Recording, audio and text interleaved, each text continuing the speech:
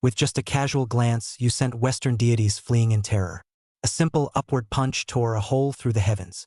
Yet the one who should have swept all before you now faces mockery and scorn. All because your rebirth awakened the boxer class, a profession forever stuck at level 1, toppling the once genius youth from his pedestal. Fortunately, you awakened the self-discipline system, allowing you to infinitely stack attributes through training. Given time, you could punch through even the gods of this world with a single strike. Now, you arrive at the school gymnasium, take off your heavy uniform jacket, change into training clothes, and start running laps around the gym. Then, a female voice echoes in your mind. Detected host initiating today's exercise. Automatic tracking has been activated for you. At the same time, a pale blue panel flashes in the corner of your vision occupation. Boxer, not yet second awakened. Looking at the information on the panel, a faint smile breaks through your calm expression. Today's awakening mission will be completed. Time passes minute by minute until dusk, when the cold female voice rings out again. Host has completed today's daily mission. Cumulative completions have reached 1,000. Proceeding with second awakening now. Then, a surge of heat rushes from your abdomen to your limbs, coursing through your entire body. The energy relentlessly pounds against your frame, as if trying to shatter every bone. You writhe in pain on the ground, drenched in sweat. After 15 minutes, the agony gradually fades. Replaced by an unprecedented sense of exhilaration, the second awakening is complete. Congratulations, host, on awakening as a 3S class profession. One Punch Man. Skill effect. A single punch unleashes power 10 times greater than your lowest attribute point. Opening the panel reveals detailed information about the new profession. You stood up contentedly, composed your emotions, and prepared to conclude today's training. Just then, the gymnasium doors swung open, and a beautiful girl with a high, long ponytail burst in. The girl glanced around and, upon seeing you, walked straight over. Suhan, have you finished your training for today? It's over. You look at the girl. She is Yi Wanqing, the young head of the prestigious White Tiger Yi family from Sanjian City, as well as the class monitor. During the awakening ceremony, she awakened the S-class profession of White Tiger Warrior, representing the Yi family. Earlier on the main field, the principal mentioned that in a month, there will be a joint exam organized by our city and 2 neighboring cities. The top 10 teams in the exam will receive additional rewards. Yi Wanqing continued. I see. Thank you for coming all this way to tell me the news. You replied. You're welcome. Yi Wanqing was slightly taken aback, suddenly feeling a bit dazed towards your plight as a former genius. She felt more admiration and sympathy. This joint exam requires a team of 5, and I'd like to invite you to join my team. Coming back to her senses, Yi Wanqing stated her purpose. All right, I'm willing to join your team. You quickly made your decision. After all, having undergone a second awakening, there was no need to be overly restrained in your actions. I knew you'd agree. Yi Wanqing was delighted with the response, her white pupils gleaming with excitement. Let me introduce you to the other teammates. At that moment, in a private room within the school's exclusive training facility, Yi Wanqing pushed open the door to reveal 3 people. A boy named Chang Shan, who had awakened a B-grade profession called Mountain Warrior and served as the class's sports committee member, and 2 girls you weren't very familiar with. Class president. Is this the so-called perfect final member for our team you've been talking about? Chang Shan stepped forward, not bothering to hide his disdain for you in his eyes. You were nothing but a useless waste now. Suhan is the final member of our team, Yi Wanqing declared, lifting her head to meet Chang Shan's gaze. Though she detected the dissatisfaction in his tone, she paid it no mind. Forgive my bluntness, Chang Shan pointed at you with his index finger. Although this guy was once recognized as the city's genius, now he's nothing but dead weight dragging the team down. Suhan is a member I personally selected and someone I approve of. Are you suggesting my judgment is poor? Yi Wanqing questioned angrily. If I can prove my strength is sufficient to stay on the team, will you stop making a fuss about me joining? You stepped forward as the atmosphere grew tense. Exactly. But everyone in our school knows your situation, so you should just withdraw from the team voluntarily. Chang Shan nodded in agreement. You didn't speak, just walked toward the combat power testing machine in the private room. The device still displayed the last test result. Combat power 45, left by Chang Shan moments ago, equivalent to a level 7B rank awakened. If I hit a value higher than 45, I'll stay on the team. If it's lower than 45, I'll take the initiative to quit. Su-han glanced at the value on the machine, his tone full of confidence. Since you want to make a fool of yourself, I won't stop you. Changshan scoffed. Su-han, you don't have to force yourself. I will definitely let you stay in the team. Seeing this, Yi Wanqing blamed herself a little. If it wasn't for his own invitation, Su-han wouldn't have suffered such an embarrassing situation. It's fine. I know it in my heart. Su-han waved his hand. With the divine skill, Serious Punch, in his possession, he was not panicked at all. Cut the crap and let us see your strength. Great genius. Changshan impatiently urged. Su-han ignored him, just took a deep breath, looked at the combat strength tester in front of him with full concentration, clenched his left hand into a fist, slightly bent his knee, and swung forward with full force. Chapter 3. Serious Punch. Serious Punch. Su-han read silently in his heart, and the atmosphere around him changed abruptly. Crackling. Powerful force accompanied by the sound of breaking wind appeared, fixing the unaware for people in place. Bang! The moment the fist touched the combat power tester, the numbers on it rose rapidly. 1.10, 0.20, 0.50, 100.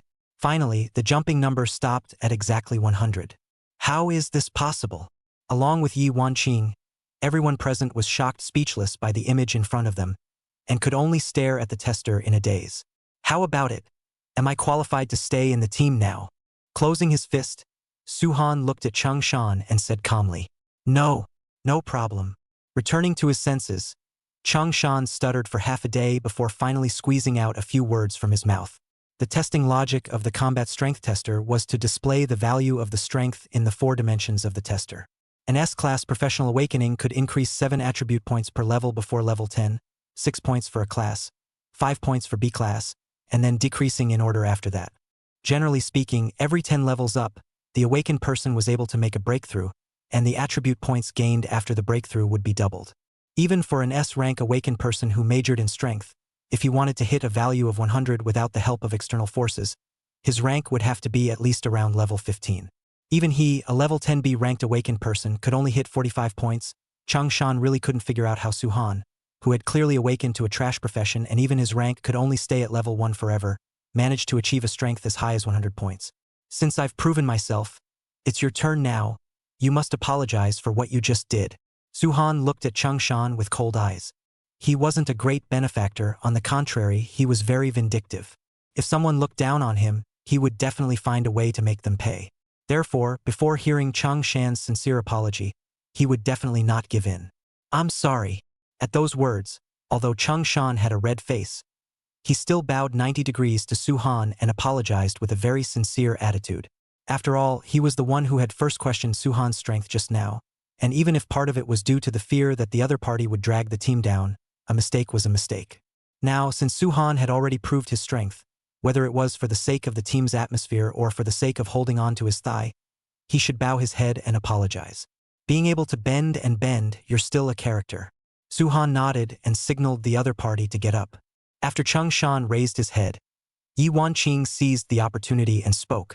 Since the misunderstanding has been cleared, let's introduce ourselves to each other as members of our squad. No problem, no problem. The girl standing beside Yi Wanqing, dressed much like a ninja, appeared to be trying to regulate the atmosphere and cooperated very actively. My name is Qin Bing. My awakened profession is AB rank Flame Ninja, and my current rank is 9. Bai Yu Yao, a rank Holy Light Priest, level 12. Another girl with long hair said. Changshan, B rank Mountain Range Martial Artist, level 10. Yi Wanqing, S rank White Tiger Warrior, currently level 15. After the several people finished speaking, they coincidentally turned their gazes towards Su-han. The anticipation in their eyes was self-evident. My name is Su-han. My awakened profession is Boxer, level 1. Su-han looked towards the crowd. There was no impermeable wall under the sky, so he naturally wouldn't be foolish enough to easily tell others about his second awakening. In this regard, the 4 people also knew it well. All right, we have to hurry up and go to the teacher's place to register for the joint exam. Yi Wanqing, as the team initiator, naturally became the team leader. After the members of the 5-member squad were finalized, They still needed to go to the school's registrar's office to fill out the registration form for the joint examination before they could be considered to have officially completed the registration for the joint examination. As for the subsequent training and enhancement, it would still depend on the specifics of the squad members before making a decision. Teacher, we are here to register for the joint examination. Arriving at the faculty office, there was a young teacher wearing glasses named by Jen sitting inside. The registration form for the joint exam is over here. The captain will fill out the basic information of the squad. In addition, each member of the squad will also have to fill out the basic information form. Bai Jian raised his head and corrected his crooked glasses. When he saw Su-han, a hint of surprise flashed in his eyes. It was unthinkable that that former genius would actually join the team of one of the only 2S ranked awakened in their school, so it seemed that he hadn't given up yet. All right, thank you, teacher. After filling out the information sheet, the few people left the faculty office. Looking at the backs of the five, Bai Jian took out his cell phone and dialed Principal Bai Taoli's number. Dad, I have something I need to report to you. Go ahead. On the other end of the phone, Bai Taoli's voice was a bit hoarse. The student you've been focusing on, called Su-han, he followed our school's genius Yi Wanqing to participate in this Tri-City joint exam. Bai Jian said bluntly, Okay, I know. After saying that, Bai Taoli directly hung up the phone. On the other side, Yi Wanqing and the others returned to the door of the training hall. I have to go in and practice for a little while longer, so contact me if there's any team training afterward. Chung Shan waved his hand, then walked inside the training hall on his own. I'm going home to practice my hand sword and the ninjutsu I just learned. See you tomorrow. Qin Bing said similarly. I'm going to the church to pray. Bai Yuyao followed closely behind. What about you? Yi Wanqing turned her head to look at Su-han. I'm done with my training for today, so I should go home early to accompany my family. Su-han replied. Then are you free tomorrow? I'm not sure. In addition to my daily training this month, I also want to find some temporary squads to try to raid low-grade portals and accumulate real-world experience first. If you haven't finalized your itinerary yet, would you like to team up with me to raid a secret portal? This portal only appeared in the last month, and only allows novice awakened who are ranked below level 20 to enter in a 2-person team. And so far, it hasn't been successfully raided. No one has successfully raided it for such a long time. Would the danger level of this portal be too high? Su-han said. You should have a better candidate for teaming up, right? After seeing your performance today, I think you are the best candidate. Moreover, Qin Bing and the three of them all have their own cultivation plans. Only you have the time to team up with me. And by the way, you can also cultivate the tacit understanding of the team members in advance, killing 2 birds with 1 stone. Yi Wanqing explained. Furthermore, risk comes with gain. As long as we succeed in the raid, the rewards we get will definitely be worth every penny. On top of that, I will also prepare 2 detachment gems at that time. If we really encounter a difficult problem that we can't solve, we can just directly pinch the gems to detach from the portal. You've said so, what reason do I have to refuse? Su-han didn't push back anymore. For things where the benefits far outweighed the risks, hesitating for even a second was disrespectful to the bountiful rewards. I'll send you the exact location tonight, and we'll gather in front of the teleportation gate at 2 p.m. sharp tomorrow. No problem, right? No problem. At this point, the conversation ended. The afterglow of the setting sun spilled down to earth, shining on the two, mapping out the dawn called Hope and Future. Chapter 4, Family. Passing through the streets where people came and went, Su-han finally stopped in front of a residential building. Opening the door, his family had already been sitting around the dining table, waiting for a long time. I'm back. Entering the door and changing his slippers, Su-han naturally sat down on the empty seat. Beside him was his genius younger sister, Su Muyu, who was in her first year of high school. The two of them looked at each other, but both tacitly did not speak. Ever since Su Muyu awakened the S-rank profession Cold Ice Archer, the relationship between their siblings had become awkward. She was busy practicing leveling and basically didn't communicate with Su-han. There were even rumors that she couldn't look at her own brother. There was nothing the parents could do about it. Su-han is back. Let's hurry up and start dinner, Mother Yang Jishio said in a gentle tone. They knew about their son's situation, but out of concern for him, they wouldn't blame him. Right, hurry up and eat. Father Su Wu Ming agreed. On the way to eating, his eyes kept glancing at Su-han from time to time. Son, there's something that your mom and I have thought about for a long time, and we still decided to make it clear to you. What is it? Su-han raised his head and looked at his father. Because of your mother and I's incompetence, it led to you awakening a trash profession and being criticized in school. It's us who have wronged you. In order to compensate you, I've already made connections to find a company. As long as you want to, we'll join immediately after high school graduation. Although the money is a little less, but it is better than stability. Su Wuming took a sip of wine. Of course, if you insist on taking the path of awakened one, we will also do our best to support you. After saying that, the parents looked sideways at Su Han, waiting for his answer. How much heartache and sweat their own son had put in order to take the path of an awakened one. Their family had seen it in their eyes and loved it in their hearts. Therefore, they decided to do what they could for their son. Su Han listened carefully to the words of the two old men. His eyes filled with emotion. His gaze rested on his father, as the head of the family, who was usually incomparably majestic. He had unconsciously given birth to a few strands of white hair. I choose to continue as a professional awakened. In the end, Su Han made up his mind. In fact, with my profession completing its second awakening, I can already upgrade normally like everyone else. I know it's a tough choice. We can give you some time to think about it. Su Wuming's comforting words had just been uttered when he forcefully swallowed them back. He leapt up from his seat in surprise. Are you sure you didn't lie to Dad? Of course, 1,000 times true. The corners of Su Han's mouth rose as he replied affirmatively. So, I want to try to pass the Awakened 1 higher education examination and enter the university. Good, good, good, Su Wuming shouted in delight. His son had been a good student since he was a child, and in the face of an unexpected situation, he would only choose to believe in Su Han unconditionally, and was instinctively happy for him. Since you've already decided on the path you're going to take, then your mom and I have to do something to show that it's okay. Su Wuming gladly pulled out a delicate little box from his bosom and pushed it in front of Su Han. This is the Fire Spirit Pill. It can provide you with a large amount of experience value needed for upgrading. This? Su Han was momentarily speechless. The standard market price of a Fire Spirit Pill was 10W of general currency.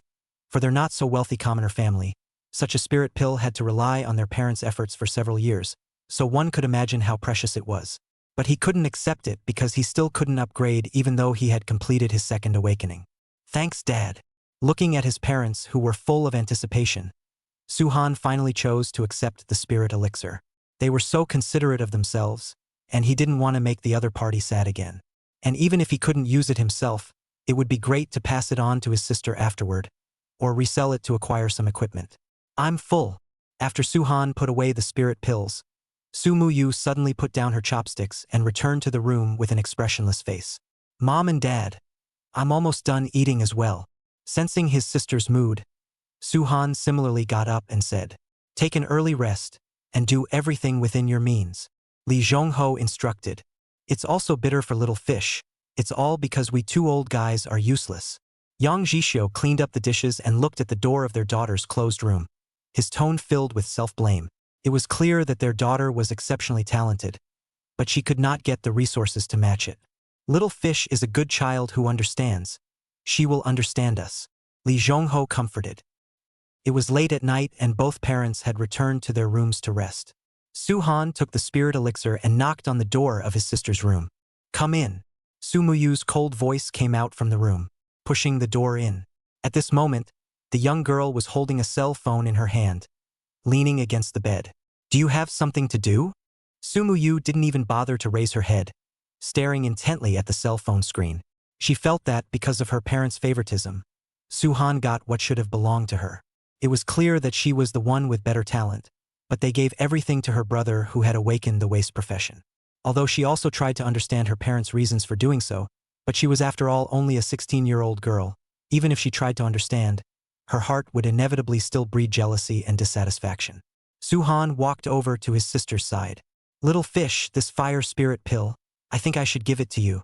This is what Mom and Dad prepared for you. Why should I be given it? Upon hearing this, Su Muyu finally raised her head. Unexpectedly, Su Han knocked on the door of the room, but it was for the purpose of transferring the precious spirit pill to himself. I just think that the spirit elixir needs to be handed over to someone who can utilize its maximum value. Su Han placed the box on Su Muyu's bedside table. He knew that his parents had worked their asses off for him, and along with that, Su Muyu, his younger sister, had suffered as well. To be forced to endure unfair treatment at a young age was heartbreaking. Therefore, he wanted to transfer the spiritual elixir to his sister. What about you? Haven't you already decided to take the awakened one higher education examination? Without the spirit elixir, how are you going to catch up with the gap with the others? You are now joking with your future. Sumu stared at her brother, a hint of disbelief and anger mixed in her flickering eyes. Obviously, she had endured so much aggression for him, and now this irresponsible lousy person was giving up just like that? She would never accept charity from others, even if the other party was her own family. You don't have to worry. I've already found another way. If there was no back way, do you think I would give you such a valuable spirit pill for free? After saying that, Suhan did not give Sumu the slightest chance to retort and turned around to leave the room. Looking at his back, and then looking down at the spirit pills on the cabinet next to the bed, Sumu was a little confused. She twisted her head to look at the foot of the bed, as if there was something there. This thing, you can't eat it. An icy cold female voice suddenly came out, and in the direction Sumu stared at just now, a woman wearing blue and white clothing slowly revealed her figure. She sat cross-legged, her entire body suspended in the air, but it was vaguely unseen. The woman's name was White Ice, and in her previous life, she was an awakened member of the SSS class profession Cold Ice God Bao, whose strength was comparable to that of a god, and was honored as the Cold Ice Goddess by the people of the world. However, in the time of the future, the foreign old gods invaded, and the gods who should have stepped in did not care about it. The whole world was destroyed, and even though she fought to the death, she could not escape the clutches of the old gods. In the end, her partners, in order to preserve the last hope, combined their efforts to send a wisp of their residual soul back to 10 years ago, before the end of the world broke out, attempting to reverse the fate. However, traveling through time and space is an act against the heavens, and her wisp of residual soul could not resist the pull of twisted space and time, and when she arrived at her destination, she was still seriously injured. In order not to let down her partner, Bai Bing drifted wildly around the world, and finally, when she was about to die, she found Sumu. This young girl possessed an excellent talent, and her occupational characteristics matched her own. Therefore, she chose to possess Sumu and take her as her disciple. While recuperating from her injuries, she instructed Sumu in her cultivation. Although the young girl had only awakened her S-rank occupation now, as long as she had her help in the future, her own little disciple would be able to obtain a power as strong as her own. It might even surpass himself and become a true god. As for Sumu's brother, it was obvious that he cared about his own sister, even going so far as to lie and say that he had completed the second awakening of a boxer. However, boxers were special professions that had no way to undergo a secondary awakening, and this had already been verified in the future. However, his luck seemed to be good, because White Ice happened to know one of the boxer's hidden paths to becoming stronger. When there was an opportunity in the future, she would be able to step in and help this teenager. At least in this cannibalistic society, there would be the power to be partial. Not to drown in the sea of people and end up dying. Master, why can't I eat? Sumu cast an inquisitive look at Bai Bing. As a future supreme powerhouse, Master must have her reasons for saying what she said. Your occupational characteristics are in, and this elixir's medicinal properties are strong. After you eat it, even if it's effective for a short period of time, the heat hidden in the pill will come rushing out when you're at your weakest and take your life. Bai Bing explained seriously as she put away the spirit pill, wanting to keep it for her disciple. When there's an opportunity afterward, find some time to return this spirit pill to your brother. If he doesn't want it, then sell the spirit pill for a spirit item with other attributes. I understand, Sumu replied. She hadn't planned on swallowing the spirit pills anyway. Compared to herself, her drag queen brother was the one who needed this kind of thing more. Chapter 5, Gambling Agreement. The next day, Suhan went out early to exercise. Despite the fact that he had already completed his second awakening, the daily tasks enacted by the system were still being carried out as usual, only that the rewards had been replaced with 3 other items. Daily task completed. Please select the reward. 3 lines appeared on the system panel.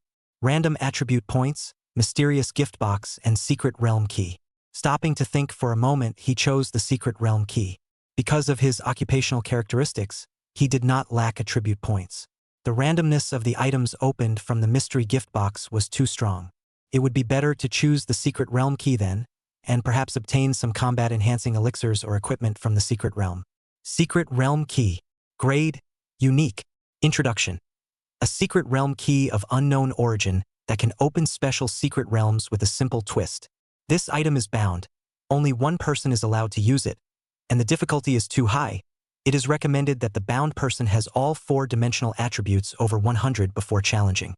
After reading the introduction, Suhan silently put the key into the system space. For his 4-dimensional attributes to meet the challenge requirements, he would have to wait until more than a month after the college entrance exam. With such difficult challenge conditions, one would think that the rewards after the strategy must be exceptionally generous. A heavy task and a long way to go. Sighing, he then returned home. With his parents having to work and his sister going to class, the house was empty except for him. After taking a shower, Suhan followed the positioning sent by Yi Wanqing and arrived at a suburban forest. Only to see that in the forest, the oval-shaped blue teleportation portal was already surrounded by people who wanted to carry out the secret realm raid. Suhan, I'm here. Yi Wanqing waved her hand and walked out from the crowd. She was wearing a pair of gloves that shone with a faint white light, which were worth a lot at a glance. Who is this? What kind of wind blew our great genius of Sanshuang City here? Without waiting for Suhan to open his mouth, a voice that clamped down on his voice and was conspiratorial came over first. A boy with a full head of red hair, wearing a customized white suit, fiddled with the ring on his right index finger and walked towards them in a pretentious manner. Su Hongtao, what did you say? Yi Wanqing followed the source of the voice and saw the person who made her feel disgusted from the bottom of her heart, then disliked him back nonchalantly. If you want to return to school with a swollen nose, I can fulfill you as well. Both equally S-ranked. Do you think I'll be afraid of you? Su Hongtao said defiantly. Yesterday, I kindly came to look for you to form a team, thinking of participating in the 3 cities joint exam together and getting a good ranking. But as a result, after you rejected me, you turned your head and went to this punk, Suhan. I'd like to ask you what the meaning is. Isn't the meaning obvious? Your image in my heart is far worse than Suhan. Yi Wanqing laughed and mocked. Their family and the Su family had never dealt with each other. Not to mention that Su Hongtao was an arrogant and domineering asshole who relied on his family's power to do his bidding in their circle. So naturally, she didn't have much of a good face when faced with an asshole. You will regret this. Su Hongtao grimaced, twisting the ring in his hand. A red magic formation appeared steeply, and a dozen basketball-sized fireballs hovered in the air, ready to strike. Suhan stood, also ready to strike back at any time. Just now, Su Hongtao yelled at him for being a waste, but he heard it clearly. If the other party dared to make the first move, his own serious punch, was definitely not a vegetarian either. Please stop, several people. The smell of gunpowder grew thicker, and as they watched the fight come to a head, a man in a black uniform suddenly appeared in the middle of them, stopping both sides. It's not a wise decision to start a big fight before the raider copy, the man said. He was a staff member of the Awakened Association, specializing in matters related to teleportation portals, and his strength was not to be underestimated in the eyes of outsiders. Right now, the Awakened in the surroundings were all attracted by the movement of the 3 and had cast their gazes over. If he didn't step forward again, it might have a bad effect on the association's reputation. Count you too lucky. The fracas was interrupted midway. Su Hongtao snorted coldly, and the magic formation in the air gradually dissipated. Yi Wanqing and Suhan also stopped staring nervously at each other. Seeing that the situation was improving, the management staff sighed in relief and returned to their posts. Su Hongtao, since you called me a waste, do you dare to make a bet with me? Suhan looked at the other party's arrogant face. In order to avenge himself, he opened his mouth and said, You a guy who awakened a waste profession. What are you going to bet with me?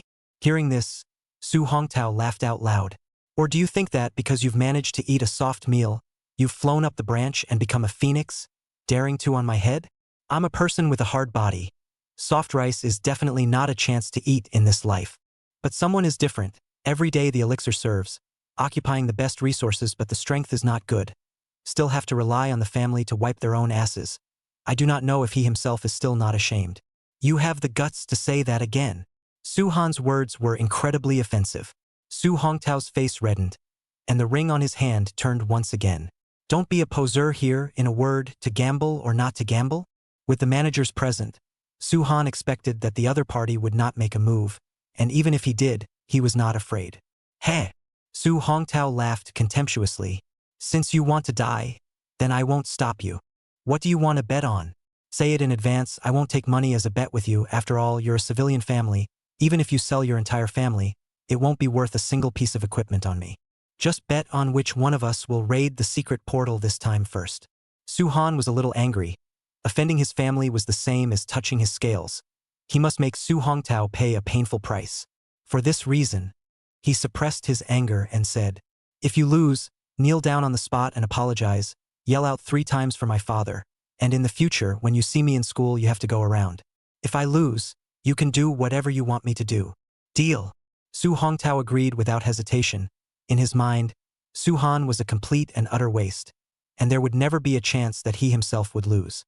Plus, for this challenge of the secret realm portal, he had also entrusted his family to find powerful fighters. With the double insurance, he had already begun to fantasize the scene of Su-han kneeling on the ground, crying out to his parents, "I hope you don't back out when the time comes. Ha ha ha ha ha ha." Su Hongtao didn't hold back his laughter. "Su-han, are you sure?" Yi Wanqing was a little worried. Although the opponent was a limp-wrist shrimp who couldn't even beat himself by relying on the family's full support. But after all, he was also an S-class awakened on the surface, and his occupational strength was always there. 100%. Su-han replied, "Could it be that when you see that arrogant face, don't you want to beat him up?" Indeed. Yi Wanqing nodded. This was an undeniable fact. So, losing to no one is better than losing to that dog Su Hongtao. Su-han clenched his fists. With his god-tier, serious punch, he was completely confident that he could win the bet. Good. Then let's work together. Looking at Su-han's determined look, Yi Wanqing felt that she was also infected by it. Chapter 6. Goblin Lair. The two of them arrived in front of the secret realm teleportation gate. At this moment, Su Hongtao had already started the raid before them.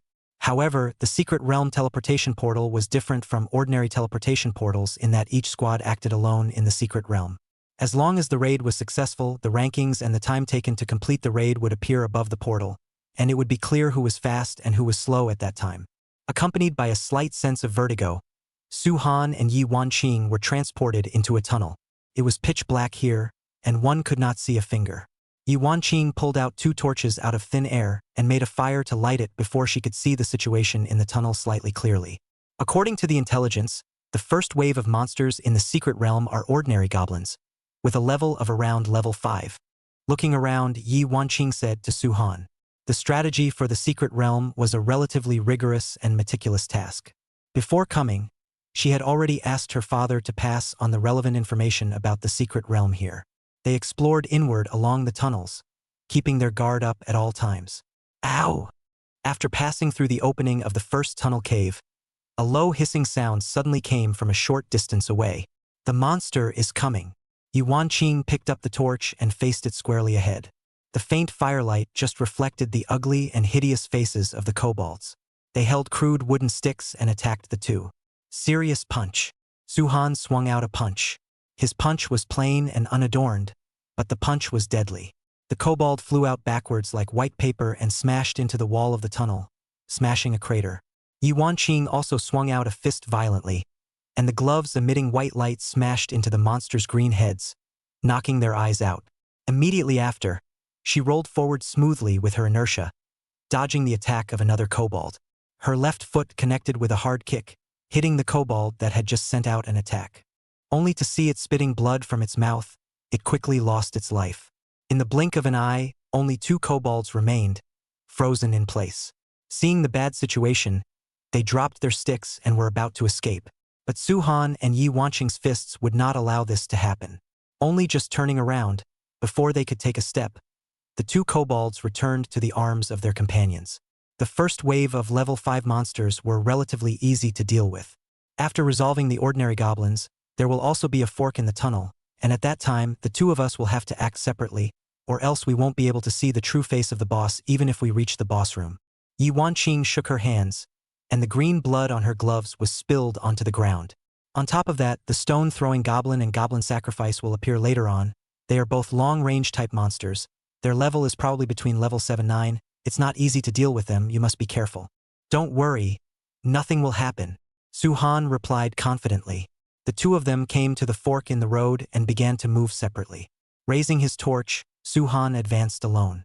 After about 5 minutes of walking, A soft bright light flashed out from the cave ahead. He stepped out of the cave, and what met his eyes were the dense, glittering stones above the tunnel. These stones were embedded in the stone walls, acting as the light source in the tunnel. Ow!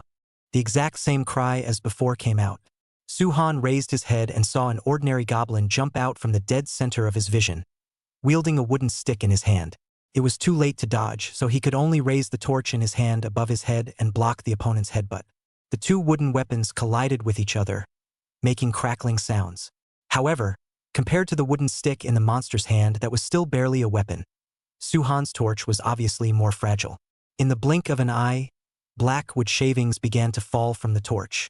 Just like this, they were facing each other. Suddenly, a stone smashed down from the shadows, flying straight towards Suhan. A flash of hard material grazed his cheek. At the same time, the fragile torch could no longer hold on and snapped in half. Seeing this, Suhan quickly leaned back and dodged the attack of the wooden stick. Then, on the spur of the moment, he dropped the torch that was only half left in his hand and rushed towards the goblin. Because he knew that he couldn't stop, or else he would definitely be sneak attacked by the stone-throwing kobolds hiding in the shadows. Serious punch. With a silent thought in his heart, the divine technique was unleashed. Putting aside the insidious moves, the weak kobold's ability to fight alone head-on was almost zero. After being approached by Suhan, it was powerless to resist, and with a wail, it turned into a soul under the fist. Ow! After the first goblin died, several more voices came out. The other 8 kobolds that were hiding in the shadows also came out through and through at this time. 3 of them were hunched over, carrying baskets of stones behind their backs. The leader was a kobold priest holding a corrupt wooden scepter and wearing tattered sacrificial garments. Ow! The goblin sacrifice raised its scepter, and a circle of fiery red spells appeared under its feet, and a fireball the size of a human head appeared out of thin air. The stone-throwing goblin also took out stones from its back and threw them towards Suhan. The remaining 4 ordinary kobolds, on the other hand, waved their wooden sticks and charged as if they were mad. Looking at the monsters on the opposite side, Suhan did not panic in the slightest. He stomped on the ground with both legs and jumped out of the coverage of the fireballs in one go. Then, he swung his iron fist again towards the kobold that was darting towards him. The fist containing a powerful force came into close contact with the abdomen of one of the kobolds, causing the other party to fly out. Along with the other 3 kobolds, they were also victimized. Their corpses happened to land right next to the goblin priest. Ow! The only one of the monsters, the goblin ritualist with intelligence, let out a pained howl as if it was feeling sad for its dead companions. Suhan would not let go of this good opportunity. While the goblin sacrifice froze, he ran with all his might towards a few stone-throwing goblins. When they reacted and tried to counterattack with stones from the frame, it was too late. Suhan had already run in front of them, swinging and killing all in one go. Now only the goblin priest remained. As a mage, it had no time to cast a spell to counterattack after being approached by the enemy. The end was also taken away by Suhan with 2 punches. Ow!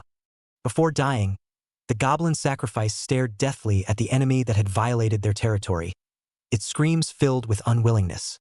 Its corpse turned into a white point of light that slowly dissipated, and in its place was a weapon. Weapon name: Kobold Scepter. Grade: C. Effect: Spirit +5. Description: Every kobold priest, who loves his compatriots dearly, swears to use his scepter to guard the lives of his compatriots and guard their territory. Don't be a kobold in your next life, Suhan said silently after picking up the scepter and storing it in his system backpack. Chapter 7: The Battle of the Coliseum. Passing through the second tunnel opening, glowing stones replaced the torches, illuminating the entire remaining part of the secret realm. Suhan passed through one tunnel after another, and eventually came to a circular flat area that looked like a coliseum. He raised his head to look upwards and realized that apart from the ground he was on, there were at least 8 or 9 layers of cliffs stacked up above his head. On the cliff face stood densely packed with uncountable kobolds. They were in various forms, with disgusting chunks of flesh piled up on their faces, emitting Gigi's bad laugh. Holding weapons in their hands, they danced as if they were holding a grand evil ceremony. The kobolds shifted their line of sight downward, and seeing someone entering their territory, they all howled with excitement. Suhan subconsciously clenched his fists and waited for a few seconds, but he did not see these kobolds attacking him. The expressions on their faces clearly hated to break him into pieces, but standing on the cliff, none of the clansmen jumped down and tried to fight him. Ow! A howl came through the cave on the other side of the same level. It shook the cliff and caused many stone chips to fall. Suhan raised his eyes and looked.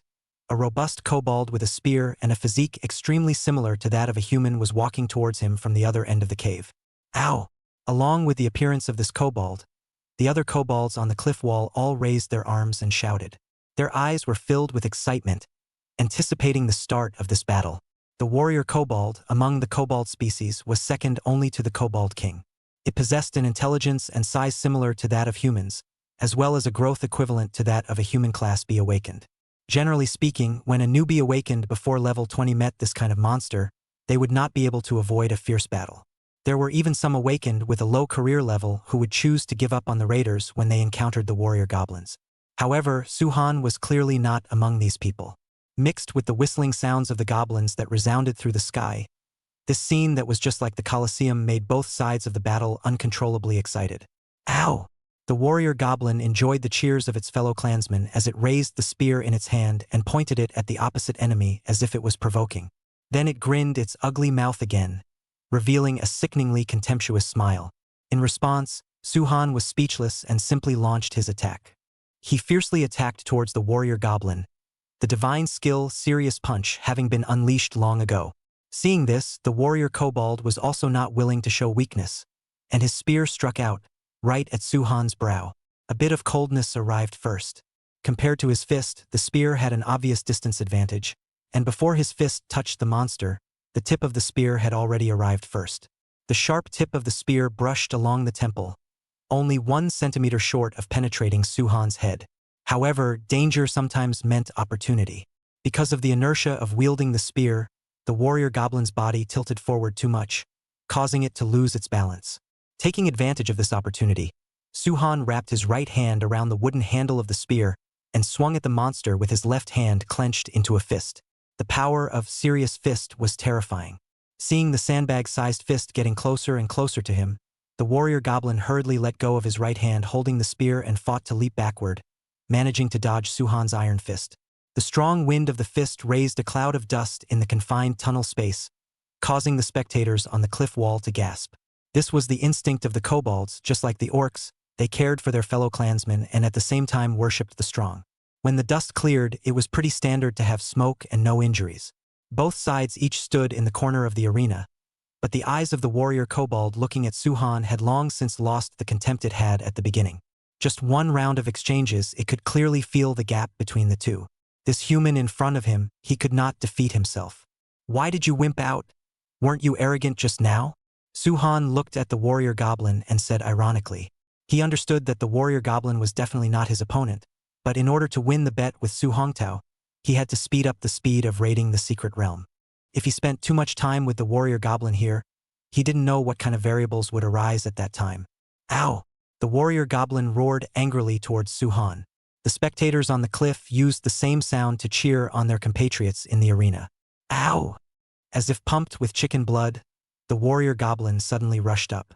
It was inspired by its compatriots, coupled with Suhan's taunts. The double buff boost gradually made it lose its mind. However, the difference in strength between the two was too great. Even if it was just holding a weapon, the warrior goblin could not defeat Suhan, let alone now, the warrior goblin that had lost its weapon. Wanting to win through physical combat was simply a pipe dream. Only to see Suhan to the head of the warrior kobold rushed forward, lightly swung a punch. By the attack of the monster, as if by a blunt instrument smashed, one after another retreated a dozen steps. Taking advantage of the victory, Suhan's legs stomped, jumped in front of the warrior goblin, constantly waving his fists, smashing his fists one after another on the enemy. The warrior kobold, who was too late to dodge, could only use his arms to protect his head, avoiding taking heavy damage. However, he did not expect Suhan's fists, each one of which was like a heavy hammer, crushing him. The Serious Punch was launched again. This time, the target was the warrior goblin's stomach. The moment the fist came into contact with the fragile paper-like body, the warrior kobold spat out blood from his mouth, and his entire body flew out and fell to the ground. Ow! The goblins on the cliff shouted wantonly, celebrating the birth of the winner. Suhan walked over to the warrior goblin that he had defeated and prepared to end its life. Ow! Probably sensing its imminent death, the warrior goblin gladly closed its eyes. At least it died in a battle worthy of the name.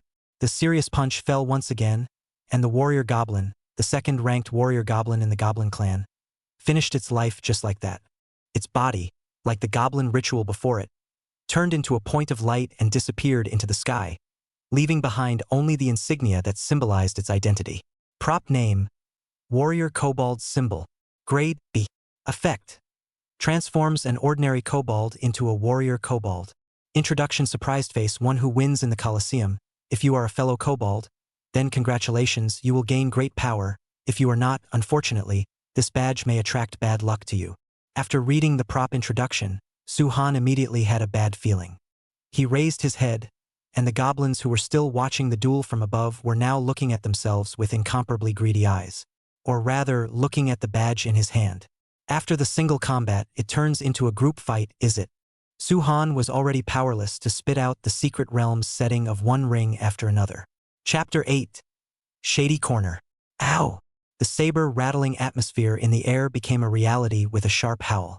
As if their nerves had been stimulated, the kobolds scrambled and swarmed down from the cliff, launching a general attack on Suhan. No matter how many ants there are, they are still ants, and they can't shake an elephant even if they fight to the death. Suhan looked around at the densely packed ugly faces and felt very sick to his stomach. He had actually felt a brief sympathy for the dead goblin priest before, but now that he thought about it, it was simply discomforting. Sure enough, monsters were just monsters. Suhan swung his own serious punch. Every time he unleashed his skill, he was able to destroy 5-10 goblin monsters. Even the goblins, which were known for their ability to reproduce, definitely couldn't withstand such a rapid depletion of personnel. Gradually, the number of monsters became less and less, and in the end, all the kobolds present were eliminated by him. Suhan's breathing was steady. As he looked around, uncountable limbs and arms, uncountable monster corpses, piled up around him. These corpses were slowly becoming transparent until they disappeared. In their place, there were scattered weapons and equipment lying on the ground. It seems that most of the previous raiders have folded at this level. Suhan sat down and casually rested for a while, not caring about the disgusting bloodstains left by the monsters on the side. The intensity of this level was so great that even he, who possessed divine skills, had spent some time, not to mention other ordinary novice awakened who had nothing. Even an S-ranked profession awakened like Yi Wanqing should have to use double the time to barely pass. I wonder how things are going on Su Hongtao's side. Not long after, Suhan stood up, remembering his bet with Su Hongtao. In order to win, he quickly picked up the equipment dropped by the monsters and walked out of the Goblin Coliseum. The light source on the stone wall still shone brightly, just like moonlight. But goblins, as cave-dwelling creatures, should be more accustomed to acting in the dark, just like the ordinary goblins that sneaked up on them when they entered the lair at the beginning. These glowing stones, instead, made them lose their advantage. Not knowing if it was because he had just killed all the kobolds in the tunnels in the Coliseum, Suhan explored along the road, but never encountered any more monsters. Whoa! Suddenly, a mournful crying sound came and attracted his attention. Suhan was instantly alert as he looked around to determine where the sound came from. Then, following the mournful crying sound, he walked to a place similar to a cell. Outside the cell, there were 2 ordinary goblins acting as guards, and the sound was coming from inside the cell. On top of that, there were also screams mixed inside as well as the evil laughter of the kobolds. Suhan hid in the shadows. The environment of this place was even colder and darker than the rest of the tunnel. Other than a few torches that emitted a faint glow hanging on the wall above the cell, there was no source of light. Thus, he directly walked out in a big way. When the 2 kobolds saw an intruder, they immediately charged with their weapons like they were mad. Unfortunately, they were too weak, and with 2 punches, Suhan Bang Bang resolved the monsters guarding the cell, not even leaving them a chance to call for help. From the bodies of the 2 goblin guards, a key was dropped. Suhan collected the key and just walked outside the cell. He was stunned speechless by the scene in front of him. Inside the dimly lit stone room, women of various races were lying horizontally. Those kobolds revealed evil lewd smiles as they lay on top of the women, writhing their pimple-covered torsos. The scene once made people want to vomit. The women who had been violated, on the other hand, had their eyes inert, holding out their big bellies, and had already become the kobolds' tools of procreation. The dusty ground was stained with unpleasant filth, and there were even newborn kobolds and disemboweled female corpses with desperate faces. Suhan looked at the scene in front of him in silence and clenched his fists. Anger, pity, doubt, countless emotions intertwined. In the end, it drove him to open the door of the cell. The twisted mongrels living in the darkness were now moving towards the end of their lives in darkness and joy. Suhan smashed the heads of all the kobolds present, even the little kobolds that had just been born. Blood splattered on the women's faces, the cries and screams were gone, and everyone looked at the man in front of them with a numb face. All the kobolds in this lair, except for the boss, have been killed by me. You guys can safely escape, Suhan said to the women. His eyes were clear and did not carry any evil thoughts. However, no one answered him. Even after being saved, the women's faces still did not have the glow that normal people should have. Suhan secretly sighed in his heart. They had already lost the hope of living as a normal person. Perhaps at this moment, death was the best place for them. Please kill me. A woman fumbled for a dagger and a map from the ground and handed it to Suhan. Originally, that was her last hope of escaping this place, but now she decided to use it to end her life. Suhan took these two things. The map was clearly labeled with the specifics of the goblin lair. This place was much larger than he had imagined, and it would take quite some time on the way to the boss room. Have you considered it clearly? Suhan put away the map and asked for the woman's opinion one last time. Carrying the map and weapons with her, perhaps she was originally an adventurer who wanted to raid the secret realm as well. My teammates have all died at the hands of the goblins, and I myself have been deeply victimized, and I no longer have the face to return to the place where I originally lived, so please kill me. The woman's attitude was resolute, not just her. After saying this, the eyes of all the women in the cell all changed starkly. They were equally bent on death. Good. Suhan nodded, facing the women in front of him with solemn respect. They were pitiful and strong, and he thought he should follow their subjective wishes. After you all die, I will take your corpses with me so that you can sleep long and peacefully, Suhan said sincerely. After completing the secret realm raid, there would be 15-30 minutes of stayable time, and these few minutes would not be counted as part of the raid time. At that time, he could completely turn around and take their corpses away. Thank you. After Suhan agreed to their request, a smile was finally pulled from the women's faces. The daggers slashed their throats, and all the victims present, whose lives were clearly heading towards the end, only revealed expressions of relief at the moment of death. After doing all this, an intense white light suddenly erupted out of thin air. A ball of light wrapped in white light appeared in front of Suhan. Chapter 9. Hidden Rewards. You have completed the hidden conditions in the secret realm and triggered the reward organ. A mechanical beep came out. This world was a world that was sheltered by the gods, and in the minds of humans, it was the gods that gave them the right to awaken. And in the midst of certain secret realm copies or inheritance relic copies, completing certain conditions might trigger hidden rewards. People regarded this as a gift from the gods, the result of the will of the ancient gods remaining. The hidden rewards are often not fixed. What an awakened with poor talent could obtain from it might just be an image. And awakened ones with superior talent would often awaken corresponding skills or abilities from these hidden rewards. Suhan touched the light ball. Two images leapt into his mind. One of them was a monkey clad in golden armor, wearing a golden crown on its head, holding a club in its hand, with its feet stepping on 7 colored auspicious clouds, shuttling back and forth in the air.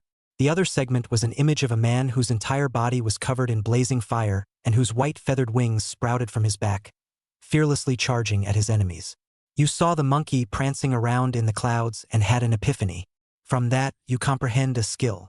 You saw the man controlling flames and were inspired, awakening a skill. The voice sounded again. It showed that Suhan's talent definitely belonged to the ceiling level amongst the awakened. Otherwise, it would be impossible to awaken 2 skills at once. Skill name: Controller of Sparks. Grade B.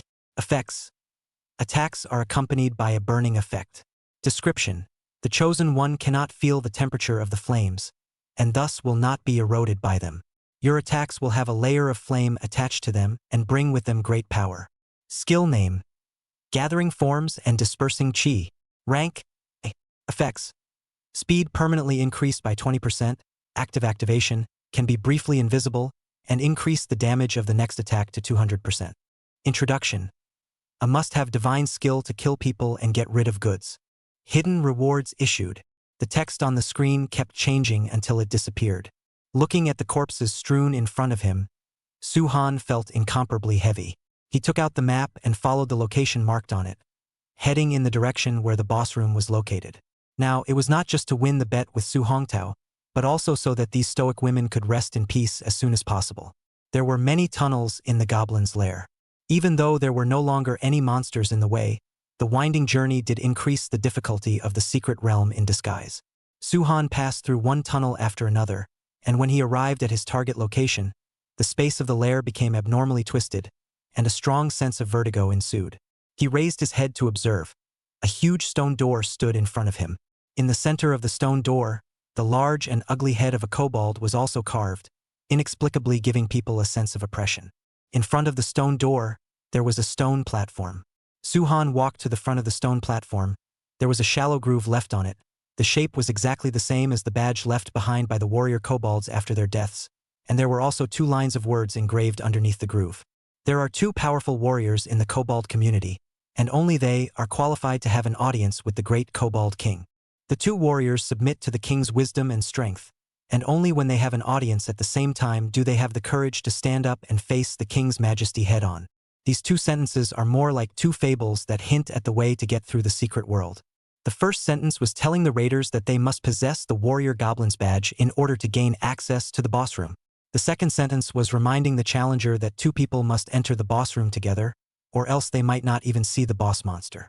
However, most of the awakened who participated in the raid fell in the goblin coliseum.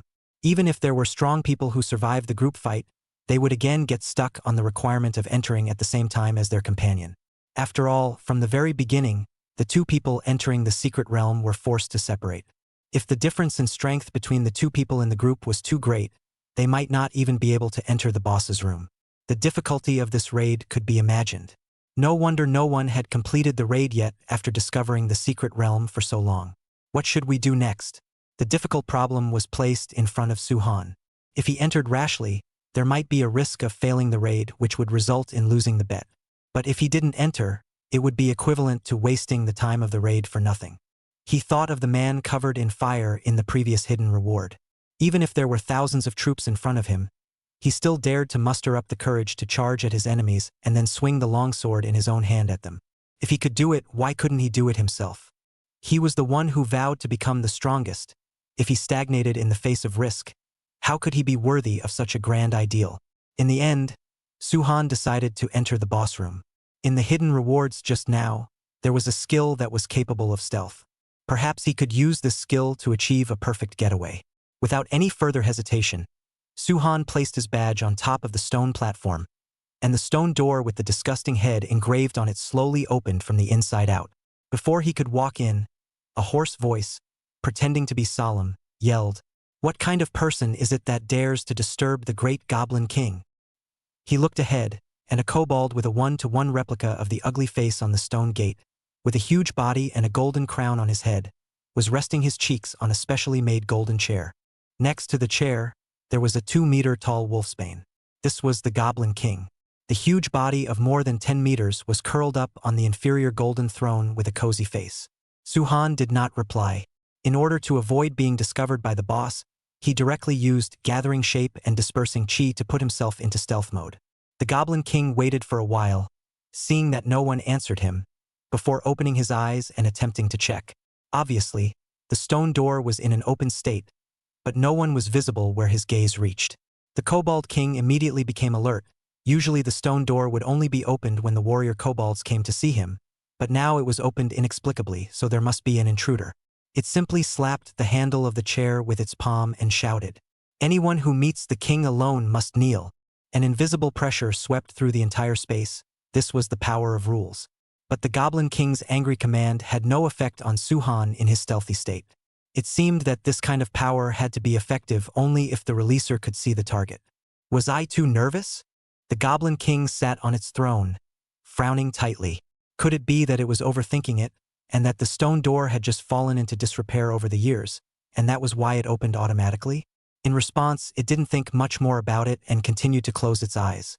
As the saying goes, when you let your guard down, it will give your opponent an opportunity to take advantage of it. Suhan had to inflict substantial damage on the Goblin King before his stealth ended. or else there was a high probability that there was no way for him to retreat in one piece under the rules. Thus, he quietly came to the Goblin King's side, clenched his hands, and swung with all his might. Just at the moment when his fist was about to hit the boss, the Goblin King's right hand raised and happened to block the attack. Not good. Su-han looked up, only to realize that the Goblin King's eyes had opened at an unknown time. Chapter 10, Boss Raiders in Progress.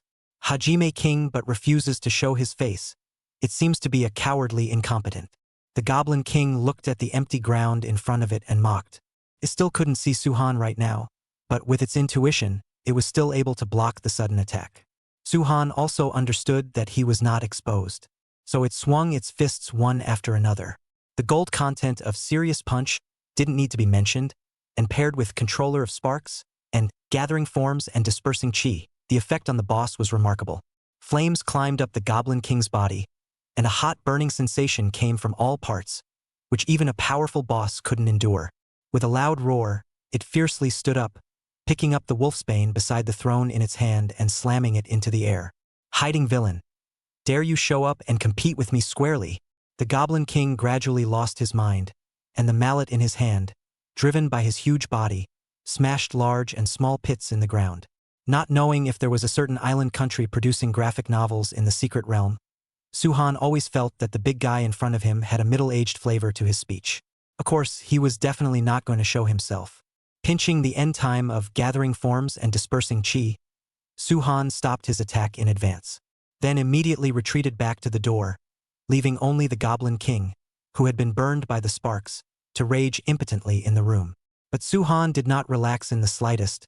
This boss battle was not as easy as it appeared. Stealth as a skill effect had a time limit. Going in and out like this, slowly grinding blood, the time consumed in the end must be quite a bit more than that of a normal raid. That was why it was difficult for him alone to quickly defeat the thick-skinned Goblin King. However, because of this, it instead made him less worried about winning or losing the bet. Su Hongtao was just a malefactor who had been forcefully upgraded with elixirs, and his actual combat ability was more than 2 notches weaker compared to Yi Wanqing. The two were both S-class awakened, and Yi Wanqing had yet to arrive at the boss room, so it was even more unlikely that Su Hongtao would arrive. According to the fable of the stone platform, in order to enter the boss room, both people in the team would have to complete the test of the Coliseum. As strong as Su Hongtao's partner was, he couldn't withstand having a pig teammate who was dragging his feet. After all, the rules of the secret realm were right there in the open. Not everyone was as lucky as Su-han, who was able to reach the hidden conditions and also gained powerful skills as a result. When the time comes, as long as Yi Wanqing passes the test successfully, the two of them will start using the normal method of raiding, and this bet will definitely be won. As for now, while his teammates weren't here yet, he could totally use the method he just used to consume some more of the boss's blood. The cooldown time of Gathering Forms and Dispersing Chi was 5 minutes. On a 5-minute trip, Su-han kept repeating the action of entering and exiting the door, outputting a burst of output on the Goblin King. It was repeated 3 times, teasing the boss in the palm of his hand. The fat flesh on the Goblin King's face was piled up together in anger. His eyes were filled with blood, and he had already lost his mind. Su-han stood outside the door, quietly looking at the frenzied Goblin King inside. Obviously, his tactics were very successful. Slowly, the Goblin King chose to give up resisting even the attacks that he could easily resist before, invariably helping him to increase the speed of his strategy. Moreover, the nature of the boss prevented it from leaving its territory. Earlier, Su-han saw the Goblin King angrily banging on the stone door with its wolfsbane, trying to break through the door. But the next second, it was bounced back by an invisible force. None of the bosses in the secret realm could leave the corresponding room. This was the natural binding of the secret realm to the monsters. Fortunately, the setting was there, otherwise he could only let the boss leave the room, and the difficulty of the strategy would definitely skyrocket by then. Time passed quietly, just as Su-han was preparing to enter the room again. Yi Wanqing finally arrived at her destination. She was holding the warrior goblin's badge tightly in her hand, and her body was densely covered in bloodstains. It looked like trying to walk here was indeed not easy for her. Tough job. Su-han walked to Yi Wanqing's side. Now all that was needed was to place the badge on the stone platform, and the two would be able to enter the boss room through the regular method. Yi Wanqing looked at Su-han, a hint of surprise flashing in her eyes. Even she, an S-rank awakened, had to reach her destination bruised and battered. How come Su-han didn't seem to have a single sign of injury at all? Looking at this situation, the other party had even been waiting here for a long time. Could it be that he had hidden his strength during the team test? At this, Yi Wanqing was incredulous, but she couldn't ask too many questions. Afterward, Su-han briefly explained the current situation to her, making her inner speculation even stronger. "We must hurry up and raid the boss," Su-han said to Yi Wanqing. After placing the badge on the stone platform, the two of them walked into the room together. This time, Su-han was not stealthy. The Goblin King, who was still in a state of confusion, froze for a moment when he saw two humans walk in outside the stone door. He stared at the two and said angrily, "You hateful and despicable humans! How dare you tease the honorable king? I will make you pay."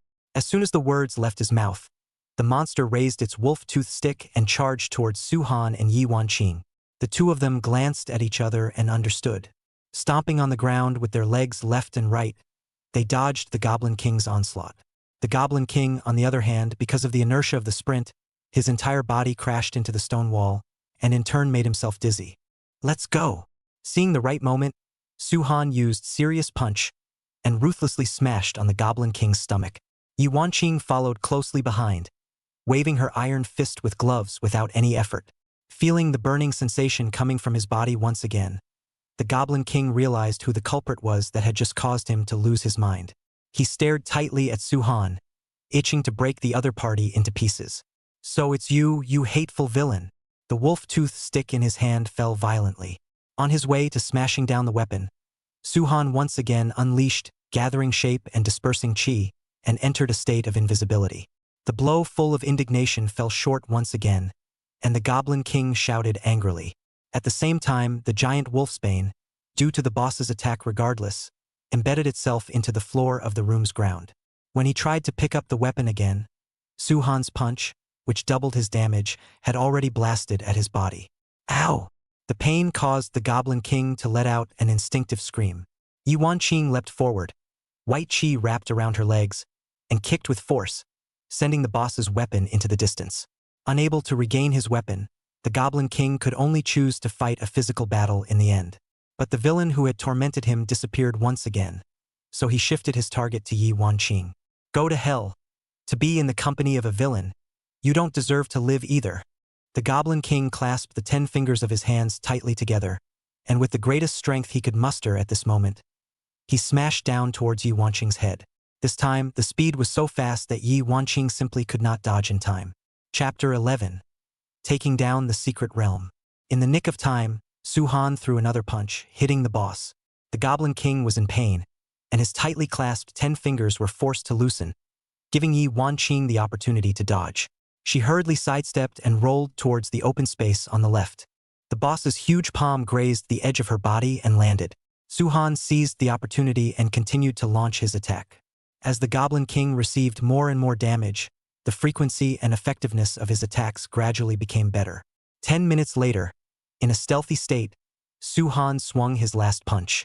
He was once again exposed to the monster. Only this time, the Goblin King was kneeling on both knees, its eyes were mute, and its 2 arms were hanging down powerlessly, having long lost the vigor it had at the beginning. Unexpectedly, it had a lifetime of fame, but it lost in the hands of a villain who didn't dare to show his face. It really had no face to face its compatriots. If the gods can give me another chance, I will definitely break your limbs and make you kneel before me." Leaving behind his last words, the Goblin King closed his eyes in humiliation. Perhaps the goblins also had their own beliefs, but that wouldn't have much of an effect on the outcome of the battle. The boss's huge body turned into points of light, gradually converging into a golden-colored treasure chest. At this point, all the monsters in the goblin's lair were completely wiped out. This secret realm that no one had completed a raid yet was also successfully taken by the two of them. Su-han and Yi Wanqing came together in front of the treasure chest that was glowing with golden light and reached out to open it in one go. Inside the treasure chest, there were a few pieces of equipment and a few plants with special effects. Then, it was time to face the question of how to distribute the rewards. "I only need 1 spirit herb, you can take the rest." Yi Wanqing was the first to break the silence. When raiding the boss, it was basically Su-han who was contributing, and she, the nominal captain, had instead become a supporting role. The contribution was not high, and she was embarrassed to take away too many rewards. Moreover, by giving up the rewards in the secret realm to Suhan, she could also pull in a genius in disguise. Therefore, in public and private, she felt that she should do so. Since the class president has said so, then I won't be polite with you. Suhan collected the rewards all together, leaving behind only one spirit grass. These contraptions, even if he couldn't use them himself, he could pass them on to his own sister to use, or sell them for money and then procure what he needed. It wouldn't be a loss anyway. If you feel that you can't use some of the equipment, you can contact me and I can purchase it at a price a bit higher than the market price. Yi Wanqing picked up the spirit grass and said to Suhan. Anyway, they had already decided to invest, so it didn't matter if they spent a little more money. Thank you, Suhan replied.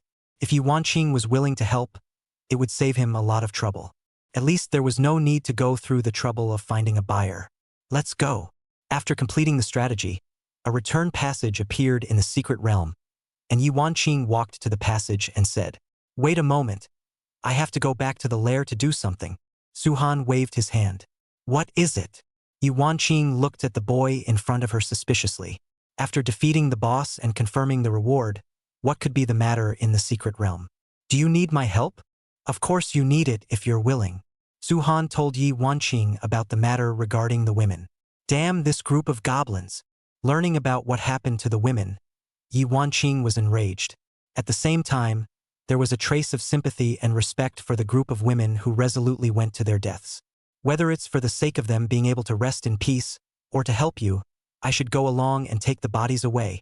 The two returned to the cell together, and looking at the corpses lying on the floor, they didn't say a word, just silently picked up the women. Let's go. With one person holding a few remains, Suhan and Yi Wanqing walked out of the portal. Time went back to before the completion of the raid. There was a group of people standing outside the secret realm teleportation portal surrounding a 10-mile radius. They were all awakened ones who had failed the challenge or had yet to start the secret realm challenge. Because entering a portal required a reservation through the management first, most people would probably only choose one portal to raid in a day. Those who had failed the challenge and had nothing better to do liked to stay outside the portal to see who could successfully raid today. This phenomenon was even more pronounced in front of the secret portal. And now, 2 hours had passed since Yi Wanqing and the others had entered the secret realm. To be able to last in this secret realm for such a long period of time could be considered to be among the top among all the awakened who had undertaken the challenge. Everyone was full of anticipation about whether they could successfully raid the secret realm, and there were even people who had specifically opened a game to set up a trap. Although 2 hours is already strong, but I remember that the person who lasted the longest in the secret realm should have had 2.5 hours, and in the end, they still failed in the raid, so I see that they will definitely fail as well. That's not necessarily true. The two teams that went in this time are not small in origin. The captains of the teams are all talented teenagers from some of the most powerful families in our city. If they can't succeed, I really can't think of anyone else who can complete the challenge. Makes sense. Then I'll press for a boy and a girl for that team to succeed. I'll bet on the red-haired boy.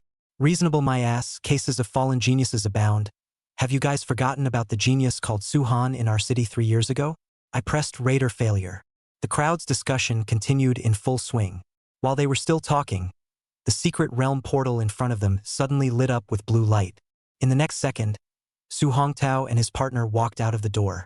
He was panting heavily and sweating coldly. After exiting the secret realm, he first looked around but did not see Yi Wanqing or Suhan. At once, a bad feeling surged to his heart. Did you guys see a man and a woman come out of the portal? Su Hongtao questioned the surrounding melon-eating crowd with a dark face. His superior birth had shaped his low-eyed personality. Originally, he couldn't look down on these civilians either, and his tone of voice was naturally no better. People saw Su Hongtao's wretched appearance, coupled with the fact that the time record representing the completion of the raid did not appear above the portal. Instantly, they understood that the unbeatable young master in front of them had failed the raid. A group of people began to mock Su Hongtao inwardly, only in the way of his status as a magnate. They didn't dare to show it, but they also didn't answer him with flattery. Seeing this, Su Hongtao snorted coldly. Originally, he had pestered his father to help him invite a powerful awakened to enter the secret realm together.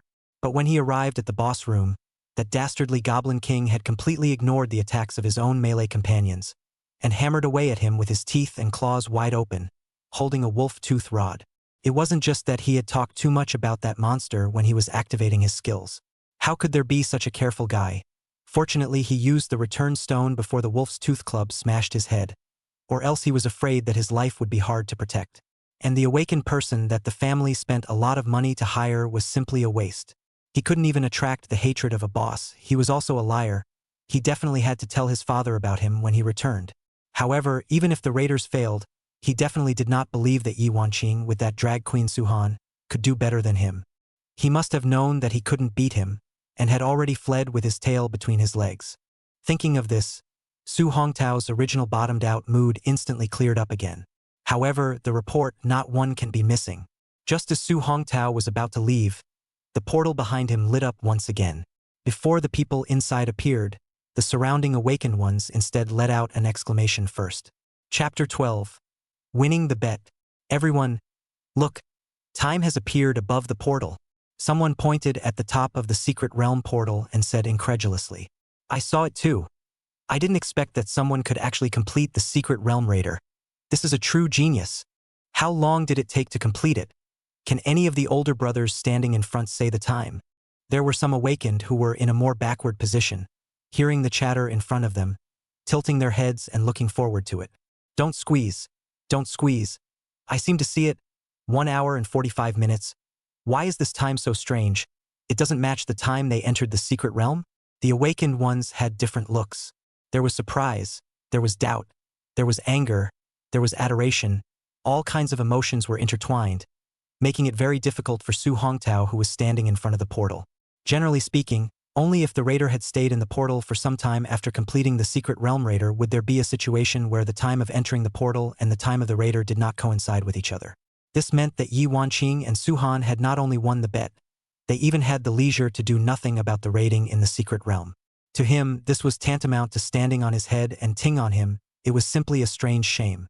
Please make way. You guys are blocking the exit. While Su Hongtao was immersed in shock, Su Han's voice came from behind him. He winced and stiffly turned his head. He only saw that the two men were each holding several women's corpses, standing right in front of him. Good dogs don't get in the way. Don't stand stupidly in front of the teleportation portal. It will affect others. Su Han saw the face of the person in front of him, and after realizing that it was Su Hongtao, he naturally would not have a good face. What did you say? Upon hearing this, Su Hongtao became furious. He stared deathly at the dog and man in front of him, as if he was about to unleash his magic and make a scene in the next second. You want to make a move? Yi Wanqing raised her head and coldly glared at Su Hongtao. Su Hongtao, who was originally overwhelmed by anger, reacted, and he saw the association staff who were ready to strike at any time, and could only unwillingly retract his movements, turning around and trying to leave. Where do you want to go, young Master Su? Su Han placed the several corpses on his back lightly on the ground.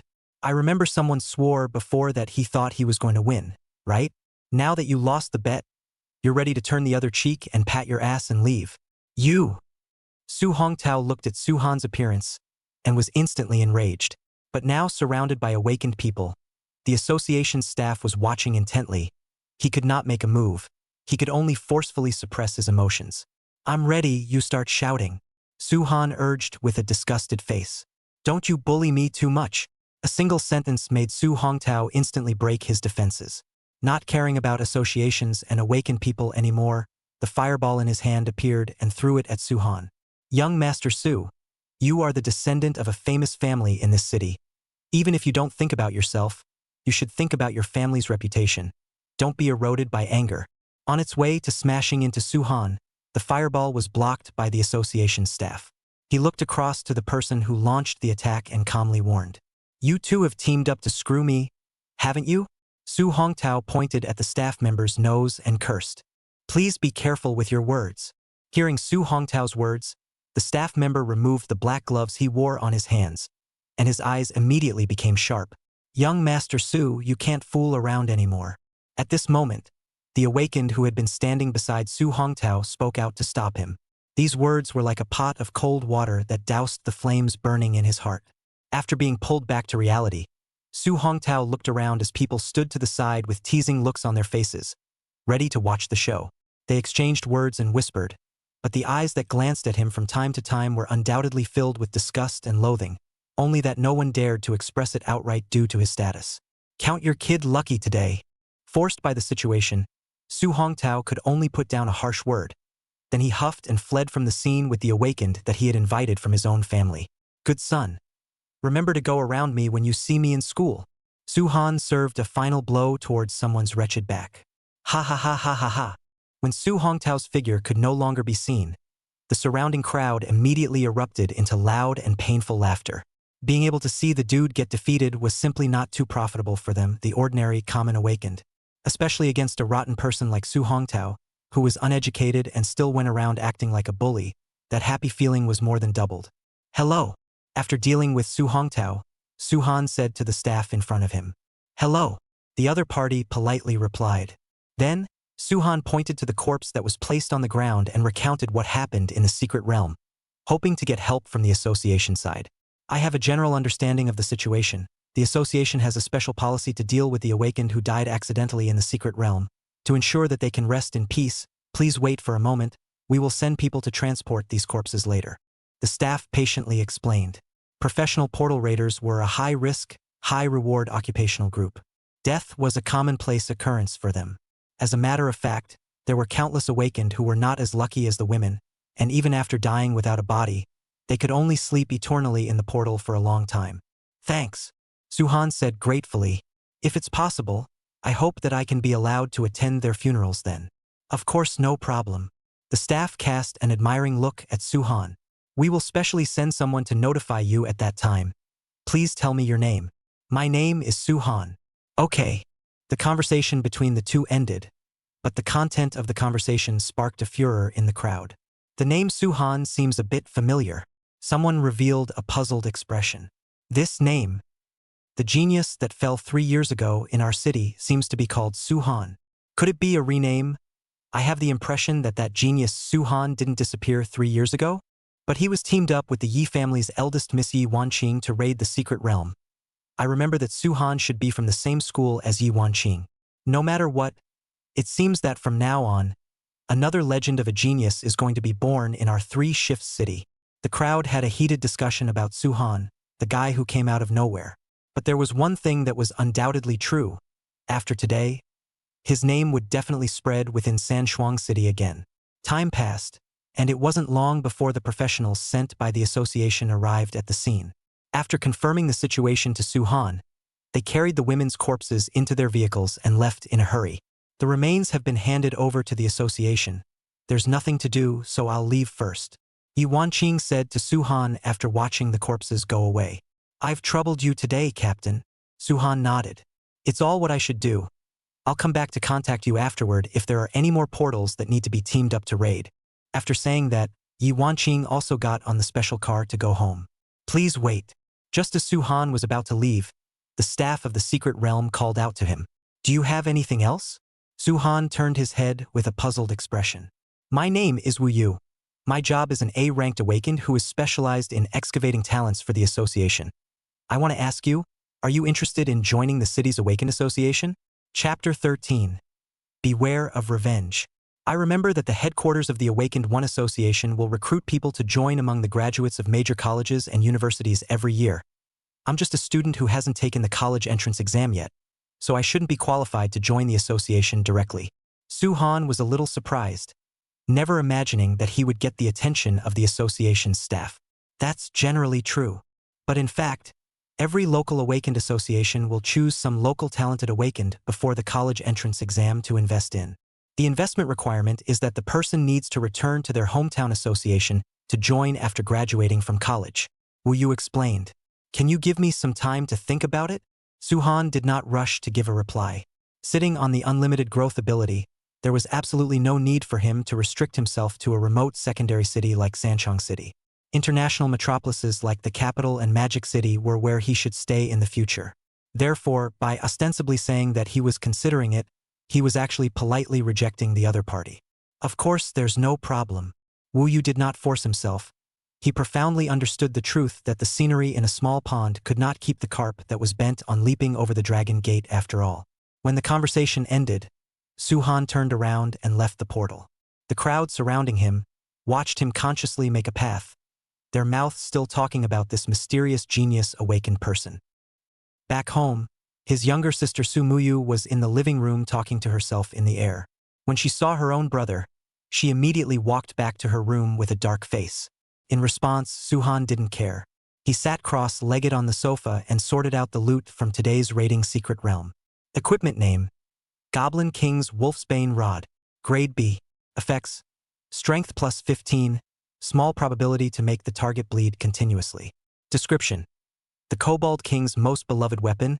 With an amazing shape, it may require a very strong strength to pick it up.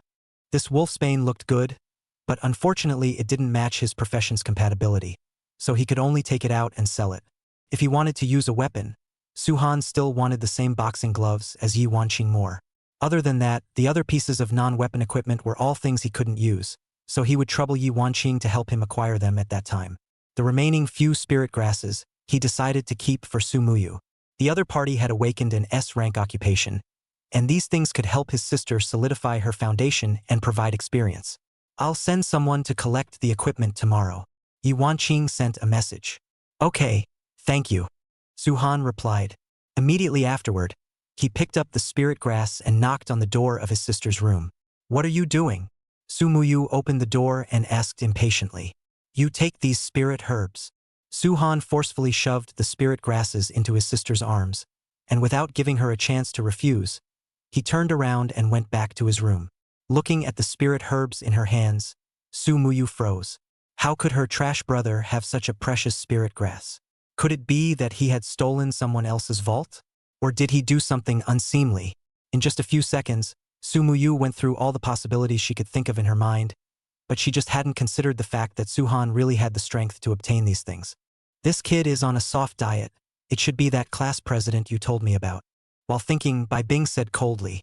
She clearly felt the faint white tiger warrior aura from Suhan's body, and the only white tiger warrior he knew in Sanshuang City was Yi Wanqing, so it was easy to connect the two together. I see. Su Muyu came to a sudden realization. She said that why her own brother was suddenly so generous. It turned out that he was eating soft food. Thinking of this, she couldn't help but feel contempt for Suhan. Surprisingly, he even lied that he had completed the almost impossible second awakening, but in the end, he ended up being a big spender. However, the quality of these low-grade spirit herbs can indeed be considered superior. It seems that your brother is indeed still good to you. What's the use of being nice? Thinking of crooked ways all day long. There was a bang. Su Muyu slammed the door of the room heavily. Back on Suhan's side, he didn't know anything about the conversation between his own sister and her master. At this moment, he was holding his cell phone to make a reservation for the copy he was going to raid tomorrow. Because of the special nature of his profession, he couldn't upgrade, and he could naturally become stronger by lying still at home. So the normal portals that provided experience were conversely of little use to Suhan. On the other hand, the equipment and spirit herbs that he acquired in the Secret Realm portal, whether he resold them or kept them for his own use, all had certain benefits. In addition, the hidden rewards contained in the Secret Realm must also be taken into consideration. Generally speaking, the more dangerous or attractive a secret realm was, the higher the chances of hidden rewards being hidden within it.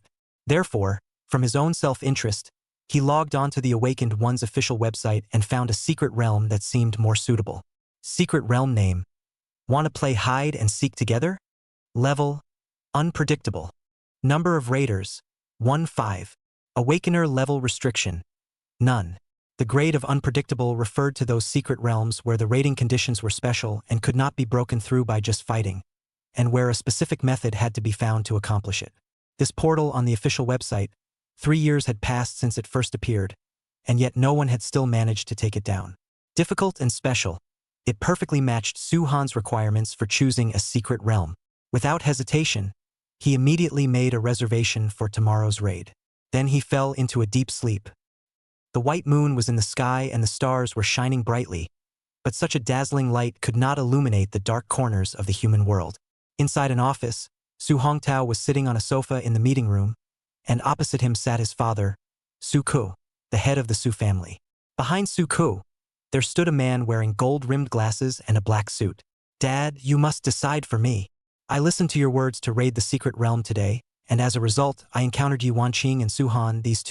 The two of them indiscriminately came up to provoke me, and also used the method of provocation to make me go up to the head to make a bet with them. After losing the bet, Suhan, that dog thing, also wanted me to kneel down and call him Dad. Do you think you can endure this?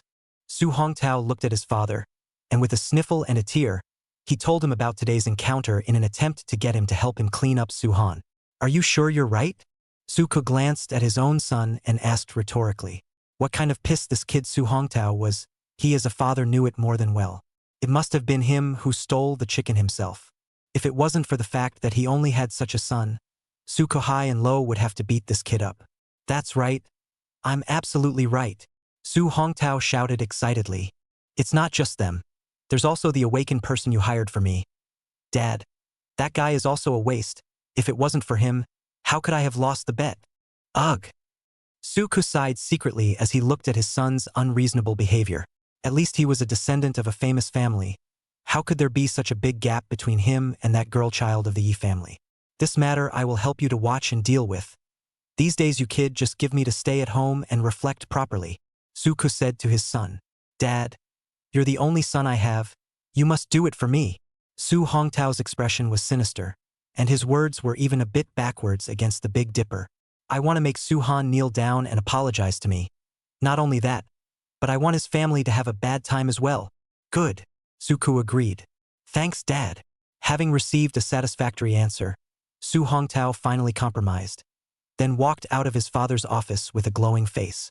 Su-ko looked at his son's distant back, his face gloomy. Afterward, he beckoned. The man behind him immediately bent down and attached his ear. You go and check the situation of that kid that my son spoke of. Then find someone to break his limbs. Remember to handle it cleanly. As you command. The man nodded in agreement. Chapter 14, The Star Squad in the Spotlight. The next day, Su-han woke up early to exercise as usual and met Su-mu-yu in the living room.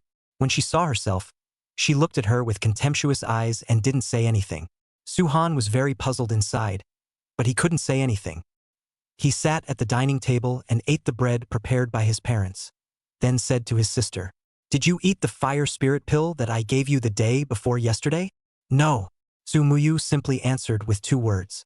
Ever since she knew that Su-han had become a soft rice man, she had a natural resistance to using what her brother had given her, even if that spirit pill was prepared by her parents. If it wasn't for Master's persuasion, she might have sealed those things away last night. I don't care what you want to do with what was given to you. I only have one request. That is, don't take advantage of my absence and secretly return it to me. Su-han understood his own sister's character and knew that she wouldn't easily give in and use the things he had given her, so he could only retreat and at least let her take the things first. Obviously, eating soft food outside, at home is still quite tough. Su-mu-yu muttered in a small voice, but didn't dare to let Su-han hear. Maybe her brother really cared about himself like Master said, but she still couldn't accept the fact that her brother chose to eat soft food. What did you say? Su-han stared at her suspiciously. Nothing, I said I know. She looked at Su-han and casually coped. Ding dong, ding dong, ding dong, ding dong. The doorbell interrupted the siblings' conversation. Su-han got up and opened the door to the room. Hello. We are sent by Ms. Yi Wanqing to acquire equipment. Only to see 2 men wearing black suit uniforms, sunglasses on their heads, and stout figures were standing at the door. The equipment is all here. Su-han took the equipment obtained from the secret realm yesterday out of the system backpack and placed it in front of the 2 men. Since it was someone sent by Yi Wanqing, he wasn't afraid of being missed after displaying the subspace-like technology. After carefully inspecting the equipment on the ground, one of the men spoke. These equipments, at a price that exceeds the market price by 20%, we can give you 180W of universal currency. The market price of AB grade equipment was generally around 100W, and counting a few other insignificant freebies, this price was already very conscientious. After that, the 2 transferred the money into Su-han's bank account with amazing execution. Glad to be of service. Handing Su-han a business card printed with the 4 big characters of Yes Forge, the 2 men turned around and left with their equipment without a trace of remembrance. Looking at the business card in his hand and the text message that the money had arrived, Su-han couldn't help the corners of his mouth from rising. With this 180W, not only could he go to the market to buy the items he needed, but he could also take the rest of the money to subsidize his family and repay his parents, killing 2 birds with 1 stone. Closing the door to his room, he returned to the living room. Inside the house, when Su-mu-yu saw her own brother's smiling face, she couldn't help but feel dissatisfaction again in her heart. In order to not let herself not be able to hold back from questioning Su-han, she finished breakfast, hurriedly cleaned up a bit, and then went to school with a cold face.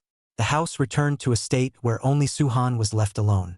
He unhurriedly finished cleaning up the debris, then changed into his sportswear and went out to complete his daily tasks. The opening time of the secret realm portal that he had booked yesterday was 12 noon, and it wouldn't affect his morning workout. Everything was as usual. For today's reward, he chose instant recovery that could be used at any time and used it as a safeguard against physical exhaustion when raiding the secret realm. Time passed quietly, unknowingly coming to 12 noon. Suhan changed his clothes and proceeded to the location of the secret realm portal. He originally wanted to go to the market first to buy good equipment before proceeding with the raid. However, after checking the information on the internet, he realized that the awakened equipment market was closed today and was not open at all. He wouldn't be able to buy equipment. But anyway, the detachment gem prepared by Yi Wanqing yesterday hadn't come in handy yet. One didn't have to worry about risking one's life. Arriving at the entrance of the secret realm, the place had long been surrounded by awakened ones.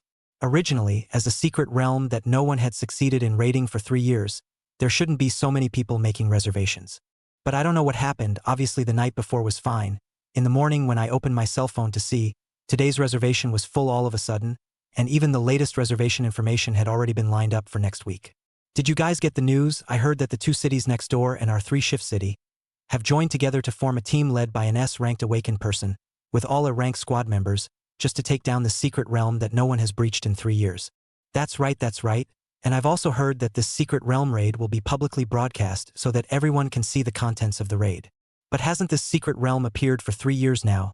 And it's not like there hasn't been a team of this size trying to raid it for 3 years, and in the end, they all failed miserably. Are they not afraid of making a fool of themselves in front of the nation? Or is there something different about this raid? They must have gotten hold of precise information. Otherwise, they would never have rashly restarted a raid on this kind of unraided secret realm. A squad of this configuration can be ranked in the entire Huaishi province, not to mention that it's still led by Yang Jian, the association president of our Sanjian city, personally, so there's no reason why it can't be taken. That makes sense. We'll support Ghost Bao Yang Jian to lead the team and rush to raid the secret realm. Listening to the discussions of the people around him, Suhan realized why this secret realm would suddenly have so many people making reservations. It turned out that it was because there was an official star powerhouse from the city who had stepped in. He looked around and realized that in front of the entrance to the secret realm, in addition to the awakened who were eager to try as always, there was also an additional group of media workers with microphones and cameras in hand. They were gathered around a 10-member squad, and the leader of the squad was a middle-aged man carrying a glowing wooden bow-shaped weapon. Mr. Yang Jian, may I ask if you are fully confident that you can succeed in your challenge for the unrated copy this time when you personally lead the team? The media person's microphone was almost against Yang Jian's mouth, and his enthusiasm for this event could be imagined. I'm confident that I can lead the team to raid this secret realm that has not been completed by anyone in the past 3 years. I hope that everyone can believe in us, and will definitely come up with the best results to repay everyone's support. Yang Jian replied with firm eyes. Are you guys in possession of any important information? Can this intelligence be publicized to everyone? Or do you need to wait for the raid before you can say anything? The questions were asked one after another, and Yang Jian responded to them all freely. Finally, the media person said, Mr. Yang Jian's words are really reassuring. So next, let's all look forward to their performance. After saying that, they retrieved their microphones and signaled the live streamers at the side to follow them into the secret realm. What do you guys say? Will they be able to raid successfully? The awakened who stayed outside the secret realm to watch the live broadcast discussed it again with great interest. Of course they can. That's Ghost Bao Yang Jian, the pride of our city awakened association. I believe that Mr. Yang Jian can complete the secret realm raid. I believe it too. I believe it too. The surrounding area resounded with shouts of approval, and almost everyone present believed that Yang Jian's squad would be able to succeed in the raid.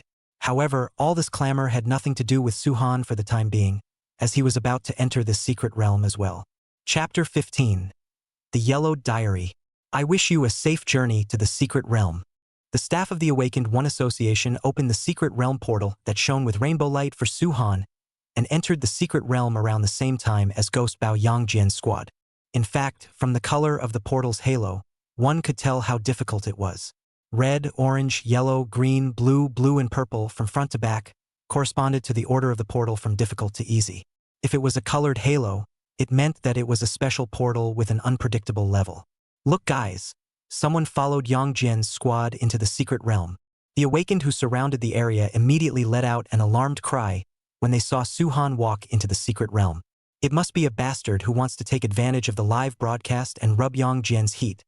How can he possibly raid this secret realm with just him alone? Yeah, if it was so easy to succeed, this place wouldn't have been taken by no one for 3 years. Everything outside the secret realm Su-Han had no knowledge of. He was just following his own plan. After the familiar feeling of vertigo, Su-Han was teleported outside a Chinese-style single-family villa. The entire exterior of the villa was wrapped in a large amount of redwood, with lifelike dragon and phoenix patterns carved on top of the wood. And in the courtyard of the villa's inner wall were well-kept flowers, plants, and trees. From these things, the villa owner's intention could be felt. However, Su-Han fixed his eyes and discovered a dry well standing alone in the corner of the courtyard. He probed forward and looked inside the mouth of the well.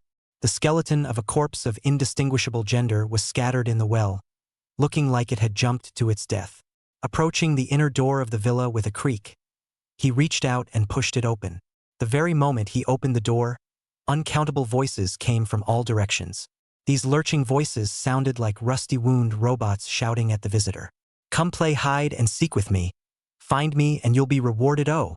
Su-Han looked around and found that the interior of the villa was littered with teeny-tiny puppet dolls. Their mouths opened and closed, constantly repeating the words they had just said. The game is starting. Come find me. Along with the shift in language, the puppet dolls all scattered in all directions and hid in all corners of the villa. Must hurry up. Su-Han looked at the empty living room and immediately moved to start looking for the dolls hiding everywhere. After booking the time, he specifically went to the official website to check some basic information about this unrated secret realm as well as the relevant content. Knowing that as soon as he entered the villa, a hidden countdown timer would automatically start, about 2 hours or so. Before the countdown ended, he had to find the only real puppet doll from the tens of thousands of dolls in order to successfully take down the secret realm. Moreover, according to the rules, for every fake doll he found, the countdown in the secret realm would be reduced by 10 seconds, causing the already somewhat insufficient time to become even more intense. The harsh conditions were what made it so that this place had not been breached for 3 years. However, Su-Han always felt an indescribable twinge after reading the information on the internet. Just before figuring out why he felt this way, he still could only choose to believe the information on the official website. Found you guys. Coming to the kitchen on the first floor, Su-Han found 5 dolls here. Ha ha ha, you guessed wrong. The mouth mechanically opened and closed. Then, the bodies of the puppet dolls suddenly began to spontaneously combust. The flames engulfed their short bodies. But in a few seconds of work, the dolls were burned to ashes. Su-Han had expected this scene. These were all things that he had looked up in advance in the official website of the Awakened One Association. He did not stop looking. From the kitchen to the bedroom, from the bedroom to the toilet, the 3-story villa, just like this, he searched hard for half an hour. But what he found were all fake puppet dolls. Time waits for no one. If he continues to act aimlessly and boringly like this, in the end, he can only accept the ending of the failed strategy. Will there be any mistakes in the official strategy method? Su-Han pondered, as if he instantly understood why he had a twisted feeling before. From tens of thousands of dolls, finding out the real secret boss is like finding a needle in a haystack. It's almost impossible to do.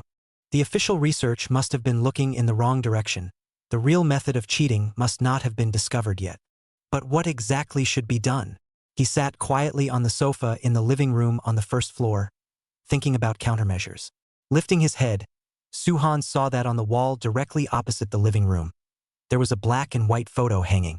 A middle-aged woman wearing a cheongsam was printed on the photo, and at her neck and right hand, she was wearing 2 strings of jewelry made from red beans that had deteriorated. Around her stood a group of children half a person tall. The photo was fixed by a huge frame, and all the people on it had happy smiles on their faces. Su-Han stared at the photo for a long time. He had a vague feeling that it must be very important. A woman and a group of children. How do you look at it? It doesn't look like a normal combination, usually only in orphanages or kindergartens or something like that. This kind of pattern of composition would appear. Could it be that the woman on the picture was a kindergarten teacher, or the director or staff of an orphanage? Su-Han did not know. He reached out his hand, stroking the edge of the picture frame. and along the edge, from left to right, he scrutinized the photo. His actions made the wooden photo frame creak. Immediately afterward, Suhan subconsciously pressed hard, and a metal-textured key unexpectedly fell from the back of the photo frame. He bent down to pick up the key, although he didn't know exactly what this thing was for, but as long as there was a key, there must be something that needed to be opened with a key. Intuition told him that as long as he found an item that could be opened with a key, it would definitely be of significant help to his strategy. After figuring it out, he immediately began to research. From the bedroom room door to the closet box, as long as there was a place that required the use of a key, he would make an attempt. If on his way to searching, he came across puppet dolls that were hiding, he also completely ignored them, just letting them stay quietly where they were. Strangely enough, when he didn't deliberately pay attention to these dolls, they instead looked like curious babies, their eyes following Suhan as he searched around the room and didn't make any noise to disturb them. Finally, after searching painstakingly for half an hour, he used the key to open the cabinet of a bedroom desk. There was a yellow diary quietly placed inside. Suhan flipped open the diary and read the contents recorded on it. My name is Nangua, my name is Wan Air, my name is Air Dog, and my name is Si Jun. This is the name that Mom gave us.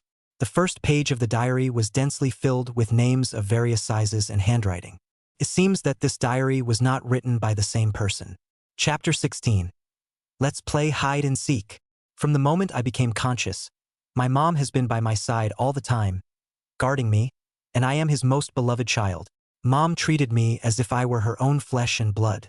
She taught me how to read and write, and she also taught me to embroider. Not only that, Mom gave me a particularly nice name, called Waner. We loved to play hide and seek with Mom, and every time she would volunteer to be a ghost to make us happy. Mom is the best and strongest woman in this world. She gives all of us infinite warmth and love. But, Suhan carefully read the diary, flipping to a certain page in the middle, a huge, but took up the entire page. Flipping back further, the first half of the cozy text steeply became alarming. Why are the people in the village screaming to kill us? Why do they keep hitting Mom with sticks in their hands? Why do they hold torches in their hands? The village people came again. They kept saying those ugly words and screaming for Mom to get out. Mom called us to the bedroom and said with a smile, "Do you want to play hide and seek? Mom will be the ghost. So hurry up and hide, and don't run out without permission until I find you." We were so happy that our mom hadn't played hide and seek with us for a long time, and all of us ran away excitedly and hid in the hidden corners of the house, waiting for our mom, who was pretending to be a ghost, to come and look for us. But why hasn't Mom found me yet? Reading here, the diary came to an abrupt end. Suhan's mood was somewhat depressed. He turned his head to look at the puppet dolls that were hiding motionless in the bedroom. At this moment, they were looking at Suhan in unison, but they never made their next move. Although the diary did not record it completely, with just a few words, one could guess that something bad must have happened here. Suhan reasoned out a version of the story based on what was known. The mom in the diary was like a loving angel, and the children she adopted were the wings of the angel. Somehow, such a kind person was targeted by her fellow villagers. The mom ended up being tragically killed and had to use the children's favorite way to temporarily help them escape disaster for a while. He put the diary back into the cabinet and got up to return to the living room on the first floor. Looking at the photos in front of him, Suhan could not help but feel a trace of sadness in his heart. The previous raiders had focused their attention on how to quickly find that one and only correct puppet doll, but had overlooked the significance of so many puppet dolls in the villa itself. The flames in the villa were spreading, and at this point, more than an hour had passed since Suhan had started playing hide and seek. If he couldn't find a way to capture it again, his current capture would end in failure. "Big brother, are you sent by Mom to play hide and seek with us?" Suhan pondered over the countermeasures. Just at this moment, the jarring mechanical sounds of the puppet dolls reached his ears. He raised his head and realized that the entire interior of the villa, whether it was the living room, the kitchen, or the aisles on each floor, was now filled with puppet dolls. They stood amidst the roaring fire, their originally cold eyes revealing anticipation. He associated them with the contents of the diary. The children's innocent words, the mother's kind and benevolent face, together formed the black and white photo on the wall. How could the bond between them not be touching? And now he had to watch these things being destroyed by the fire, leaving no trace. He couldn't do it. That's right. Big brother was sent by Mommy to play with you. Your mommy has flown up to heaven and turned into an angel. So mommy, is she coming back? There was a girl doll in a skirt waddled up to Suhan and asked, tugging at his pants leg. Won't be. Suhan shook his head. But if you can finish this game of hide and seek with me, everyone will be able to become angels in heaven just like mom. Then let's start quickly. Big brother, quickly blindfold yourself. Good. Suhan blindfolded his eyes with his palms. As the countdown sounded in his mouth, the puppet doll in the villa hid once again. A minute later, he opened his eyes and started the game. Found you. Placing his right hand on the found puppet doll, the doll's body was quickly wrapped in flames just like before. Thank you, kind big brother. The doll's skin slowly shattered, and the moment before it disappeared, Suhan seemed to see a child with a smile, crying and thanking himself. You must remember to catch up with your mom in heaven. Suhan forced himself to endure the burning of the flames, rubbed the doll's head, and said with a gentle smile, until the doll turned into ashes in front of him. This was the redemption of the children who had transformed into monsters. Time was still passing, one doll after another, turned into wood shavings in Suhan's hands. The fire had already swept into the entire villa. If he didn't leave, he might be the next one to be engulfed in flames. Can we only proceed here? He was a bit reluctant. At least let him and the dolls finish the game. You have triggered a hidden condition in the secret realm and obtained a hidden reward. The flames were already approaching his body. At the critical moment, an aperture appeared. Without half a moment's hesitation, Suhan immediately gripped the aperture. A man whose body was wrapped in flames surfaced in his mind. The flames on his body looked very fierce, but the man was not moved at all. It was just an expressionless face as it walked along a deserted road. You have watched the man who is not afraid of flames and awakened the skill. Skill name: Flame Immunity. Rank: Effect: Immunity to flame damage. Description: As the controller of fire, unusual flames cannot harm you. Suhan's choice allowed him to complete the hidden condition. After getting the flame immunity skill without having to worry about the fire in the villa, he finally gained the qualifications to be able to complete this game with the dolls. So the game restarted, until he sent the last doll in the villa to heaven. Big brother, my name is Juan Air. Thank you for being able to finish this little kid's game with us. Actually, I know that mom will never come back.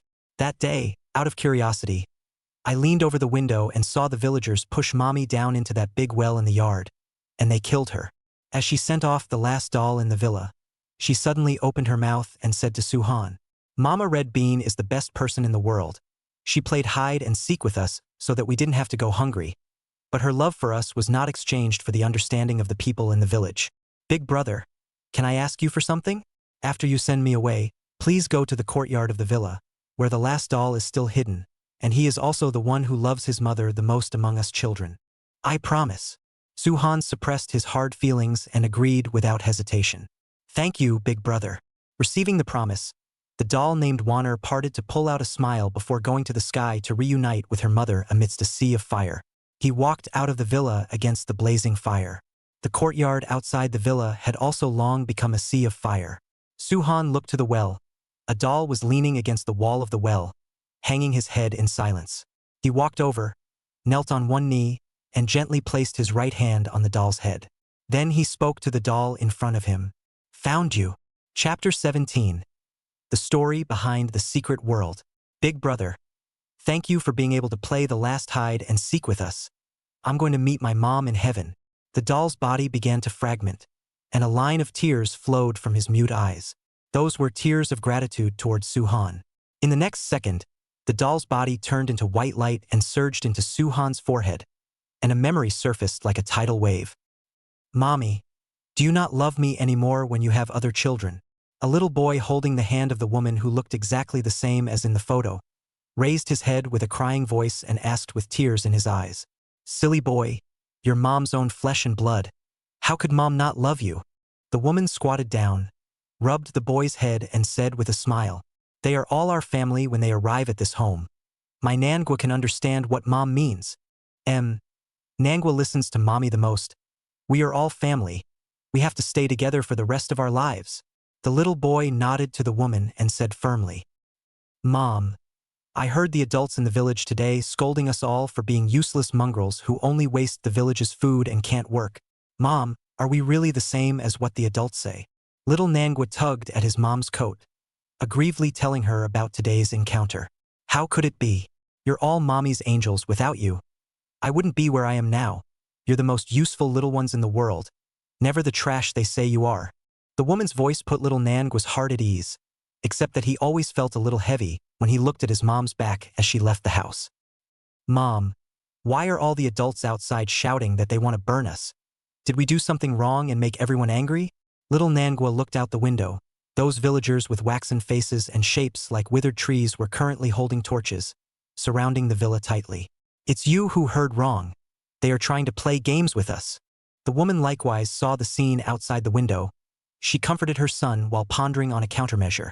Finally, she continued to say to Nangwa, "Good son, do you want to play hide and seek? Quickly go and call everyone here. We'll play together as a family." Yes, yes, yes. Hearing his mother's words, little Nangwa happily rushed out of the room and called all the other children to the bedroom. Let the game begin. Village chief, if you want to arrest me, just take me away. Don't hurt the children. Little Nangwa hid in the grass of the yard, and through a gap in the flowers, he saw his mother confronting the village adults. Hongdo, don't blame us for being hard-hearted. Lord Mountain God has an order that on the first day of every month, a child must be sent to the mountain to be his old man's disciple.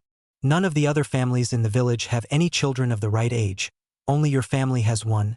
Sacrificing it will be good for everyone. In the crowd, an old man who looked the oldest stood out and said to the woman, "Why should we sacrifice? Don't the village blacksmith, Auntie Wang's family, and your son, the village chief, also have children? Could it be that you are willing to part with your own children? Village chief, count on me to beg you. Let them go. I'm willing to go up the mountain for them." As the woman spoke, she suddenly flung herself on her knees with a painful cry, begging the old man to spare his children. "Village chief, it's already now. Why are you still making up a story to trick this widow? I think it would be better to just kill the matter, and then burn the house with a fire afterward, and use the vacated land for farming. The village is in famine. There was not enough food to share.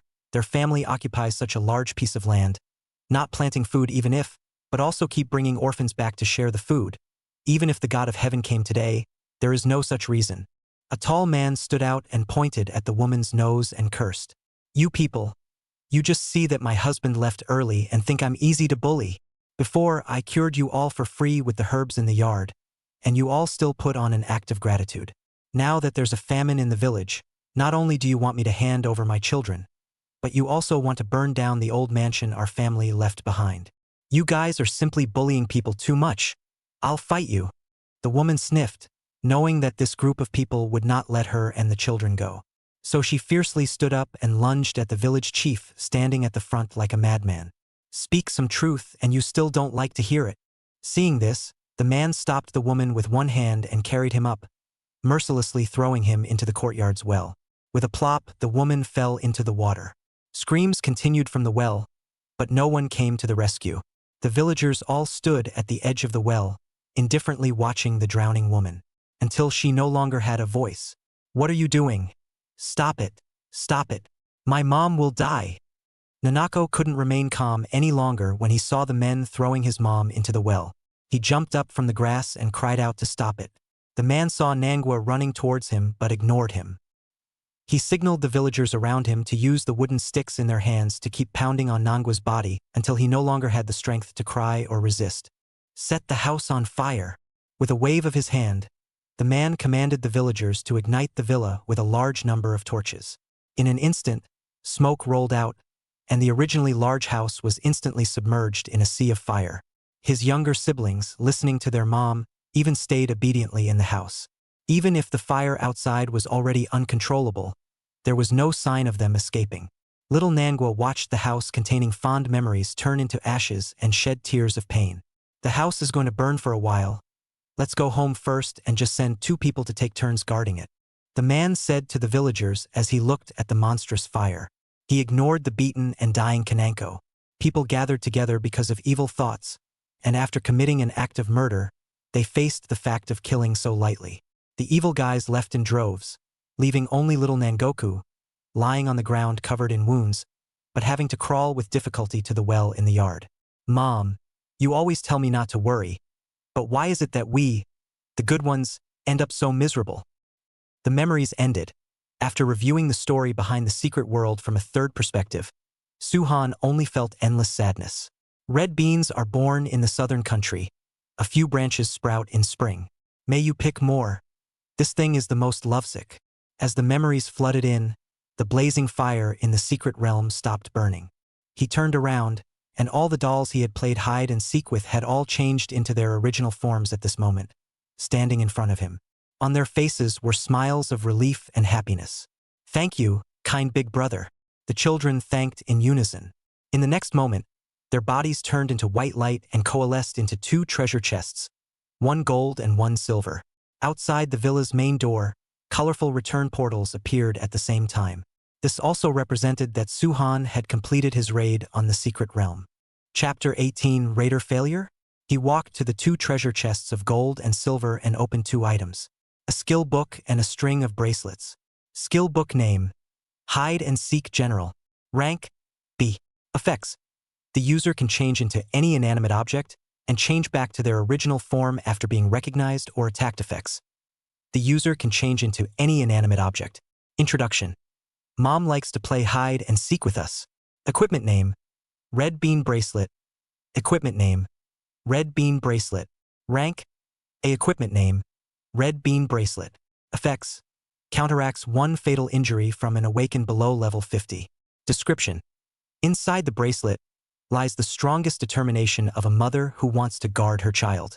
Both of these things were useful to the current Suhan, equivalent to adding some means of preserving his life.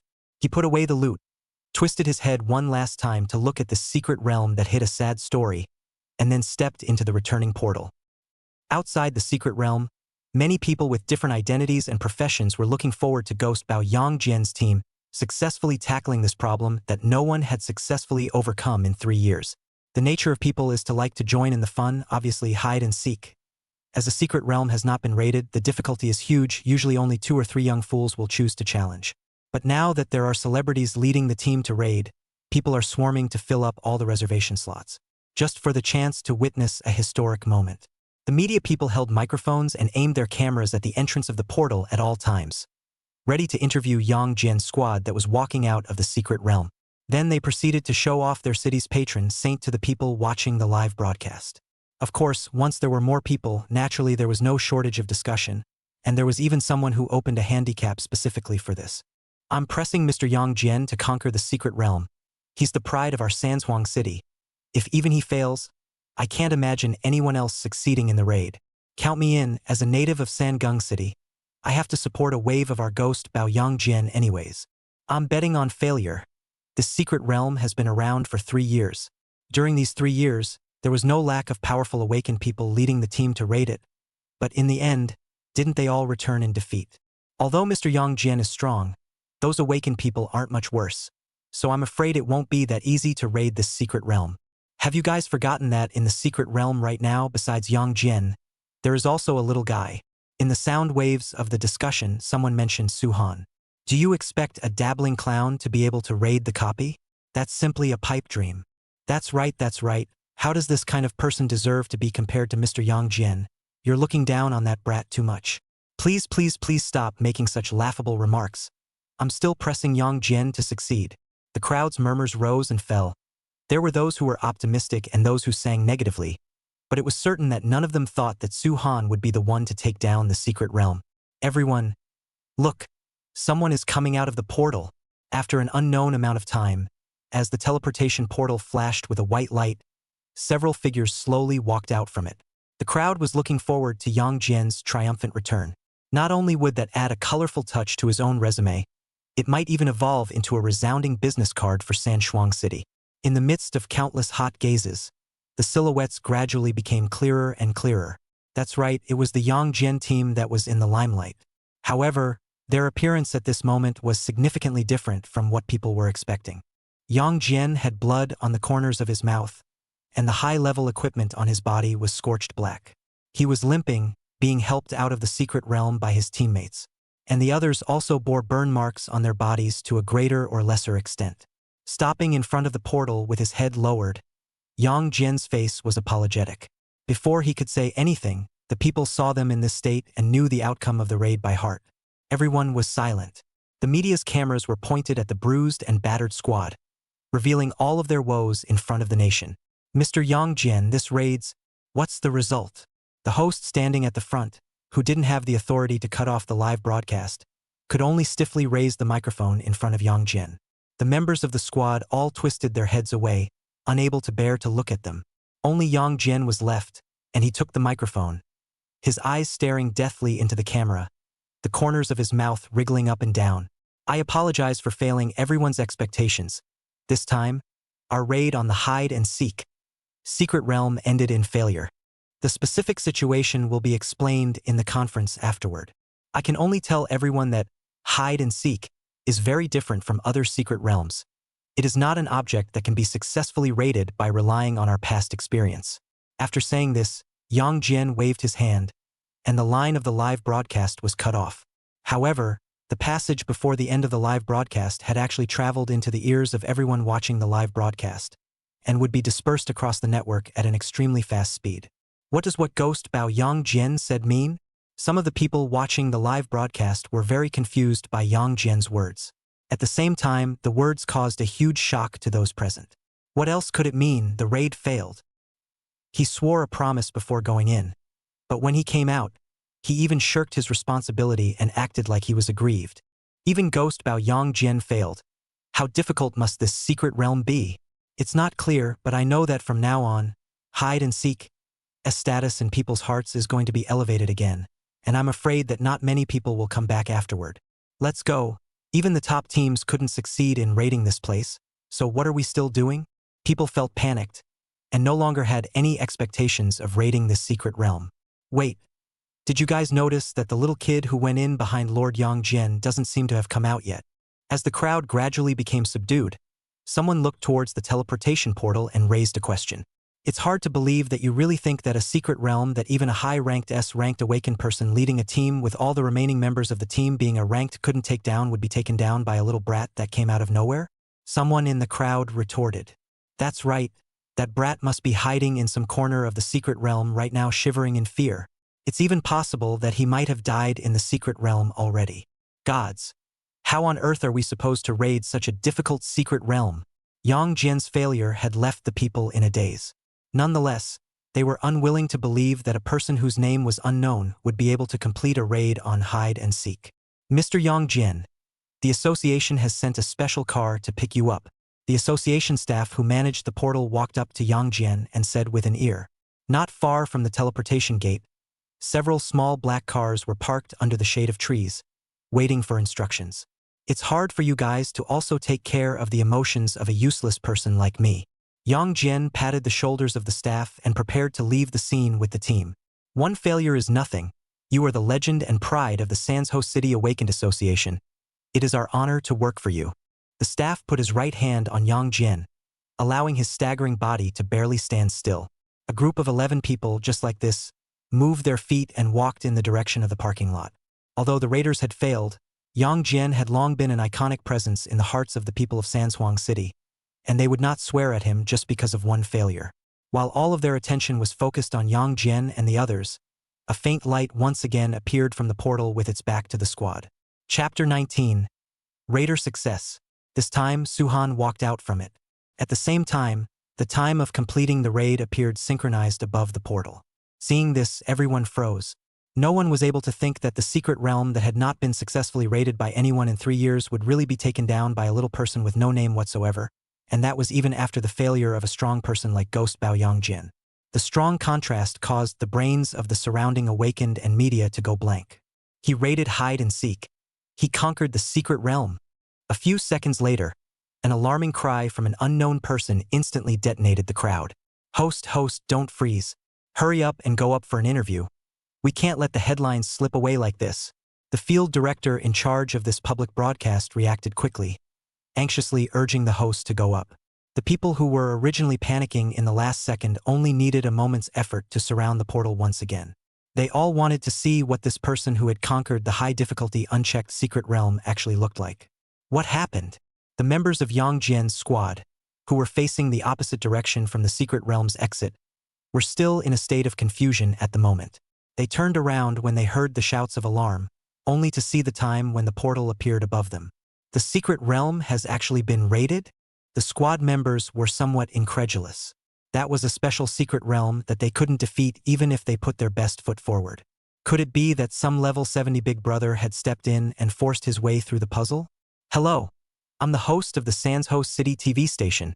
May I ask your name? Having successfully taken down a copy that has not been raided in 3 years, may I ask if you have any special feelings? The sudden interview made Suhan a bit overwhelmed. He was just a high school student and hadn't seen this kind of chaotic scene before. You look very young. May I ask what method you used to raid the secret realm? What are your thoughts on this squad that surpassed the one led by Ghost Bao Yangjian? The host was still spouting questions, and the microphone in his hand was about to rest against Suhan's face. Sorry, no comment. Faced with this kind of unreasonable behavior, Suhan was annoyed. He only wanted to leave in a hurry now. You! The host selectively ignored Suhan's emotions and attempted to dig out some information. Only, before his words could be uttered again, he was forcibly interrupted by the association staff who had passed through the crowd. I'm sorry, this interview ends here. For information about this raid, please pay attention to the press conference afterward. Good. Okay.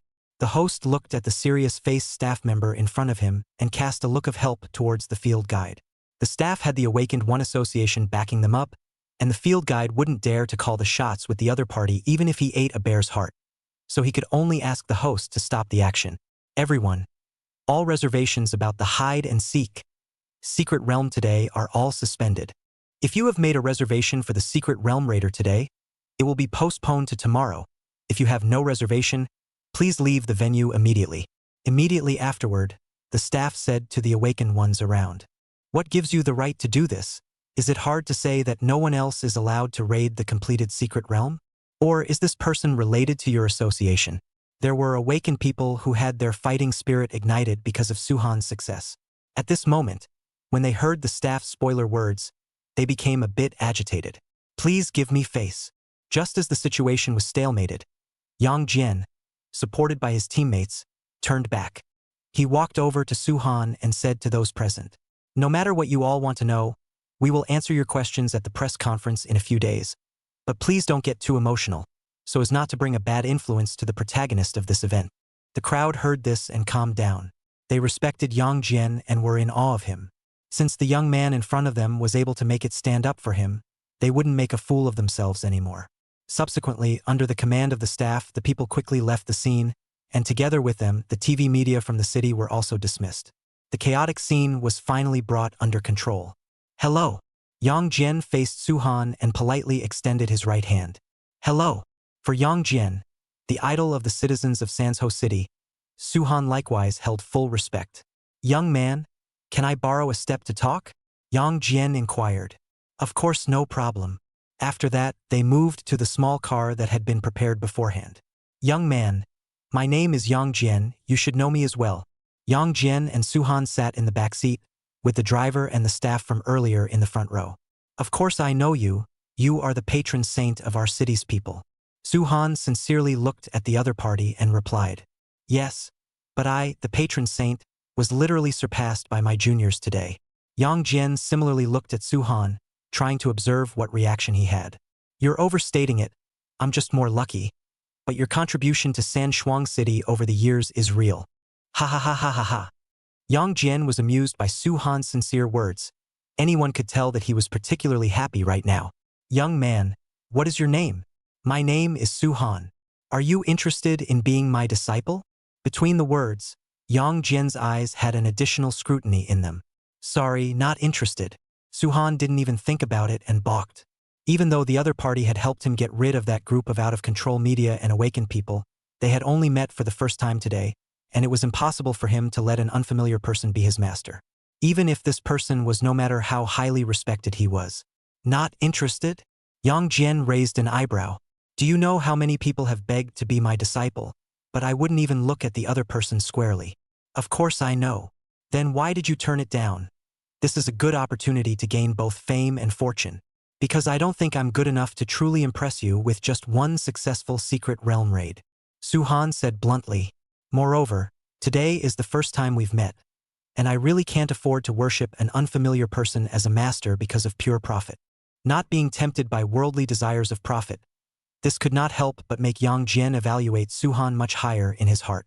Just as the other party had said, his words just now were actually intended to test whether Su-han was worth the help of himself and the association or not. If the other party agreed to become his disciple without hesitation, Yang Jian would instead look down on him. After the press conference of this secret realm was over, they would no longer have any interactions. Instead, himself and the association would be able to give Su-han help after the press conference was over. This was more or less an investment in a genius. Chapter 20 Reactions from Various Parties. Ha ha ha ha ha ha. Yang Jian stared at Su-han, and the more he looked at him, the more he felt that the kid sitting opposite him was indeed to his liking. To be honest, I really kind of want to take you as my disciple now. Please stop this snarky behavior. Su-han hurriedly stopped it. Obviously, the Yang Jian that he used to see on the TV program was a man who was meticulous and had a strong sense of responsibility, so how come he showed a completely different character in reality?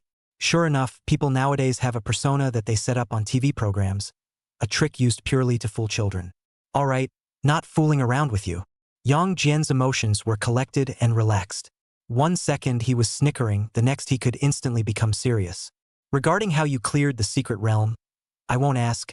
It's up to your personal freedom if you want to talk about it or not. However, for the press conference in a few days, please also make sure you're there. He reminded squarely. Su-han had cleared the secret realm that had not been raided for 3 years, and had even made himself his backdrop by chance. This matter could definitely not be concealed if he wanted to. So many pairs of eyes were staring at it before. Maybe tomorrow morning the news about hide and seek being breached would be spread in the city. Along with the rumors, there was also Su-han's personal situation. Plus, in order to evacuate the crowd before, he had personally made a promise in front of so many people. If Su-han didn't come to the press conference in the end, his old face would be disgraced. Not to mention that the most important thing was that it would affect the reputation of the association. I believe that you are a sensible person, so I also have to trouble you to cooperate, and the association will try to fulfill any requests you have afterward. I am willing to participate in the press conference. Su-han knew that he had no choice. He was going to be famous anyway, so he might as well make a bright and honorable name at the press conference. It was better than being boxed on the internet afterwards. He was a man who aspired to become the strongest man in the world, and wouldn't back down just because of a small press conference. Not only that, participating in the launch was also tantamount to upholding the face of the Sanjian City Awakened Association. Afterward, he would also be able to receive compensation from the association, which amounted to killing 2 birds with 1 stone. With benefits to take, why wouldn't he be happy about it? I'm relieved with your words, Yang Jian said with relief. This kid in front of him not only had the ability to clear the unchecked copy, but his character was even more unassuming and fearless, so he would definitely have some achievements in the future. Exchanging a contact information. After that I will tell you the time and place of the launch party. Get ready in advance. No problem. Su-han took out his cell phone and entered Yang Jian's phone number. After this launch, I want you to do me an unconditional favor, Su-han said. He knew exactly what he needed. Material things like spiritual pills and money were important, but to him, the favor of a high-level awakened person seemed even more precious. Of course there's no problem. As long as it's within my ability, I'll try my best to help you. Yang Jian was a little surprised, but did not refuse. Just like what he thought before, this was an investment in a genius. It seemed that Su-han was not only capable and bold, but also a very smart person. After all, a favor from a high-level awakened person could be much more valuable than general material support. Thank you for agreeing to such an unreasonable request, Su-han said with a smile. Happy cooperation. Happy cooperation. The conversation between the two ended at this point. The gears of fate began to turn, and their destinies were entangled together at this moment. At the same time, the news about Su-han's success in raiding the hide-and-seek secret realm, as they had expected, spread all over the internet. Some awakened who were present before secretly took a picture of Su-han's front face and posted it online with the text, "Shocked! A supernova has appeared in Sanshuang City, completing the 3-year unrated secret realm challenge alone, and a king-level powerhouse has become a backdrop. King level was a collective term for level 50 to 60 awakened people. As this piece of information quickly fermented, Suhan's name also finally appeared in the public's view once again. Looking at the photo, it feels like this person is no older than 20 years old. Can it be that he's a fresh graduate from one of the top colleges, out to see the world? Some netizens who didn't understand the situation left a comment. If it's really like what you said, then this level must be at least a graduate of the top 10 of Qing and Bei, otherwise how can the strength be compared to a king-level powerhouse, or even the strongest king-level powerhouse we are, Yang Jian? Don't talk nonsense if you don't know. I know the person in the photo. He's a notorious problem student in our school. He's a senior this year, his name is Suhan, and his awakening is a garbage professional boxer. This must be some unscrupulous media's hype news. I don't believe it anyway. Upstairs looks like he didn't watch the live broadcast. I was at the scene when the secret realm was raided. I can vouch for it with my head. What the owner said is all true. I heard that a few days later, the Three Shift City Awakened Association is going to hold a press conference in response to this incident, and it should be live-streamed at that time as well, right? Mr. Yang Jian assured us that the person in the photo will also attend the conference, so we will naturally see if the news is true or not. In the age of the internet, the speed of information dissemination was evident. Along with several phrases related to Suhan, they all unsurprisingly made it to the local hot searches within a few hours, and the citizens of Sangung City were fiercely expressing their opinions online. Of course, some people couldn't see how happy they would be when they saw these news about Suhan. We can't take this order. Inside a gloomy hut, there was a man with a leopard mask who lowered his voice and calmly looked at the person across from him. Why? The secretary was puzzled.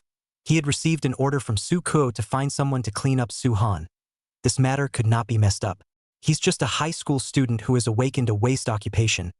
Breaking his limbs shouldn't be a difficult task, right? Do you really not know, or are you just pretending not to know? Right now, the high school student you are talking about has most likely become the key protection object of the Sanchuang City Awakened Association. The man took out a cell phone and threw it in front of the secretary. A video with information about Suhan was playing on it. He's a guy worthy of Yang Jian's personal guarantee. I hope you understand his value. What do you mean by that? The secretary glared at the other party with cold eyes. Upon hearing this, the man stretched out his hand and made a gesture of counting the money. I mean, it has to be increased. 200W, break his limbs. If you don't accept it, there are people who are willing to step in. The secretary gritted his teeth. If it wasn't for the big boss's request, he didn't even want to meet these profit-oriented villains. Deal. The man heard the offer. Without even thinking, he agreed. 3 days later, you'll receive a picture of the target with all his limbs broken. At Suhan's home, Su Muyu swiped to today's hot report. Isn't this my trashy brother? She saw the photos on the hot search, saw her familiar silhouette, and clicked in. After reading what was written in the report, as well as the netizens' discussions, she still somewhat couldn't believe her eyes. He's actually strong enough to compare to Ghost Bao Yang Jian? Su Muyu was full of doubts about this. How could her own brother, who was clearly a waste of space, who had awakened a trash profession and still didn't know how to adapt, instantly become strong enough to be compared to a king-level powerhouse? Impossible. Absolutely impossible. It must be that the Yi family gave him the secret realm strategy method. Why is this guy Suhan thinking of pleasing women all day long? Simply an unapologetic asshole. In response, Bai Bing, who was sitting on the side hiding her form, did not answer. She looked at the message on her disciple's cell phone and fell into deep thought. Hide and seek. This secret realm, she had some impressions. From memory, it appeared that this secret realm was breached 2 years from now. The person who breached it was the genius young man who came out of nowhere at that time, Gu Yingguang, who would later be known to the world as Emperor Yen. And he had barely managed to take it down by relying on his own occupational trait of being immune to all flames. Since then, he had soared into the sky, pushing his way across the board to become a powerhouse at the same level as himself. But the Suhan in the report was clearly not the person she remembered. The profession of boxer also didn't have that kind of bug trait, so how did he suddenly appear and take the lead in stealing the original Inferno Emperor's feats? Can it be that it's because I went back in time and caused a butterfly effect? Bai Bing did not know. However, it was certain that things would definitely not be as simple as his own disciple thought. It seemed that Suhan had definitely obtained some kind of chance. All right, don't keep brushing up on the news. It's just a special secret realm. It's simply easy for you to want to raid this kind of secret realm after you've gotten stronger. Now go ahead and start cultivating. Bai Bing no longer thought much about it and turned his head to urge Sumuyu. A secret realm that more or less depended on luck to be able to be raided was not something she, as an empress, would place in her eyes. It was only because of the established facts that deviated from her own memories that she was a bit surprised. But even if Suhan happened to obtain a chance, the limitations of the fighter's profession were still there. At best he could get rid of the label of accomplishing nothing, but there was absolutely no way he could become an awakened who was on par with herself. I understand, Master. Sumuyu nodded and said. She returned to her room and sat cross-legged, cultivating the cultivation method that was exclusive to the entire professional faction of the Cold Ice Divine Bow. This cultivation method would help her condense cold chi faster and better, enhancing the origin power of the profession. Suhan was unaware of everything that was happening in the dark. After returning home yesterday, he concealed his occupation and briefly explained to his family the reason why he appeared on the hotspot. Except for his sister, who walked back to her room with an expressionless face. His mom and dad were happy for him. In response, he didn't care much. The ship will naturally straighten out when it comes to the bridge. He believed that Sumuyu would understand himself sooner or later. Suhan, I saw the news, congratulations. Yi Wanqing sent a text message to Suhan through her cell phone. The news had been hanging on the city's hot search for so long. There was no way she hadn't seen it. Previously, when they had raided the goblin lair together, she had only thought that Suhan was very strong. As a result, she realized after watching the news today that perhaps the gap between their strengths was much greater than she had imagined. Thank you, class president. Suhan politely replied. Are you free at noon today? The rest of us would like to gather and brush a few low-level copies to cultivate a tacit understanding between the squad members. Yi Wanqing then sent a message. No problem. After completing his daily training, Suhan changed his clothes and headed to the school to meet up with the other members of the squad. Several people saw Suhan and greeted him warmly. They had of course seen the news hanging on the hot search. Although there might have been exaggerations in it, they did have a slightly tangible understanding of Suhan's strength for the first time. Everyone's here. Before we go to the raider copy, I have to give out one thing to everyone first. Yi Wanqing took out several black boxes out of thin air. This contains portable combat suits. Although they don't have the same attribute bonus as the equipment, each combat suit is equipped with a life-preserving device. In the event of a life-threatening situation, the device will be automatically triggered, and it should be completely sufficient for dealing with low-level copies. The crowd looked at the black box Yi Wanqing handed over. A set of portable combat suit with a guaranteed value of 200W. Yi Wanqing took out 5 sets at once. They opened the box and put the watch on their wrists. With a gentle press, the watch emitted a faint white light, and then a set of black and white combat suits slowly wrapped around the bodies of several people. At the chest position, there was a white tiger's head logo, which was the Yi family's family crest. Let's go. Yi Wanqing led the several people to the first portal booked for the day. The awakened who were waiting in line in front of the portal cast envious and awe-inspiring gazes when they saw the family crest on their chests. This was the power of the family. Look at that person. Doesn't he look like the supernova that's staying on the hot seat today? Before entering the portal, someone recognized Suhan, but only dared to whisper to the partner beside him. It was only yesterday that Yang Jian, the president of the Sanshuang City Awakened Association, had strongly stood up for him in front of the public, and they, the ordinary awakened, would never dare to make a scene in front of others. Chapter 21. Assassination. Can't it be that he has joined the Yi family? Seeing the symbol on Suhan's chest, people more or less guessed. Perhaps it wouldn't be long before this news would also spread rapidly on the internet. They are all talking nonsense without knowing the situation. You don't need to care. Yi Wanqing turned her head and met Suhan on all fours. She heard the whispers of the people around her, but she was not happy in the slightest.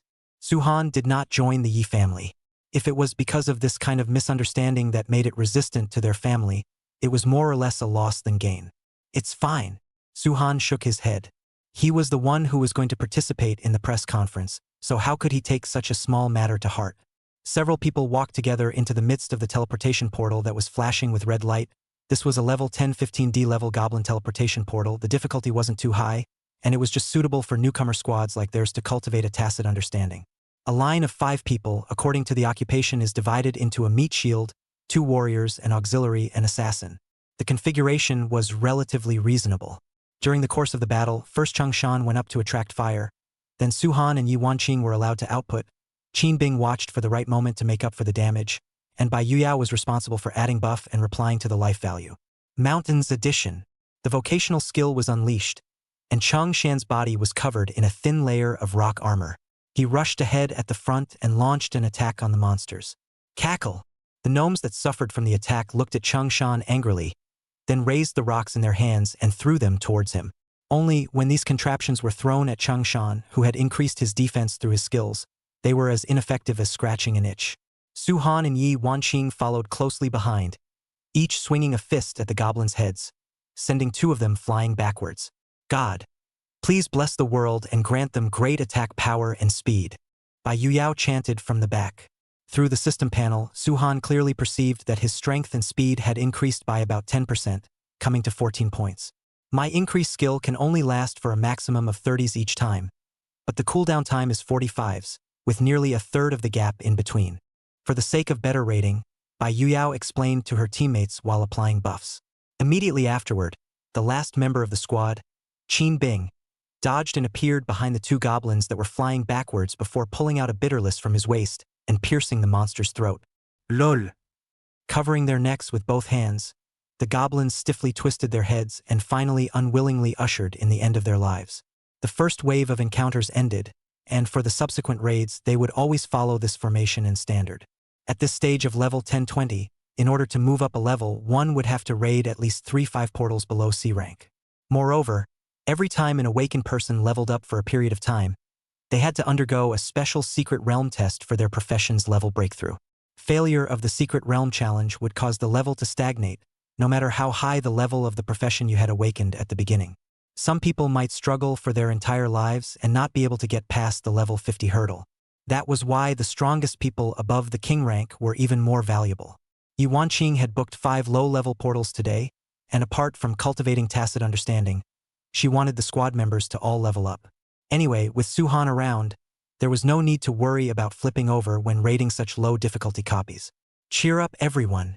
After defeating another wave of monsters, they arrived in front of the copy boss.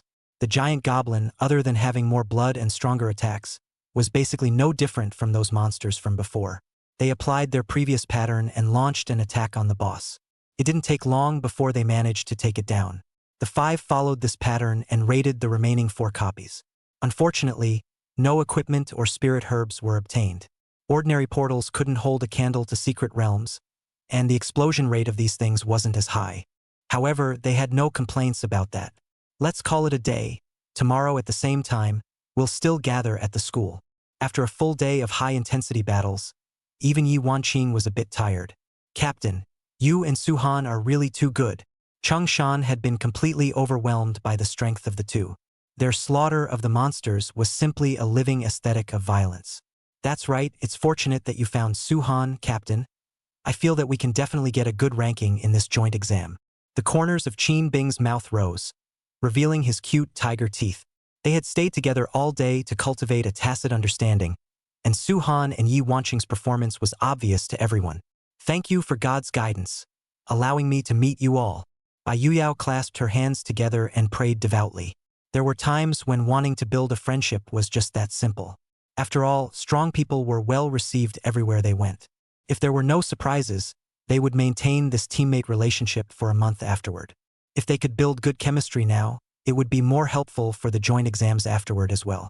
I'll leave first if there's nothing else, Su Han said to the few people. After that, he was also going to go to the market to buy some equipment that suited him. Good. Be careful on the road.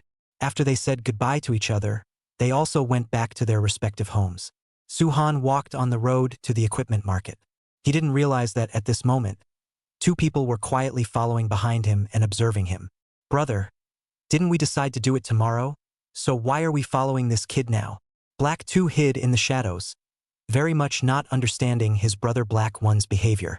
The 2 brothers were members of the assassin organization Black Kills, and were both B rank awakened with ranks in the mid-20s. The original idea was to spy on the target before taking action, but I just overheard that he might be moving with his companions in the next few days, so I can only find another time to take action. Kuroichi wore a Tengu mask, the symbol of their organization. Why can't we just kill them all? Just disguise it as an accident when the time comes anyway. The Killmaster specifically instructed us not to leave traces.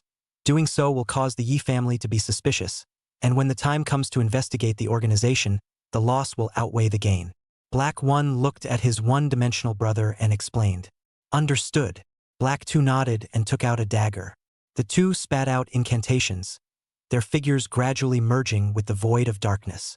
The viewpoint returned to Suhan's side, who was walking alone at night, not realizing the danger that was coming in the slightest. Do it! The two brothers, who were hidden in the darkness, unknowingly came behind Suhan. They looked at each other, exchanged glances, and the daggers in their hands mercilessly stabbed at both of Suhan's shoulders. Ding! When the daggers were about to stab the soft skin, a blue circular shield appeared behind Suhan, helping him block the sudden attack. The two collided together, erupting into blinding sparks. Chapter 22. Speculation about the person behind the curtain. A serious punch. In the next moment, Suhan reacted and his fist swung violently at the assassin. Only a bang could be heard. Black 1 and Black 2 didn't have time to dodge, and were actually knocked back 3 or 4 meters hard. Even if they weren't awakened who mainly added strength, their levels were there after all, and their strength attribute points had been added to more than 50 points. In terms of strength alone, they were completely comparable to a level 15 or so B-ranked awakened person. Compared to a high school student who had awakened a waste profession, that should be more than enough.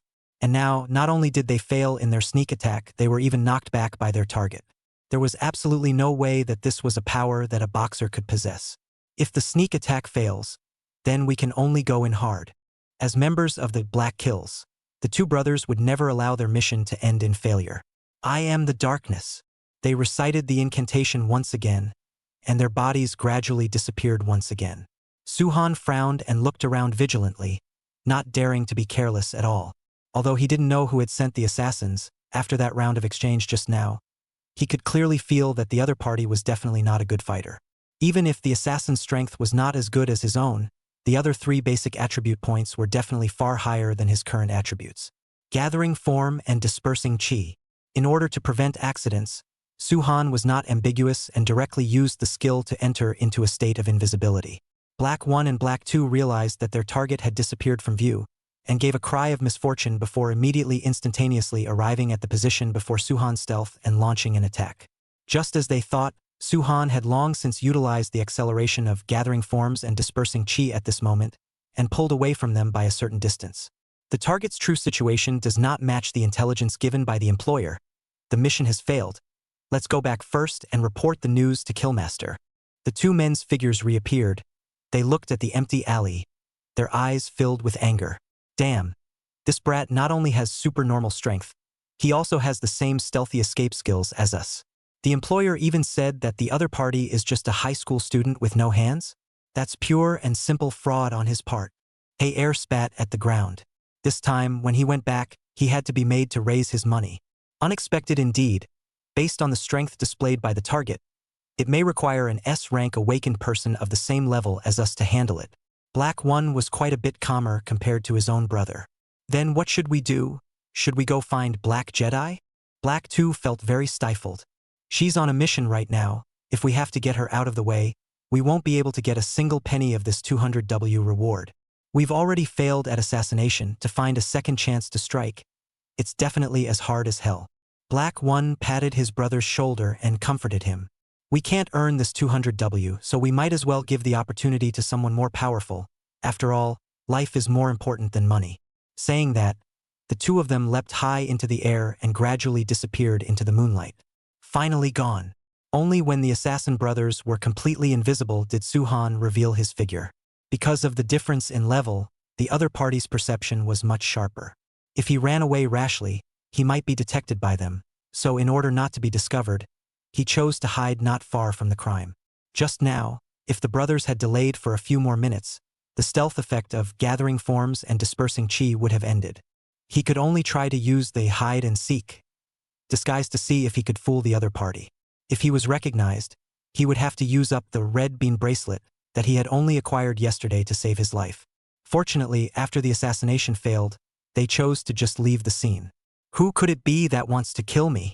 Suhan did not have any clue for the time being. He had only caused a furor on the city's network yesterday, but today he was attacked by assassins, Could it be that someone was eyeing the merits he had gained? Then this person was too idle. It can't be Su Hongtao, right? After thinking about it, Su-han only thought of this one person. They had feuded over a bet, and with his vindictive personality, it wasn't impossible for him to do such a thing. If it's really Su Hongtao, then I must make the other party pay a painful price. Su-han took out his cell phone and dialed Yang Jian's number. Little fellow, calling me this late? Is there something wrong? Yang Jian's low and hoarse voice came from the other end of the phone. Mr. Yang Jian, I want to ask you for something. Yang Jian's broad voice made Su-han feel doubly at ease, and he was glad that he was able to bond with the other party. What do you want to ask me for? Yang Jian heard the serious tone on the other end of the phone and similarly straightened his attitude. I've just been assassinated and almost lost my life. I want you to help me check in the dark the identity of these assassins. Su-han made the call, and his walking steps became faster and faster. The plan to go to the market to purchase equipment was definitely out of the question, and he even felt that he couldn't stay outside for too long now so as not to cause any trouble. What did you say? Yang Jian instantly sat up straight. Who's so bold as to attack the object of our awakened association's focus? It's because I'm the object of the association's key attention, so the person who wants to kill me must not have a simple identity either. Su-han voiced out his guess. Have you recently feuded with any rich kids? Yang Jian inquired. He was not a cutie. Just now was just a moment of excitement and acted a little too aggressively. Su Hongtao. Su-han only said a name. I see. Yang Jian was silent for a while. This person, Su Hongtao, he knew. His father, Su Ku, was the head of the Su family, one of the 3 most prestigious families in Sanchong City. A powerful ability and a prominent family. However, he himself was indeed an uneducated playboy. Why don't you stay in the association for the time being?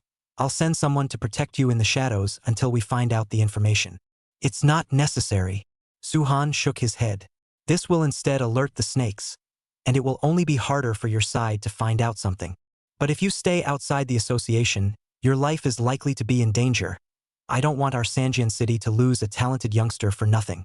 Yang Jian's tone was serious and sincere as he revealed his true inner thoughts to Su-han. Or during this time afterward, I'll help you arrange your trip. Then you head to the portal that the association secretly helped you arrange in advance to practice leveling, and I'll have someone secretly protect you. This way, we won't restrict your freedom too much, and we can also maximize your protection. Okay. Su-han agreed to the method proposed by the other party after a little thought. But I still need to trouble you to send someone to protect my family. I'm afraid that the black hand behind the scenes will turn around and plot against my family if they are delayed in getting a satisfactory result. No problem. Inside the office, Yang Jian's eyes looked towards the weapon ghost bow that was not moving an inch from him and promised. Chapter 23. Yi Wanqing's Mind. Thank you. After everything was arranged, Su-han let out a long sigh of relief. Hanging up the phone, he returned home. He did not tell his family about what happened not long ago, mainly because he was afraid of causing them to panic.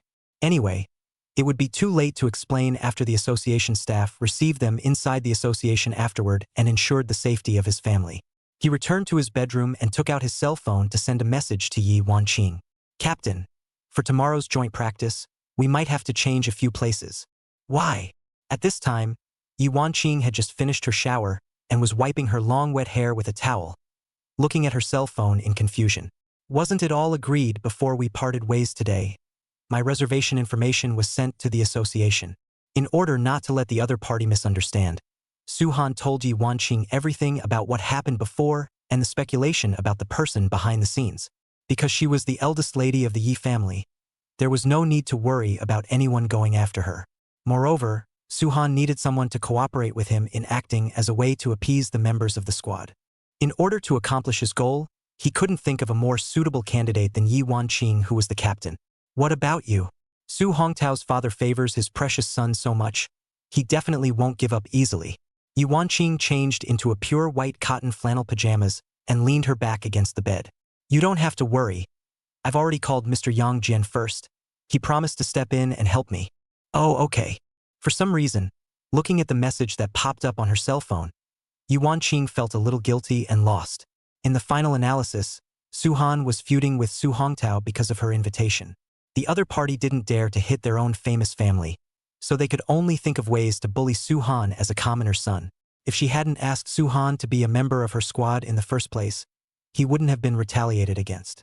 There was another point, although she knew about Suhan's passage through the secret realm through the hot search, and she also knew that he knew Yang Jian. However, after the other party's accident, the first thing he thought of was not himself, but Yang Jian, who he had only met once. This made Yi Wanqing's heart feel somewhat inexplicably bad. Anyway, please.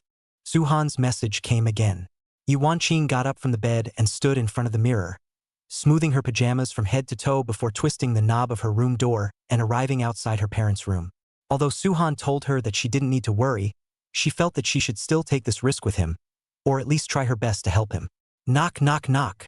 Yi Wanqing gently knocked on the door of the room.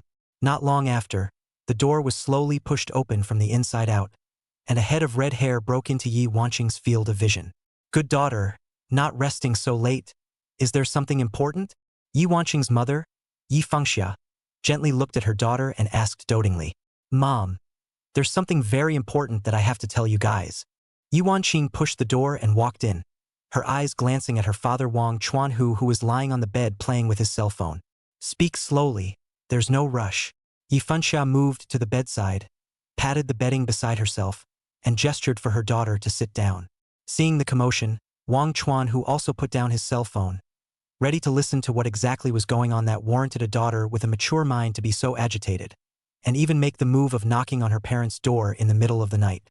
Yi Wanqing sat down next to her mother, and also did not dawdle, and simply repeated with her parents what Suhan had just told her.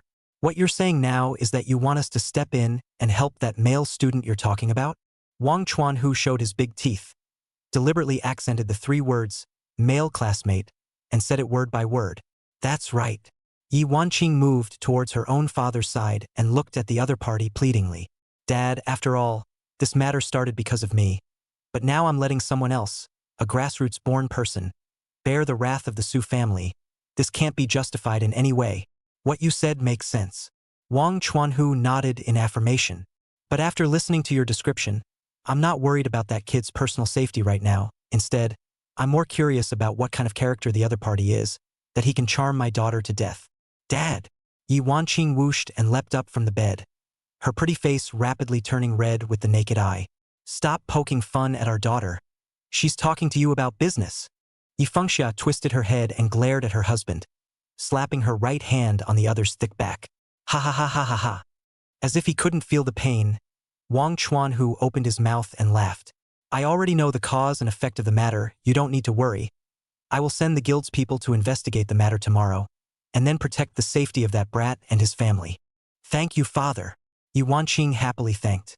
She wanted to hug her father, but then she thought of the flirtation Wang Chuanhu had just directed at her, so she resisted the urge. All right, hurry up and go back to your room to rest. Don't you have arrangements tomorrow? Yi Fengxia smiled and stood up, sending her daughter out of the room. No, when this time is over, I have to personally go and see what's wrong with that brat.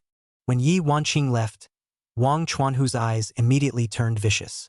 The thought that there was a brat who came out of nowhere and actually made his precious daughter act in such a ridiculous manner. He was burning with rage. There was no mood to even look at his cell phone. For young people's matters, we, who are parents, shouldn't get involved blindly. We have to believe in our precious daughter's vision. Didn't you also brush up on the news? That little guy is still quite outstanding. Yi Fengxia lifted the cover and lay back down next to her husband. You don't understand, knowing people, ability is all secondary. What I look for is character and personality. In case that Suhan kid is not at all as good as the one described in the news, and even has violent tendencies, how can you let me rest assured? Wang Chuanhu twisted his head to look at his beloved wife, his eyes full of love. He was from a commoner background in the first place and ended up climbing onto the high branch of Yi Fengxia. Therefore, he was aware of how many people who were not on the same page wanted to fly up the branch to become a phoenix and leap to become a human being by way of falling in love with his own daughter. Because of this, Wang Chuanhu was extra careful in this piece of his daughter's relationship. Then, when this matter is over, invite him to our home to sit down, and by the way, help our daughter to investigate. That makes sense. We're not trying to block anyone. It's mainly for the sake of our daughter's happiness. The husband and wife discussed about Suhan and their own daughter with a word from you and a word from me. Tonight, destined to be a sleepless night. Chapter 24. Picking out equipment, inviting the king in.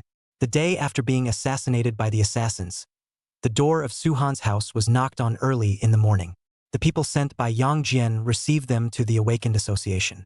The family was very surprised when they opened the door and saw the uniformed staff.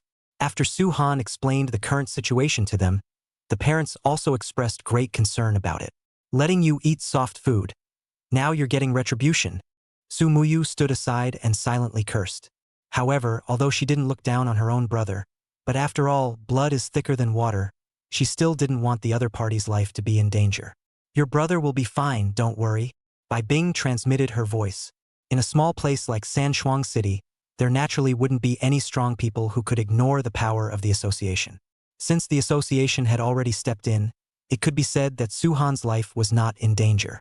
The crowd followed the staff and arrived at the residence arranged by the Awakened Association. Yang Jian, on the other hand, personally led Su-han through the 3 floors above and below the association, arriving at the warehouse that specialized in storing equipment. The equipment here, you can pick any 1A grade and 3B grade ones to use. I'll vouch for you with the identity of the association's president. Yang Jian said. The association's people couldn't concentrate on protecting Su-han at all times, so his own self-protection ability was also extremely important. To enhance his self-protection ability, excellent equipment was equally essential. In response, although Su-han did not say anything on his lips, he still remembered Yang Jian's kindness in his heart. Take your time to pick it out. Don't tiptoe around because of the price of the equipment.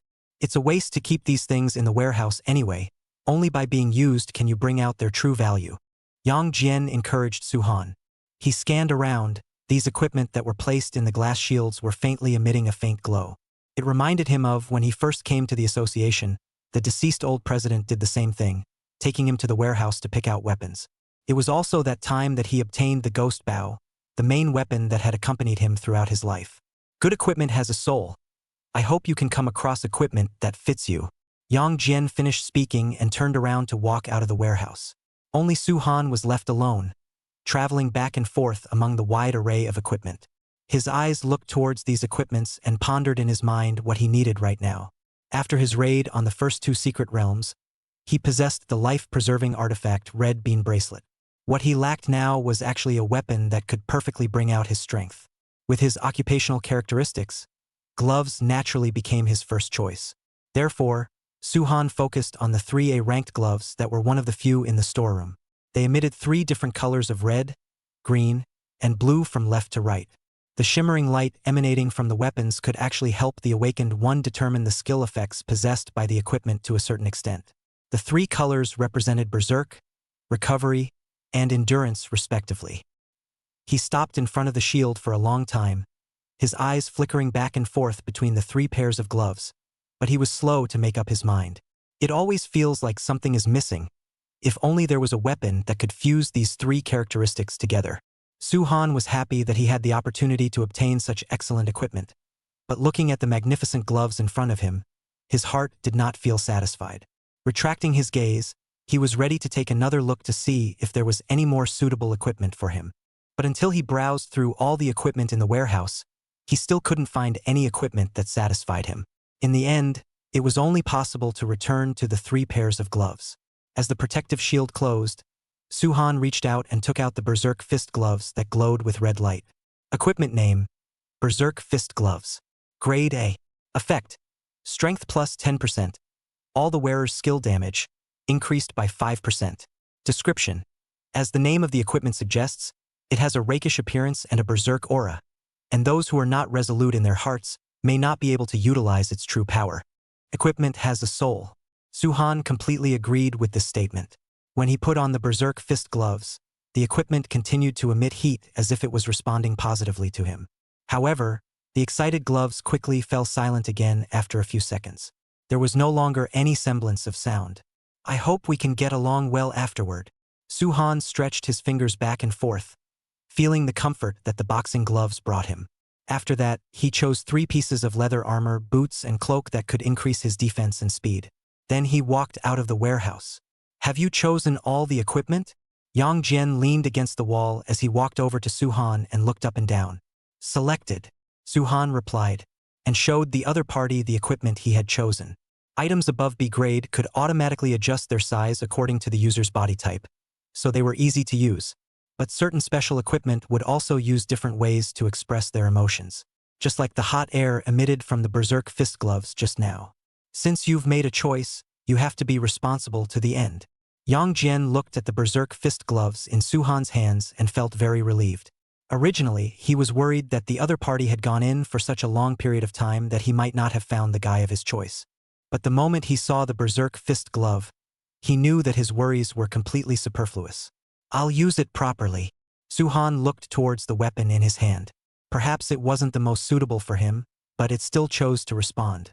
Even though you have this equipment, you still can't take it lightly. Yang Jian led Su-han through the association building as he reminded his favored junior in a serious tone. I can only guarantee that you won't encounter danger outside the portal. But inside the portal, because of the replica's unique level restriction as well as the numerous awakened appointments, I can't possibly send someone too strong to enter and exit the low-level portal with you. It might leave an opportunity for those killers to take advantage of it when the time comes. I did think of a way, Su-han said to Yang Jian.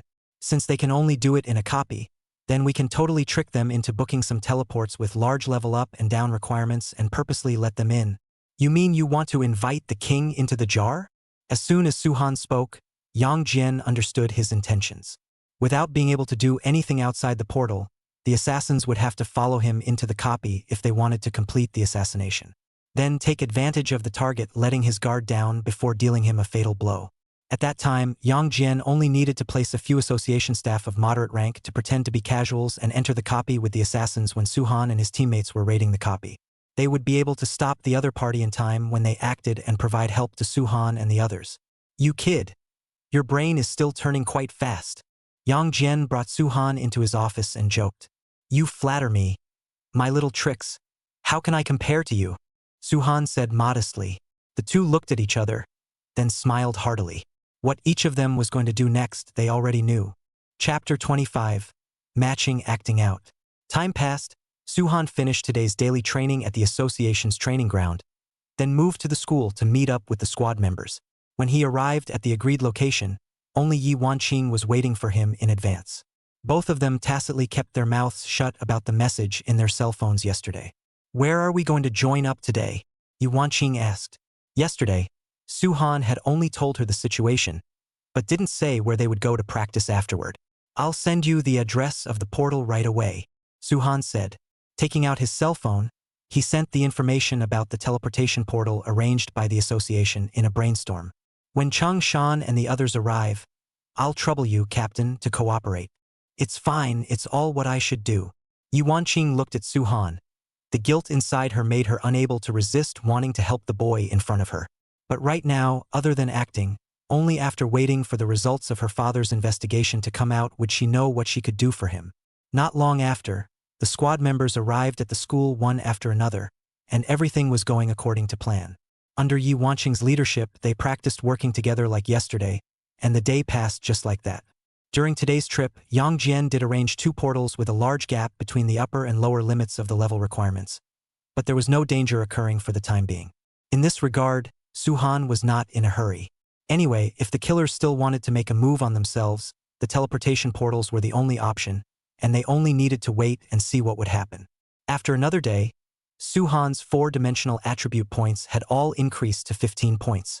Under the Serious Punch enchantment, the power of his flat A was completely comparable to that of a level 21 or so, S-rank awakened person who mainly added strength. If the assassins didn't act again, by then not only would the mastermind behind them be found out, these people would no longer be any threat to themselves. This is the last portal booked for today. As the time came to 7 in the evening, Yi Wanqing led her team members and arrived in front of the portal that emitted an orange light. This was one of the stages that Yang Jian had specially arranged for the Slayer.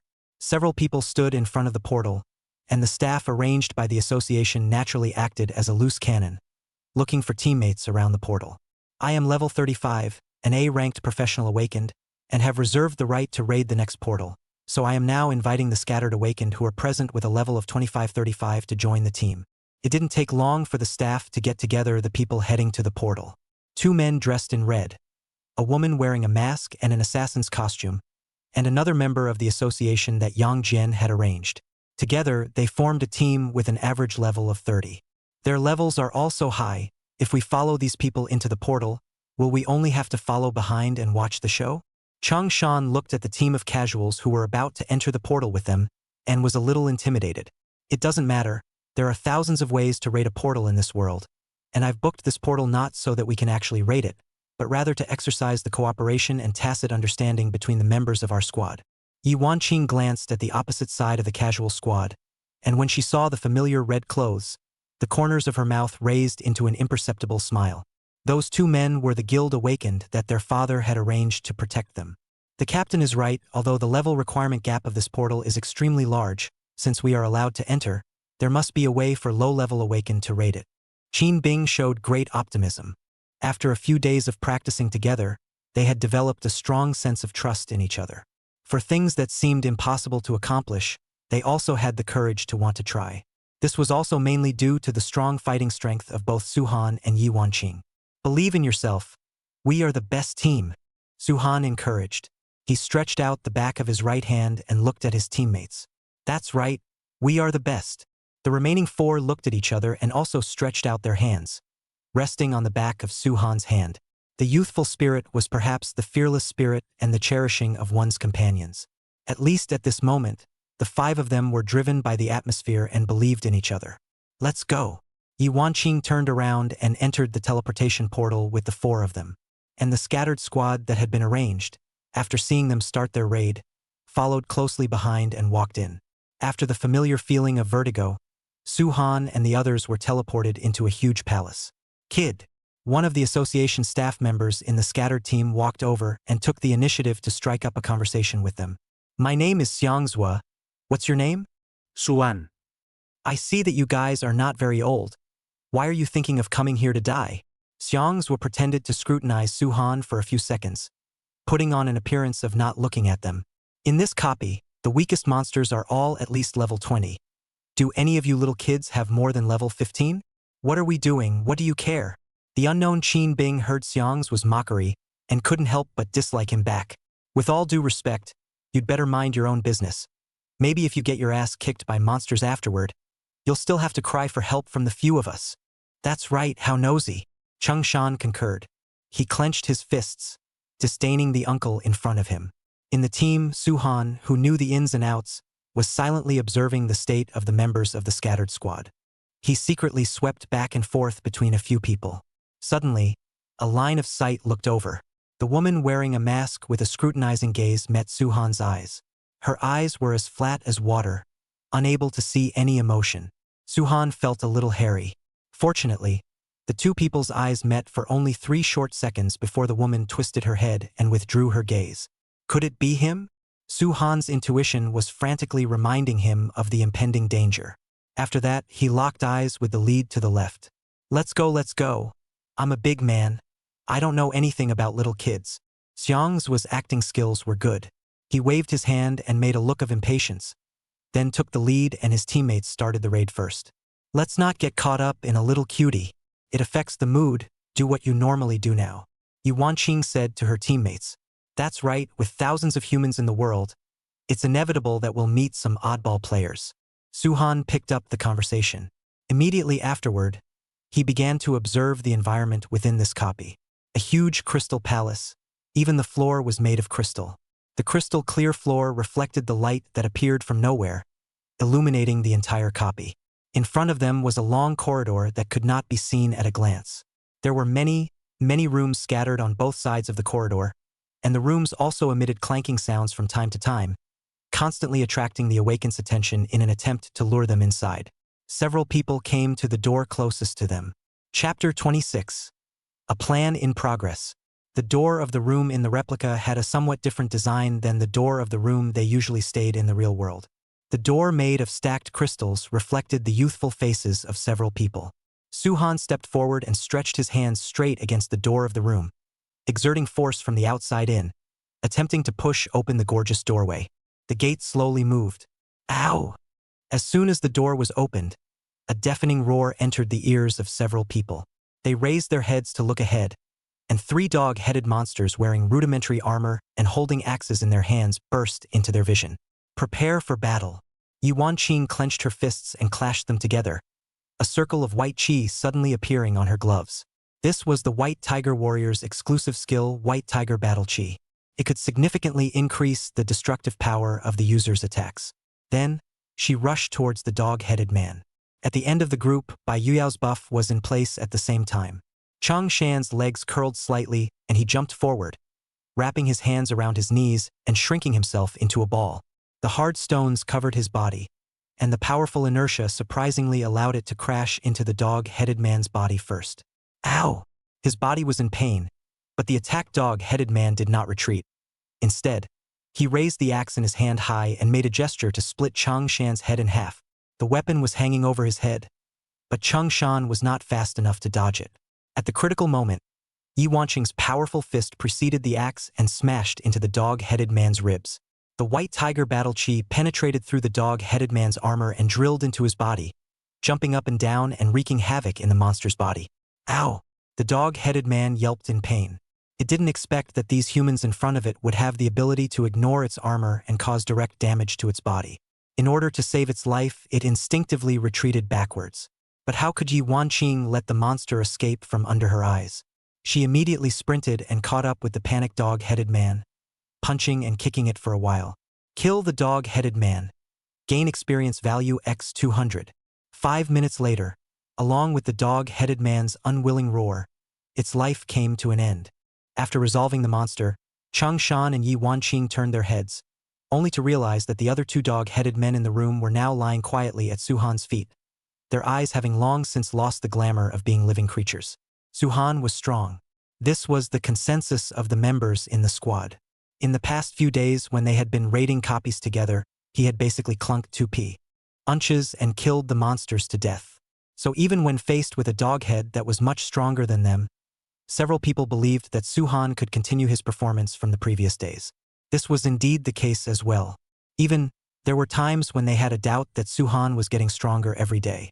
Otherwise, how could he give them a feeling of being out of reach and completely impervious? Does everyone need to rest? Su-han inquired with concern. The monsters under his feet slowly turned into white light, leaving nothing behind. I don't need to.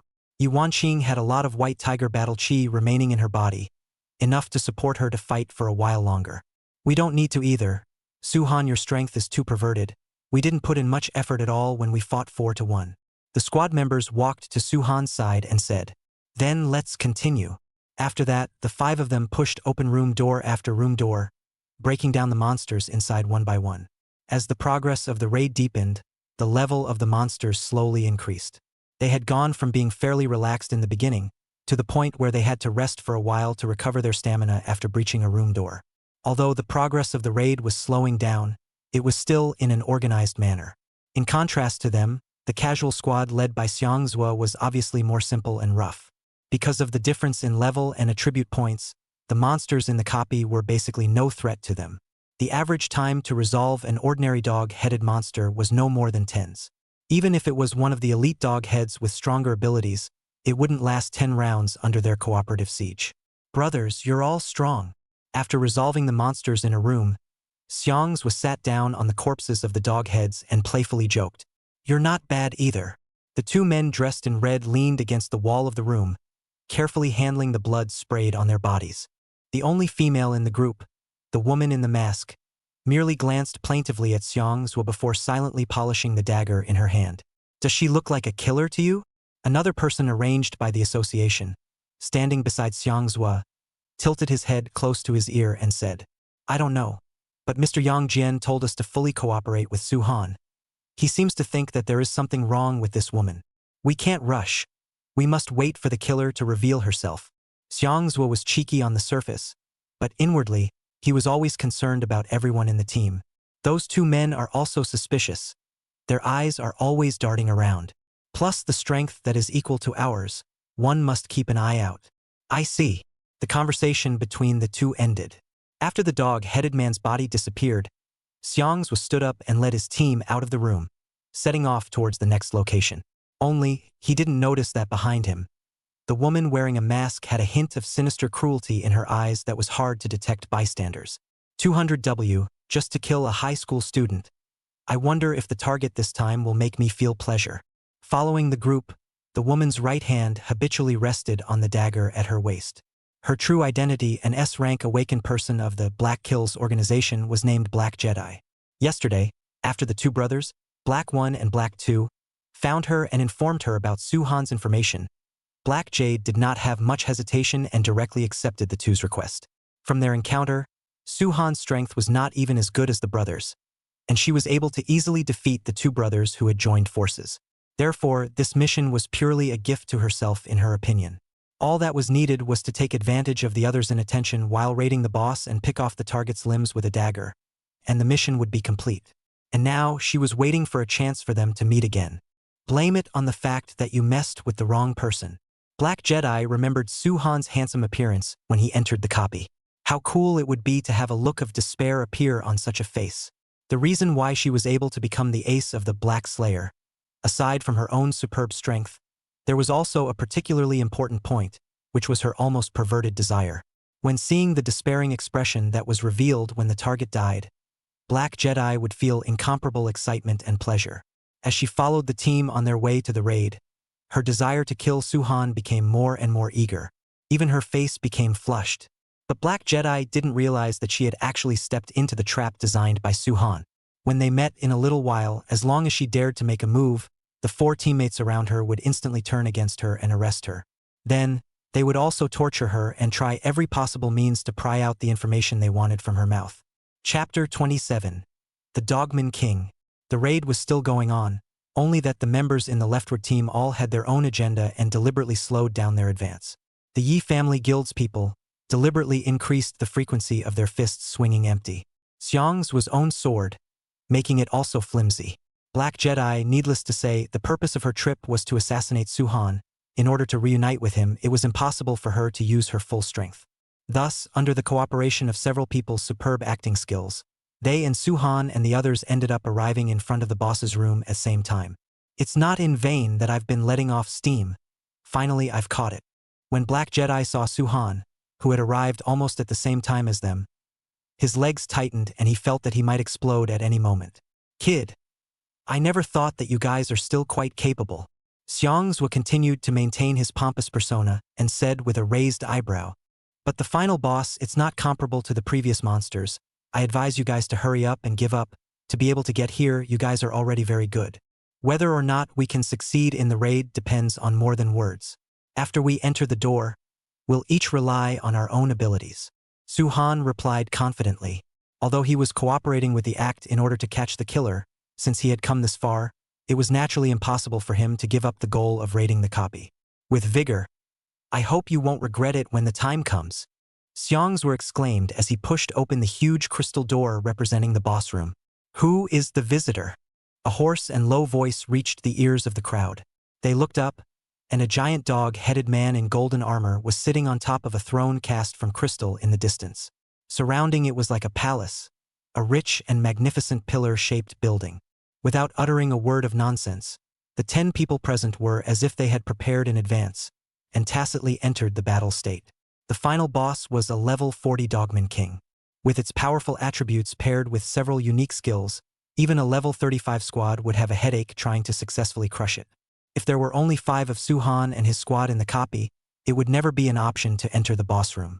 Kid, don't drag me down. Glancing to the left at the high school student standing beside him, the knight's long sword in his hand erupted in a burst of dazzling golden light. He gripped the hilt of the sword with both hands and carried it as he ran towards the massive monster. Holy light judgment! The divine power sublime longsword was declared. The sharp blade paired with the divine power, slashing at the boss's golden armor, sending up little sparks. Unfortunately, it was of little use. So it's a bunch of shameless thieves, the dog-headed king said contemptuously. It raised its eyelids, completely uninterested in the humans who had taken the initiative to attack it. You are too weak, so weak that you are not worthy of my attack. Then, without waiting for the others' attacks to fall, the boss tilted its head up and let out the signature howl of the Doghead clan at the ceiling of the palace. A dozen or so elite dog heads instantly descended from the sky. They stared ferociously at the humans who had violated the territory, their faces fierce. In their hands, they also clutched heavy axes as weapons. My loyal subjects, let this group of abominable invaders see what true power means. The dog-headed king swung a large hand and slapped it in a smooth motion to the leftward side of the attacker. A large man's palm slapped on his own thick arm, powerful enough to slap a person into mush. Xiangzhou had no choice but to choose to let go of the hilt of his sword and hurriedly ran in the direction of his teammates before he thrillingly avoided the boss's attack. A cowardly person can never face the power of the king head-on. The dog-headed king sneered unabashedly. It closed its eyes once again, completely ignoring the several people. Ow! The dozen or so elite dog heads that had embraced the king angrily rushed towards Xiangzhou and surrounded him. Serious punch. As the dozen or so axes were raised high, Su Han's fist, which had sparks attached to it, suddenly blasted into the dog face of one of the monsters. The purplish-red skin collided with the fist, and it was obvious that the dog's face was much more fragile. It didn't even have time to let out a wail before its entire body flew out along with its head, landing on the ground and rolling a few times. Ow! The other monsters all froze in place in the face of the sudden attack. In just a few seconds of work, when they came back to their senses again, the attacks from the other people in the two teams came one after another. Su Han, even if you're strong, this kind of nonsense won't work. Yi Wanqing stopped beside Su Han. Her fist similarly swung at the body of a dog-headed man. The other three of their squad, on the other hand, combined their efforts to clean up an elite monster. As for the remaining elite dog heads, they were handed over to Xiangzhu's makeshift squad. Thanks, little kid. Xiangzhu didn't know when he pulled out another longsword.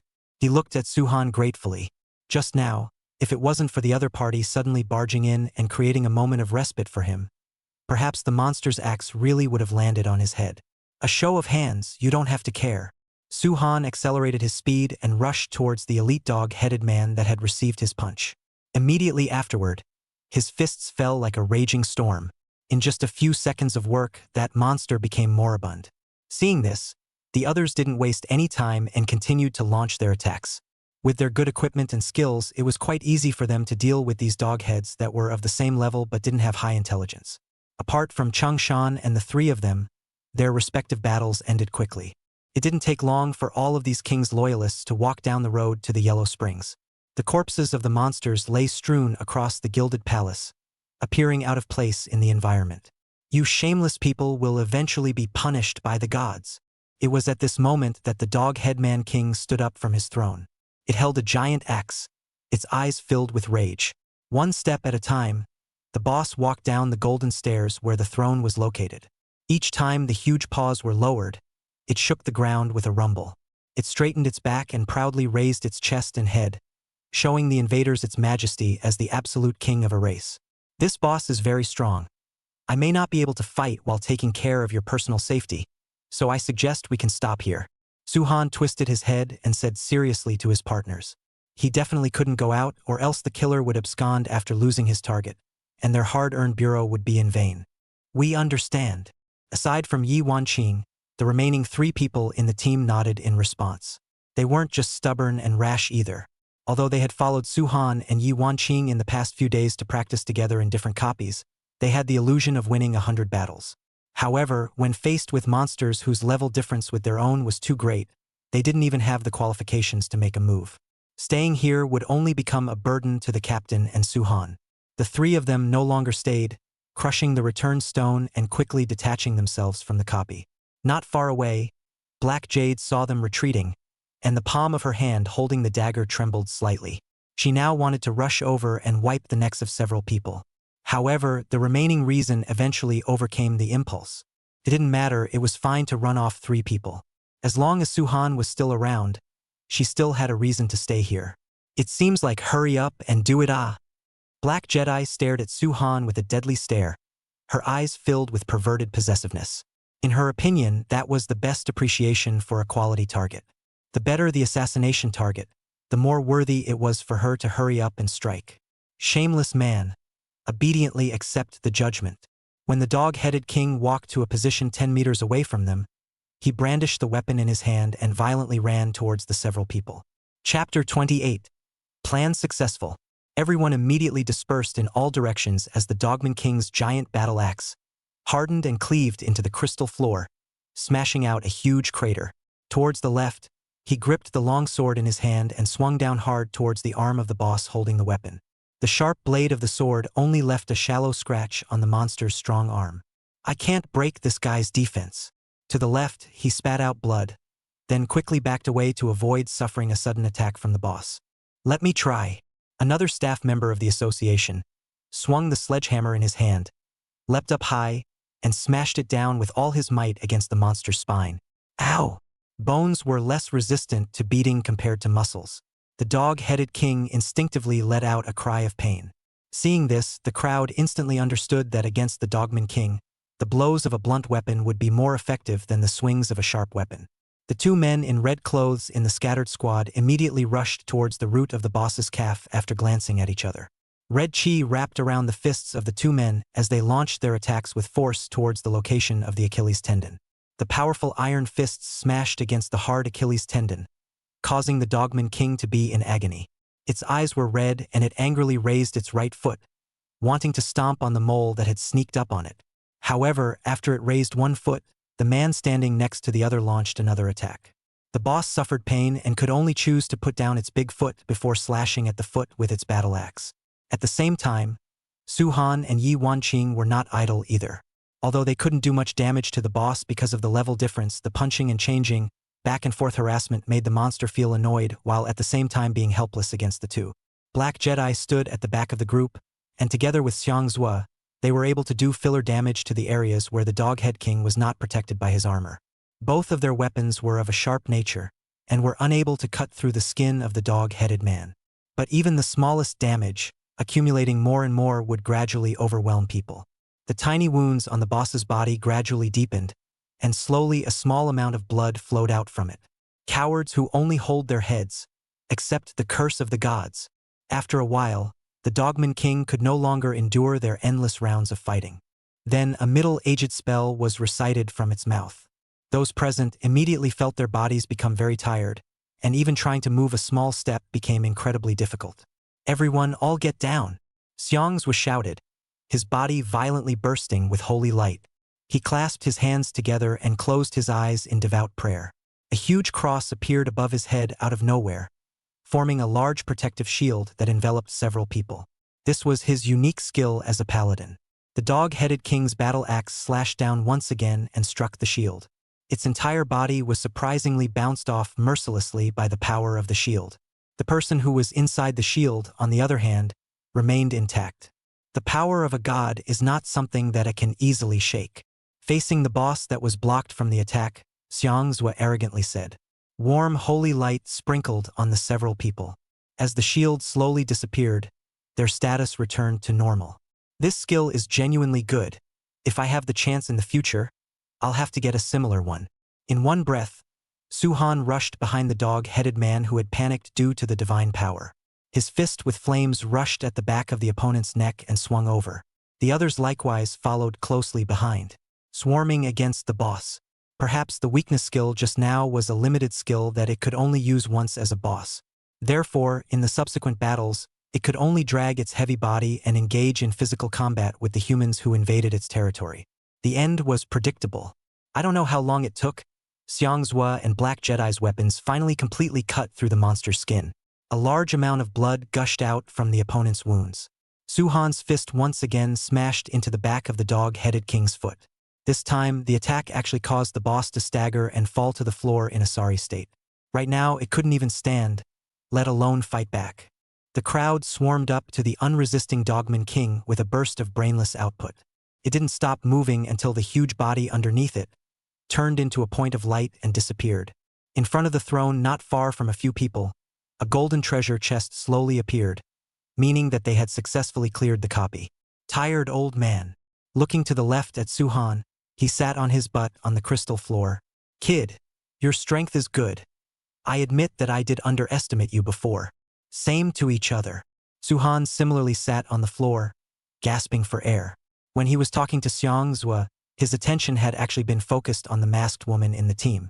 Their eyes met, and Black Jedi slowly moved his feet, gradually leaning over in the direction where Su Han was. Immediately, Black Jedi couldn't control it anymore. Her face under her mask had long been in a state of madness.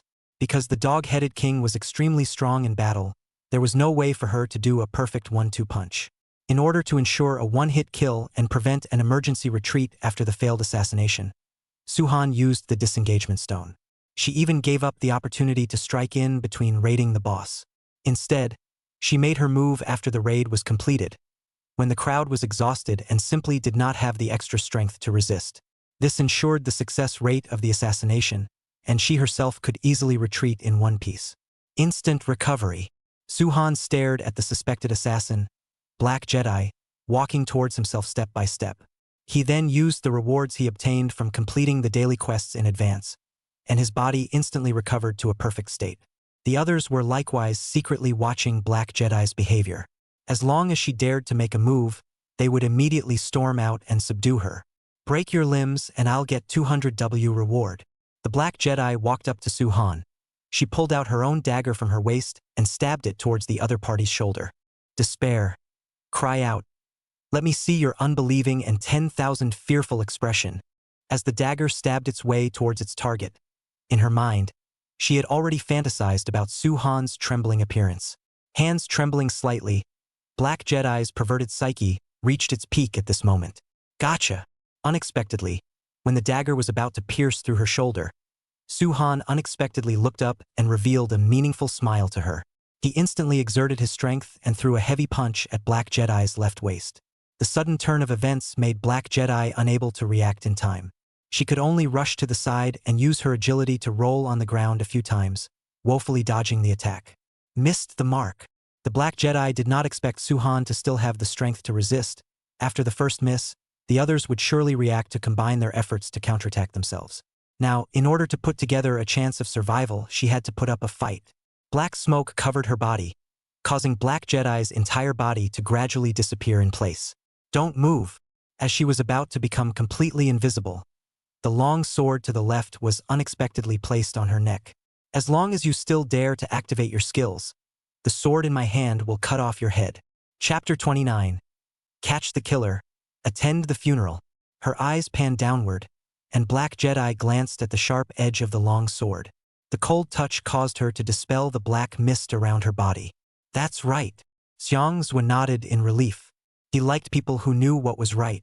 However, he did not withdraw his long sword, but only signaled with his eyes for Suhan and the others to come forward. Seeing this, the others walked over and surrounded the Black Jade. Right now, she was surrounded by a long sword, a hammer, and 4 sets of gloves. There's no escape. The Black Jedi looked at a few people with their fists in the air and completely gave up resisting. So they're all peers. I told you that when I was raiding the copy. Everyone's behavior gave me a familiar feeling, so all of us were acting. Looking to the left, he said to the 2 men dressed in red. They nodded in affirmation. Suhan took out a pair of silver handcuffs, which were special props used to suppress awakened criminals. An average person would have to be at least level 40 or above and have completed a second breakthrough in level before they could break free of the restraints. In your next life, remember to use your strength on the right path, Suhan said as he cuffed the handcuffs to Black Jedi's wrists. The handcuffs emitted a faint milky white glow, indicating that it was performing a suppressive function at the moment. Black Jedi only felt that his body's strength was immediately drained, and he was unable to use a single skill. Only when everything was over did Xiangzhu retrieve his weapon. He escorted Black Jedi and walked out of the portal. The remaining 5 people followed closely behind. I'll bring this person back to the association for interrogation first, and will be the first to tell you when we've asked for useful information. Yang Jian, who had received the news, rushed to the scene, and he looked at Black Jedi, who had his mask ripped off, revealing his true face, and said to Suhan, "Trouble you?" Suhan replied, "After the assassin's mission failed, the employer behind the scenes would definitely get the news.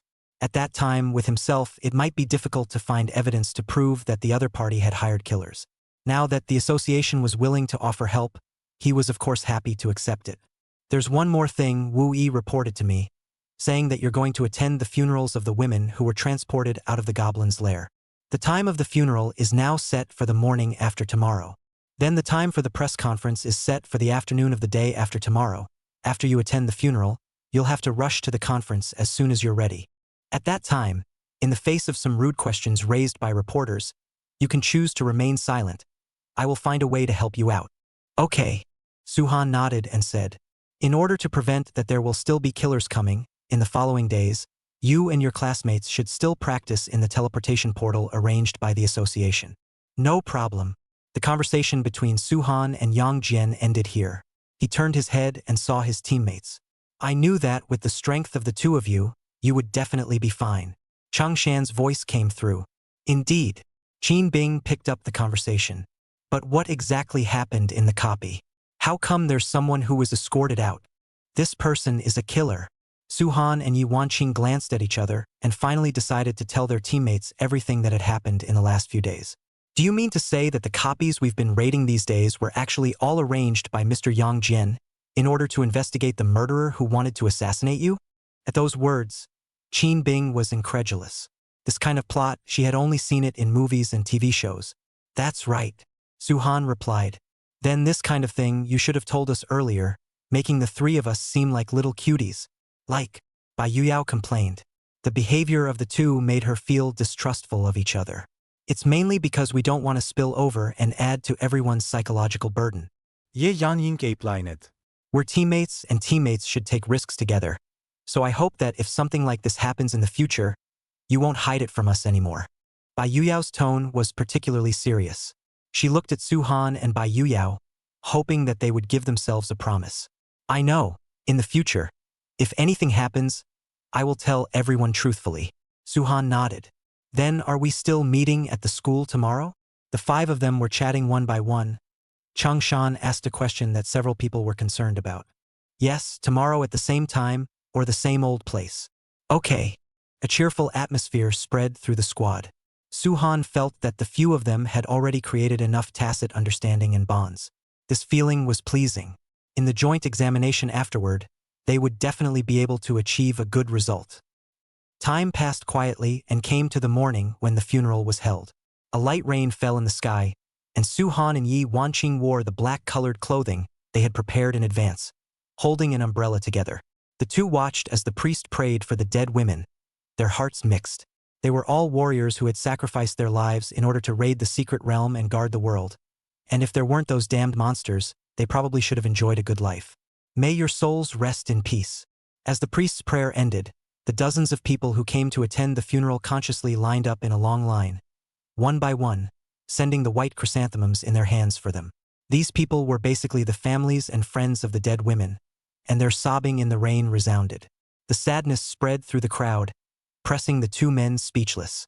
Are you Mr. Suhan? At the end of the funeral, a woman with a black umbrella and a black veil on her head called out Suhan's name. Yes.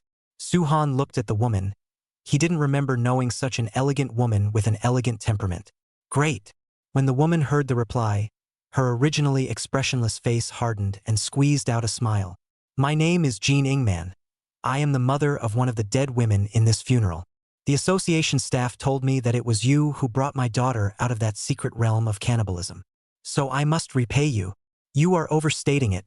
They are all honorable warriors. I just want to give their souls a good home.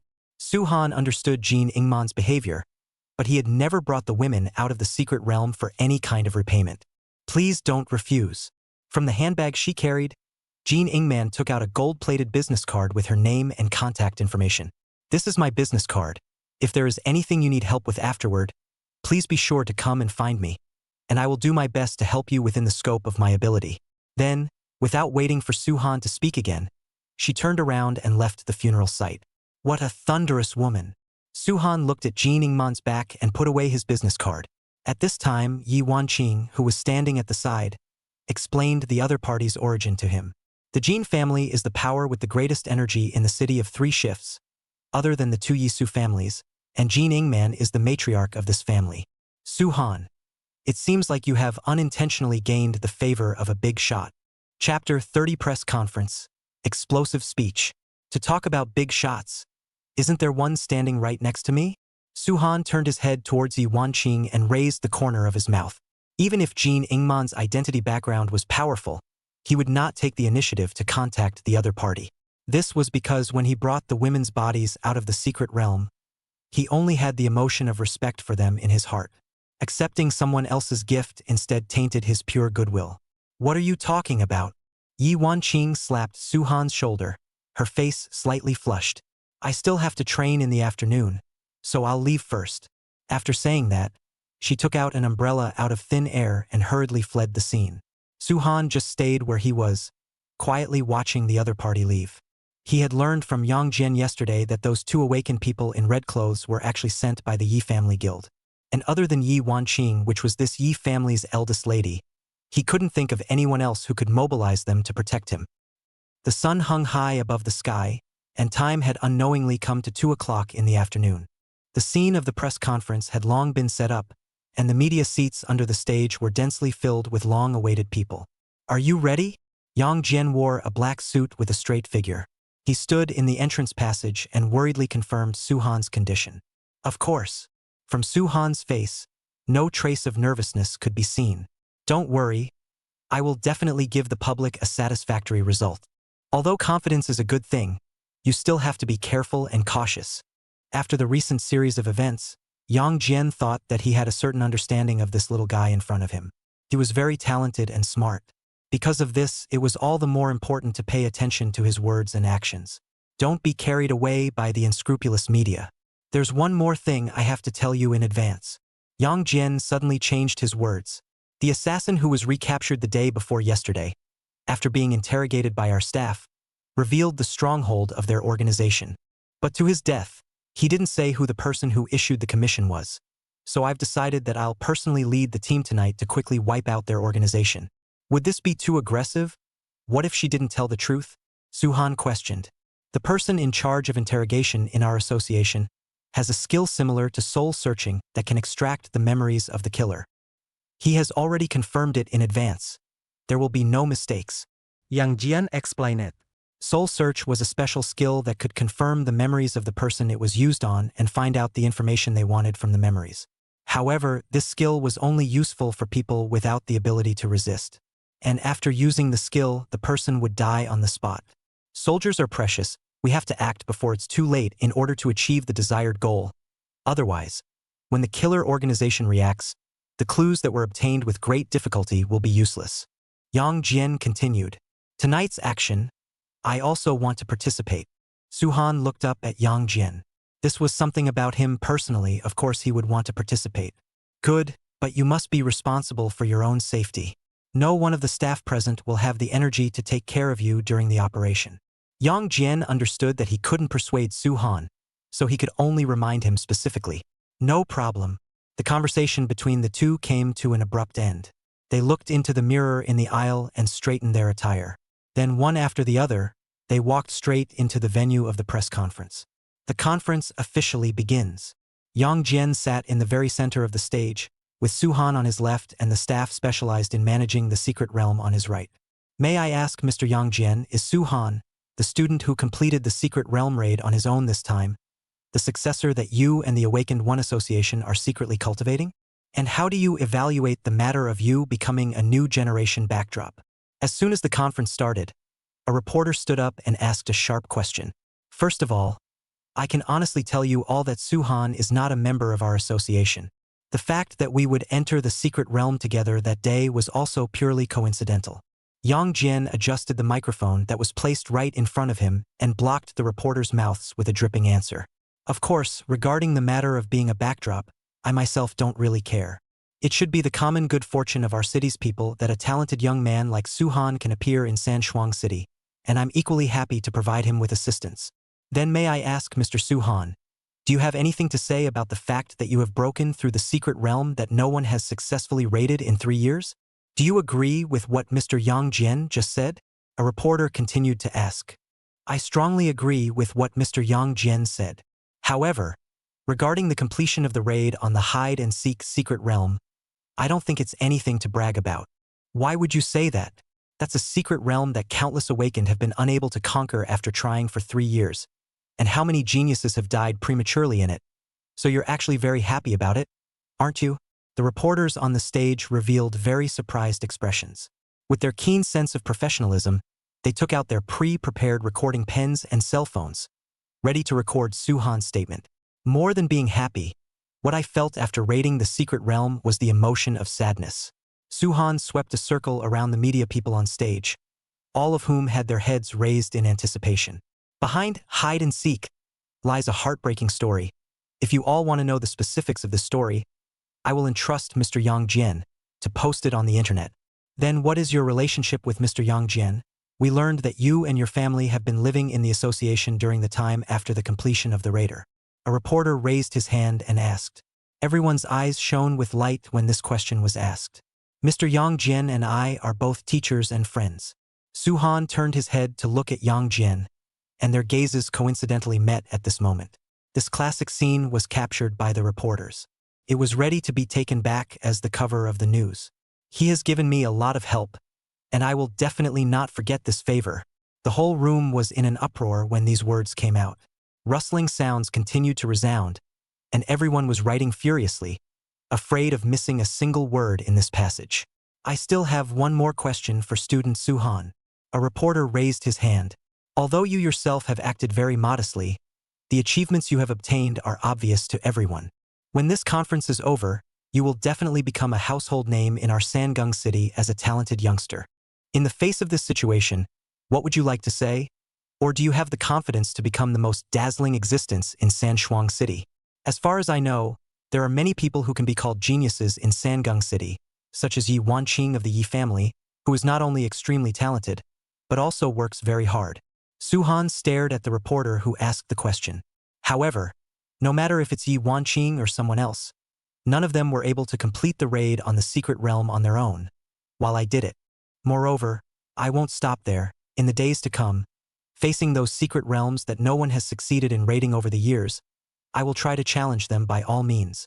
I have the confidence that I will not only become the brightest star in Sanjian City, but also the sun that illuminates the world. This is my goal, and it is also a cause that I will definitely work my ass off to accomplish in the future. Su-han's answer instantly triggered the scene. The reporter's eyes changed from anticipation to shock, to incredulity, and even brought a hint of admiration. These words were extremely infectious, and they heard from the teenager's words a sense of intent and unrivaled confidence. Without a doubt, with this interview, the teenager's name would definitely appear on tomorrow's hot search. His speech completely exploded. Chapter 31. Covert Action. Brat, the speech just now really has the demeanor I had back then. After the press conference, Yang Jian pulled Su-han alone to a corner, and his raspy voice couldn't stop him from expressing his pleasurable mood at this moment. The youthful ambition was manifested in the body of this young man in front of him. Yang Jian has always felt that what kind of age should have what kind of character. This is the kind of madness Su-han should have at their age. Coupled with the previous remarks of also being a teacher and a friend, he really felt that the more he looked at the other party, the better he looked at him. However, although the speech you just made was perfect, it's also very likely that you'll be met with hatred and jealousy from certain villains, especially those who were already looking at you in a bad light. Seeing those words of yours, they will most likely be annoyed and enraged. Yang Jian continued. If I was afraid of these things, then I wouldn't have chosen to make such a high-profile statement at the press conference. Su-han's eyes were full of confidence. His strength definitely allowed him to say these words. I hope that in the future, you can also remain confident at all times. With a smile, Yang Jian lightly patted Su-han's shoulder, then said, after we find out the mastermind who wants to assassinate you, the association's door will still be open for you at all times. Thank you. Su-han bowed to Yang Jian, expressing his most sincere gratitude. Also, at 7 o'clock this evening, I will lead the association's elite members to eliminate and sweep the strongholds of the assassin organization. Just be there on time. I know, Su-han replied after noting down the time. After that, he went back to the association's training room and did his daily training. Just as the media thought, the contents of the press conference in question sparked a hot debate in the city that night. Su Hongtao sat in his own dad's separately arranged office and swiped to the contents of the press conference. Looking at the picture of Su-han springing to life on the screen, his forehead wrinkled into a Chuan character. The veins in his hand rippled as he swung his fist violently at the tablet, smashing the expensive electronic device to pieces. What is this? What is this? Explain to me what all this news means. Didn't you tell me a few days ago that Su-han would never be able to get out of bed again in the future? How is it that he is still good enough to appear at the press conference now, and even set the internet ablaze? Su Hongtao angrily yelled towards his dad's secretary. With an upward movement of his palm, the water cup on the table directly scratched the secretary's head and flew to the wall, shattering. Young master, you calm down. The secretary revealed a fawning fake smile. You think that if the other party accidentally loses his life when he's in the springtime, that would be the most desperate, right? The assassin might have thought the same thing. That's why he kept the other party alive until now. There are a few points to be made. Su Hongtao pondered for a while and then said, you now immediately go to the Black Killer's leader for me to ask clearly. Before it was clearly agreed that it was 3 days. Now that so much time has passed, why don't you still scrap the limbs of and bring them to me? Obey. Stealing a glance at the brash and unreasonable young master in front of him, the secretary stood up and walked out of the office. At 7 in the evening, Su Han came to Yang Jian's office as promised. You're here. Yang Jian stood up and pointed to the 15 staff members in black suit uniforms on the side and introduced Su Han. They are all the members of tonight's operation. Won't they get in the way of the battle dressed like this? Su Han looked at Yang Jian in doubt. This outfit is not only the association's working uniform, but also a special combat uniform. Yang Jian explained it. And everyone I picked is AB rank awakened above level 30, with a lot of combat experience, so you can rest assured. I see.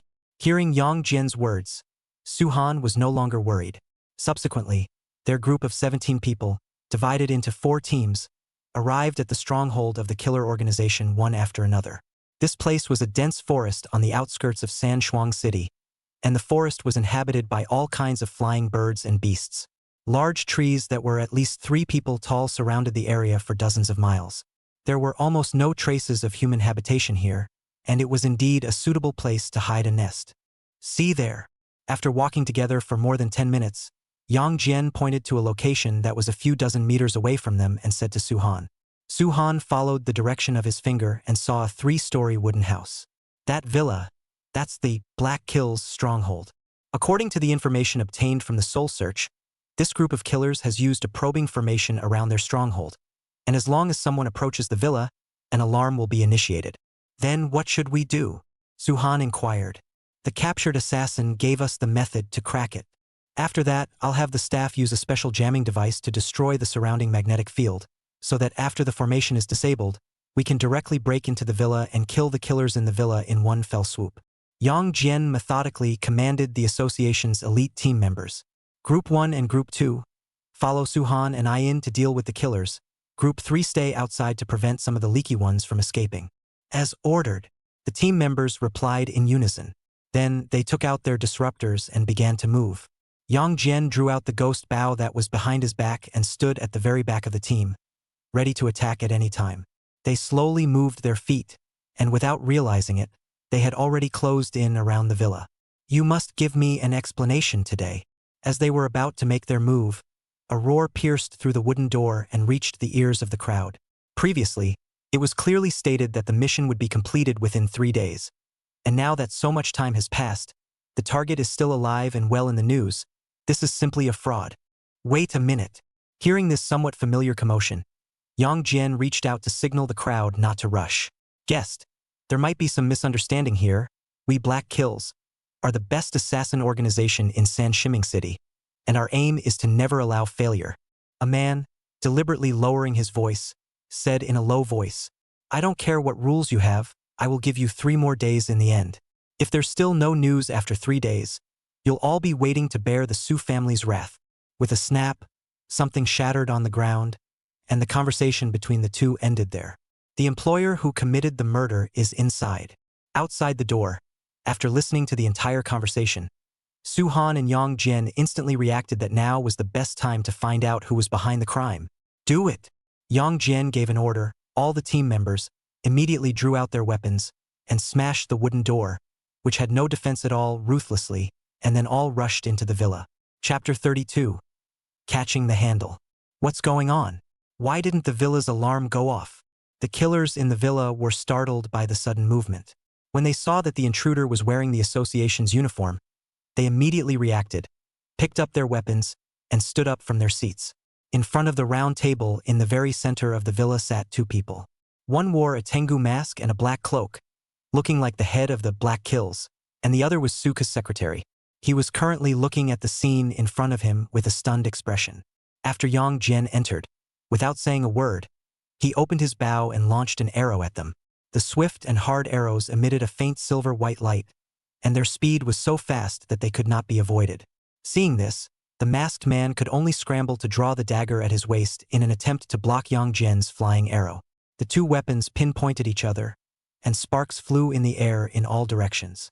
Suddenly, the light attached to the arrow became even more dazzling, and the arrow then burst apart. The impact of the explosion left the masked man powerless to resist.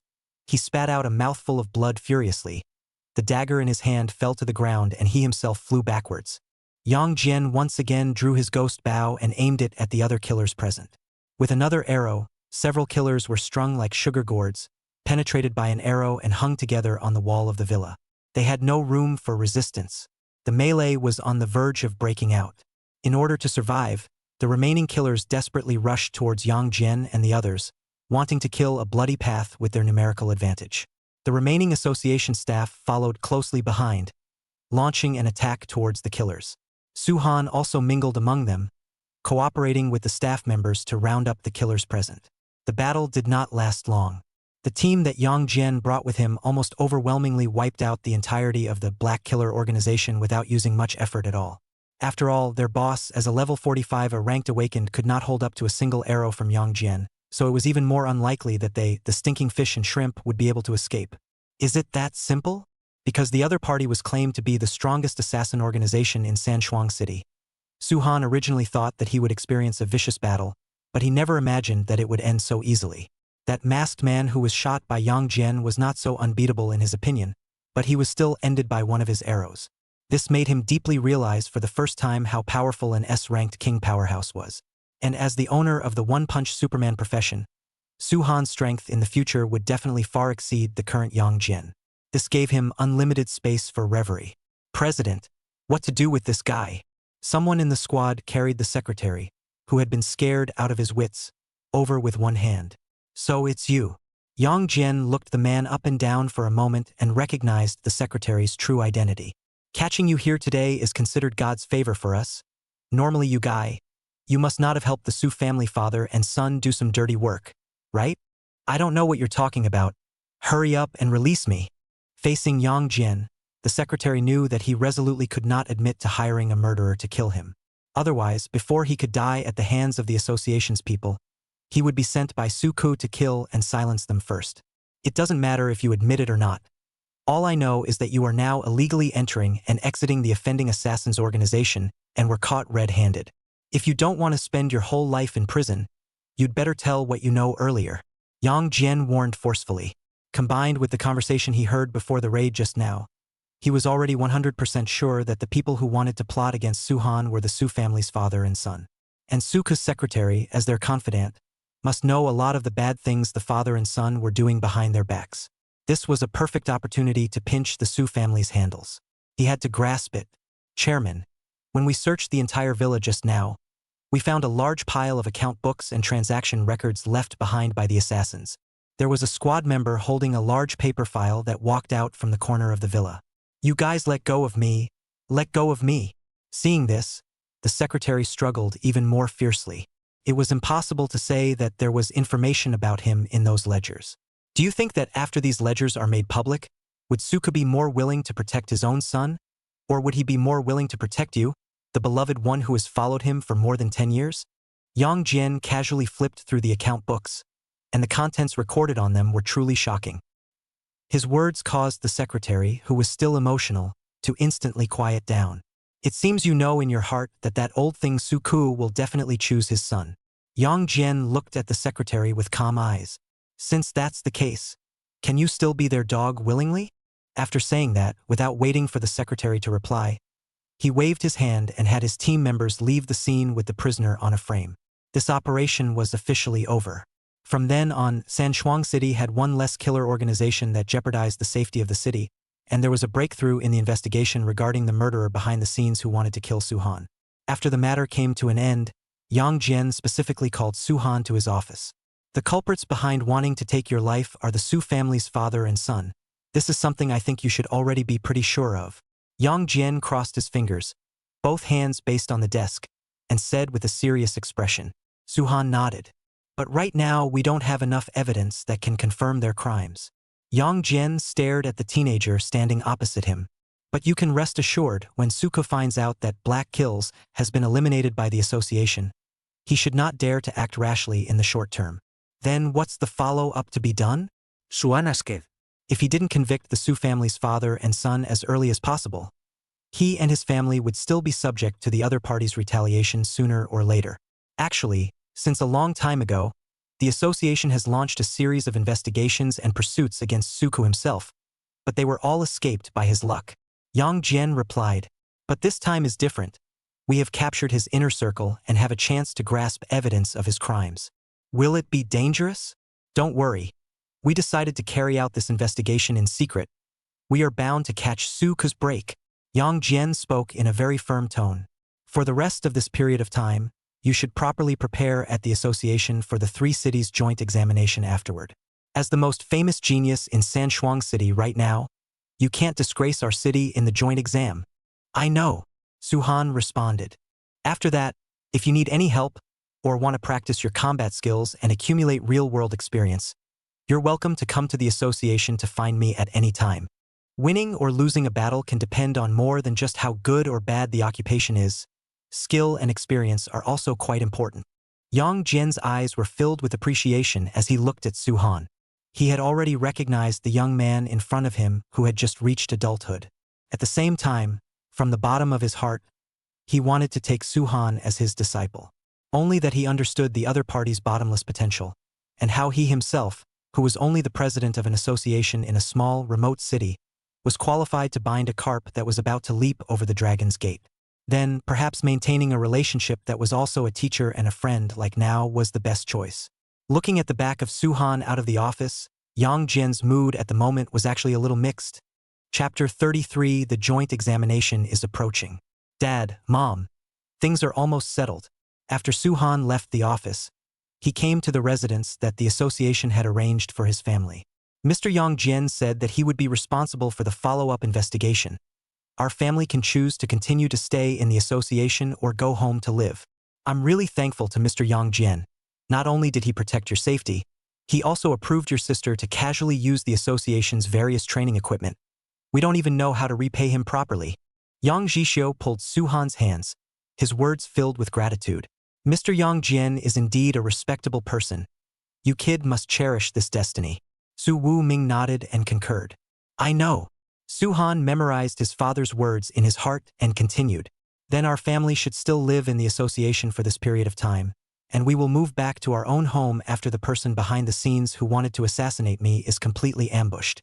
No problem, you are also so old and have your own judgment. I believe you must have your own considerations for saying so. Su Wu Ming replied. The fact that he didn't refuse as the head of the family meant that his own mother and sister wouldn't complain either. After all, in the association there was no worry about food or clothing, their own safety was also guaranteed, and Su Muyu could even break the rules and use the association's equipment for training. Could be said that currently there was absolutely no better place to live than here. Dog luck is so good. The younger sister glanced at Suhan in disgust. She always felt that her own brother had raided the hide-and-seek secret realm by eating soft food, and it so happened that Yang Jian was present at the time and looked away before supporting his wasteful brother. I really don't know how Mr. Yang Jian was tricked by him. Su Muyu muttered in a low voice. Empress Bai Bing hid in the shadows and didn't answer. The more she thought about it over the past few days, the more wrong she felt. If Suhan had snatched away the chance that should have belonged to Emperor Yen because of the butterfly effect, resulting in Emperor Yen not being able to grow up, then wouldn't she have one less strong ally in the battle of extinction afterward? In a war of this level, the lack of a god-ranked powerhouse who had awakened an SSS-ranked profession would cause repercussions that couldn't easily be brought over in a sentence or two.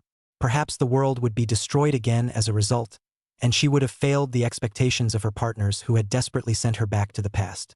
However, it was true that White Ice could not feel a single trace of the Yen D profession in Suhan's body.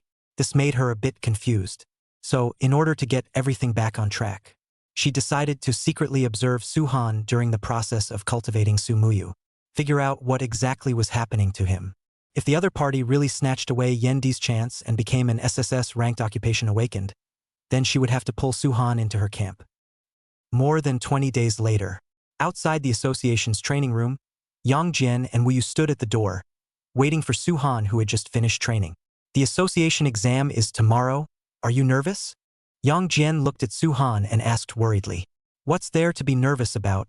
I think with my current state, no opponent on the joint exam is a match for me, Su-han said confidently. At this, Yang Jian didn't deny it either. In these 20 days or so, he had also fought with the other party a few times.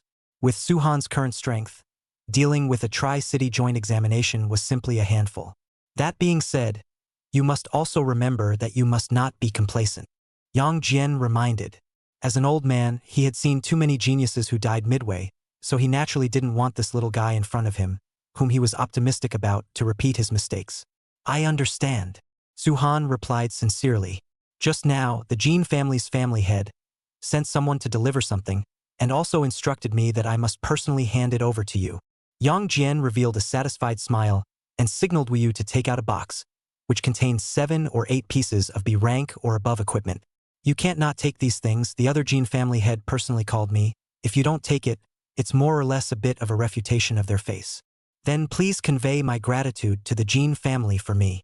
Hearing this, Su-han no longer pushed back. Jin Ingman knew that he wouldn't take the initiative to contact her, so he switched methods to try to repay the favor. He couldn't say anything more and could only choose to accept the other party's good intentions. This kind of small matter can be solved with a single phone call. Yang Jian patted his chest and continued. But for tomorrow's joint exam, there will be some university admissions officers coming to watch the game, recruiting some good seedlings in advance for their own schools. You shouldn't be considering going the special recruitment route, right? Of course not. Su-han shook his head. His goal had to be set in the top 5 universities in the country no matter what, and it would be best if he could get into Qingbei University, the best awakened academy in the country. Any other next-level universities were not in his consideration. Ever since the press conference ended that day, news about you has been incessant in our city of Sanchong, with citizens saying that you are a supreme genius comparable to the capital city's second son of the Long family, Long Yushan. How many people would have to be disappointed if you only chose to go for a special enrollment in an ordinary undergraduate program in the end? Even people who originally appreciated you will turn around and speak ill of you. So, you must think clearly before making your choice. I believe that your target will definitely not be those ordinary awakened universities, Yang Jian said in a serious tone. For Su-han, he really treated the other party like his own son. Don't worry, I know in my heart, Su-han replied with a smile. I won't take the path of special recruitment, but the first place in this joint examination will definitely be our Sanchong cities. So very good. Ha ha ha ha ha ha. Yang Jian laughed loudly and left the scene. Before leaving, he specifically instructed Wu Yu to stay behind to clean up the mess in the training room. When Wu Yu opened the door of the training room, he was still shocked inwardly when he saw the pitted pits all around and the stones lying horizontally inside. Although he came every day these days to restore the training room to its original state. However, the strength that Su-han, as an 18-year-old high school student, had displayed was completely unlike what he should have at his age. It was not even too much to call him a monster. Trouble. Su-han stood behind him and said to Wu Yu. During this period of time, the two of them had met often, and it was considered to be a bit of a bond. This is all what I should do, Wu Yui replied. The conversation between the two came to an end. Su-han also returned to his room and opened his character panel. After so many days of growth, at this moment, his 4-dimensional attributes had grown to a very terrifying point. Name, Su-han. Awakened profession, 1-punch Superman. Level, 1 not upgradable. Strength, 42. Speed, 48. Physique, 40. Spirit, 40. Coupled with the divine skill, Serious Punch, Su-han's damage caused by a random strike now could be compared to a level 34 S-class profession awakened who didn't use skills and mainly added strength. Using it to deal with these same levelers who weren't even level 20, it was as easy as a slap in the face. Chapter 34, Mobilizing for the Expedition. Son, come out to eat. The knocking sound of his parents came from outside. He walked out of the room, and a family of 4 gathered around the dining table, chatting while eating. Son, Mom and Dad don't have much ability and can't help you much. Su Wuming took a sip of white wine, his eyes deadpan on his son. But we all know that you are the hardest working. The heavens have favored you, allowing you to get the opportunity for a second awakening. And you yourself have fought for it. Not only has your strength grown by leaps and bounds, but you have also gained the appreciation of Mr. Yang Jian. So, No matter what the result of tomorrow's joint examination is, our family will just be sure to support you from start to finish. Son, go for it. Yang Zisiu and Chouraget. Her eyes were filled with pride as she looked at Suhan. Don't worry, you too. When the time comes, I must come back with a number one for our family, directly honoring our ancestors. Suhan patted his chest and assured, it's our good fortune to have such a good son like you. The atmosphere of the family was joyful. His younger sister Su Muyu didn't interrupt. She just buried her head in her food while listening to the family's conversation.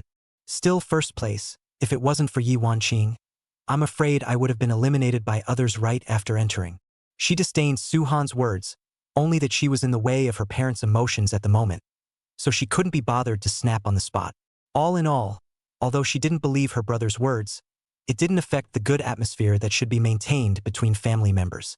In such an atmosphere, they ate their last meal together before the joint entrance examination. And as the saying goes, a few families are happy and a few families are sad. While Suhan was enjoying the cozy time, some people's days were not so good. During this period of time, you give me some peace and quiet and stop thinking about reporting Suhan all the time. Inside the Su family guild's office, father and son sat opposite each other on both sides of the sofa. Suka seriously warned his son. Why? Just because that Suhan kid has been on the hot search a few times. Should I let a bully get away with it? Su Hongtao was obviously a bit unconvinced. Right now he couldn't wait to be able to break Suhan into pieces. It's currently a special time. The secretary has been captured by the association. If you dare to be foolish at a time like this, I as a father can't save you. Suka's attitude was very tough. If he didn't do so, this foolish son of his would be afraid of dying. The association's people count for nothing. Su Hongtao scoffed at his father's words. Dad, this is Sangung City. With our Su family's power in Sangung City, are we still afraid of the Awakened Association?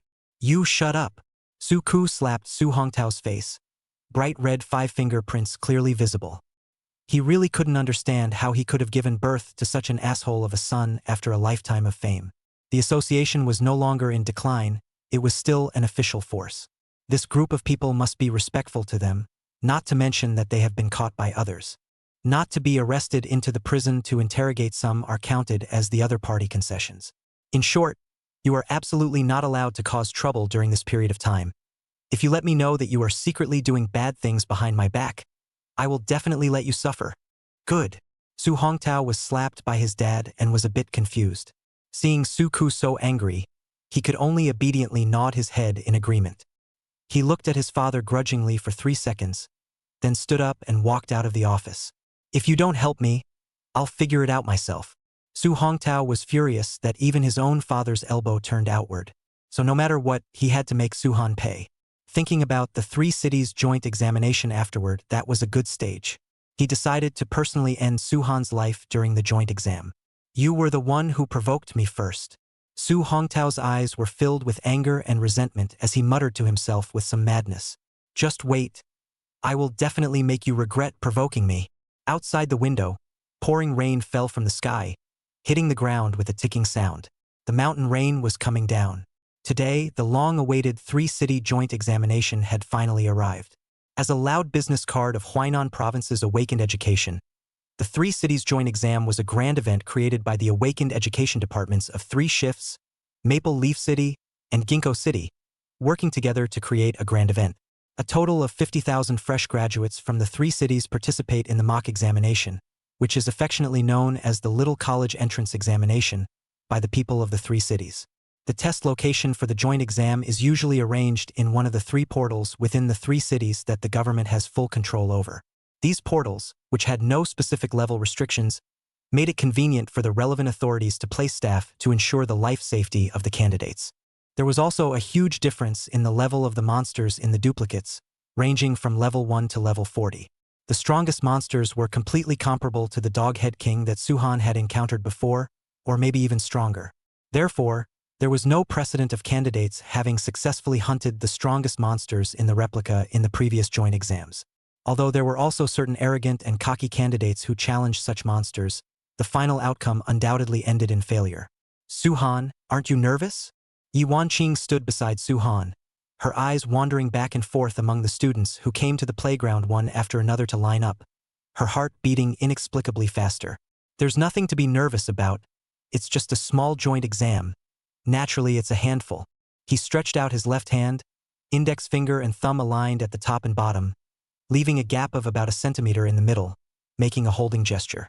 Before I came here, I asked the seniors and sisters of the previous classes, and they said that the students of our Sanzho City ranked at the bottom of the Sanzho City dangling list in terms of results every time they took the joint exams. There are times when there isn't even a team that can squeeze into the top 100 of the rankings. Qin Bing leapt out from behind Yi Wanqing and said worriedly. Although she was well aware of the powerful strength that Su Han and Yi Wanqing possessed, when it really came to the day of the exam, her heart still couldn't help but think of something or the other. Don't worry. This time we can definitely break the record and get a good score. Xuan comforted. He infected his neighboring teammates with his optimistic mindset. At the entrance of the school, dozens of buses were ready. They would be responsible for carrying the students of the 7th middle school to the venue of this joint examination. Principal Bai Taoli followed the students and walked into the playground together. He stood on the podium and adjusted the microphone before speaking. Boys, I don't want to say some overly melodramatic chicken soup. However, as a part of the 3-shift city, and as the outstanding students of the 7th middle school, our results in the joint examination of the 3 cities in recent years have indeed not been satisfactory. Is it because we are inherently inferior to the students of the other 2 cities? I don't think so. We also have students who have awakened S-rank professions, and we also have students who were able to complete the raids on the secret realm on their own, and we have always retained our strong and unyielding will. For that reason, we have never stopped working hard. So, please put your best foot forward, and I wish you all to achieve a result that satisfies you in the joint exam. An impassioned speech that made the blood of the students present boil. When Bai Taoli said the last few sentences, everyone's eyes unconsciously glanced in the direction where Su Han was. The hot news had been hanging on the city's network for so long, so of course they had long seen the reports about Su Han. Regardless of whether the reports were true or false, the news was already enough to make the students look forward to this joint examination with ample anticipation. Perhaps they could really come back with a first place in the joint exam for Sanchong City. Although some people had always maintained a skeptical attitude towards Su Han's strength, as long as they went through this joint examination, they believed that the doubts in their hearts would automatically be lifted. Chapter 35 Depressing Atmosphere. The bus was traveling at an even speed. The sun was shining brightly outside the bus windows.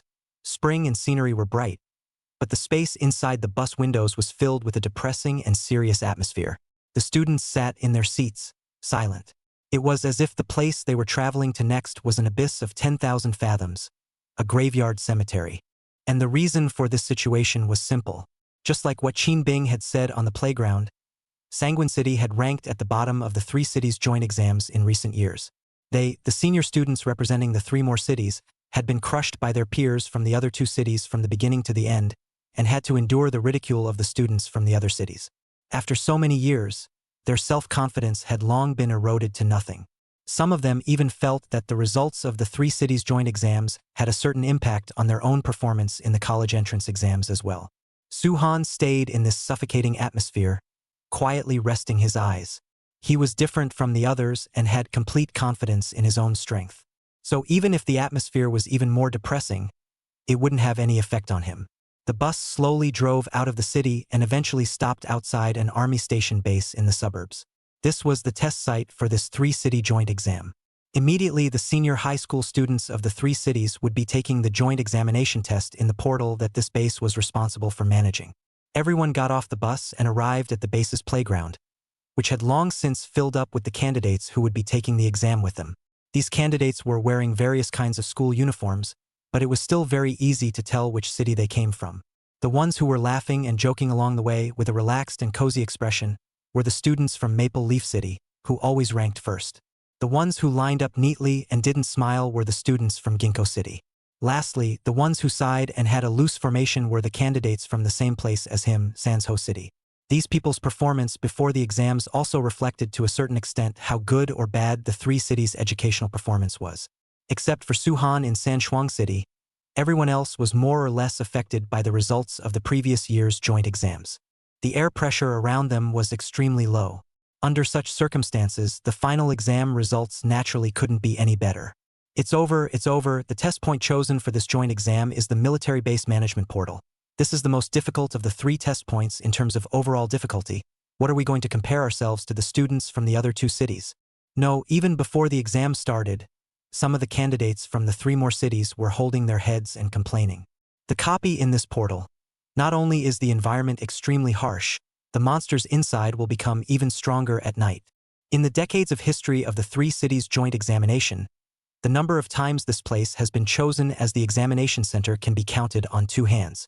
And no matter which city's examinee it is, even if they end up getting first place, their grades aren't ideal. Alas, with such a difficult copy, we're afraid that we'll be eliminated early again this time. Suhan listened to the students from the other schools in Sanshuang City discussing in a variety of ways. They were all roughly singing the praises of the results of this joint exam, and almost no one stood out to say that they were going to get a good ranking. Even though we chose a bad test center this time, but we have someone to help us pad our score anyway. So we're not panicking at all, la ha ha ha ha ha ha. Similarly, students from the other 2 cities were also discussing the contents of the exam. But the expressions on their faces were much more relaxed than those of the students in Sansho City. What's more, some of them mocked the 3-shift city in public, not wanting to hide their dislike in the slightest. Seeing is believing. Don't be so blind as to look down on our opponents just because we've achieved a little bit of insignificant results in recent years.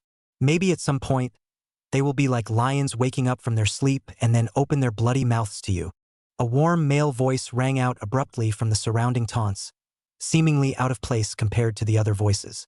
However, it was such a not-so-big and not-so-small word that was extremely easy to ignore when placed in the crowd, but it caused those guys who were still arrogant to shut their mouths.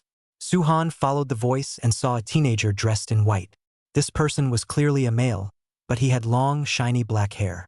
A white hairband gathered the hair and tied it into a long, high ponytail. On top of that, the most special point was that the teenager had a long, expensive-looking sword at his waist. He was like a modest gentleman from ancient times, introverted but sharp. Who is this person? Suhan looked at Yi Wanqing and asked curiously. The first genius of Maple Leaf City next door, by Zihong, who is known as the Junior Sword Immortal. I heard that the awakening is an S-rank occupation at the same level as me. Yi Wanqing replied. No wonder the temperament is different. Suhan nodded and said, then, do you think that you have a few % chance of winning against him? 40 to 60. I'm 4 and he's 6. Yi Wanqing gave her answer after pondering for a little while. From the information she had gotten from his father, there was a gap between her and Bai Zihong, but it wasn't big. So is he the strongest person in this year's candidates besides me? Suhan asked. Yes, besides him, there is another person who is slightly weaker, but whose strength is on par with mine. Who is it? What's the name? A genius from Ginkgo City, S-class career awakener Su Tong. Good. I probably understand. Suhan no longer asked more questions. From the available intelligence, the candidates who were in the strongest echelon of this joint examination might not be able to hold up to his own serious punch. He possessed a cliff like lead in strength. The playground returned to its original noisy state. An ill-timed voice sounded after Bai Zihong as he retorted. Bai Zihong, I think you're just too cowardly. Is it possible that the brat from Sanshuang City, who has been on the hot search frequently lately, has really scared you out of your wits? The owner of the voice was Su Tong from Ginkgo City. He looked big and thick, and his voice was also very rough. I don't talk to little cuties. General knowledge. Bai Zihong looked at Su Tong and spoke indifferently. Little cutie. It's also better than a coward. Su Tong disliked back. To a cow. After saying that, Bai Zihong withdrew his gaze. What did you say? Su Tong was just about to snap when another deafening human voice came over. Silence in the room. For short words, but the effect was overwhelming. The original atmosphere of the 2 at sword point was on the verge of spreading to the other students of the 2 cities. But it was such a sentence that instantly silenced everyone present. A man with a stout figure and wearing a military uniform walked into the playground and walked up to the podium in the center of the playground. At his left eye, he wore a black eye patch. People's gazes were all drawn to it. Hello, everyone. The man adjusted the microphone that stood on the stage, looked at the tens of thousands of students under the stage, and opened his mouth. Chapter 36. The joint examination begins. My name is Layli. I'm the chief person in charge of this Tri-City joint exam, as well as the chief commander of this military base. Before the exam begins, I need to introduce you all to the do's and don'ts of the exam. When Layli spoke, he carried himself with a sense of military majesty. It made the students involuntarily nervous, not daring to say one more word. If Bai Zihong and Su Tong were powerful to be worshipped, the aura that Layli emanated from his body was as intimidating as if he was facing a king-level ferocious beast. This was a sense of oppression that could only be tempered by having fought from a mountain of corpses and a sea of blood.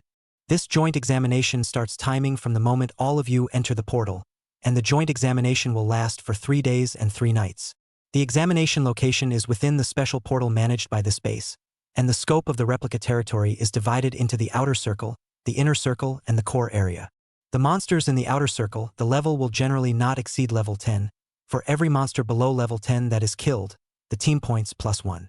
The monsters in the inner circle, their level ranges from level 11-20, and they gain 5 points for killing them. Lastly, there is the core area. The monsters that reside there are as low as level 21 and can reach as high as level 30 or even 35. Here, I must advise everyone that if you don't have a means of escape prepared, you must not enter the core area.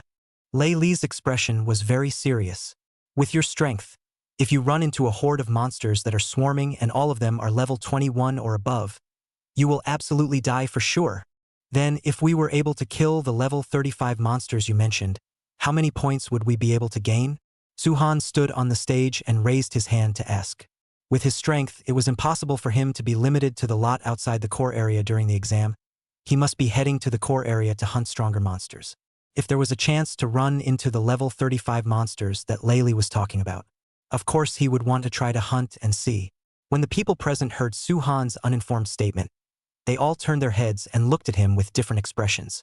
Some were confused, some were surprised. But most people, even if they recognized him as the genius boy who had risen out of nowhere in Sanshuang City, still treated him as a clown who was clowning around. Courage is commendable. Layli stood on the podium, and at a glance, he saw the arms raised high in the crowd. He looked at Suhan and answered his question seriously.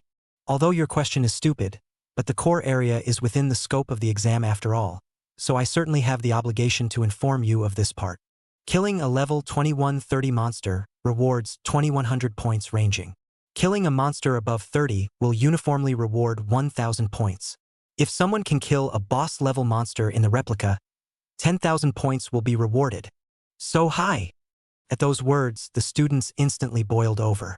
High risk came with high gain. If they could hunt and kill some high-level monsters, the points gained would be completely enough for them to achieve a good ranking in this joint exam. Driven by interest, there were many people whose hearts were moved. The meaning of Layli's words was simply luring them to commit a crime. Stupid, Bai Zihong said as he looked around at the students who had jumped at the chance just because of a single sentence. Even he could barely deal with monsters above and below level 20, let alone level 30, or even level 35 boss monsters on top of that. It was important to realize that because after level 20, everyone had to go through the exclusive secret realm of their profession in order to continue upgrading upwards. And this kind of special secret realm, the difficulty is usually greater than the normal portal, and also requires that it must be rated solo. That's why very few senior high school students were able to break through the level 20 mark before going to college. Most of them were still stuck in the 10+20 level plateau when they took the college entrance exam. Including him was no exception. Silence! Layli yelled, and the sound amplified through the microphone immediately controlled the situation that was vaguely getting a bit out of control. Then, he proceeded to speak. Before the exam begins, we will issue a badge to everyone, and within the badge, there is a function set up to automatically tally points and call for help, which is capable of real-time statistics on the ranking of your scores. Various supplies will also be distributed midway through the exam to ensure everyone's basic survival needs for these 3 days. However, it is important to note that if you encounter a monster during the exam that the squad is unable to defeat, then someone sends out a call for help through the badge. These people who have been saved by the examiners, regardless of whether or not they have lost the ability to fight, are considered to be automatically eliminated. Now start handing out the badges. Layli waved his right hand, and the soldiers in the barracks drove over several buggies with skeletonized back seats. The vehicles were filled with badges in the shape of 5-pointed stars.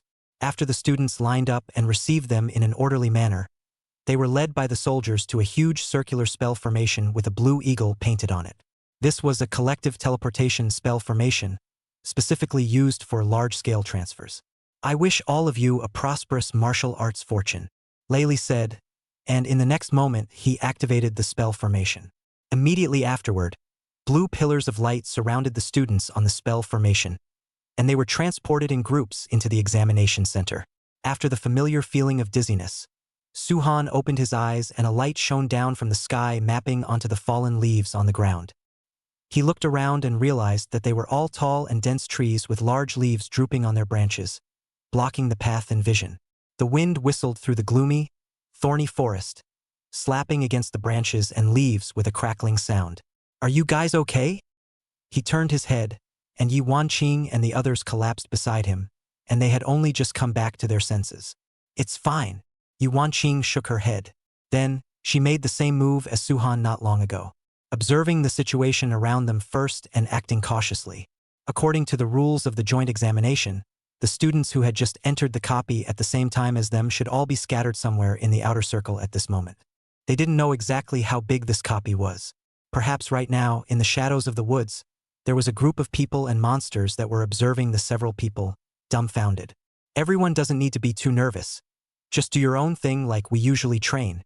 Suhan understood that the team members would get panicked when they were in this kind of environment, so he spoke out to comfort them.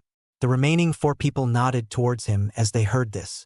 God said that there should be light. Bai Yuyao clutched the wooden staff in her hand and recited the lighting incantation under her breath. In the next second, the originally pitch-black area was illuminated by the holy light. "Good job." Suhan gave her a thumbs up. With this skill, they didn't have to spare the effort to get their lighting tools. Moreover, one of the reasons why the copy of the military base was known as the most difficult of the 3 examinations was because of its dark environment. This kind of darkness would inherently bring invisible pressure to people. If one stayed in such a place for a long time, one would even go insane. Now, because of Bai Yuyao's skills, they didn't have to worry about this kind of problem anymore. At the same time, they were also able to concentrate better on hunting monsters. The 5 of them explored the copy under the shroud of light.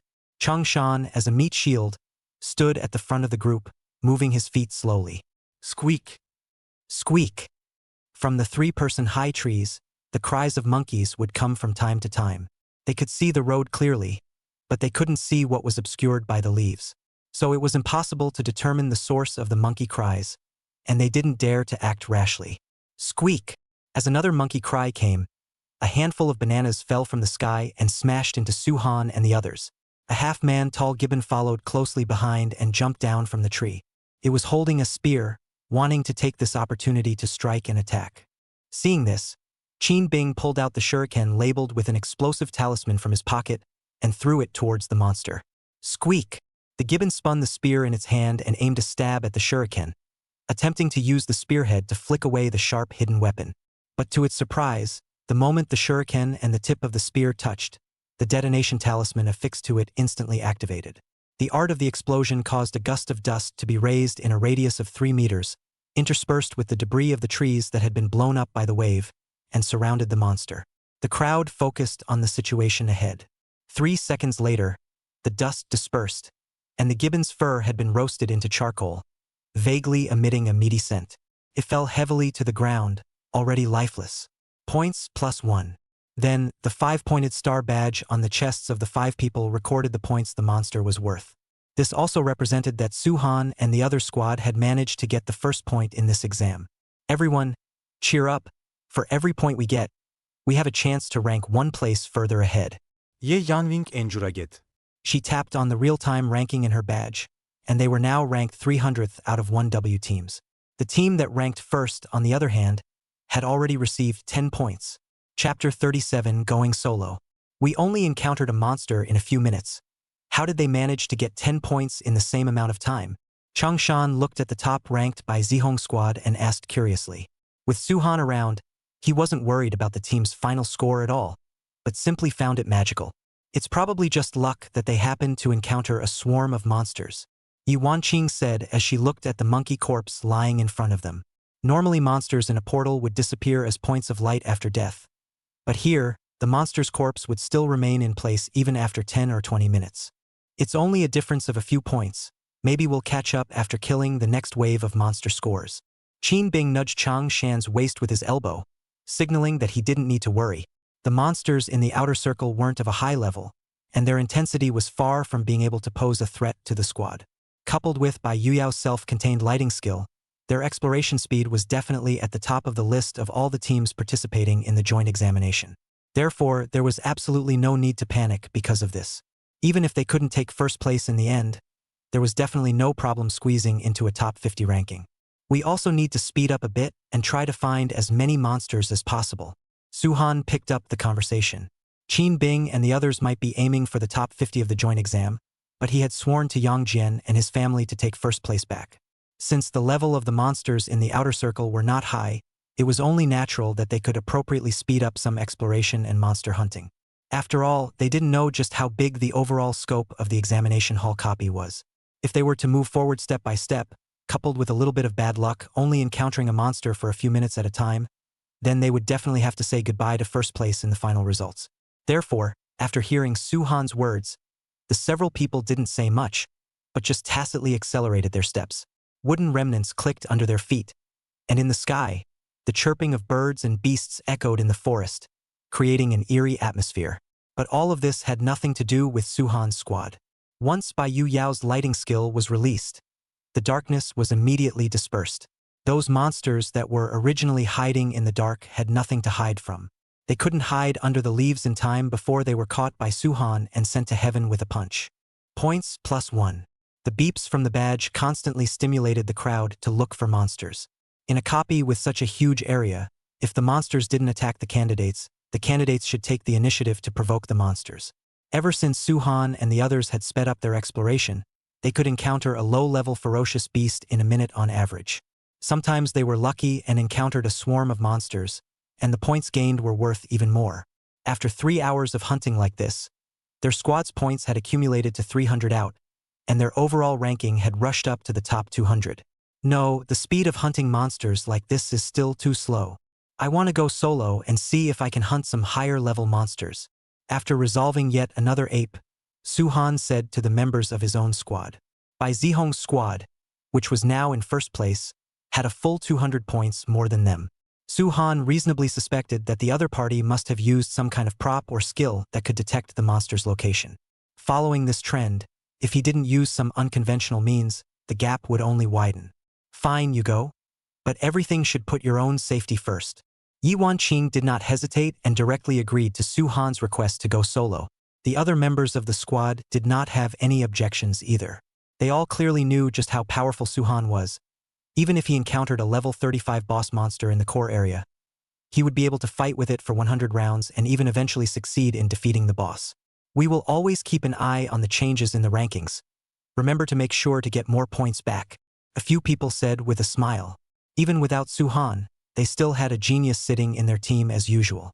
Even if the 4 of them were left, as long as they paid a little attention, it would still be completely fine to steadily increase their points in the inner circle.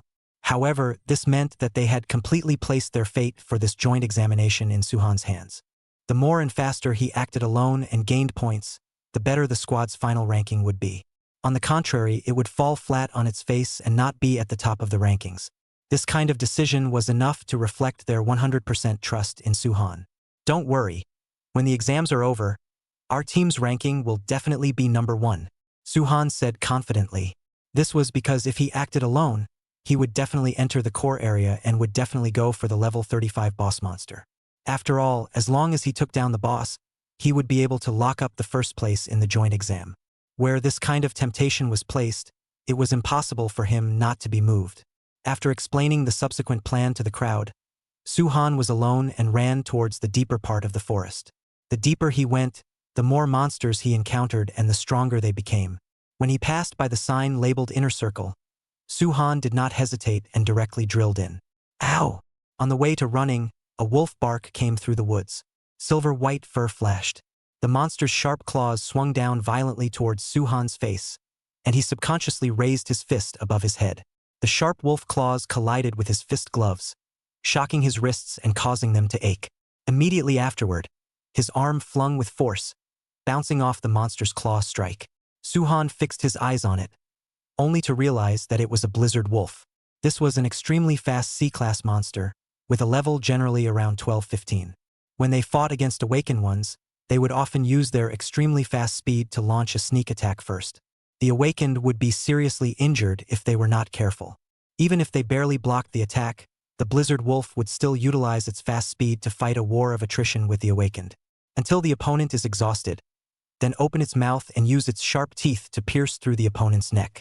Based on the characteristics of this monster, the awakened people affectionately called it the newbie killer. Because of the lack of combat experience of the new awakened, it was easy for them to fall into the trap of the blizzard wolf.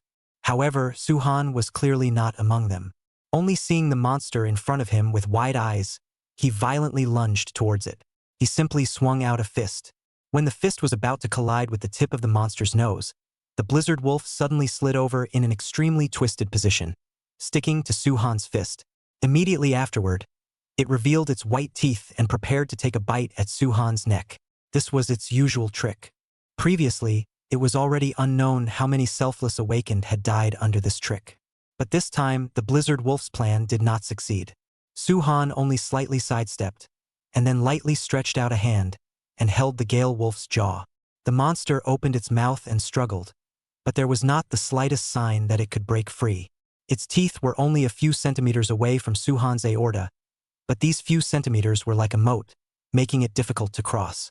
A serious punch. Silently reciting the skill in his mind, Suhan used his empty other hand to smash the head of the blizzard wolf. Immediately, blood splattered everywhere, and the scene was very bloody. When it was all over, he tossed the monster's corpse aside, then used his sleeve to briefly wipe the blood splattered on his face. Points +3. The badge's scoring function turned on at just the right time. The two met for no more than 10 seconds, but with just a single glance, the battle ended abruptly. This was the manifestation of Suhan's super strength. Chapter 38. The storm caused by a corpse, continuing to advance. His ultimate goal was the level 35 big boss in the core area. This one blizzard wolf was just a small interlude. Suhan ran into the depths, encountering quite a few monsters along the way. The team points were also rubbing off. Not long after he left, the big and burly Su Tong, who happened to be leading his squad members, arrived at the location where he fought the blizzard wolf. Boss. The corpse of a blizzard wolf was found. A short and skinny boy with a sharp mouth and shrunken cheeks, who looked like a monkey, pointed at the headless monster corpse and said to Su Tong in surprise, "It's just a corpse. Why are you making a ghostly expression?" Su Tong inquired suspiciously. From the start of the exam until now, they had seen dozens of monster corpses, if not hundreds. Logically speaking, how could an ordinary monster corpse make his team member lose his temper like this? Immediately after, he followed his team member's finger and looked in the direction where the corpse was. The moment he saw the headless beast corpse, Su Tong's pupils shook before he silently walked over to the corpse. "Where is this monster's head?" Su Tong knelt down on one knee and inquired with a frown. "We didn't find it." The teammate shook his head. He then scrutinized the corpse from top to bottom. It was only then that he realized that the corpse in front of him had a greenish-purple pinch mark in the area where the neck and head were connected, but there was not a single wound on his entire body. It was obvious that the person who killed the blizzard wolf had ended the battle with just one blow. Even this person had pinched the monster's neck before punching the monster's head. Couldn't be by Zihong then. Although he was strong, he wasn't that exaggerated. Moreover, he was the one who used a sword. If he had fought with the blizzard wolf, it would be impossible for there to be no sword wounds on the monster's body. Then who could it be? Su Tong couldn't figure it out. In the known intelligence, no one could have managed to kill the blizzard wolf so perfectly. Even he, the genius of Ginkgo City, could only manage to kill the monster at most, but to kill it in one hit and even have to show crushing levels of battle power, it was almost impossible. Could it be that someone is hiding their strength? Su Tong couldn't help but think of a guy who had dominated the hot searches for as long as half a month, and had also dared to raise his hand to the chief commander to ask him a question before the joint examination. Can it be that all those news are true? No way, that guy is in the same class as us. How could he have a king-level battle power? In the end, he still felt that his idea was too ridiculous and threw it to the back of his mind. Let's go. Let's continue brushing the monsters. Su Tong no longer dwelled on it and led his team members away from the scene. The military base inside a military green bungalow.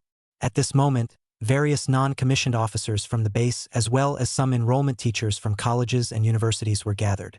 They were observing the performance of the candidates through the surveillance inside the bungalow. As the most important teaching activity in Huainan province every year, the 3 city joint exams were videotaped live. Even some fresh candidates who had emerged before the exam, in order to better examine their strength, the government would also ask myself if I had the will to equip a drone to follow the whole process. Suhan had previously hung out on the hot search for such a long time, and naturally gained the government's attention, getting the qualification of having a drone to follow him throughout the whole process. This caused his behavior to be exposed in front of everyone. This batch of students, aside from those few S-classes that received special attention, there's literally not a single one that can be watched. Layli sat in his seat, frowning tightly as he watched the images on the monitor. If he were to judge the performance of the students by his standards, then out of the 5W candidates, only Bai Zihong, Su Tong, and Yu Wanqing had performed better. The others simply didn't have eyes to see. Isn't this the little guy who has been appearing on the hot search a while ago? Why is he breaking away from the team and acting alone? The enrollment teacher from Huainan University noticed Suhan, who was alone in the picture, and asked in surprise. Simply nonsense, he doesn't think he's really as strong as Yang Jian, right? Doing so will only drag his teammates down, lowering the efficiency of the entire team in gaining points. Some other enrollment teachers scoffed at Suhan's approach. They believed that acting alone in a group exam was an extremely irresponsible behavior. Layli listened to the teacher's discussion and found Suhan's single live screen. The person on the screen was the same little guy who had raised his hand to ask himself a question before the exam. Why did he choose to go alone? Layli was instantly attracted to it and began to look forward to Suhan's next performance. It's over. He was sneak attacked by the blizzard wolf. He must have asked for help right away. The screen played to Suhan's encounter with the blizzard wolf. Seeing this, the teachers shook their heads in regret. They all thought that Suhan's journey to the joint examination was about to end here. No need to look. When the blizzard wolf pounced on Suhan, the teachers gave their verdict on that. However, what happened next was beyond everyone's expectations. In the surveillance, the blizzard wolf's sharp teeth were only a few centimeters away from Suhan's neck. With just one violent punch, he blew out the monster's head. This sudden image brought a great shock to the teachers. They all fell silent. All of them gazed at the screen with expressions filled with shock. Obviously, Suhan's performance had ruthlessly slapped them in the face. Although the blizzard wolf was only a low-level monster, if one wanted to blow its head off with a single punch, the strength attribute had to reach around 300 points, which was equivalent to the level of a level 30 S-class profession awakened who mainly added strength. It was unthinkable that Suhan could have such strength at such a young age. It was even more than 2 notches stronger than Bai Zihong and the others who were in the same class as him. Headmaster, I want to apply for a scholarship place in the school. The 3 cities joint exams have discovered a history-level student. The teachers came back from their shock and all took out their cell phones to call their own principals. They all wanted to have this student in their pocket. 2 more hours passed, and it was only when all the light in the sky disappeared into thin air that Suhan arrived at the edge of the core area. According to known intelligence, the monsters in this replica would explode with more power at night. No one would choose to enter the core area during this time period, except for Suhan. With his current strength, as long as he didn't encounter monsters above level 30 at night, he wouldn't be in too much danger. If he was really unlucky and encountered a level 30 or higher copy monster, he could still use the stealth function of the gathering shape and dispersing chi to avoid them. In short, obtaining points when everyone else dared not act rashly was the only way to widen the gap with the other squads more quickly. Therefore, he entered the core area without looking back. The forest at night was pitch black, and it was hard to see the path ahead. Suhan had to find a way out of the dilemma of reaching for the sky. Chapter 39. Exploring the core area. He leapt and jumped onto a large tree on the side. Then he skimmed off an arm-sized branch, and from the system's own backpack, he took out a circle of gauze and wrapped it around the branch, forming a simple torch. The gauze was one of the random rewards that Suhan usually received for completing daily quests. Other than that, there were dolls, pencils, frisbees, and other knickknacks that didn't help much in combat. After making the torch, the wavering firelight allowed Suhan to barely be able to grope his way forward in the darkness. He carefully observed his surroundings, wary of any monsters suddenly rushing out and giving him a cold shoulder. 6 hours had now passed since the start of the exam. Suhan carefully explored the eerie core area. Everything in the forest seemed somewhat mysterious. This place, at this moment, was the home ground of the monsters. They lived here and had long gotten used to moving around at night. And when the moon hung high in the sky, it would inspire the monster's wildness deep in their bones. This wildness caused their fighting strength to soar. However, as long as Suhan paid attention to sneak attacks, the strength of the night monsters would still not be enough in his eyes. His fist wouldn't spare any of the monsters who had designs on him. A serious punch. A level 25 howling fire pig charged towards Suhan. It had long lost its rationality under the effect of the moonlight. Suhan swung his fist at the monster, and the berserk fist gloves contacted the hard skin, attached to the flames of the attack, burning the howling fire pig with a grunt. An aroma of meat then wafted out. With an agonizing howl, the monster shaped like a wild boar completely vanished. Originally, the porcupine was a difficult monster with a large body size, extremely strong defense, and hair with flame damage. However, because of the effect of Suhan's skills, he wasn't afraid of fire. Instead, he was able to utilize higher-level flames to attack it. Coupled with his own powerful attacks, it could be said that he had restrained the magnificent fire pig to death. The killing continued. Suhan was like a tireless bison, constantly searching for the monsters in the core area, wanting to kill them all one by one. Logically speaking, candidates would find a relatively safe place to set up camp during the night in the replica, taking the opportunity to recover their physical strength. But Suhan not only wouldn't get tired when he fought. Instead, the more he fought, the more excited he got, as if he was born to hunt monsters. Although the light of the torch was small, the spark of the stars was enough to give him the courage to keep moving forward, and the corpses of the monsters also became the driving force that inspired him to fight more and more bravely. Perhaps even Suhan himself did not realize that he was the kind of talent that was naturally suited for fighting. Inside the monitoring room, Lei Jun and the teachers were still watching the live broadcast. As night fell, most of the students chose to set up camp and assign vigil tasks. Everything was carried out in a well-organized manner. Their performance was all within the teacher's predictions. After the first night comes, there will slowly be students being eliminated. All examiners in the examination room, please be in good spirits and be ready to rescue the students at any time. Lei Jun picked up the special walkie-talkie and said to the examiners in the replica who were ensuring the safety of the students. Night was the time for monsters to revel. Even those timid monsters that didn't dare to show their faces much during the day would crawl out of their lairs at night and launch indiscriminate attacks on humans that encroached on their territories. At this time, their strength became stronger and their personalities became more violent. Even if the students had prepared for it, they would still be unable to resist. Then, those relatively weak teams would be eliminated from the game. Understood. Noisy replies from the examiners came over the intercom. The teacher of the enrollment looked at the screen. Because the equipment fitted with the followers had a night vision function, even if it was dark in the replica right now, the picture in the live broadcast was still very clear. In their hands, they held the information of the objects that were worth focusing on for this joint examination. Among them, Suhan's name was clearly listed. When the teachers saw Suhan single-handedly enter the core area of the night, the entire room was in an uproar.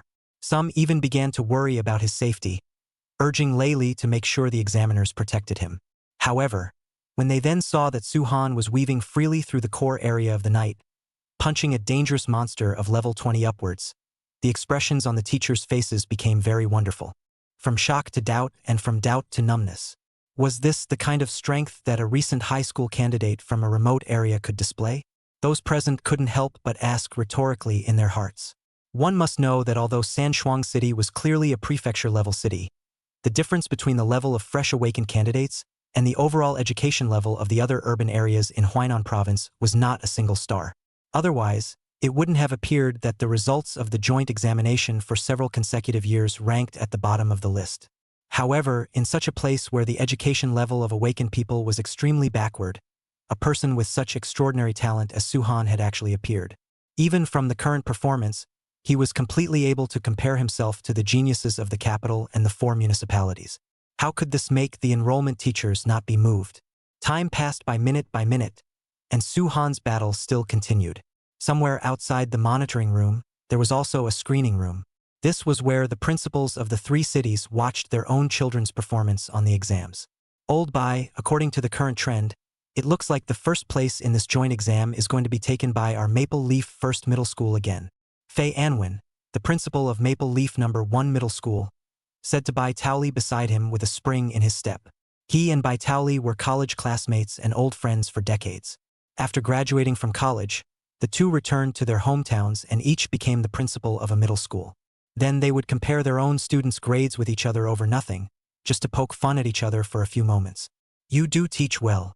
Baitauli rolled her eyes at Faye Anwen. But until the last moment, who knows if the ending will be different? I believe my children can achieve a good grade. You said the same thing in the previous year's joint exams, and in the end, your three-shift city wasn't at the bottom every year. Faye Anwen patted his old classmate's shoulder, pretending to look regretful, and said, after so many years, it's time for you to admit that Sangung City's educational resources just don't work. Even if you alone try harder, the overall environment is there, the students' grades will still not go up. It would be better to accept my invitation earlier and come to our Maple Leaf First Middle School as a vice principal. Look how good the salary I offered you is. It's more than double your current salary, right? Don't be complacent. The past was the past and the present is the present. The situation of this joint examination is not the same as previous years. Baitauli's eyes looked towards a corner on the big screen, where Suhan's follow-up footage was being broadcast. Where is it different? In the top 100 of the leaderboard, I haven't seen a few teams of students from Sanchuang City, and there's even not a single team of students from your 7th middle school. Faye Anwen asked back suspiciously. I'm not afraid to tell you that our school has a secret weapon for this joint exam. Baitauli shrugged and pointed at Suhan's live broadcast screen, signaling the other party to take a good look. What secret weapon can make you so confident? Faye Anwen was a bit curious. White Peach Lee's abnormal behavior had successfully aroused his curiosity. Following the guidance, he saw Suhan in the screen. Is this the secret weapon you mentioned? It doesn't look that special. Faye Anwen said. In the screen, Suhan was still following his own squad at this moment, peacefully brushing the outer circle of monsters. Don't be in a hurry. Let's take a look backward. White Peach Lee replied with a smile. There's nothing to be so mysterious about. Faye Anwen was unimpressed by this. He only thought that his old classmate was playing a mystery, but he didn't expect that the live feed afterward would drop his jaw. Chapter 40. The night comes. In the video, Suhan broke away from the team and acted alone, killing the blizzard wolf with a single punch before breaking into the core area at night and killing the monsters inside. A series of actions made Faye Anwen's mouth open wide in surprise. This is impossible. At this moment, he couldn't find any words to describe his feelings. One could only subconsciously deny it. It wasn't even just him. All the principals present almost made the same expression as Faye Anwen after watching Suhan's performance. Although they had all seen Suhan's reports and photos on the hot search and had a certain degree of knowledge about the student's strength. However, when they had actually seen it with their own eyes, the principals still found it unbelievable. They all looked at Baitauli, wanting to learn some information about Suhan from him. Why are you guys looking at me like that? The whole thing makes me feel weirdly embarrassed for an old man in his 60s. Baitauli smiled like a child and said to the crowd. Suhan was a student he had personally recruited into the school 3 years ago. Everything he had experienced in these 3 years, he, the principal, had silently watched. Therefore, after learning that Suhan had teamed up with Yi Wanqing, he had started inquiring about this once talented youngster. He also managed to learn from the association's contacts how amazing Suhan's current strength was. It was probably because he had witnessed the entire process of the teenager's fall and rise that Baitauli, as the principal of the 7th middle school, felt relieved from the bottom of his heart. That little guy who had worked hard but was never rewarded for his efforts had really become a genius who could stand on his own now. Originally, before the joint examination, he had wanted to find Suhan alone to have a chat, and in the process, give him a little kick in the pants. However, after reading the recent reports that often hung on the hot search, he dismissed the idea. With the help of king-level powerhouse Yang Jian, Suhan did not need his guidance. Perhaps the only thing he, an old man in his flowery years, could do was to silently support him from behind. Then find some reasons to appropriately give him some cash rewards. It was also considered to be making a small contribution. Honestly, how many other things are you old man hiding from me? Faye Anwen slapped his thighs and stood up to stare dead at his old classmate in front of him. Having just reached adulthood and being able to blast and kill level 20+ monsters, Suhan's talent was one of only a handful even when placed within the boundaries of the capital city. Not to mention these prefecture-level cities of theirs. It was simply a dimensional blow. Judging from his performance in the video just now, the first place in this joint examination was simply undisputed. Now it was up to Suhan to see if he could break the record and successfully hunt a level 35 boss monster. If he could accomplish the feat of hunting a boss alone, then he would truly go down in history in the joint exam. Along with that, the three-shift city would also get rid of its name as the last of the three city hangers-on. Do you still remember that kid I told you about 3 years ago? Vitali's gaze lingered on Suhan's live broadcast screen and said to the excited Faye Anwen. Seeing this, the rest of the people perked up their ears, wanting to hear the origin of this monster genius. Remember, back then, you even came to Maple Leaf City specifically to show off to me, saying that he was the hope for the rise of Sanshuang City. Faye Anwen scratched the back of his head and replied, "But as I recall, didn't that kid awaken a D-ranked boxer and eventually died out? Can't it be that he awakened a second time?" "That's right." Bai Taoli nodded. "Suhan is the kid I told you about back then. You old boy, your luck is too good." Faye Anwen didn't hide his envy at all. Since entering the era of universal transmutation, the number of cases of secondary awakening in the entire Blue Star could be counted on 2 hands. This 1 in a billion probability could actually be stumbled upon by him. This was no longer simply bad luck. It was completely described as heaven's favor. Moreover, the recorded second awakenings all ended up becoming a party of giants, guarding the most dangerous red-colored portals in the world. "This kid has a great future ahead of him," Faye Anwen exclaimed. "Congratulations to Principal Bai. This time, the 7th middle school can be said to be flying high. Not only that, second-time awakened people, they are all valuable assets to humanity. Their value is immeasurable." After listening to the conversation between the two, the principals of the 3 cities all walked over and congratulated Bai Taoli. As the gardeners who cultivated the country's flowers, they envied Bai Taoli and were more than happy for the emergence of a new hope for mankind. Suhan's information caused a huge commotion in the screening room, and the sound was so loud that it even reached the monitoring room next door. Only, the current situation in the monitoring room was not much different from the screening room. And all of this was because of Suhan's amazing performance. The viewpoint returned to the replica. At this time, darkness came in the replica, and the students put all their energy into defending against the monsters. If not, the strengthened monster group would eliminate them from the game if they were not careful. Ow! In the inner circle of the examination center, a blizzard wolf with red eyes was recklessly charging towards a group of candidates. The darkness of the night gave it great power, accelerating the speed it was already good at. It made it impossible for the team of candidates to capture the monster's figure. They could only panic and swing wildly with the weapons in their hands, but to no avail. "It's obviously just a blast wolf. How can it be so strong at night?" The students were unable to understand, and after 100 fruitless attempts, they could only be forced to use the badge's distress function. A pure white protective shield appeared out of nowhere and instantly covered their heads. The frenzied blizzard wolf slapped its claws over and slapped on the shield. Not only did the attack not work, his own claws were bounced off instead. Immediately afterward, an examiner in military uniform arrived. With only 2 swords, he pierced the monster's heart. "The distress examiner has been secured." The soldier who was the examiner took out his walkie-talkie and said. Then, along with the blue light of the teleportation spell, the examiners who initiated the distress call were sent out of the copy. This meant that they gave up their journey in this joint examination. The squad names on the points leaderboard turned black and disappeared at an extremely fast rate. It meant that there were constantly squads being eliminated miserably. Yuan Qing led her team members to struggle to hold on. Fortunately, she had the foresight to bring her teammates back to the outer circle before it turned dark. Now they had to face hordes of apes and monkeys. It was significantly easier than the blizzard wolves in the inner circle. As long as they lasted through the darkness, then victory would be close at hand for them. Because of Suhan's individual actions on the leaderboard, their squad had climbed to the 2nd position on the list. There was also only a tiny gap from Bai Zihong's squad, who was number 1 in points. With the current speed of gaining points, in less than 10 minutes, they would be able to take 1st place. What exactly did Suhan do? Our squad's points are rising too fast. After easily solving a wave of monsters and getting a sliver of time to rest, Chang Shan immediately clicked on his badge and checked the rankings. Is there any need to doubt Suhan's strength? It's definitely still slamming through the monsters right now. Looking at the ever-increasing points on the rankings, Qin Bing felt like he was going to develop into a die-hard fan of Suhan. They had also experienced the feeling of being carried away in this joint examination. Everyone, cheer up, hold out for a few more hours. Wait until daytime and we'll have a better day. Yi Wanqing leaned against a tree and encouraged the crowd while recovering her strength. Cheer up, the four said in unison. The forest at night was painful for the weak.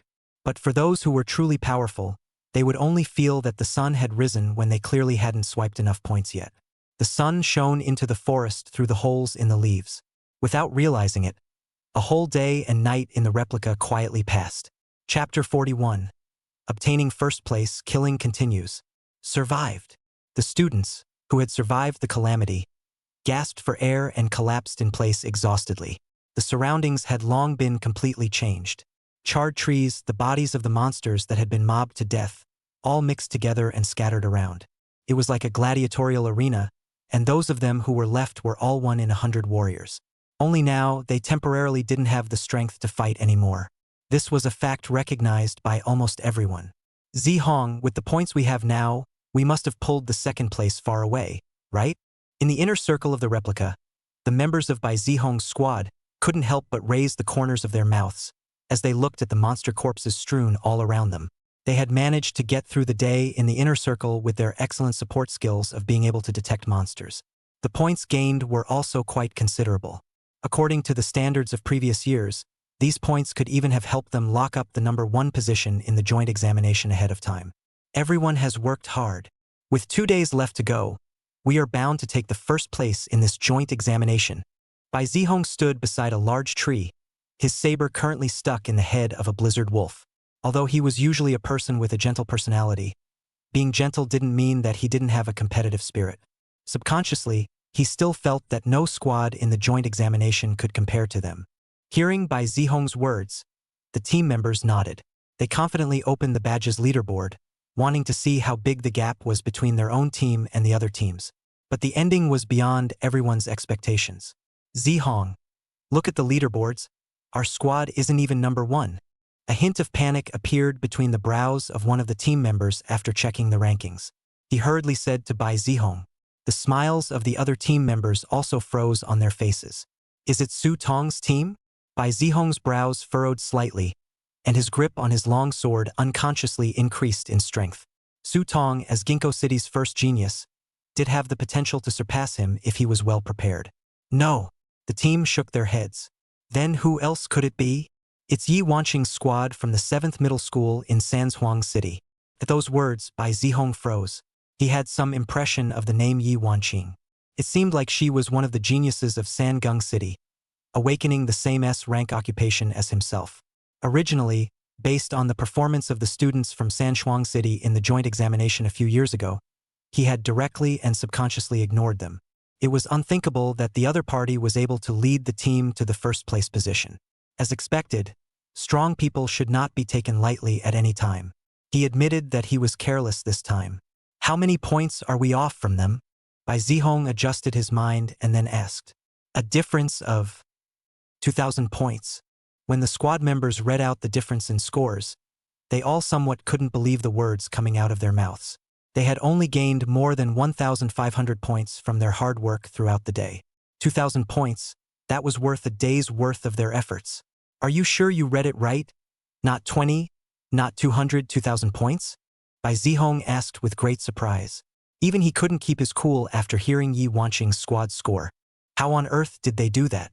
Could it be that the ranking system had a bug, and the gap between our two teams is actually only a few dozen points?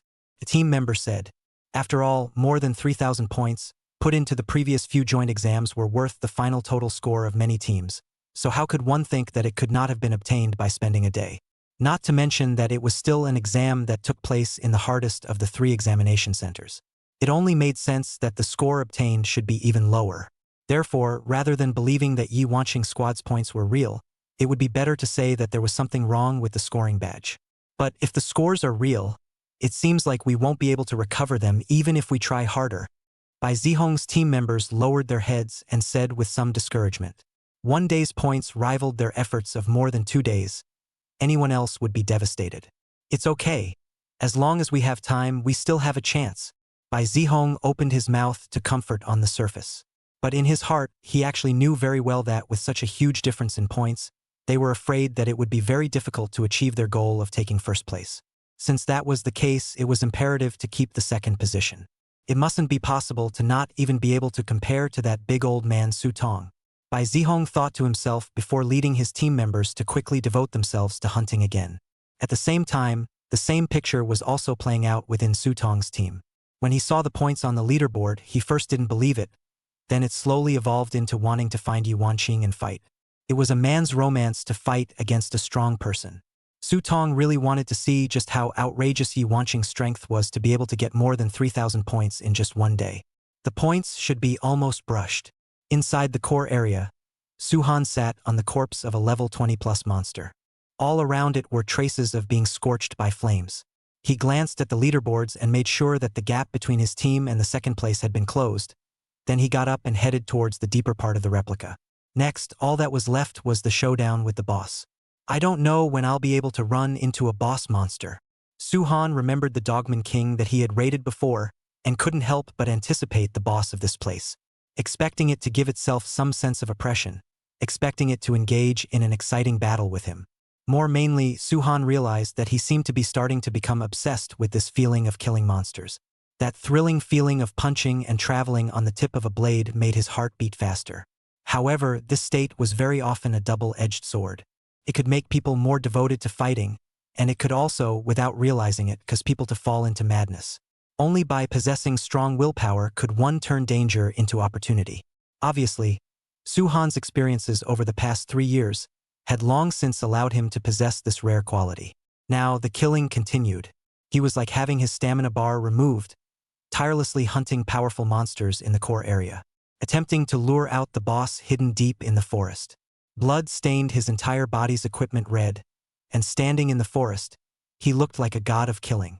And because of his terrifying aura, an atmosphere of fear spread in the core area. Although the monsters were not yet spiritually enlightened, they would instinctively feel fear towards powerful existences. So much so that it developed to the point that even if they only saw Su Han's figure from a distance, the monsters would choose to turn around and run away. But was it useful to just run away? He fled, he chased, he couldn't fly. As long as the monsters came within Su Han's field of vision, they would all be caught up and killed by him, resulting in the original forbidden area of the exam. But in the end, it became the long resting place of these monsters. Humph, humph, humph. A howling fire pig saw Su Han and turned around in panic to run. That panicked look made even a human's heart ache for a second when they looked at it. However, when it had just turned around and hadn't even run a few meters, it was caught by the god of killing behind it and sent to the west with a punch. Chapter 42. Retaliation. The core area is just this big. Where exactly did the copy boss run off to? After killing the monster, Su Han stopped where he was and muttered to himself with some confusion. Right now, as far as he could see, not to mention the boss monsters, apart from the plants and trees, he couldn't see the shadows of any other ferocious beasts. Even the porcupine fire pig under his feet was something that he had gone through a lot of trouble to find. Su Han continued to wander. After half a day of the cat and mouse game, the monsters in the core area had long been killed by this stranger who had suddenly intruded.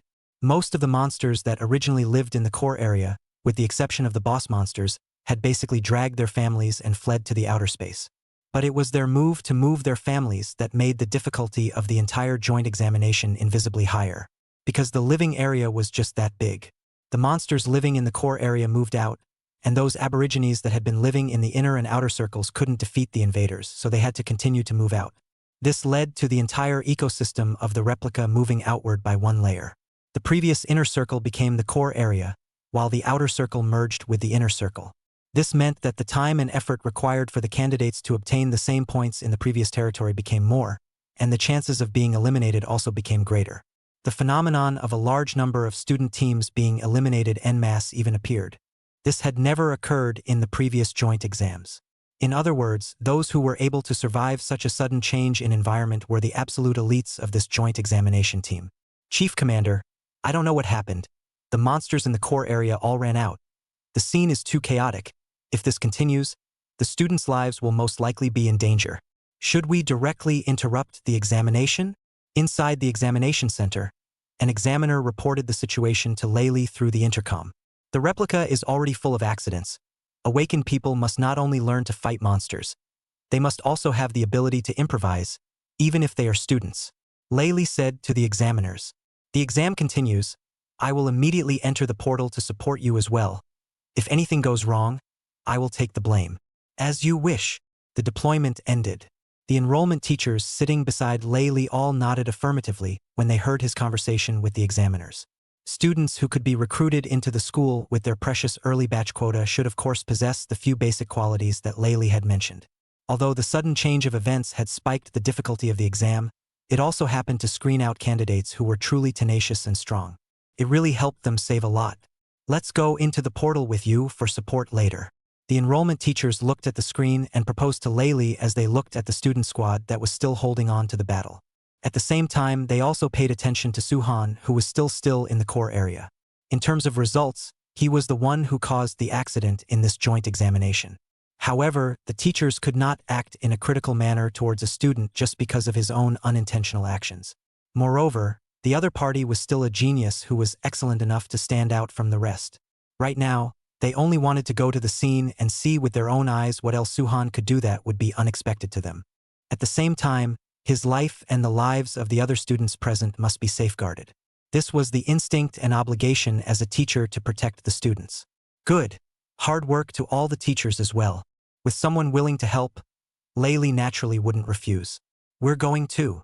Right at this moment, the door to the monitoring room was violently pushed open, and the principals who were originally watching the live broadcast in the next screening room surged in and said to Layli, their students' lives could be in danger at any moment, and how could they, as the heads of a school, stand by and do nothing?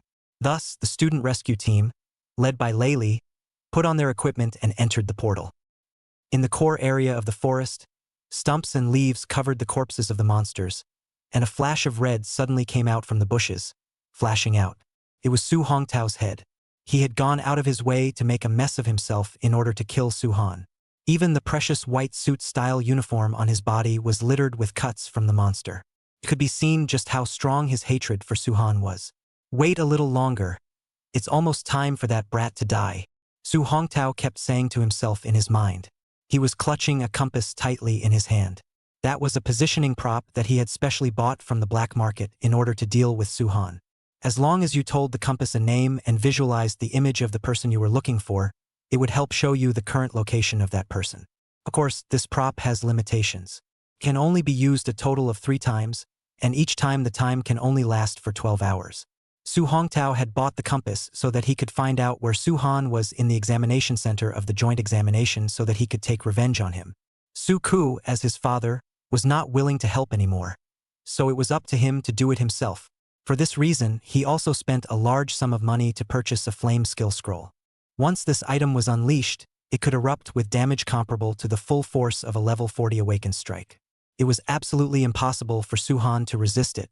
After everything was prepared, Su Hongtao held onto his inner fantasies, took the scroll and compass with him, and began to search for his enemy in the forest. Originally, he thought that Suhan would at best be hanging around the inner circle of the examination center, and at night he would have to return to the outer circle to barely stay out. At that time, when he found the other party's exact location, and then paired it with the dark environment and monsters for a sneak attack, he would be able to take that kid's life unknowingly. But he had followed the compass for almost 2 days, but froze without even seeing Suhan's shadow. Now the compass had guided him to the core area. Su Hongtao was still hesitant to trust the judgment of the prop.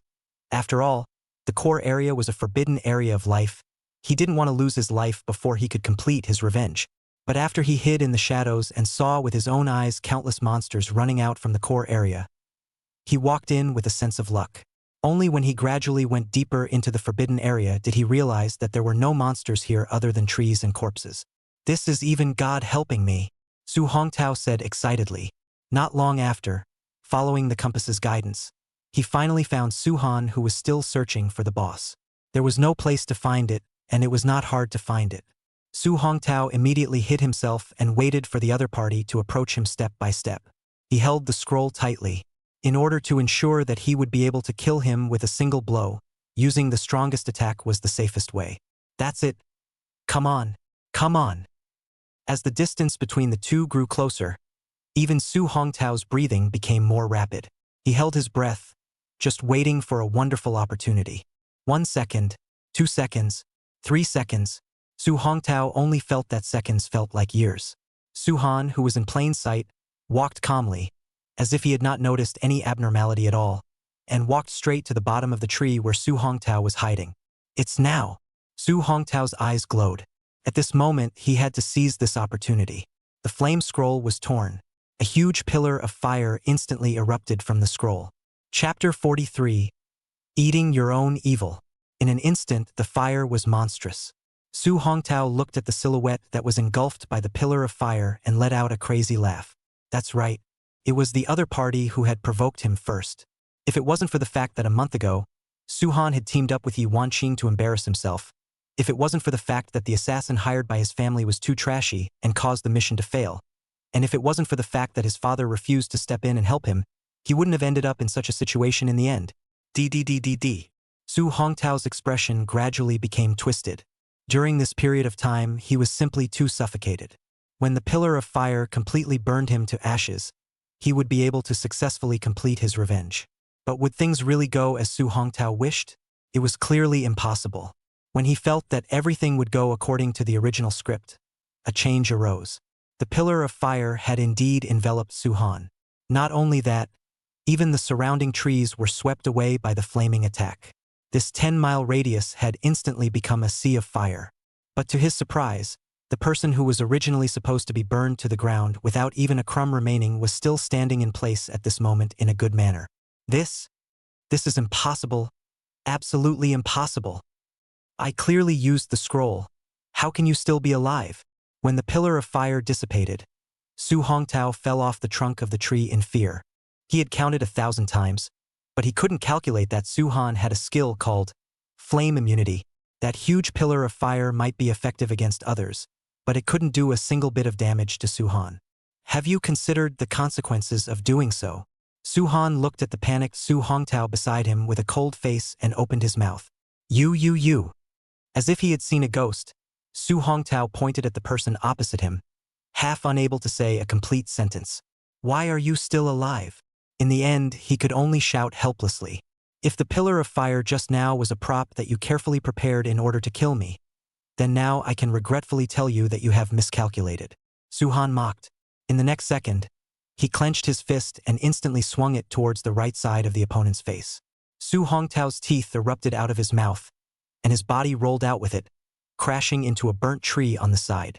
Self-inflicted sins. Then, Su-han walked over to Su Hongtao, who had been beaten up and couldn't find his way out, grabbed his red hair with one hand, and slapped his face with the other, sending him to eat a few slaps. I'm sorry, I'm wrong. I'm really wrong. Please let me go. Blood was flowing from the corner of Su Hongtao's mouth. At this moment, his brain had long been occupied by fear, and even his voice couldn't stop trembling as he spoke. Now you know you regret it? When you made your move just now, I saw you laughing quite happily. Su-han lifted the other party's entire body up and pressed the other party's body against the tree, without the slightest intention of forgiveness. It's me who was blinded by a ghost. A momentary ghostly desire to take revenge on you. I really know I'm wrong. Please forgive me. Su Hongtao was still begging for mercy. His left hand gripped Su-han's fist so that air could enter his body along his mouth, while his right hand tried to fumble around in his arms, wanting to press the distress button of the badge in his arms. Still trying to be clever? Su-han sensed his intentions, and with a flick of his right hand, he broke all of Su Hongtao's fidgeting fingers, causing him to completely lose his ability to resist. Don't worry, I won't kill you. Su-han came to Su Hongtao's ear and said, when the exam is over, what kind of ending you will face, your own heart should be very clear. You! Su Hongtao sniffed, his eyes widening in anger. The joint examination site was nationally broadcasted. He had intentionally bypassed all the drone shots, and also refused the exclusive machinery's qualification to follow him throughout the entire process, just so as not to leave behind any evidence of his attempt to kill Su-han. But now, not only did he fail in his assassination, but all of his actions were also exposed to the world through Su-han's drone followers. One must know that in the exam, intent to kill was a capital offense. When the joint exam was over, Su Hongtao would definitely be arrested and put on trial. Even if Suka's power was great, he wouldn't be able to save his son with the evidence. Everything was over. Su Hongtao gave up, struggling in despair, tears of remorse still flowing from the corners of his eyes. You kill me, he said powerlessly to Su-han. When the exams are over, naturally someone will judge you for what you did, but right now, I don't want to dirty my hands because of this. You don't dare. What responded to him was a silence. Su-han certainly could not be angered by such a simple provocation. Su Hongtao would go to jail after the exams were over anyway. There was absolutely no need for him to get into trouble for this. Heh, heh. Su Hongtao looked at the growing fire around him and laughed to himself. Seeing this, Su-han loosened his hands against him, letting him sit paralyzed on the ground. Su Hongtao glanced up at the enemy in front of him and stood up with difficulty. Even if Su-han didn't make a move, he had to escape this sea of fire. Only by walking out of the portal alive would he have a glimmer of hope of relying on his family's connections and not being sentenced. Let me tell you a secret. Su-han just quietly looked at Su Hongtao. The two brushed shoulders as he narrated a horrifying fact to him in a flat tone and a voice so small that its content could not be heard through the live broadcast. Actually, the Awakened Association has been secretly investigating your father, and by now, it has basically grasped a series of evidence of his crimes, just waiting to be liquidated together after the joint examination. And now you're guilty of attempted murder with intent in plain sight. None of you, father and son, will be able to escape. Listening to the words coming out of Su-han's mouth, Su Hongtao's figure with his back to Su-han began to tremble uncontrollably.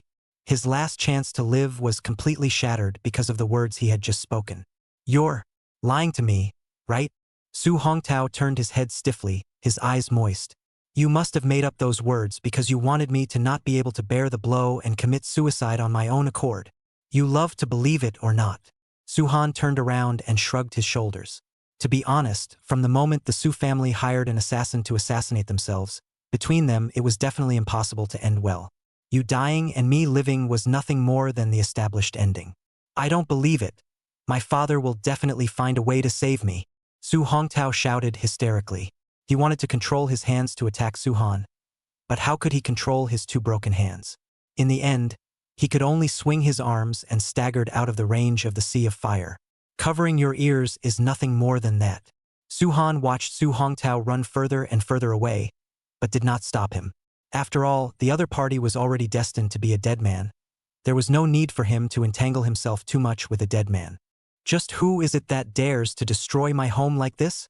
After Su Hongtao escaped, a dull cry followed. Chapter 44. The boss finally appears.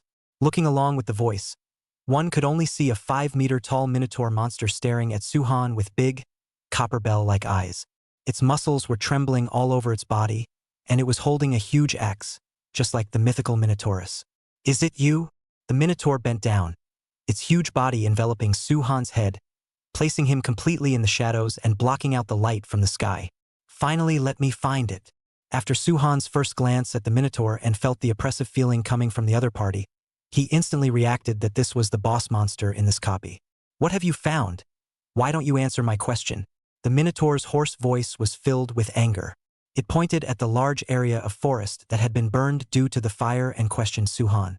I'll ask you again, did you set this fire? As long as you answer me honestly, I will be merciful and spare your life. So what if I set it? Su-han did not explain and turned to ask in return. Why did you do it? Do you still need a reason to set a fire? Just set it if you want to. He spread his hands and acted like he didn't care. The reason for doing this was to enrage the boss and make him lose his mind. Only then would it be easier for the other party to reveal their cracks in the battle afterward. You must pay for this. The minotaur raised its head to the sky, its roar resounding through the heavens. It was not a monster that liked to kill in the first place. After opening its spiritual intelligence, the only thing it usually liked to do besides eating and sleeping was to stare at the sky, then occasionally striking out to settle the minions that took the initiative to mess with it. As a result, without realizing it, as it killed more and more people and monsters, it became stronger and stronger, and in the end, it even gradually became the most powerful existence in this forest. No more creatures dare to easily attack themselves. It also enjoys the leisure, every day in the forest to eat grass. Harry. Life is very cozy. Even if the conditions permit, it would like to stay here peacefully for the rest of its life, accompanying his home from birth to death. So, it can be said that the forest is everything to the Minotaur. No matter how many heartless things the invaders did here, even if they slaughtered all the other monsters living in the copy, it didn't care. But if someone dared to set the forest on fire, no matter what reasons or excuses the opposite party had, it would definitely cut that person into pieces. Let him die without a whole body. This was the price they had to pay for wanting to destroy their comfortable lives. Suffer death. The Minotaur swung the huge axe in his hand, feeling like it split the invisible wind in half. Gathering form and dispersing chi, Suhan leaped to the left, dodging the attack while entering a state of stealth. Where is the person? Cowardly rat. Quickly come out to my old ox. Come out. The Minotaur twisted his naked and strong body, holding his axe with both hands, his huge ox head rotating back and forth, trying to find out the enemy's location. Escaped? Indeed. You are a detestable scumbag who dares to do but dares not act. With your stupid head? Do you know what tactics means? Suhan thought to himself. He unknowingly circled around behind the boss, then leapt high into the air and swung a fist at the back of its head. The fist with flame damage attached to it smashed into the back of the Minotaur's hard head, and the burning pain was unbearable. Ah! It hurts my old ox. The Minotaur slapped on the back of his own head, stopping Suhan's successive attacks, and in the process drove the enemy in front of him. Immediately afterward, the giant axe fell, leaving a deep and long gully on the ground. However, despite its powerful attacks, it did nothing if it couldn't hit anyone. Sure enough, it's a stupid cow, hitting one shot for another. Suhan dodged the giant axe once again and quickly changed his position to start organizing his attack again. The stealth effect of gathering forms and dispersing chi was about to end. Taking advantage of this time, he had already left many burning scars on the Minotaur's body. But the damage inflicted on the boss appeared to be minimal. This cowhide is really hard, Suhan spat out.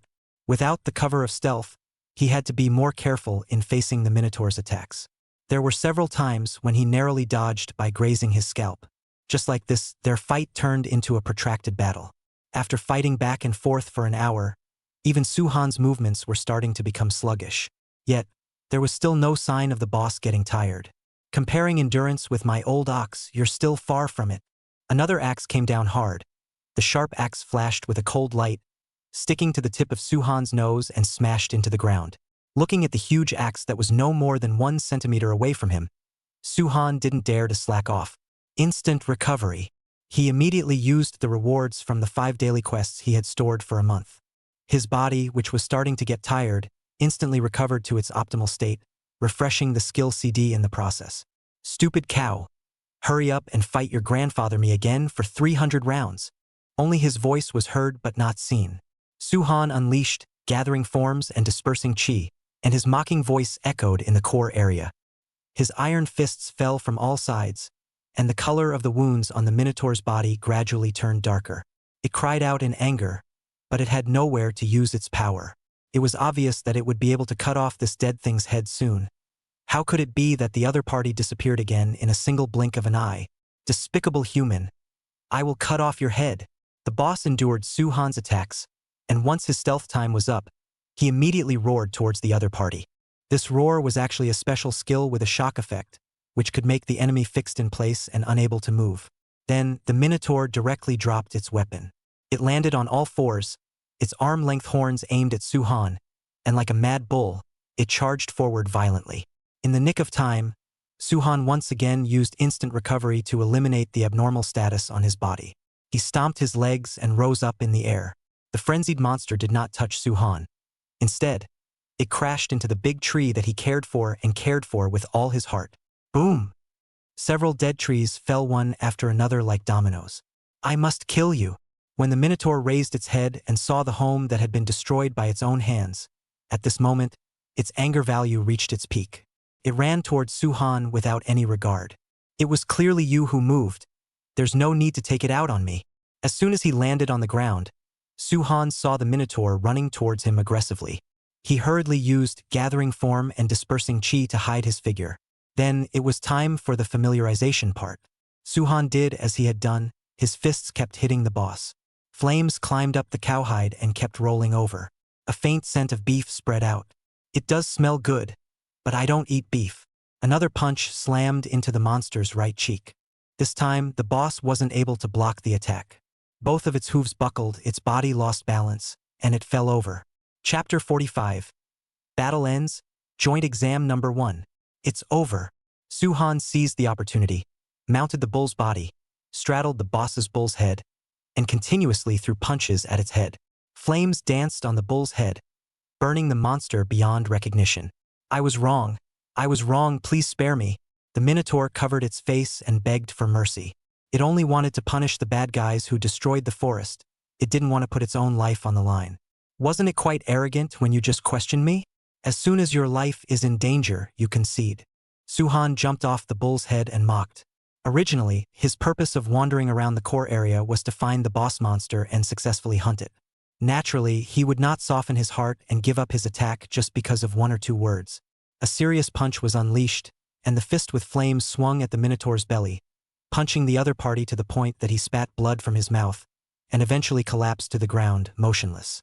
If there is an afterlife, I must find a place where there are no humans to hide in the mountains and never come out again. The Minotaur slowly closed his eyes, quietly welcoming his death. Points plus 10,000. The badge's scoring function was activated. After ending the battle, Su-han sat on the ground against the body of the boss and let out a long breath. To be honest, in this duel, if it wasn't for the fact that he had the instant recovery provided by the system as a base card, then the one who fell aside right now would definitely be himself. However, since ancient times, becoming a king and losing is an eternal truth. No matter what, he had won. This was an established fact that could not be changed. After resting for a while, Su-han left the core area and prepared to rendezvous with the squad members at the periphery. The perspective shifted. During the time period when the monsters were migrating en masse, the candidates in the periphery were undoubtedly in a state of torment. Originally, they were still able to hunt in the inner circle during the day, but with the sudden appearance of the monsters in the core area, they were unable to respond in time and were forced to eliminate themselves from the game. This resulted in a large number of candidates not achieving their desired results. The people who were still able to stay in the portal were basically awakened individuals who had awakened a rank or higher occupations and had outstanding strength. But even so, in order to deal with the unexpected situation, they basically all temporarily put aside their victory or defeat in the joint examination and all gathered together to form a temporary squad. Everyone maintain a good formation. Tanks stand at the front of the team, assassins look at the situation and roam around to make up for the damage, and auxiliaries and shooters stand at the back row to output. Remember, always prioritize the safety of your lives, Bai Zihong said to the remaining candidates. He was currently acting as the commander of the temporary squad. Other than him, there were also Yi Wanqing and Su Tong, who, as the only 3S class awakened present, had naturally become the backbone of the students. And now they were crusading against the blizzard wolves that had surrounded them on all sides. Kill 1 person at 10 steps, and leave no one behind for 1,000 miles. Bai Zihong mouthed the words as he drew the long sword at his waist before charging into the wolves. The silver-white figure danced recklessly among the monsters, leaving only a trail of blood wherever he went. The painful wails of the blizzard wolves reached the ears of everyone present. The group of monsters then fell to the ground in response, losing their lives. This was the strength of what was known as the first genius of Maple Leaf City. If it wasn't for the presence of Su-han in this joint examination, then Bai Zihong, who had awakened the S-rank occupation Green Lotus Sword Immortal, would, without a doubt, have become a strong contender for the first place. This kind of tense and exciting occasion. How can I let you alone steal all the limelight? It was Su Tong's turn to strike, and he made a violent leap, excitedly jumping into the pile of monsters. The skills that belonged exclusively to a Do Chi master were unleashed, and the simple and unadorned fighting skills paired with the exclusive Do Chi attribute scattered the monster's formation. The fist-to-flesh combat made people's blood run cold. Lastly, Yi Wanqing, as the only girl in the S-class, her fighting strength was no worse than the previous 2. Perhaps even because of the long period of time spent training with Su-han, she even appeared to be a bit more fluid in battle. White Tiger Divine Fist. Only Yi Wanqing's entire body was wrapped in white chi as she flashed around amongst the wolves, articulating perfectly between one move and another. Under the leadership of the 3 of them, the makeshift squad, which was jointly formed by the students, had a high level of chi all the way, and soon finished clearing out the blizzard wolves. I wonder how many points we've accumulated now. After resting for a moment, Bai Zihong opened the leaderboard. He had already learned from Yi Wanqing's mouth that there were true facts about Su-han, so he didn't have any extravagant hopes of taking first place. As long as he could hold out for a while longer and get a solid second place, he would be able to live up to the principal's expectations of him. Although after the ecosystem in the replica completely collapsed, they had to team up with the rest to hunt. However, it was a blessing in disguise. The monster's sudden rampage had instead given them the opportunity to gain more points. At the same time, it also allowed him to get a workout on his own abilities that was difficult to replicate. 5,000 points. This score was completely enough to lock up first place in the past. Bai Zihong felt very satisfied when he saw his own team's points. However, when his line of sight moved up and saw Yi Wanqing's squad's points, he revealed a helpless expression. At this moment, Su Tong, who was thinking the same way as him, also saw the number of points that hung high at the top of the leaderboard. They raised their heads and glanced at each other, actually feeling sympathetic emotions from each other's eyes. 14,500 points. That was what they saw, the number of points Yi Wanqing's squad had obtained. At the same time, being able to obtain more than 5-digit points meant that Su Han had really managed to kill a level 35 boss monster. And it was taken down by him alone, single-handedly. Captain, Su Han really did it. He killed the replica boss monster alone. Qin Bing looked at the soaring points on the leaderboard and hugged Yi Wanqing excitedly. Su Han really did not fail their trust, helping the squad take the first place in the joint exam. I never thought that one day, we would be able to achieve such excellent results in the 3 cities joint exam. It's like a dream. Cheng Shan and Bai Yuyao also saw the rankings. From now on, they had finally gotten rid of the title of the 3 cities hangers-on and had become the veritable number 1 in their class. Yeah, it's all thanks to Su Han. Yi Wanqing was also very happy. She was glad that she chose Su Han when she first formed the team. Congratulations! At this time, Bai Zihong and Su Tong walked over. There's no way for us to turn the tables on this joint exam, but when we wait for the college entrance exam, we won't necessarily lose. Bai Zihong said to Yi Wanqing. The college entrance exam, as the most important selection exam at the high school level, would not require a team to conduct it like the joint exam. All of the candidates had to put on their equipment and perform a separate tower climbing breakthrough. And the final number of floors of the tower climbed and points earned by the candidates are used as the judging criteria to select talents. We just dipped into our teammates' favor. There's nothing to congratulate us on, Yi Wanqing replied.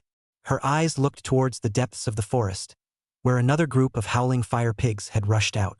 Chapter 46. Fighting Spirit. All hands prepare for battle.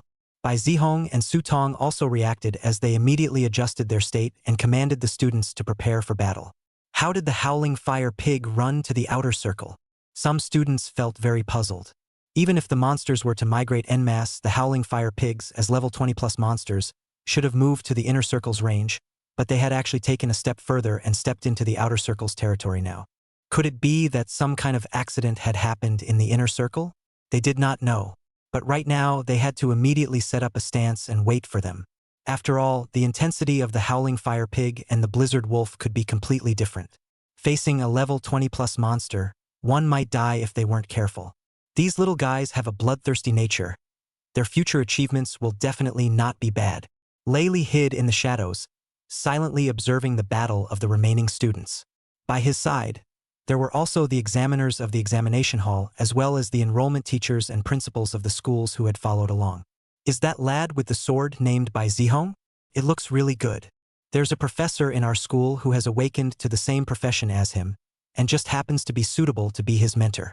In the crowd, the enrollment teachers began to discuss the students' performance. There was still a big difference between watching a battle live and watching it through a screen in a live stream.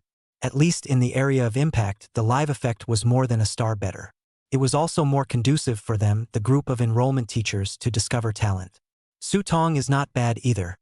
His moves are wide open and destructive. There's also Yi Wanqing. She feels like she has a lot of combat experience.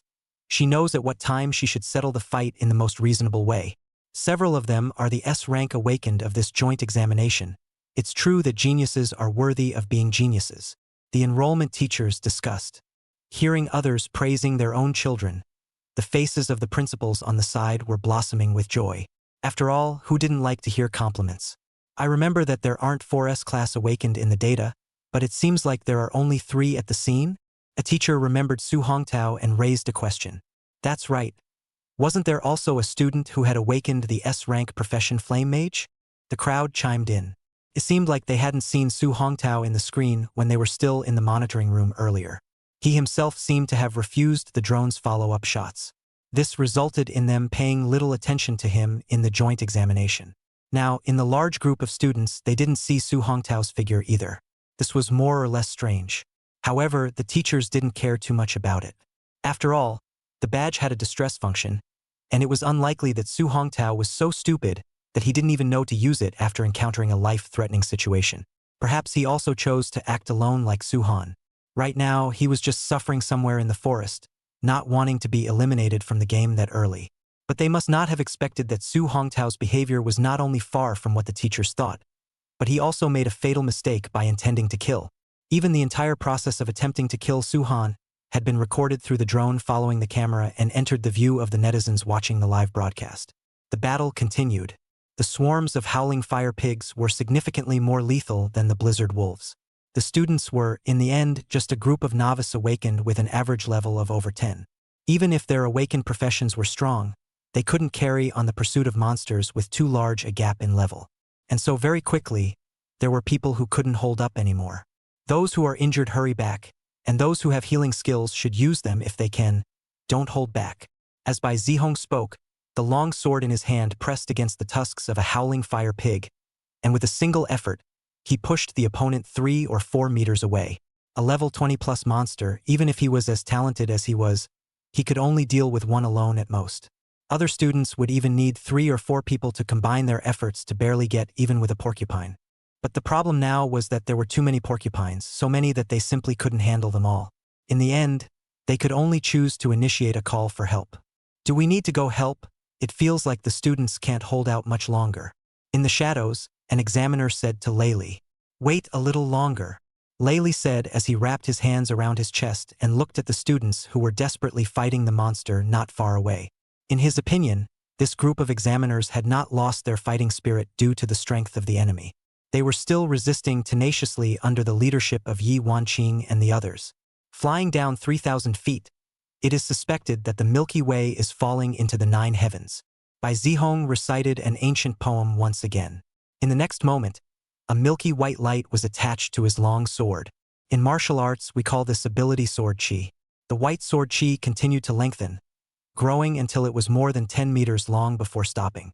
"All get out of the way," Bai Zihong shouted, and the students who were in front of him dodged to the side. The long sword swung down, and the flying sword qi followed his movements, smashing into the monsters and raising a cloud of dust. A dozen or so howling fire pigs were sliced in half by the white sword qi.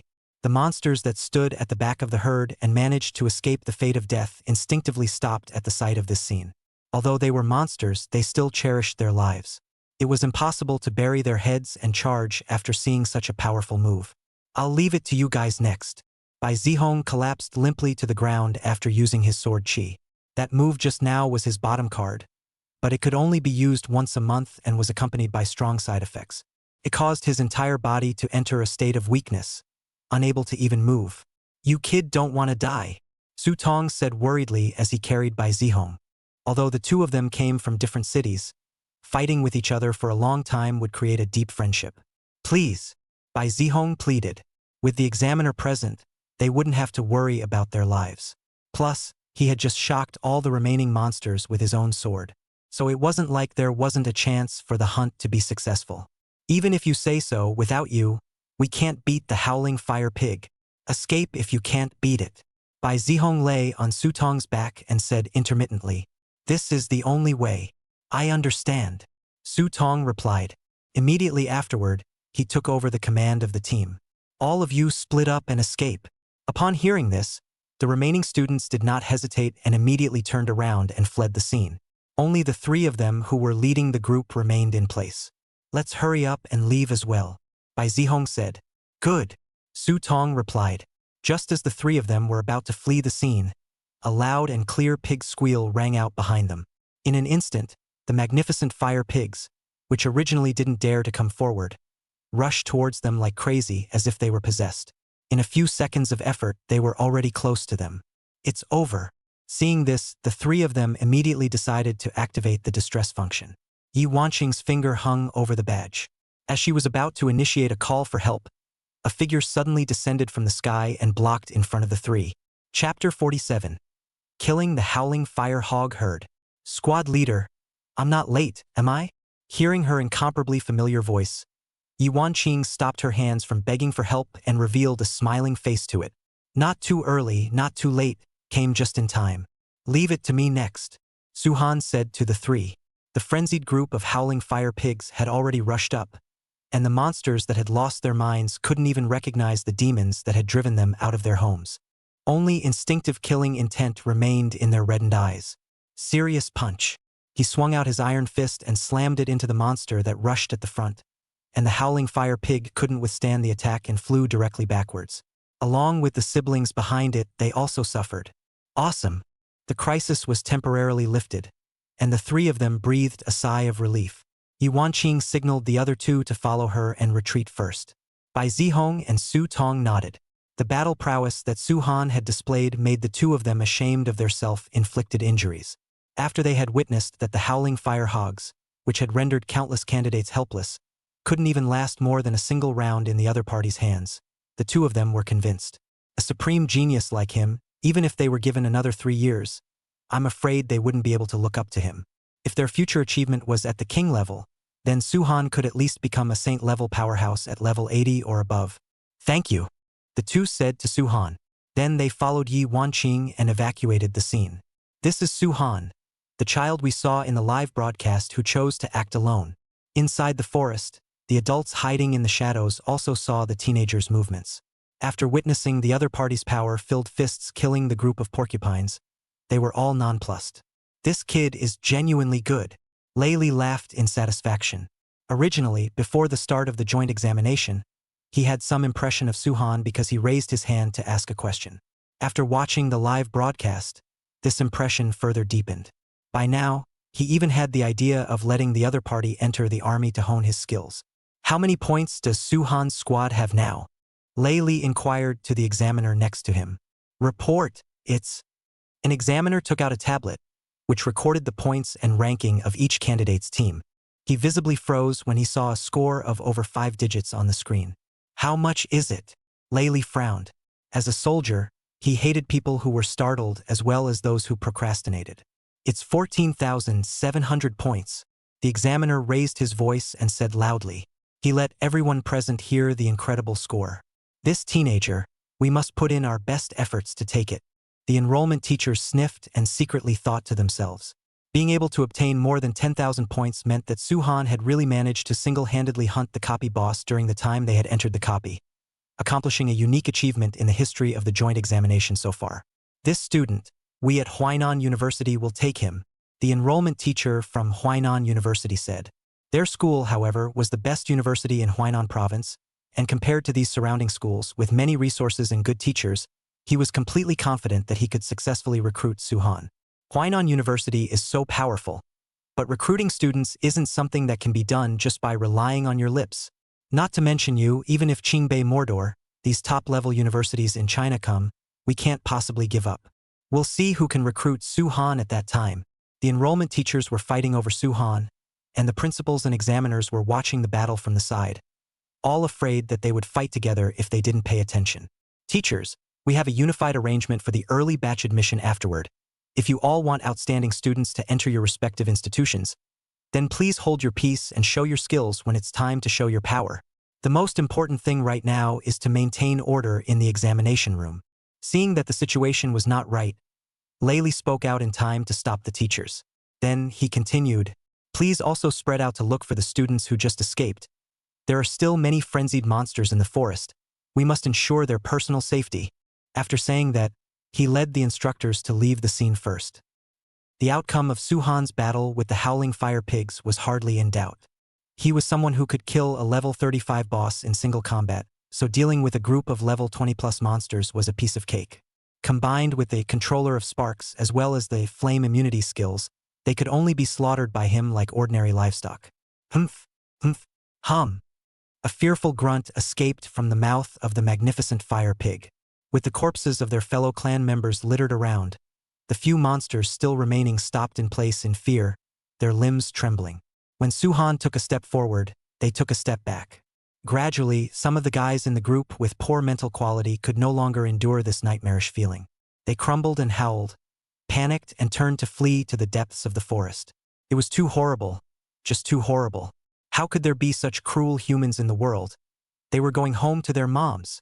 Immediately after that, the atmosphere of terror spread through the pack, and more monsters were scared out of their wits and chose to flee in a farting manner. Facing these howling fire pigs that had lost their will to fight, Suhan was too lazy to chase after them.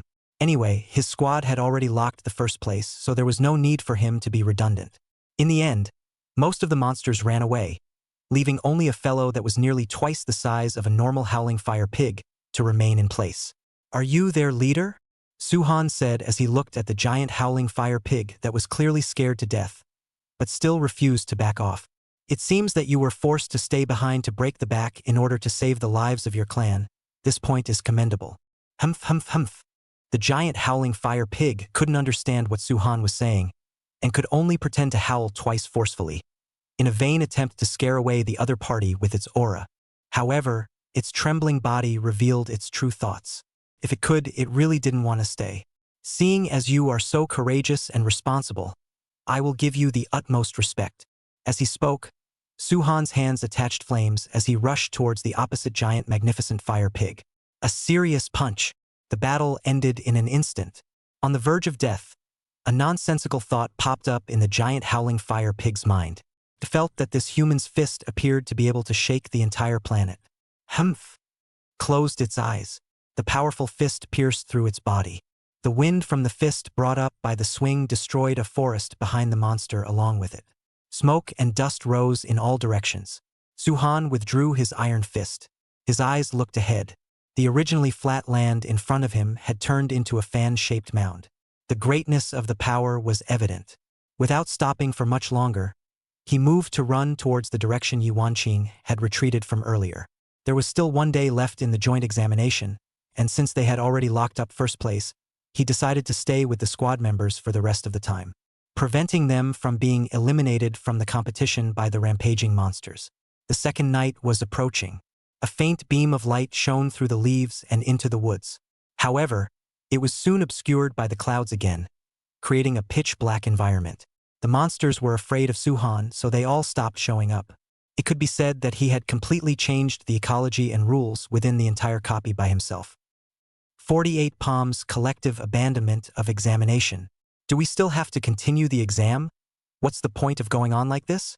Indeed, it's likely that the current rankings won't change again anyway, so we might as well just end the exam. At night, on the outskirts of the forest, the remaining examinees once again gathered together. They sat in a circle in front of the fire, discussing about the joint examination. Looking at the numbers on the leaderboards, the insurmountable gulf was stimulating each of their young minds all the time. The moment these words came out, everyone fell into silence. Suhan's power caused them to develop a deep sense of powerlessness. Is everyone sure they've all thought it through? Bai Zihong leaned against a tree, fiddling with the firewood with the branch in his hand. The blazing flames reflected in his eyes, swaying. As someone who had intuitively felt Suhan's powerful strength, in addition to being powerless, his heart was also lit up with the eagerness to catch up with the other party's footsteps, as well as a little bit of admiration. That was the normal emotion that a normal person would have towards a strong person. It was also the pride and dignity of being the first genius of Maple Leaf City who didn't want to give in to defeat. "There's really no need to proceed any further," Su Tong said as he sat beside Bai Zihong. He and Bai Zihong held the same thought. However, from an objective point of view, the results of the joint examination had already been finalized, and there was no longer much need to fight on. Since this was the case, it would be better to end it earlier. As long as he still held the passion in his heart and treated Suhan as his goal, then, no matter where he was, he believed that he would definitely keep improving. "That's right, we don't want to continue either." "So do we." Su Tong's words were like a fuse that ignited the silent masses. Most of the remaining students had actually supported themselves to the limit long ago. They no longer had the extra energy to face the unknown dangers of the remaining day. In that case, it would be better to let the exams end earlier. If everyone thinks so, then let's give up on this joint exam. Bai Zihong finally clapped his hands. Everyone nodded in agreement. Among the remaining people, Suhan's teammates were the only ones who remained silent and did not participate in the discussion. They had gotten the honor of being the first in the joint exam only because of Suhan's light. Without Suhan, they might be nothing. The four were not thick-skinned enough to be able to discuss this issue with the other students in a calm manner. We're about to get the coveted first place in the joint exam, so everyone be happy. Yi Wanqing noticed that the team's atmosphere was a bit off, so she opened her mouth to comfort them. Suhan's power not only made his opponents feel powerless, but also made his teammates feel desperate. To put it in a more serious way, it might bring a shadow to certain people that would not dissipate for the rest of their lives. Once this kind of demon was formed, it was afraid that it would be difficult to get ahead in the future. As the captain, she had the obligation to ensure the mental health of her teammates. Moreover, in fact, in their temporary squad, Yi Wanqing was the one who was under the most pressure. This was because Suhan clearly possessed the strength to crush students of the same class, yet he still gave himself the captain's position to sit. This made her feel pressurized. Every time she had to give orders, Yi Wanqing always had a feeling of weakness, afraid that any sentence would upset the other party. Gradually, it also started to become a bit intimidating. Although on the surface, her strength had indeed risen quite a bit, in her heart, she had perhaps long given up the idea of surpassing Suhan. It was just that normally, as the captain, she didn't show it. Captain, how strong do you think Suhan will become in the future? The three members of the squad looked up at Yi Wanqing. I don't know. Yi Wanqing shook her head. But no matter what Suhan will grow into in the future, it has little to do with us. We just need to do well for ourselves. By recognizing our own shortcomings and improving on them, we will definitely reap the rewards. You're right. The three nodded thoughtfully. The night was brisk and the paths were clear. It wasn't long before Suhan, who had finished resolving the howling fire pig, finally found the large group. Squad leader. Suhan walked to Yi Wanqing's side and said, with 1.5 days left, let's move together as a squad. Good. Yi Wanqing smiled faintly. But this joint examination might be over soon. Why do you say that? Because we all feel that it's pointless for the exam to go on.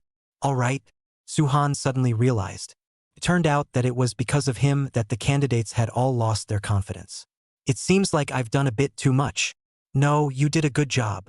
Yi Wanqing looked towards Suhan, and even she didn't notice that her gaze would always linger on the other party. Hello. While the two were conversing, Bai Zihong and Su Tong walked over. Thank you again for saving us. No need to thank you. It's all just a show of hands, Suhan replied. Immediately afterward, everyone gathered around the fire stood up. Their expressions were complicated, or curious, or fearful, or evasive. But there was one thing that was beyond doubt. That was that they were all completely convinced by Suhan's strength. No one spoke. Then, everyone present turned on the badge's distress function in front of the members of Yi Wanqing's squad. A few seconds later, Layli appeared with a group of horses. According to the regulations, there is still a whole day left for the joint examination. Are you guys sure you want to do this? Layli scanned the circle and inquired. He had found the students' hiding place a long time ago and was secretly observing their reactions. Facing a demon like Suhan, it was indeed perfectly normal to lose the heart of struggle. Yes, the crowd nodded together. Good. I respect your choices. Layli pulled out a palm-sized red crystal from his pocket. He pinched it hard and the crystal shattered. A blue portal appeared out of thin air. Go! One by one, the students walked into the portal. Bai Zihong looked at the blue light screen in front of him and hesitated, but he was never able to take that step. What are you still hesitating for? Haven't we already discussed this? Su Tong patted Bai Zihong's shoulder and left the copy one step ahead. Courage to face failure and keep breaking through. He had clearly prepared himself mentally, so what was there to hesitate about? After Bai Zihong figured it out, he followed Su Tong's lead and entered the return portal. Now only the members of Yi Wanqing's squad remained. It's your turn, Layli said to the few people. Let's go. As the captain, Yi Wanqing was the first to walk in. The others followed closely behind. At this point, the joint examination was over. Their journey in this copy here also came to a perfect end. Insects chirped and birds chirped, and fallen leaves returned to their roots. The monsters that were forced to migrate due to Suhan cried out in excitement as they finally looked forward to the departure of this horrible killing god. Chapter 49. End of the joint exam. The military base's large playground. All the examinees looked towards the high platform, watching Layli crossing his fingers. All candidates. The microphone let out a piercingly sharp chirp. First of all, Congratulations to all of you for successfully completing this agonizingly difficult joint examination. Although this doesn't show how strong you all are, it at least proves that you are quite self-aware and know how to retreat from difficulties. Under the stage, most of the candidates had heavy expressions. They looked around in silence. At this moment, the crowd that had originally filled the large playground was missing a large portion. Those empty seats should have stood their classmates, friends, but now they were empty. In fact, in every session of the joint examination, there would be cases of candidates' deaths. It was just that this term, due to sudden accidents, the number of deaths had skyrocketed. Even though Layli and the others had done their best to rescue them, there were still students who were too late to call for help and died at the hands of the riotous group of ferocious beasts. This joint examination is the one with the highest number of candidate deaths since all the previous years, with the ratio reaching a staggering 4-1. Although there are certain special reasons for this, it is undeniable that we examiners, who are responsible for the safety of the students, have an undeniable responsibility for the problems with the exam. Here, on behalf of the examiners, I apologize to all of you. Layli bent down to the students on the stage and bowed at 90 degrees. A soldier's waist must always be upright even in battle, because what they carried on their shoulders was the responsibility of guarding the country. However, Layli was willing to apologize to the crowd for the students who had died due to an accident. This moved them greatly. At the same time, they also understood this. Examiner. Originally the real portal was full of accidents. Who can say about such things? You have done your best to protect most of the people. There is no need to blame yourselves for this. We believe that even the students who died, their spirits in heaven won't blame you. Thank you all for your understanding. Layli stood up straight. The deceased has passed away, and while mourning, I also feel grateful. Even after encountering a change, there is a group of little ones that have still been persevering. They fought until the last moment in the copy, and also logically achieved amazing results in this joint examination. One of them, even more so, overpowered the group and defeated a level 35 boss monster, helping his squad to win first place in the joint exam. When these words came out, everyone side-eyed and looked at Suhan, who was standing in the crowd. The students who had been eliminated early had witnessed the entire process of Suhan's battle with the boss through the live broadcast. Marveling at how powerful he was while at the same time, they couldn't help but grumble a little at him. They all learned that the other party was the culprit behind the sudden accident of this joint examination. Even if it was an unintentional act, it did cause the fact that many people were eliminated early. Even so many candidates, as a result, lost their lives. The students who had persevered to the end, on the other hand, had witnessed Suhan's battle with the monster swarm and had developed either admiration or frustration towards him. They did not know for the time being that Suhan was the culprit who caused the accident in the joint examination, and only admired the strong out of instinct. Now, I will announce the list of squads that have won the top 10 places in this joint examination. Please ask the members of the squads whose names are read to come up to the stage in turn to receive their awards. Layli said and took out a paper list. 10th place, Squad Wang Chenglong from Maple Leaf Middle School in Maple Leaf City, earning 3,450 points. 9th place, Guxiaoxiao Squad from Ginkgo City's 18th Middle School, earning 3,579 points. 3rd place, Sutong Squad from Ginkgo City's Ginkgo Middle School, earning points 5078. 2nd place, by Zihong Squad from Maple Leaf First Middle School in Maple Leaf City, earning points 5736. Finally, taking first place is, Layli paused for a moment, Yi Wanqing Squad from the 7th Middle School in Sanzhuang City, earning 14,700 points. When he said that, the entire room applauded. The overwhelmingly high score made Yi Wanqing's squad the deserved first place. One by one, the squads whose names were read went up to the stage to receive their awards, but people's gazes always remained on one person. Congratulations, Layli said with relief. Thank you. Compared to the examiner and you warriors who protect the country, I still have a long way to go. You are too modest, ha ha ha ha ha ha. Layli patted Suhan's shoulder, turned to face the stage and said, let's cheer for these teams. I declare that this joint examination has officially ended here. The award ceremony was over. Aside from the top 10 ranked team members, the other students from the 3 cities, led by their school teachers, all boarded the buses for their return trip. Baitauli stayed behind to accompany Suhan and the others. The children have worked hard. You are all the pride of our 7th middle school and even Sanchong City. His eyes reddened. Just how many years had passed? In the history of the three cities' joint exam, Sangung City had never been in existence that gave the other two cities the bottom spot. Now, not only did they win first place, but also, this first place came from his school, from his beloved students. How could this not move Bai Taoli? He came to Suhan's front and said to him, I have always felt that you will definitely stand up again, because hard work doesn't lie. Child, thank you. If it wasn't for you, this joint examination, Sanshuang City might still become a stepping stone for the other two cities just like before. Old principal, this is all what I should do, Suhan responded. During his most decadent period, Bai Taoli had been unfailing to him, insisting on silently helping him behind the scenes. Could be said that without him, there would be no current Suhan. Principal, don't just praise Suhan, what about us? There's still us. Qin Bing stood at the side and said mischievously. With a delicate mind, she was afraid that the old principal would not be able to hold back and cry out, so she could only use gags to ease the atmosphere. That's right, that's right. There's still us. Changshan followed suit. You're all the pride of our school. How could I forget you? Bai Taoli broke into a smile. The conversations between good teachers and friends were just like this, joyful, warm, and happy. Hello, little ones. At this time, Layli walked over. According to the regulations, the top 10 squads of the joint examination will be able to obtain early admission to the awakened colleges and universities. You guys follow me. Several people nodded and followed Layli out of the large playground. Little fellow, are you interested in joining the army? On the way to the prescribed location, Layli proposed to Suhan. I can assure you that the army's treatment is definitely much better than those colleges. And I can also act as your recommending officer and send you to the military academy to further your education. Sorry, examiner. I have no intention of wanting to join the military for the time being. Suhan refused. Becoming a soldier meant abiding by a series of harsh rules and regulations, and his personal freedom was severely restricted. For him who had unlimited possibilities, losing his freedom was like an eagle with broken wings, with no place to use his power. So even if the benefits of the military were better, he wouldn't consider it.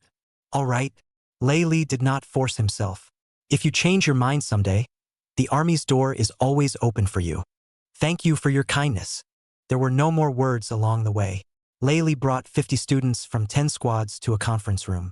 The enrollment teachers had already been waiting here for a long time. They looked at the students who walked in with more or less judgment in their eyes. Suhan was the only one. When he appeared, all the teachers were filled with longing. Seeing this, the crowd understood that a thrilling and exciting battle to steal people would soon start here. Chapter 50. Rejecting solicitation. Sister confused. Student Suhan, as long as you come to our school, not only will your tuition be completely free, but we will also have the school's best professors provide you with individual guidance. As long as you're willing to come to our school, on top of the benefits they provide, we can also give you a scholarship of 50 W per year. In addition to the scholarships and tuition fees and so on, as long as you can choose our institution, we can provide you with a whole set of a great equipment. If you come to our school, all the teachers' courses are at your disposal. The enrollment teachers faced Suhan and made all sorts of recruiting offers. They sat in their seats, but their hot gazes seemed to pierce through each other. The students present even felt that, if the conditions allowed it, these teachers might be so excited that they would jump on the table and fight. However, even if they said it all, Suhan would not be moved. He had long since decided on the institution he wanted to go to, the nation's 5 direct top-level colleges. Other than these places, he wouldn't go anywhere. It was useless even if they offered sky-high benefits. This was because Suhan clearly knew that the Awakened One universities that these teachers belonged to were at most a double first-class school at best. The gap between it and his own expectations was simply too great, and it would not be able to provide him with the help he truly needed. Thank you, teachers, for being able to offer me such favorable conditions.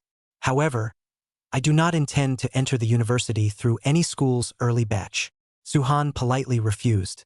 When he finished speaking, the conference room fell into an eerie silence. None of the teachers seemed to have expected that the other party would refuse so crisply. Can we ask you the reason for your refusal? After a minute had passed, someone finally spoke again. Although the conditions offered by all of you are very good, my target institutions are the 5 direct institutions in the country, no matter what I would like to try to enter these schools to study. Suhan replied truthfully. Student Suhan, The enrollment teacher of Huainan University, to which he belonged, said seriously, I'm well aware of your concerns. Perhaps there is indeed a certain gap between us and those top colleges and universities that you are talking about. But think carefully. Is entering those so-called top colleges necessarily the best for you? The admissions teacher pushed up his glasses. I admit that with your strength, you have every chance to enter the top colleges in the country. But when you fight to the death to get in, you'll realize that you're a reputable genius in this province. And there, you're just an ordinary student who can't be any more ordinary. You have to compete for better conditions with thousands of people who are just like you or more talented than you. To put it bluntly, the treatment you can get at Qingbei may or may not be worse compared to the treatment you can get by entering a school like ours. We can raise the entire school to train you. Do you think schools like Qingbei can? The teacher's words were deafening. It made some students who were also in the conference room and originally held the same idea as Suhan nod frequently. If they could, they certainly wanted to strive to get into a better school through hard work. But after hearing the admissions teacher's words, the crowd came to a sudden realization. They weren't Suhan and didn't have the backbone to crush everything. If they fought hard to get into a better school, but couldn't get the resources to match, after graduation, they could only use the famous school's signboard to woo people. Then it would be better to accept the early batch and cherish the opportunity in front of you to get more benefits. What do you have in mind? The enrollment teachers stared at Suhan, expecting his answer. I'm sorry. Suhan's attitude was resolute. Although what you said, teacher, is indeed a possible situation, I still want to take the college entrance exam. Because I am confident that I can get the best treatment even in Qingbei. You! The crowd was speechless. They understood that a teenager's willfulness could not be convinced so easily. Suhan had higher pursuits in his heart, and the teachers understood this. Since you've already made your decision, we won't say any more. We wish you success in the end. Thank you, teachers. Suhan nodded his head. At this point, the main event of the joint examination early batch meeting was basically over. After that, it was the opening of recruiting for the other members of the teams that had made it into the top 10. The meeting ended. Among the 3S class awakened, Bai Zihong chose to accept the invitation from Huainan University. They offered very good conditions, and one of the things that made him finally make his decision was a separate lecture from a professor of the same profession as he had awakened. S-class professions were already rare, and being able to be taught by a senior of the same profession would definitely be even more immense in terms of one's future development and strength than entering a good school. Other than him, neither Su Tong nor Yi Wanqing had the opportunity to receive an early batch. They were both stimulated by Suhan's powerful strength and were prepared to use the remaining 1 month to fully sprint for the college entrance exam. As for the other students with relatively more mediocre talent, they naturally had to make good use of the opportunity of the early batch. One after another, they chose their preferred institutions. Suhan, although I accepted the early admission, it doesn't mean that I've given up my goal of surpassing you. It's just that I've chosen a different path. Before leaving, Bai Zihong came to Suhan's side and said, I've already communicated with our school's admission teacher in advance. He said that afterward, between the major universities, there will be an exchange tournament. Let's meet again at the exchange tournament at that time. No problem. Looking forward to your performance after you meet me again. Inside the third shift city awakened one association, Suhan returned to his temporary residence. Son, you're awesome. As soon as he returned home, his mother Yang Jishio excitedly gave her son a big hug. The two of them had watched the entire live broadcast of the joint examination, and after seeing Suhan's performance, which could be described as heaven-defying, they were both happy for him. Mom and Dad, what did I say before? Taking the first place in the joint exam is a handful for me, Suhan said as he hugged his mother. Your kid has made a fortune. We are also considered to be bitter and sweet. Hurry up and sit down. Later Mom will burn your favorite braised pork for you. Okay, Mom. You worked hard.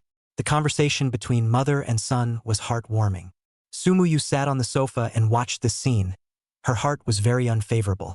Previously, when Master told her that Suhan had eaten a soft meal to be able to successfully break through the secret realm, she believed it. But in the live broadcast of the joint examination, the strength shown by her own brother, where did he look like a bad man who ate soft food? He was simply a god of war. Then those spiritual herbs and medicines he gave himself before, could it be that he really obtained them by strength? But with this strength, aren't spirit herbs and elixirs more important to brother? There was only a month to go before the college entrance exam, and if the battle strength could be raised a little at such a time, the performance in the college entrance exam might be that much better. But he still chose to give himself precious things to use. Even if it was out of concern, it was a stupid concern. It was making fun of his own future.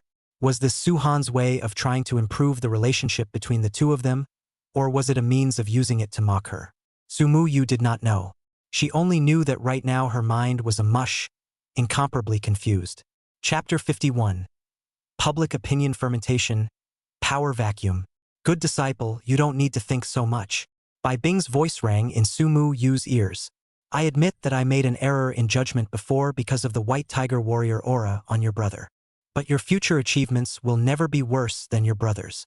At the level he's showing now, he'll be at most a level 90 god-ranked powerhouse in the future. But you're different. With me here, you'll have every chance to surpass me in the future and become a super god-level existence. Is everything you said true, master? Sumuyu stopped rambling. Of course. How would I cheat my own disciple? White Ice replied. What she said was all true. But from the live television broadcast, she had likewise seen Suhan's potential, and also keenly perceived the opponent's ability to control flames. And Yendi's ability was to use flames. This made her basically certain that the other party's high probability was due to the butterfly effect, having obtained the chance that originally belonged to Yendi. In doing so, she developed the potential of being able to become a god-level powerhouse. Since this was the case, for the sake of the Outer God War in the future, White Ice had to pull him into her camp. Let him become a booster for himself and his disciple. I understand. Sumuyu adjusted his mind. So very good. White Ice said with a smile. You don't need to be too burdened about your brother's dedication. Since you're now clear about his strength, you might as well try to accept his good intentions and take the initiative to improve your relationship with him. In the future, it wouldn't be a bad story for the brother and sister to advance together and become a legend that the world will admire. I will try my best to try, Sumuyu said thoughtfully. Master's words reminded her. Previously, the reason why the two siblings were not on good terms was because of the mismatch between their strength and family status. But now, Suhan got the first place in the joint examination and proved his strength. This situation also ceased to exist. Their relationship might really be able to return to the old days. There were no words for the night. The story about Suhan's deeds in the joint examination continued to spread among the citizens of the three cities. This in turn triggered a series of discussions.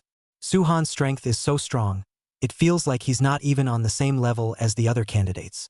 That's right, that's a level 35 boss monster.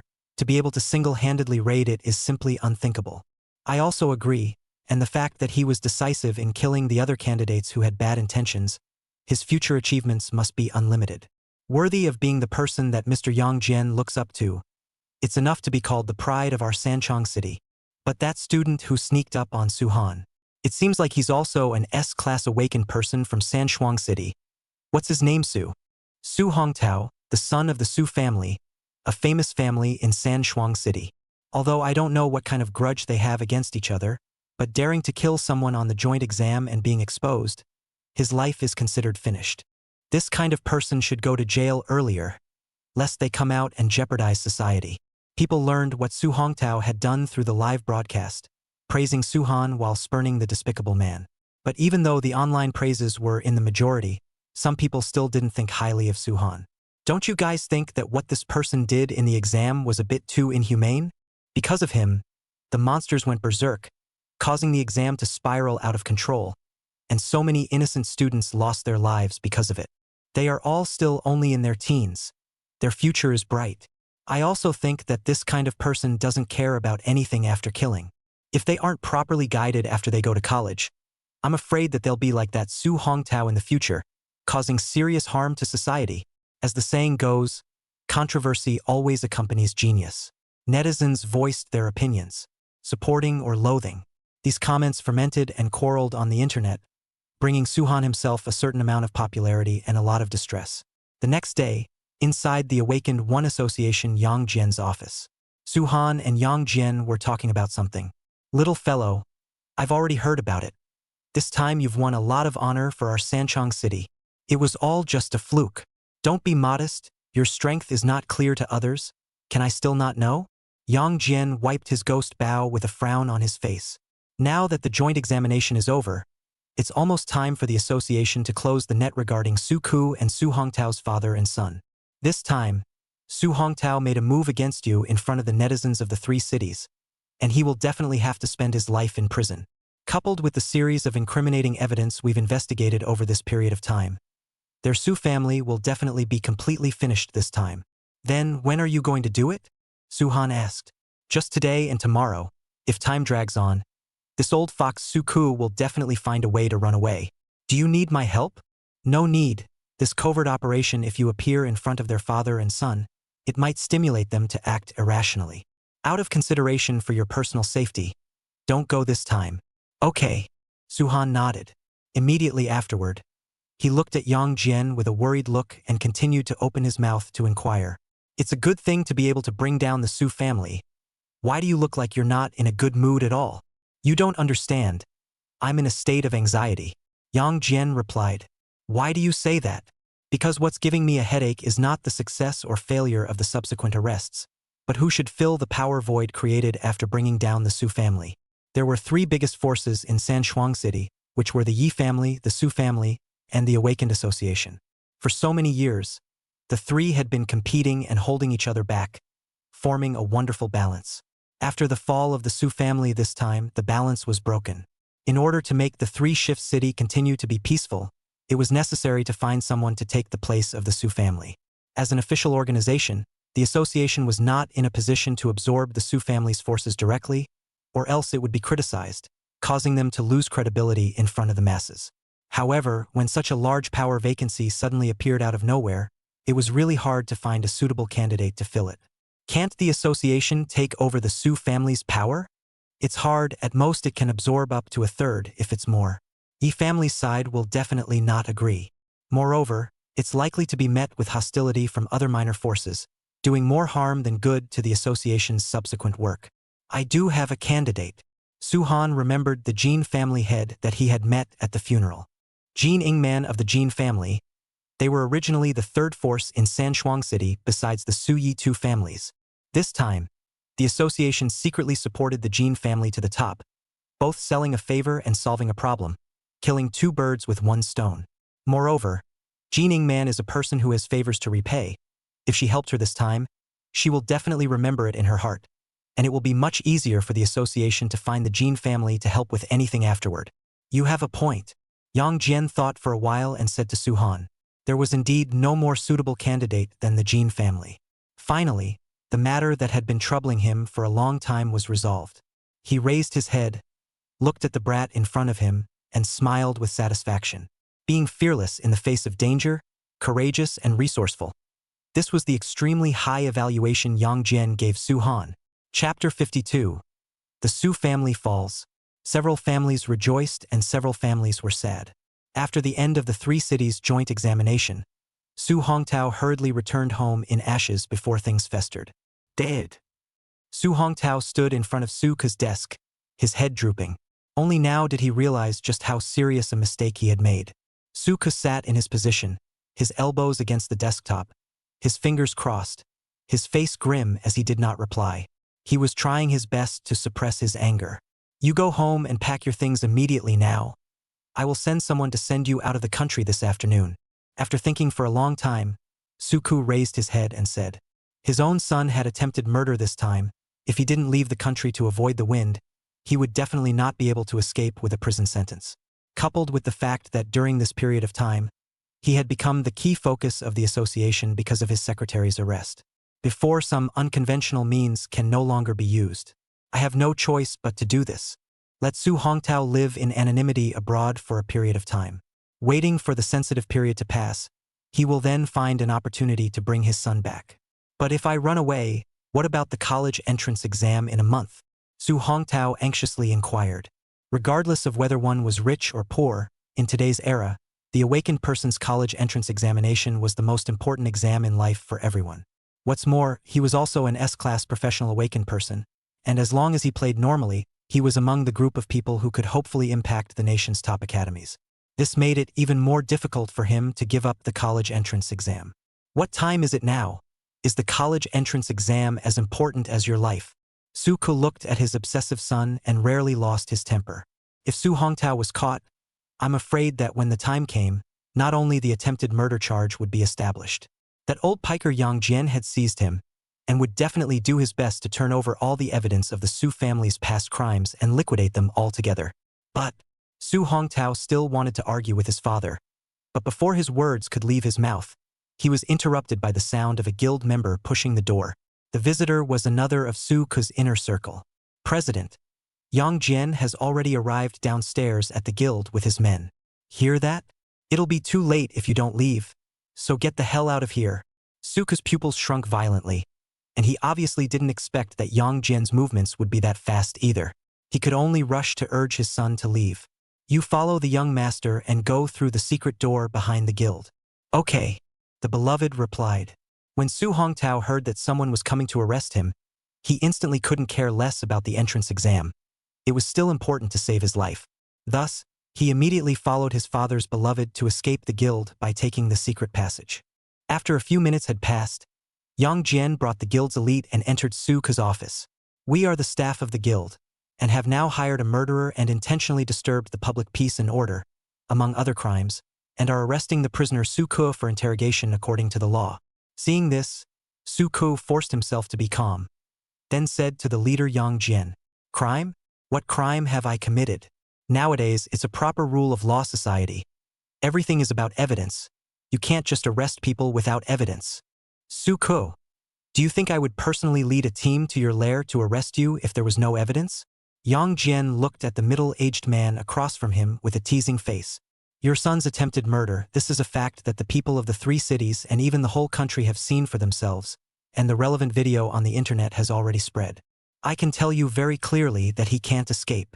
I've already arranged for people to watch over your home and the various exits of your guild, and as long as I run into Su Hongtao, I'll immediately implement an arrest. If you're capable, just make the arrest. Su Ke sneered, not taking Yang Jian's words to heart in the slightest. The guild's dark passage was a secret passage known only to him and a few of his inner circle. From the underground of the guild building, it was connected all the way to Maple Leaf City next door. Even Yang Jian would never be able to discover it. Now that his son had successfully escaped, he had no more worries and could safely and boldly deal with the guild's dilemmas. There's one more thing I forgot to tell you. Yang Jian looked at the other party's arrogant demeanor and revealed a meaningful smile. Just in case, I sent someone to secretly turn a few of your inner circle. If nothing happened midway, he should be staying with your son now, right? What did you say? Su Ke slammed the table and leapt up from his seat. The expression on his face immediately changed from breezy to unbelievable. You father and son. Meet again later in the association's interrogation room. Yang Jian, I'm telling you, if anything happens to my son, even if I die, I'll drag you along for the ride. Su Ke's features twisted into a heap from anger. He pointed at Yang Jian and threatened. Congratulations. You now have another charge of threatening a civil servant. Yang Jian disdained this, but still explained. Don't worry, Su Hongtao's life will definitely not be in danger, but he must bear the consequences himself for the mistakes he made. You are a smart person. You should understand what I mean. Upon hearing this, Su Ke was immediately like a ball of fur that had lost its breath, paralyzed helplessly in his seat. You win. He stared at Yang Jian dead in the face and squeezed out a few words from his teeth in a hard way. It's not that I won, it's justice that won. Yang Jian looked at Su Ke calmly, but his heart was full of mixed feelings. The groundbreaking snake that had plagued him and San Shuang City for a long time had finally fallen today. He had also fulfilled one of the wishes he had had for so long since he became the president of the association. Su Ke did not speak again. As a king-level powerhouse who had awakened an S-rank profession, he had lived a life of great splendor, not realizing that in the end, he would be ruined in the hands of his own son. Although he was not happy that his end was so bleak, he did not try to escape. Firstly, because Yang Jian, as a strong person of the same level as him, would definitely not watch him run away. Secondly, hearing the news that his own son had been captured, he no longer had any desire to try to resist. Take away. With a wave of Yang Jian's hand, one of the 3 great mountains of San Shuang City collapsed. In the association's interrogation room, Su Hongtao was arrested. He stared blankly ahead, wearing silver handcuffs on his hands that restricted awakened people from using their abilities. Do you regret it? Ending up in jail because of a small friction? Su-han said to Su Hongtao through the glass. I regret it. Su Hongtao looked at the one-way glass in front of him as if he was dead. In his eyes, he couldn't see anyone. I regret that I didn't prepare more powerful means, and I regret that I didn't kill you. So that I can still live freely outside now. That's a freedom that ordinary people can't envy. Su Hongtao's eyes widened as he laughed maniacally. Since the end was already doomed, he didn't bother to fake a look of repentance anymore. You are hopeless. Su-han shook his head and turned around to walk out of the interrogation room. Su Hongtao was left alone to face the air, going crazy and frenzied. Finished questioning so quickly? Yang Jian stood outside the interrogation room waiting for him. There's nothing to ask. He's gone completely insane. Is Su Ke's side of the interrogation finished? Almost after he heard the news of his son's arrest, he lost the desire to fight back and was silent in the face of all questions. But we already have evidence of his crime.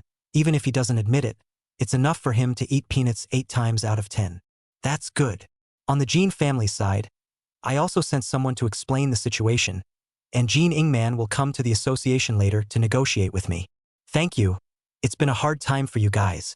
Su-han nodded and said. The corners of Yang Jian's mouth rose as he patted the other party's shoulder and responded. I'm a big old man. I can't listen to these melodramatic words. And what do I have to work hard for? It's obvious that you're the one who fought for yourself. I just did what I had to do. Chapter 53. Yi Wanqing's determination. Anyway, thank you. Su-han said gratefully. Although Yang Jian spoke easily, he was clear about how much time and energy the other party had put in for his sake. Not only had he sent people to protect his family, he had also personally instructed him on his combat skills, and even opened up his arsenal to pick out ranked weapons that were worth a lot of money. It could be said that if he hadn't encountered Yang Jian, he and his family might have died long ago at the hands of the assassins that Su Hongtao had hired, or maybe not. All right, don't be like this. It's making me, an old man, a little uncomfortable. Yang Jian waved his hand and said, if you really want to thank me, then for the remaining 1 month, work out and strengthen your strength. Wait for the college entrance exam to win the top prize in Huainan province in one fell swoop, and then enter Qingbei University.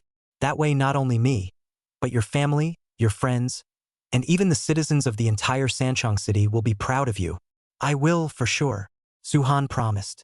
Day by day, with his infinite growth ability, he waited until a month later when his strength would increase quite a bit again. At that time, the attribute points that erupted from one of his punches alone would be enough to match the damage of a level 40+ S-rank profession awakened who mainly added strength to their general attacks. Against those freshers whose general level was still around level 20, it was almost a descending blow. It wasn't even impossible to work hard and break the nationwide high school record. It's good to be confident. I hope that no matter what you encounter in the future, you can maintain the same confident attitude as you have now. Yang Jian admonished. Afterward, no more words were spoken, and the two of them smiled at each other. By now, the relationship between the two of them was that of a master and disciple, but even more so, a friend. A good teacher and a good friend, no more than that. The moon and stars were thin, and the swallows and sparrows were flying south. At this moment, within the Yi family villa, Yi Wanqing was in the living room of her home, sitting on the sofa with her parents, wide-eyed. Mom and Dad, I'm at a loss right now. I don't know what to do. Yi Wanqing's tone was flat, but her brows were always tightly locked. What happened? Yi Fengxia inquired. Didn't I participate in the Tri-City Joint Exam with Su-han, and then took first place? Then what? Su-han's live broadcast of the joint exam. You two must have watched it as well. I'm just thinking, he's so strong that he can single-handedly challenge level 35 boss monsters alone. My talent is definitely not as good as his, so should I still follow him and follow in his footsteps? Upon hearing this, the couple glanced at each other, instantly knowing their daughter's situation by heart. Yi Wanqing had developed a good feeling for that brat Su-han. Right now, she was at the stage where she couldn't make sense of the thoughts in her mind. But at the moment, there was only 1 month left before the college entrance exam. They didn't want to let their own precious daughter sink because of this kind of thing. It must be channeled in time. Otherwise, the consequences would be unimaginable. Daughter. Yi Fengxia sat next to Yi Wanqing and gently held her hand. Think from the bottom of your heart. During this period of time when you were teamed up with Su-han, were you happy and did your strength gain any progress? Very happy. And my strength has also progressed significantly. Yi Wanqing affirmed. If she were to follow her previous caliber, then in this joint examination, she would definitely not be able to compare to both Bai Zihong and Su Tong. But now she was able to perform on par with them. She couldn't deny that this was the effect of staying with Su Han for so long. Then follow him, Yi Fengxia said. With him, you can gain happiness and your strength advances at a rapid pace. So why hesitate when he can bring you so many benefits? I just feel that although I have been telling myself that as long as I have made progress compared to the previous me, it is considered a success. But there are still times when I unconsciously compare the two together.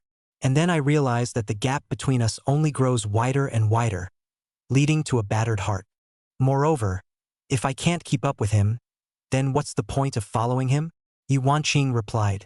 The young girl's confusion was very real. It was a question that a normal person who had stayed with Su Han for a long time would think about. So, Wang Chuanhu, who had been silent and listening, finally spoke. He had a straight nature, so his words were always to the point. He is a genius, are you not? Have some confidence in yourself. Maybe Su Han is not as scary as you think at all. You stop it. Ye Fengya rollet hereyes. When your father was in the 3 cities joint examination, he was crazily hung up by the geniuses from the other 2 cities.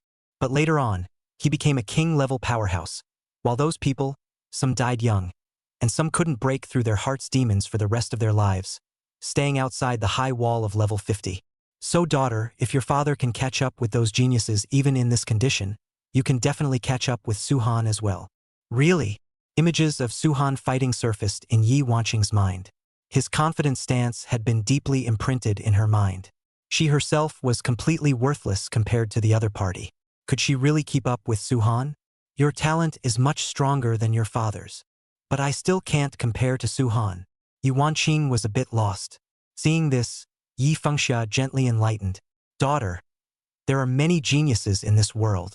When you feel that you are already good enough, there will always be people who are better than you who suddenly pop up.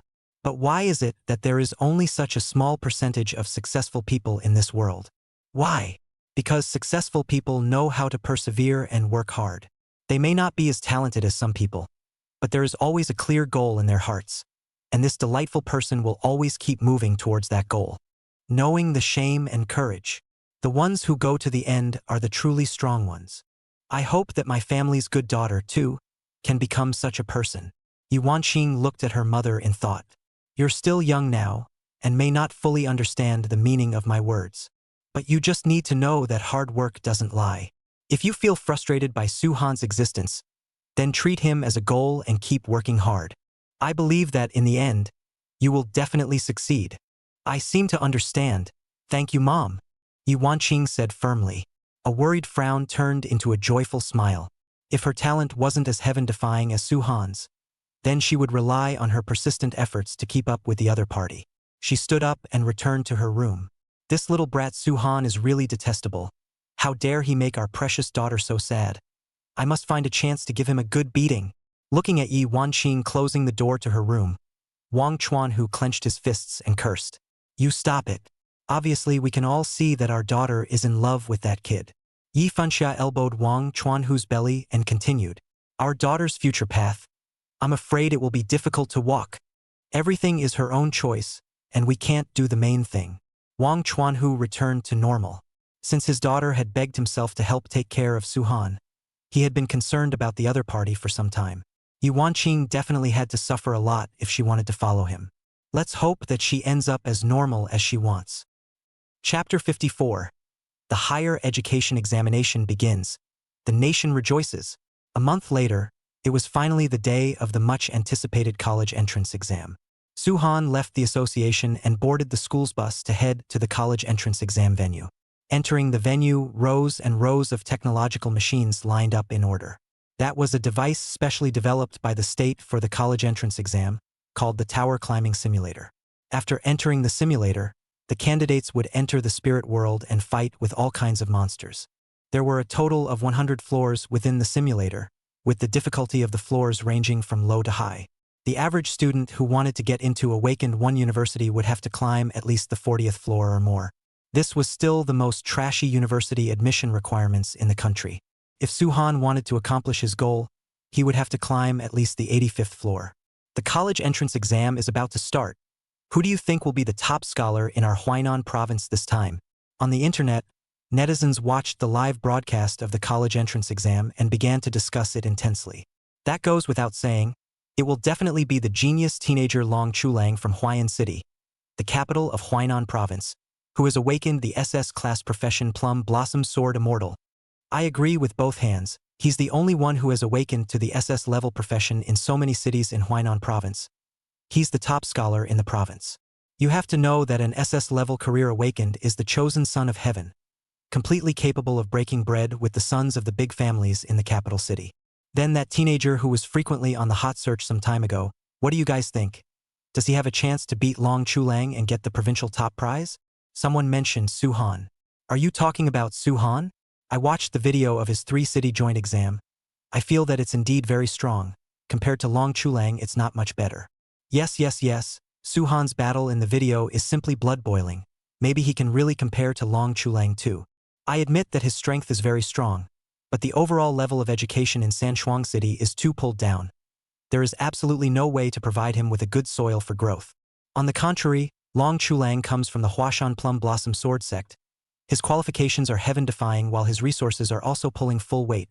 And there's also a Zun-ranked powerhouse of level 60 or above, Huashan sect leader, Long Guofeng, who guides him. In that case, the two are not comparable at all? Isn't that so? Long Chulang can almost be said to have locked up the position of the top scholar of Huainan province, and even if you work a little harder, ranking in the top 50 in the country isn't out of the question. I see. Then I'll bet my entire worth on Long Chulang. Thank you for pointing it out, old brother. But then again, this college entrance exam is really exciting. That's right. There are SS class profession awakened people in every province, competing for supremacy. It's a complete picture of a blooming world. I hope we can see a competition that's even more worthy of shouting than the previous college entrance exams. A large number of remarks tumbled across the internet. The college entrance examination was a major event that made the country rejoice every year, and not only did the common people participate in it, but the teachers of each university also looked forward to seeing some good seedlings. They were able to contact these people in advance after the college entrance exams, allowing them to prioritize their schools when filling out their volunteers. Inside the examination hall, the students of the 7th middle school were dispersed into different areas. Each area had an invigilator teacher who was responsible for recording the students' grades at the end of the exam. These teachers were often tenured lecturers or senior professors from major universities with high positions of authority. While invigilating the exams, they are also responsible for the personal safety of the candidates. In addition, the invigilator also has the right to contact the students during the examination, which has a very positive effect on the universities to recruit talents in advance. Therefore, the college entrance examination invigilator is a fat job. Must have a strong background or strong strength or both in order to become this position. The invigilator of Su Han's examination room was Su Dashan, a classroom lecturer from the nation's top school, Mordor University, and an S-ranked professional awakener with a rank of 56. Attention! The college entrance exam is about to begin. Please enter the simulation capsule for all candidates in Region 13 and get ready. Su Dashan's voice was thick, and Su Han could feel the thickness belonging to a strong person from it. All the candidates obeyed the instruction and entered the simulation capsule. The college entrance exam officially began. Iris confirmation in progress. Confirming candidate, Su Han of the 7th Middle School in Sanchuang City, Huainan Province, pass number 5201314XXX. Entering the spirit world. After lying down in the capsule, a blue laser scanned Su Han's entire body. With the sound of information confirmation ringing out, his consciousness entered into the Tower of Trials. Ow! A familiar cry. The monster on the first level of the exam was a level 5 common kobold. It waved the wooden stick in its hand and rushed towards the enemy with its teeth and claws open. After Su Han glanced at it, he just casually swung out a punch, and the kobold's skinny body was pierced through before it turned into data and disappeared into the sky. Points +1. After the first level was cleared, the device for calculating the score, which every candidate had, began to sound out automatically. After the scores were counted, the information of the candidate scores would be transmitted through the device to the nation's archives, ultimately creating a real-time ranking system. For the public to view as well as after the exams were over, the candidates would fill out their volunteers based on the rankings. The roadblock monsters on the first level were basically insufficient for all the candidates to fear. Suhan crushed all the way to the 10th level. Previously, the number of goblins increased by 1 for every level cleared, and by now it had become a level 10 plus goblin ritualist and 5 ordinary goblins. The difficulty of this level was elevated from the previous levels, but it wasn't too big of a deal for any awakened above B rank. Those who chose to participate in the Awakened One's high-level examination were at the very least Awakened Ones with C-rank professions. Even these people with the lowest grade could pass the exam with no problem if they worked hard. Therefore, the exam had just begun, and the gap between the candidates could not be widened for the time being. At least until the 40th floor, which was what the public often referred to as the undergraduate line, the difference could be seen. When they get there, those who are not as strong will be eliminated. And the candidates who passed the 40th floor meant that they were qualified to enter the Awakened One University. The examination continued.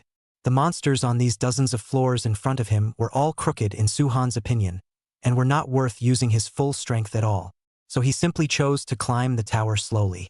Anyway, the final ranking of the college entrance exam was the total number of points, not the length of the raid. When the number of layers was high afterward, naturally someone would slowly eliminate them. By that time, it simply wouldn't be too easy for his score to overtake others. Therefore, in the first 40 layers, all of Suhan's swings were somewhat careless. He didn't even bother to use serious punch. Deliberately attacking with raw attribute points was used to hone his fighting skills and fighting will. This led to the fact that for a period of time in the lead up to the exams, Suhan's ranking temporarily succumbed to the back of the pack, falling into a corner that no one cared about. Chapter 55. Hanging a goat's head and selling dog meat? An hour into the exam, the gap between the candidates gradually appeared. From around the 30th floor, there were candidates of lower grades who had fallen behind.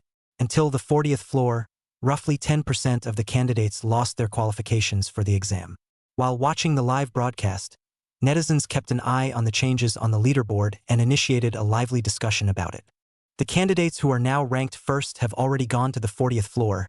This is a bit too fast, isn't it? Upstairs looks like someone who doesn't understand the situation, going up to 40 floors in 1 hour. This has often happened in previous college entrance exams as well. It's just that, in this session of candidates, the ones who can do this seem to be a bit too many. The ones I've seen are around 50. It seems like SS-level geniuses from all provinces are on the list. The competition is just too intense. Yes, before a term can appear 3 or 4 SS grade even burn high incense. This term actually has 50. Could it be that God has finally opened his eyes? Our country is finally going to usher in the era of talent blowout? I'd like to ask, where is Long Chulang ranked now? I've invested my entire fortune in him, so don't let me down. Answer upstairs. Ranked 27th. This achievement is now the top student in Huainan province. Great, great, great. I hope he keeps it up. Since we're all talking about Long Chulang, the other genius in Huainan province, Suhan, where does he rank now? It should be within the top 50 as well, right? No, I didn't see his name in the top 50. Not in the top 100 either. Not in the top 500. Not in the top 2,000. Not in the top 10,000. Not even in the top 100,000.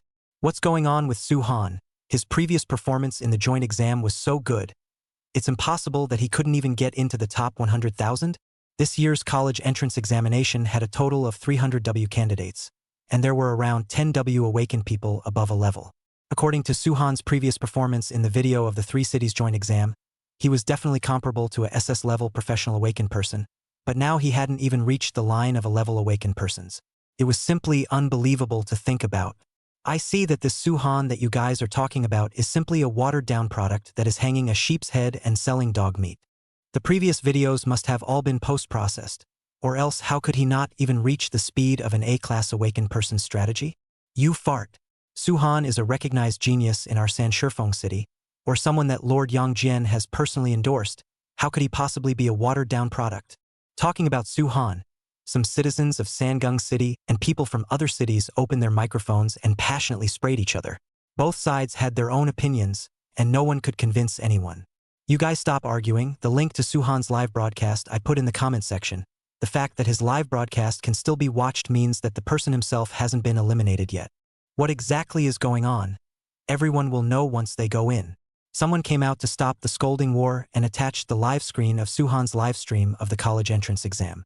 In the screen, Suhan was fighting dozens of goblins on the 25th floor.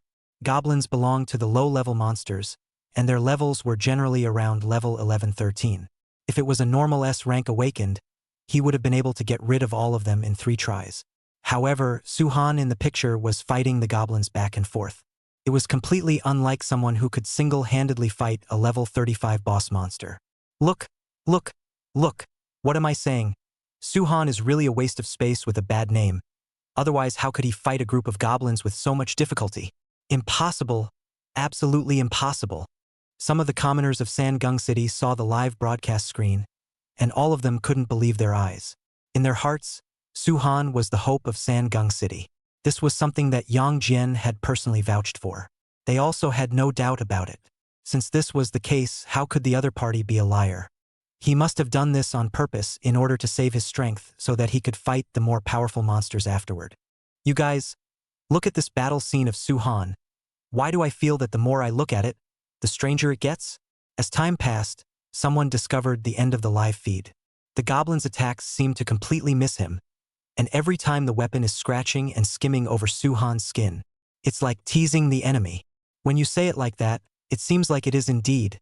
These dozens of goblins have been surrounding him back and forth, yet they don't see Suhan showing a single sign of fatigue, and there are no wounds on his body, not even dust. It feels like the attacks of this group of goblins look dangerous, but none of them actually have any effect on him. Is he doing this on purpose? If that's the case, then this person is simply a pervert.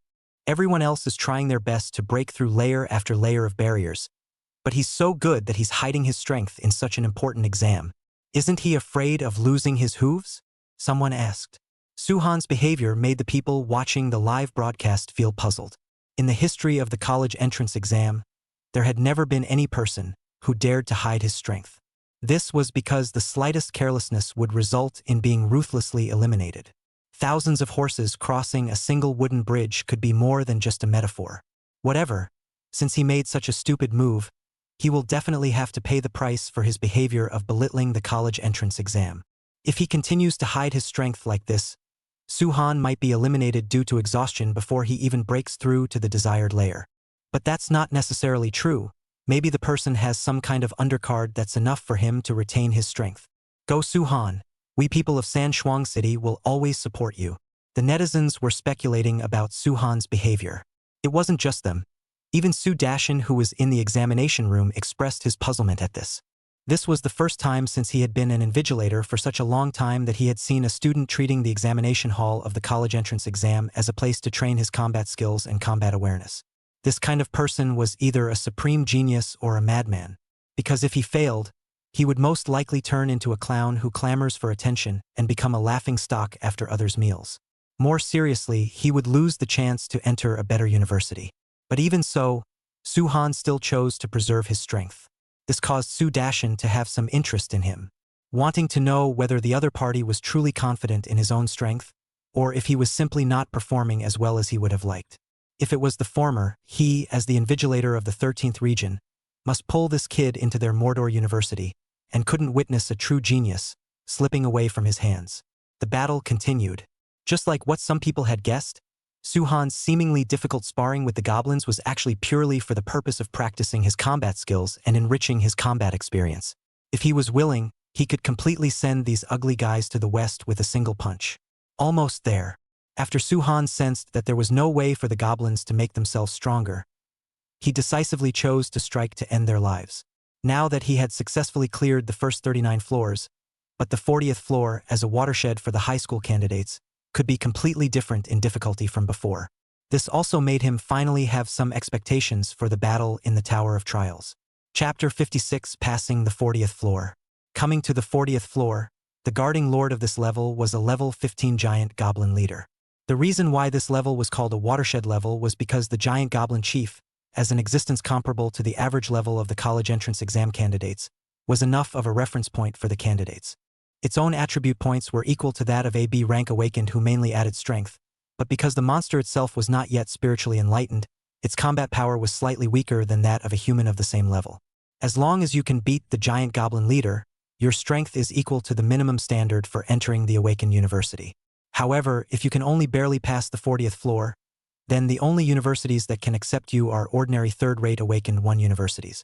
After that, every time you break through the 10th layer, the level of universities that you can enter is one level higher, the third and the second and the first, and then the double first class and the national direct top 5 and the last, and the best Qingbei University at the back. The tiers were sectioned off. Suhan has entered the 40th tier. Do you guys think he can pass? Some netizens watching the live stream asked curiously. Must be able to if the ease he showed in front of him is all true, then this layer is simply not too easy for him.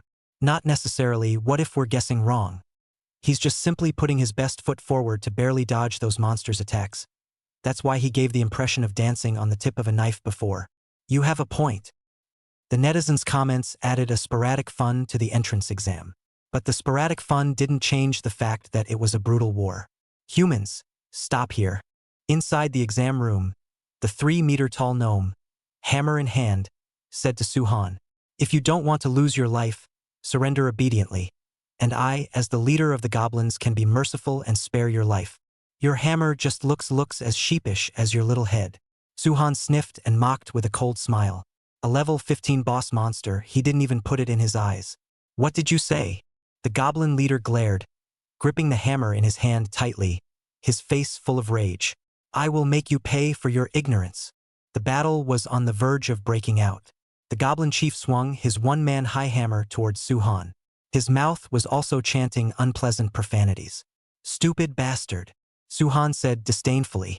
Without using serious punch, his strength attribute points were slightly weaker than the goblin chief, but the opponent's speed was completely incomparable to his own. He only needed to utilize his speed advantage and pair it with his ability to control the flames, and he would be able to toy with the monster. At the same time, doing so would continue to help him hone his practical combat abilities. To be honest, this feeling of wandering on the tip of a sword intoxicated him. The monster's hammer smashed down against Suhan's head, and he tilted his head and sidestepped to the right, the iron scraping against the edge of his skin. The distance between the two was less than 1 centimeter. Immediately after, Suhan quickly circled around to the right side of the goblin leader and punched it in the right side of its ribs. Flames crawled up the monster's body, giving it a hint of burning sensation. Feeling the strange sensation on its body, the goblin chief lowered its head and tried to extinguish the fire with its hands. But to its surprise, not only did the tiny flame not go out, it also burned down the palm of its hand and onto its arm. The fire thickened. In the end, it simply didn't care. Killing this human in front of it who was taunting it was the most important thing right now. The goblin leader picked up the hammer once again, and when it twisted its clumsy body trying to grab Suhan, it realized that the human in front of it was long gone. Too despicable. Too despicable. This is tactics, you, a simple-minded, for-limbed monster, of course you won't understand. Suhan ran behind the monster again and gave it that one blow to its spine. The power of the sparks made it extremely difficult for the goblin chief. Although it wouldn't cause any substantial damage for the time being, the constant burning sensation would make it a little irritated. The general flow of the battle between the two was much the same as when Suhan dealt with the Minotaur in the joint exam. Only, the combat power of the two monsters was more than half a star's difference. After roughly 15 minutes, the battle ended. The goblin leader let go of the hammer in his hand and fell to the ground without breath. Points plus 200. The 40th floor was officially cleared, and Suhan skimmed over the burnt and disfigured monster corpses without stopping for more, heading to the next floor. Whether or not Suhan has real strength, we should be able to determine that now, right? If he's not strong enough, how could he defeat the goblin leader in that way? In my opinion, this battle is simply sadistic. That's right. The boss monster didn't have the slightest bit of resistance at all, and was burned alive by Suhan's flames. I told you, Suhan must have been conserving his strength before. Where's that group of blacks before? Speak up. What's a dog barking for, even if he does have some strength? Just those images shown in the live broadcast just now, compared to those SS-grade geniuses from other provinces, the difference is not a star and a half. The least of others have broken through to the 50th floor. Where's your brother? The city walls aren't even as thick-skinned as you guys. A bunch of jealous losers. After passing the 40th floor, those who supported Suhan and those who disliked him started arguing again. They said one thing to each other, not backing down at all. Such a scene was likewise playing out in every genius live room all the time. Do any of you know what Suhan's occupation is? A message suddenly appeared in the comment section. After the netizens saw it, they were strangely silent for a second. Yeah. What exactly is Su Han's awakened occupation? Someone asked. Compared to the other geniuses who were filled with career information, Su Han's information could almost be described as non-existent. What everyone could search for from the internet, other than the fact that he had awakened a D-ranked boxer 3 years ago, there was no more useful information. But if Su Han's occupation was really a D-ranked boxer, then that would really be a hell of a thing. For students who had awakened to occupations below grade C, their schools or parents would usually prepare an alternative path and would not let them take the battlefield of the college entrance exam. Because their strength was too weak, it was unlikely that they would be able to get into a university even if they took the college entrance exam. With the strength that Su Han had shown over the past few months, how could it be possible that he had awakened as a D-rank professional boxer? At the very least, it would have to be an S rank. Look at him having the ability to control flames and then melee combat. Could it be that he awakened as an S-rank profession battle mage? This profession of magic and martial arts, in the early stages the strength is indeed comparable to those SS rank professions. Should not be, you see contemporary which battle mage's weapon is gloves. Generally not all are knife and fork sword and halberd, no longer should have with start spells scepterate. Can't it be that what he awakened is a brand new profession that has never appeared in the world before, such as a flame fighter or something like that? What the upstairs said is possible, but not very likely. It's not like Su Han just awakened this year. If he awakened 3 years ago to a profession that had never appeared before, then that profession should have been recorded by now. But we still don't know anything. Is it possible that it's a secondary awakening? Do you think it could be a second awakening with his current performance that is comparable to an S rank? Well, it's indeed unlikely.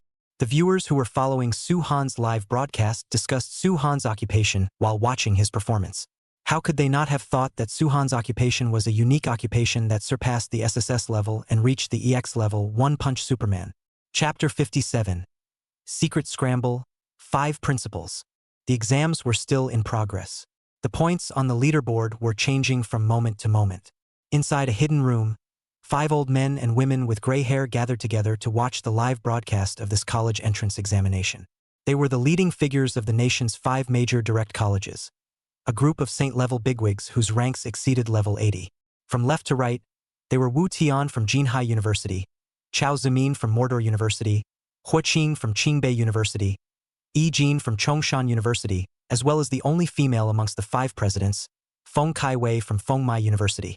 This year's college entrance exam, does everyone have any favorable seated candidates? Hua Qing, who was sitting in the center, looked at a few people and inquired. Although he wasn't young, he spoke with an extraordinary aura. He was also the strongest old man among the 5. That young man with the sword is not bad. A hand of Huashan Plum Blossom sword technique makes it out of this world. His father has taught him very well, very spiritual. If he enters our Phoenix Dance University, his future achievements are guaranteed to be level 70. Feng Kaiwei, the youngest among the 5 and the only female, was the first to speak. She had her eyes on Long Chulang. This was because she herself originally used the magnificent illusionary sword, which coincided with Plum Blossom Sword Immortal's occupational characteristics. The two had matching temperaments, and it made sense that they looked at each other.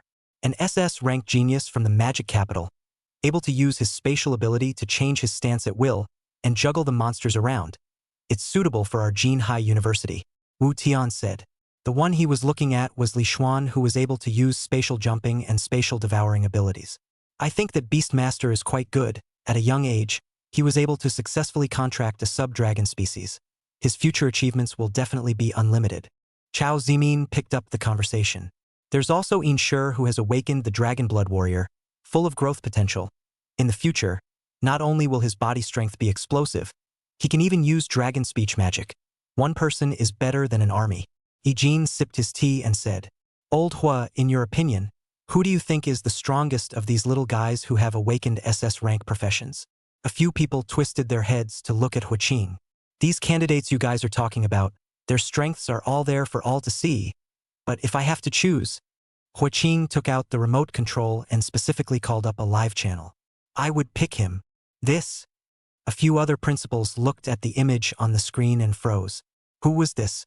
Looking at the scene in the video, this person should have only just broken through the 40th floor of the Tower of Trials, and compared to those geniuses in their mouths who had already begun to raid the 50th floor, it was obviously a lot worse. Old Hua, Are you not joking? Chao Zimin asked with a puzzled expression. No, I'm serious. You guys will understand what I mean if you watch his live feed carefully. Huiqing replied. At those words, Wu Tian and the others came to be interested. A talent that could be seen by the strongest among them, Huiqing, must have some sort of superiority. After that, a few people watched the live stream properly, observing the battle stance of the teenager in the live stream. When they saw that the person in the live stream seemed to have narrowly escaped the monster's attacks every time, but after so many exchanges, even though it was thrilling, there were still no injuries on his body, they realized why Huiqing looked favorably on the lad in the live stream. This candidate's battle sense, as well as battle experience, is good and rich. Wu Tian watched for a while and spoke. What level was the monster level at in the 40+ layers? Do you guys have any recollection of that? Feng Kaiwei asked. Around level 16 or 17. Yijin replied. Although level 16 or 17 isn't high, for a high school student who just took the college entrance exam, it can already be said to be a comparable opponent, and it's absolutely impossible for an ordinary person to be as comfortable as he is. This kind of fighting is simply art. Can the SS grade genius contestant that you guys are talking about be able to do as well as him? Huiqing asked with a smile. The principals were silent. This type of knife-edge fighting was still too difficult for high school students. Not only did it require you to have strong strength to back it up, but you also had to have full guts and vigor as well as plenty of physical strength. Only when all these factors were combined could you do what the candidate in the video did. Do you guys know how long I watched him? How long? Several people were curious. There was an hour of watching.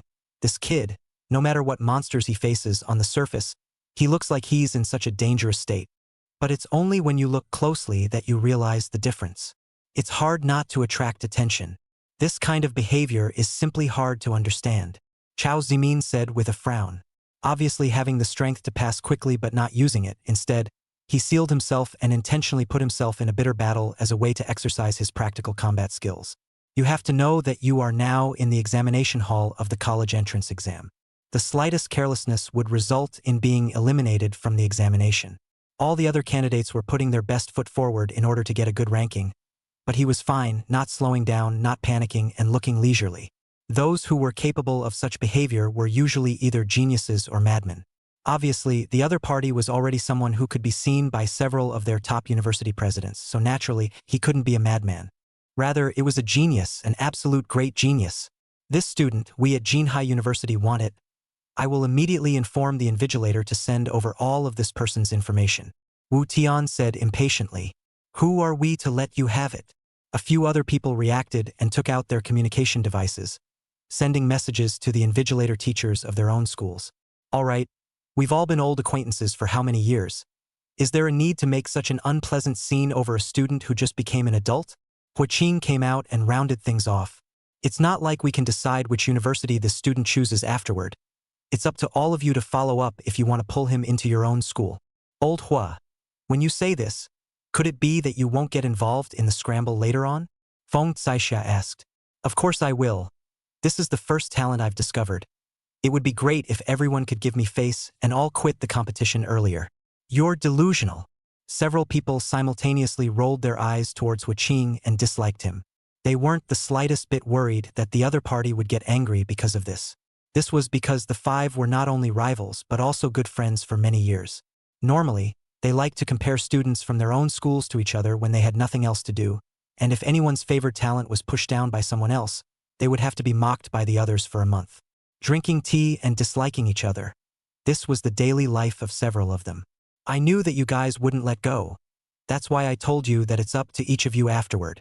Huiqing spread his hands, skimming his mouth and making an innocent expression. To each his own, to each his own. The remaining four nodded.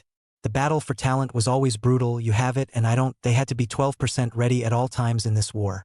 What is this teenager's name? Moving on to watch the live broadcast, Yijin asked the question that the remaining four were concerned about. Suan. Huiqing said. Chapter 58. The Principal's Speculations. It's that little guy who spent some time on the hot search before? Hearing this name, Feng Caixia reacted instantly. Although she was older now, she usually still went online. That's right, it's him. Huiqing nodded.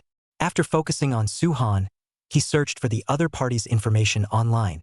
Although fake news like awakening a D-ranked boxer was all over the place, he still harvested quite a bit of interesting information. This young man is a student from the 7th Middle School in Sanshuang City, Huainan Province, and was originally known as a rare talent in 100 years by the people in the city before he awakened his profession. But I don't know what happened, but there was no news at all during the time he was in high school, and it wasn't until recently that he re-emerged. 2 months ago, he successfully took down the unraveled copy, using their city's king-level powerhouse Yangjian as a backdrop. A month ago, in the joint examination of the 3 cities, he even fought a level 35 boss monster by himself, standing alone amongst a crowd of talented players. This situation is truly rare. You mean, since the high school career awakening, Suhan was silent for a while, then only returned to the public's view before the college entrance exam? Wu Tian asked incredulously. Yes. Then what occupation did he awaken? I can't tell. Huiqing shook his head. The live stream in front of the 5 was playing the footage of Suhan raiding the Tower of Trials, but even for top powerhouses as knowledgeable as them, they couldn't tell exactly what occupation he had awakened. When they thought about the news online that the other party was rumored to be a D-ranked fighter, they could only think of one possibility. Second awakening? Chao Zimin raised an eyebrow. The odds are that this is the only way to explain why he could suddenly become stronger. Huiqing said. Then this matter can't be covered up as simply as competing for students. Yijin picked up the conversation. One must know that since the era of universal transmutation came, the cases of secondary awakenings all over the world could be counted on 2 hands together. Without exception, all of these people had become invincible god-ranked powerhouses in the world. And they were several times more powerful than the top SSS class god-level powerhouses. Completely transcend the existence of the human world. As for their Dragon Kingdom before Suhan's appearance, although there had been SSS-grade professional awakened people, there had never been a living second awakened person. It could be said that if Suhan really was someone who had completed a secondary awakening, then he himself had an extremely high strategic significance, enough to make even the country pay attention. Right now, we can't be sure if our guesses are right or wrong, so when this college entrance exam is over, no matter whose school of the 5 of us Suhan chooses to enter, we must first find out if he is a second awakening or not. If it is, block the news as soon as possible so that it doesn't leak out, and then report it to the Elder Academy before making a decision. If it's not, then it's business as usual. Everyone should do what they do. Everyone understands what I mean, right? Huiqing said as he looked meaningfully at the 4 present. Got it. A few people replied. They were all people who had lived for many years, so they naturally understood the importance of this matter. Without realizing it, the college entrance exam had already begun for 5 hours, and most of the people in each exam room had already walked out of the simulation capsule. They were part of the general public, and their best score was only to have rushed up to the 50th tier or so, and gotten into an ordinary second-year college. But even so, they were already very content. After all, getting into the Awakened 1 university meant that in the future, in terms of social status, they were automatically a step above those who were eliminated from the game. It was also easier to find better, higher-paying jobs. One after another, the candidates walked out of the examination room, and those who remained in the simulation capsule now were those Heaven's Pride who had awakened S-rank professions. These people would at the very least obtain the entrance qualification for a double first-class university. In the 13th Region Examination Center where Suhan was located, he was currently the only one left who was still taking the exam. Su Dashin didn't care about the exam room that had become empty. His attention was now all focused on the only person left. The other party had started off by lagging behind the large group in terms of climbing the tower, gradually and steadily overtaking the rankings after people began to be eliminated in the middle of the exam, and now, with most of the people having completed the exam, he was still battling monsters in the Tower of Trials. Those talented seeded players of S rank and above, without exception, had all climbed above the 70th floor. Su Dashin felt that probably out of all the candidates who had taken the college entrance exam, there was no one as special as Suhan. All of his battles had people sweating, fearing that he would accidentally be hit and eliminated. However, it was such a person whose battles seemed very thrilling that he was slowly approaching the final round and was about to compete with what the world considered to be a true genius.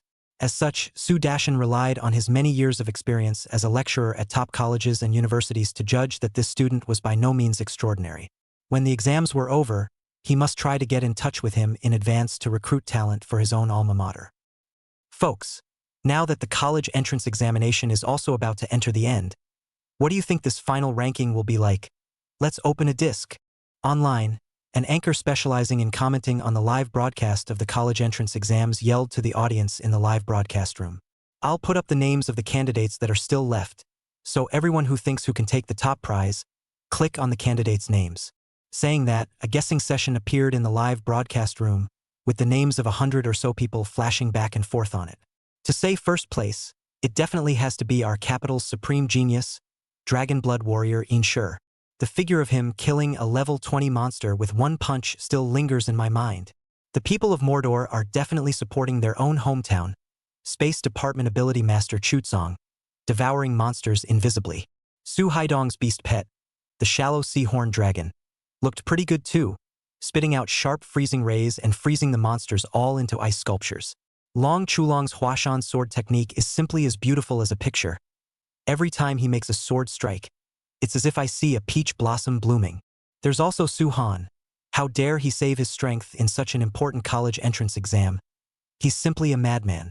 I see that his fight from the beginning until now is almost as good as it looks. That is to say, even after reaching more than 60 levels, with the monster levels reaching up to level 20 and above, he hasn't even begun to seriously power up yet. That's right, I also agree with what that dude just said. Su Han's performance can't help but make people look forward to where exactly his limits are. I also support Su Han taking the first prize. Impossible. No matter how strong Su Han is, he can never be compared to Inshur. We support Inshur. Support Chutsong. Support Su Haidong. The viewers spoke freely in the live broadcast room, putting forward their thoughts about the top students of the college entrance exam. Su Han's name was clearly on the list.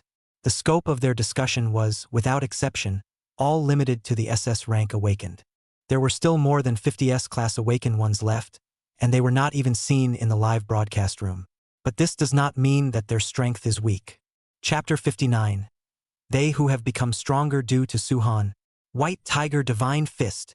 Within the Tower of Trials, Yi Wanqing swung her fist at the level 25 Howling Fire Pig in front of her. The fist gloves that emitted white light contained the powerful might of the White Tiger Warrior's exclusive skill. Combined with the White Tiger Warrior cheese effect of deepening damage, the punch hit the Howling Fire Pig's body, causing it to grunt in pain. Today, a whole month had passed since the joint exam, and during this month, Yi Wanqing had raised her level to level 20, stuck above the barrier of breaking through. Then, she had also asked her parents to conduct special training for her, and had made great strides in her combat experience and combat skills. That's why she was able to break through the 75th floor of the Tower of Trials so easily and effortlessly, and get the qualification to enter a double first-class university. However, after the 75th floor, as the number of monsters as well as their intensity continued to rise, she gradually felt a bit overwhelmed. This was not an acquired gap between her and others' own efforts, but an innate gap brought about by the awakened profession. The strength of an SS rank occupation was inherently much higher than an S rank. Whether it was from skill effects or attribute points, the former was an existence that far surpassed the latter. It's enough to break in here. You're already too much better than most people, why do you still insist on charging forward? Yi Wanqing sat in the 80th floor of the passageway after clearing the level, recovering her physical strength. Such thoughts suddenly popped up in her mind. She wanted to give up, wanted to end it there. The gap between S rank and SS rank was obvious, and she couldn't be clearer within herself. Quitting the exam in this situation, no one would laugh at her, and even mom and dad's friends would bring gifts to her door to congratulate her. Congratulating her for getting into a double first-class awakened university. However, was this really what Yi Wanqing herself wanted? If you stop moving forward when you still have the strength to do so, you will never know where your limits are. She thought of Su Han.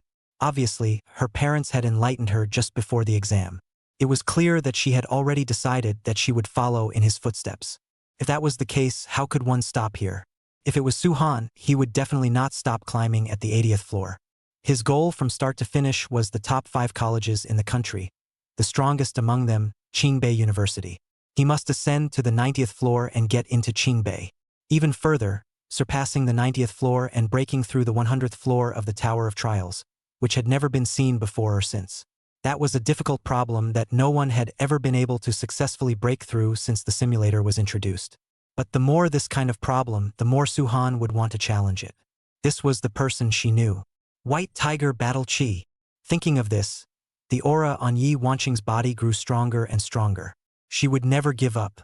Even if the next level was even more difficult, she would fight with every last ounce of strength in her body to get a better ranking. After that, she stepped onto the 81st floor.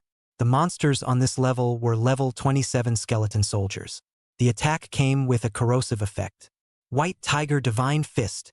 Yi Wanqing was clear about the strength of the monster, but she was undaunted by the fact that she already had a firm inner goal, and she clenched her fists and rushed towards the skeleton with the sword. The sharp tip of the sword swept across his neck. Yi Wanqing leaned back and narrowly dodged the attack. Her current situation was similar to the Suhan that the viewers had seen in the live broadcast. Only that compared to the two, one was relaxed and casual while the other was playing up. Ka! Ka!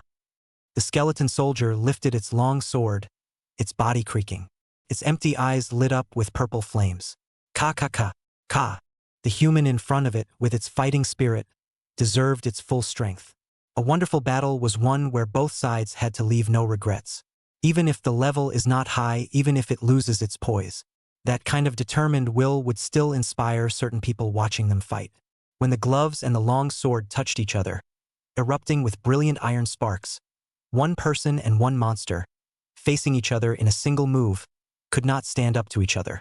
It was clear that there was nothing behind them, but it was as if they were each carrying 1,000 armies to tear the enemy apart. White Tiger Divine Fist. After another attack, Yi Wanqing's White Tiger Battle Chi suddenly burst into flames, blowing the skeletal soldier's iron sword to smithereens. The monster that had lost its weapon was first stunned, then quickly reacted, hastily raising its hand to protect itself. The iron fist arrived as expected. As the stormy attacks landed on the skeleton soldier, it felt that one punch was heavier than the other. In the end, unable to support itself, the monster's arm was smashed to smithereens, losing the last layer of barrier that protected its body. Incidentally, even its body lost its balance and fell to the ground. Yi Wanqing would not let this hard-won opportunity slip away. She immediately straddled the body of the skeleton soldier and smashed her iron fist into the enemy's head. After a minute, the monster completely lost its breath. The purple flames in its eyes went out. This also signaled the end of the battle. Yi Wanqing gained the final victory. Our daughter is awesome. Yi Fengxia and Wang Chuanhu were sitting on the sofa at home, watching the live stream of their own daughter's college entrance exam. When they saw Yi Wanqing break through the limits and defeat the skeleton soldier, they both couldn't help but let out an exclamation of praise. The two of them looked at each other and saw the relief that filled their eyes from each other. Not only that, the enrollment teachers of the 5 colleges also saw Yi Wanqing's performance. The other party's spirit of never giving up had left a deep impression on them. As long as she could fulfill the minimum conditions of the recruitment exam, which was to pass the 85th floor of the Tower of Trials, then the teachers would say nothing to let go of such a talent. Back in the midst of the exams, Yi Wanqing's college entrance exams had yet to end.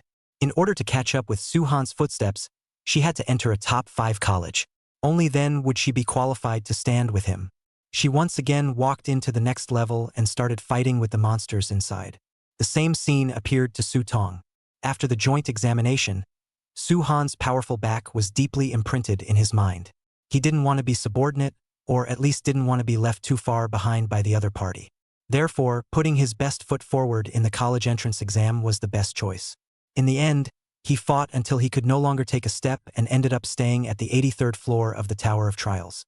With such a score, although he couldn't enroll in the same university as Su Han, compared to his former self, he was already better by an unknown amount.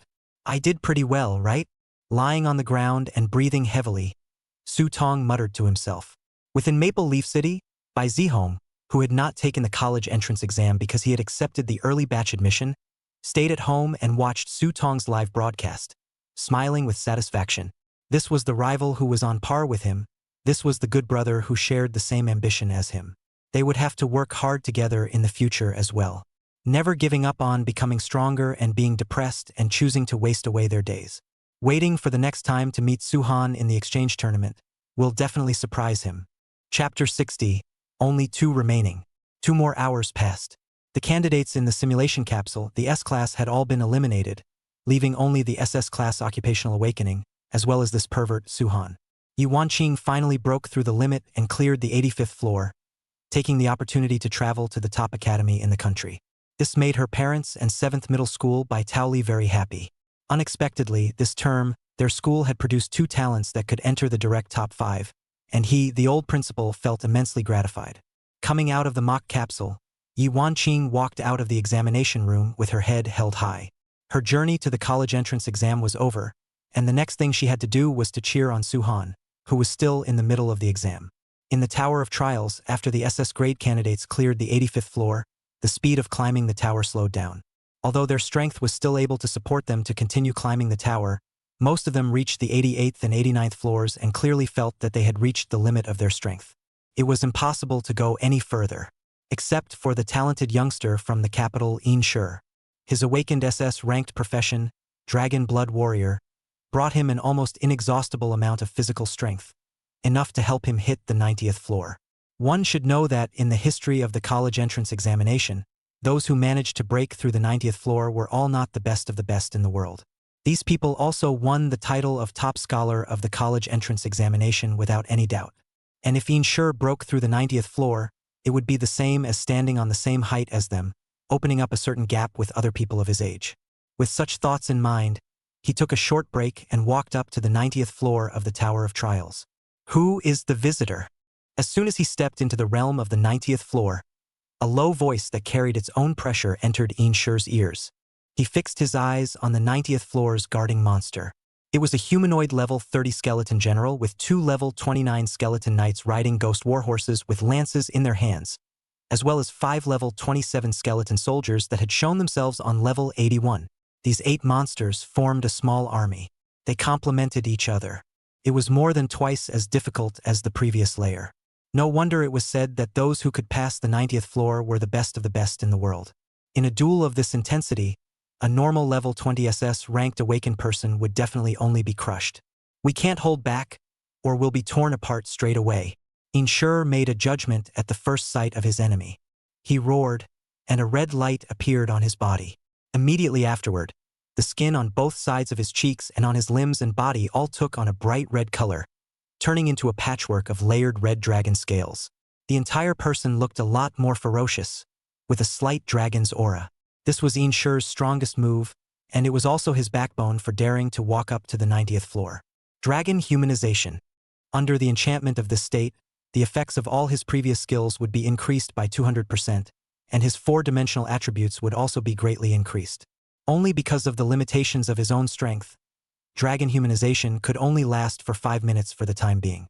Therefore, in this short 5-minute period, he had to end the battle. Who did I say it was? But it turns out to be an ant that drinks dragon's blood and then tries to incarnate into a true dragon. The skeleton general, dressed in a black cloak, with his 2-handed greatsword stuck above the floor in front of his chest, snorted. A mole cricket is a mole cricket after all. Even if it changes its appearance, its essence will not change. Changed or not, you'll know when you wait to eat my sword. Yin Shi held the crimson dragon blood greatsword in his hand, ready for battle. Ridiculous to the extreme. The skeleton general disdained this. The battle between the two was about to begin. However, before they started the battle, the viewers who had been waiting in the live broadcast room were the first to boil over.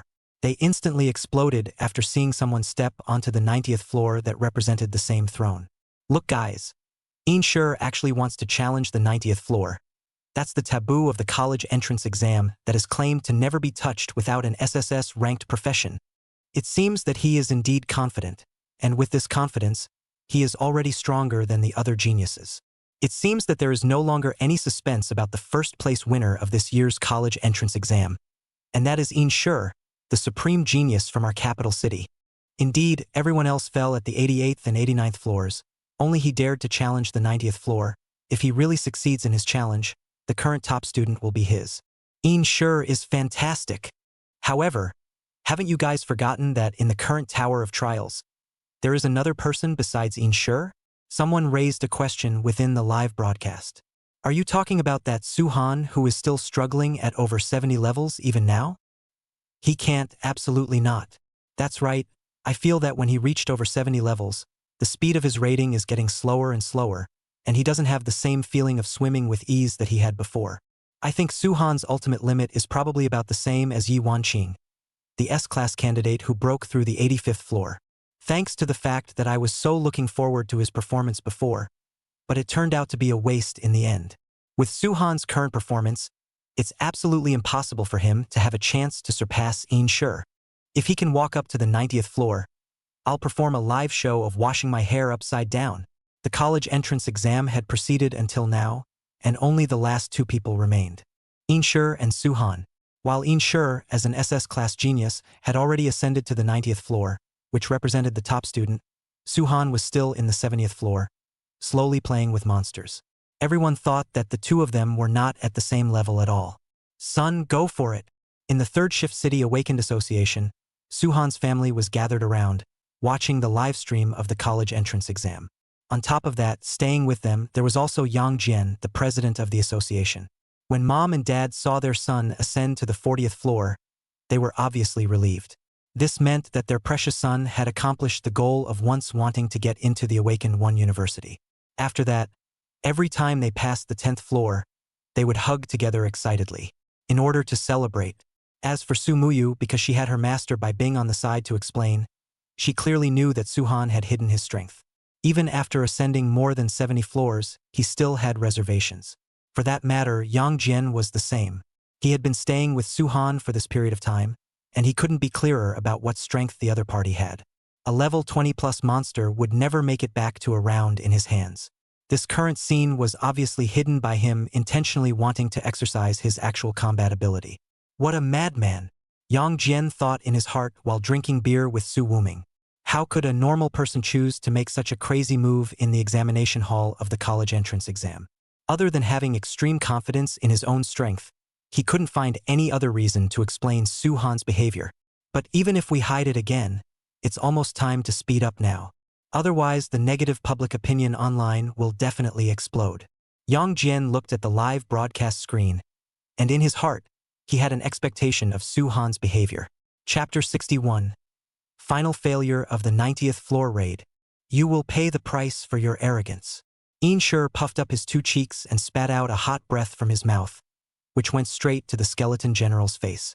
This was one of his professional skills, dragon's breath, which could erupt with hot energy that ordinary people could not endure. Monsters with a lower level than him would usually be burned to a crisp when they encountered dragon's breath. That wasn't all.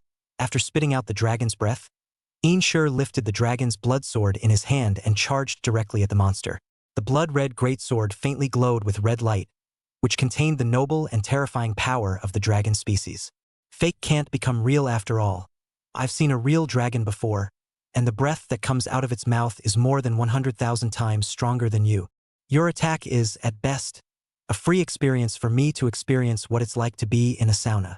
The skeleton general felt the hot winds that pummeled its face, always standing in place and standing tall. The aloofness it displayed was as if it was a majestic witch demon, making those with weak strength not even have the courage to resist. My men, show the invaders your strength. Drawing his two-handed sword and pointing at Inshur, who was rushing towards him, the skeleton general said. As it gave the command, the two skeleton knights beside it picked up their lances and drove their horses away. The ghostly purple flames in their eyes swayed from side to side, highlighting the unyielding will of the two monsters to charge for their lord. The skeleton soldiers followed suit, running towards Inshur with their swords. For death! The skeleton knights spat out human words in a firm tone as they stabbed the enemy with the lance in their hands. When the dragon blood treasure sword and the lance touched, the silver-white body of the lance was violently bounced off. The power contained in the precious sword made the monster's lance unable to resist, and the sharp tip of the lance was sharpened. The ghost warhorse carried the skeleton knights, skimming over the location where the battle had just taken place. On the blue-black armor of the two skeleton knights, a deep sword mark was left behind. In the first round, they failed. Immediately followed by the second line of defense, 5 ordinary skeleton soldiers. They surrounded Inshur, restricting his movement. The swings of the iron swords fell from 5 different directions at the same time. Inshur, who was surrounded, held his greatsword and blocked 2 of the attacks. The remaining 3 slashed at his dragon-humanized body. With 2 clangs, the sharp iron sword landed on the scales of the dragon man, but was unexpectedly bounced off. Inshur's current physical strength was no longer something that a few level 20-something skeleton soldiers could shake. The weapons of the several skeletal soldiers could only leave shallow white marks on his body. It was simply unable to cause substantial damage to him. Your attacks are like tickling me, Inshur said as if mocking. The dragon blood sword swept around himself, the power of wielding the weapon causing a gale to blow around him. The great sword swept over the skeletal soldier, sweeping away all 5 monsters that surrounded him. Even the fragile body made of bones was swept completely apart.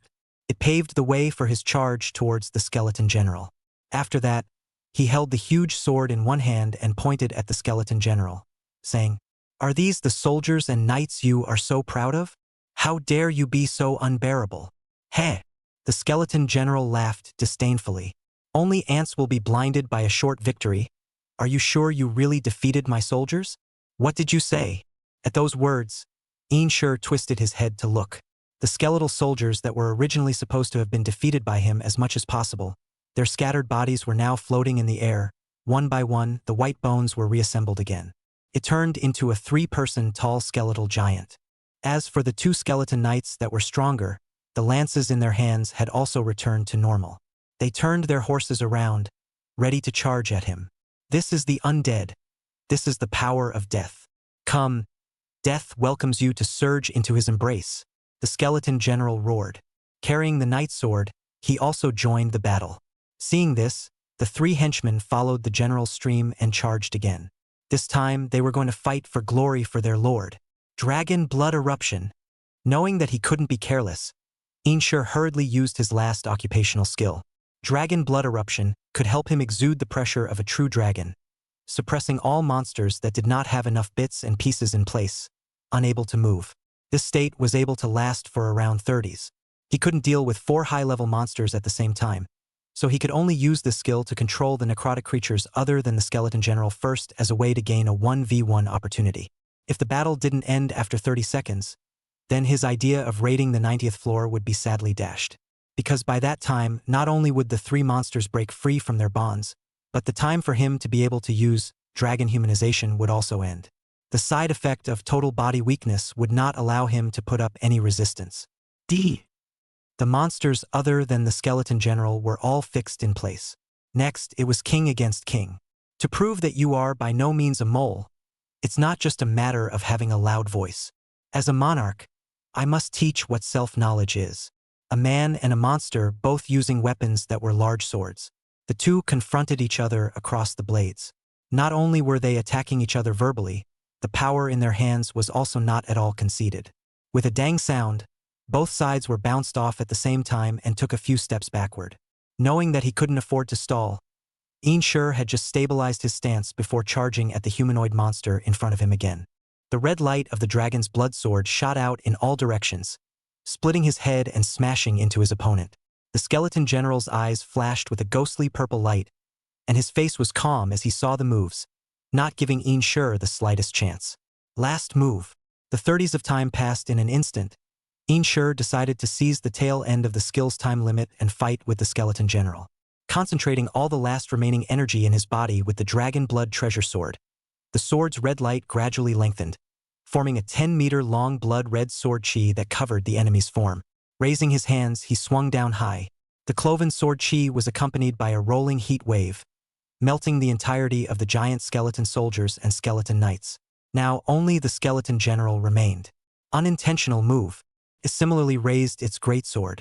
The ghostly blue sword aura burst out and continued to face off with the crimson and bright red aura. Neither of them allowed anyone, all of them gritting their teeth to support themselves. However, they were 1 undead per person. Einshur was in the explosive state of having used a special skill, and could fall into weakness at any time due to the statute of limitations of the skill. The skeleton general's sword chi, on the other hand, was the result of its accumulation from time to time for thousands of years. The weight of the 2 was completely different. This evenly matched situation would not do Einshur himself any favors. You lose.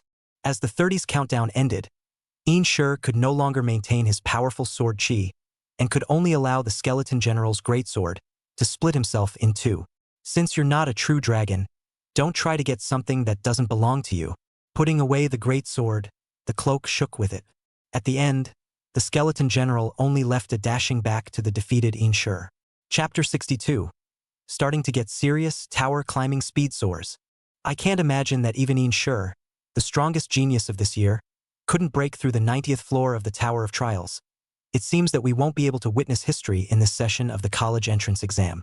The images of the battle between Einshur and the skeleton general were relayed to the eyes of the entire nation in real time through the live broadcast. When they saw that even such a powerful Inshur was defeated at the feet of a 90th floor monster, they let out bursts of regret. Inshur is already great.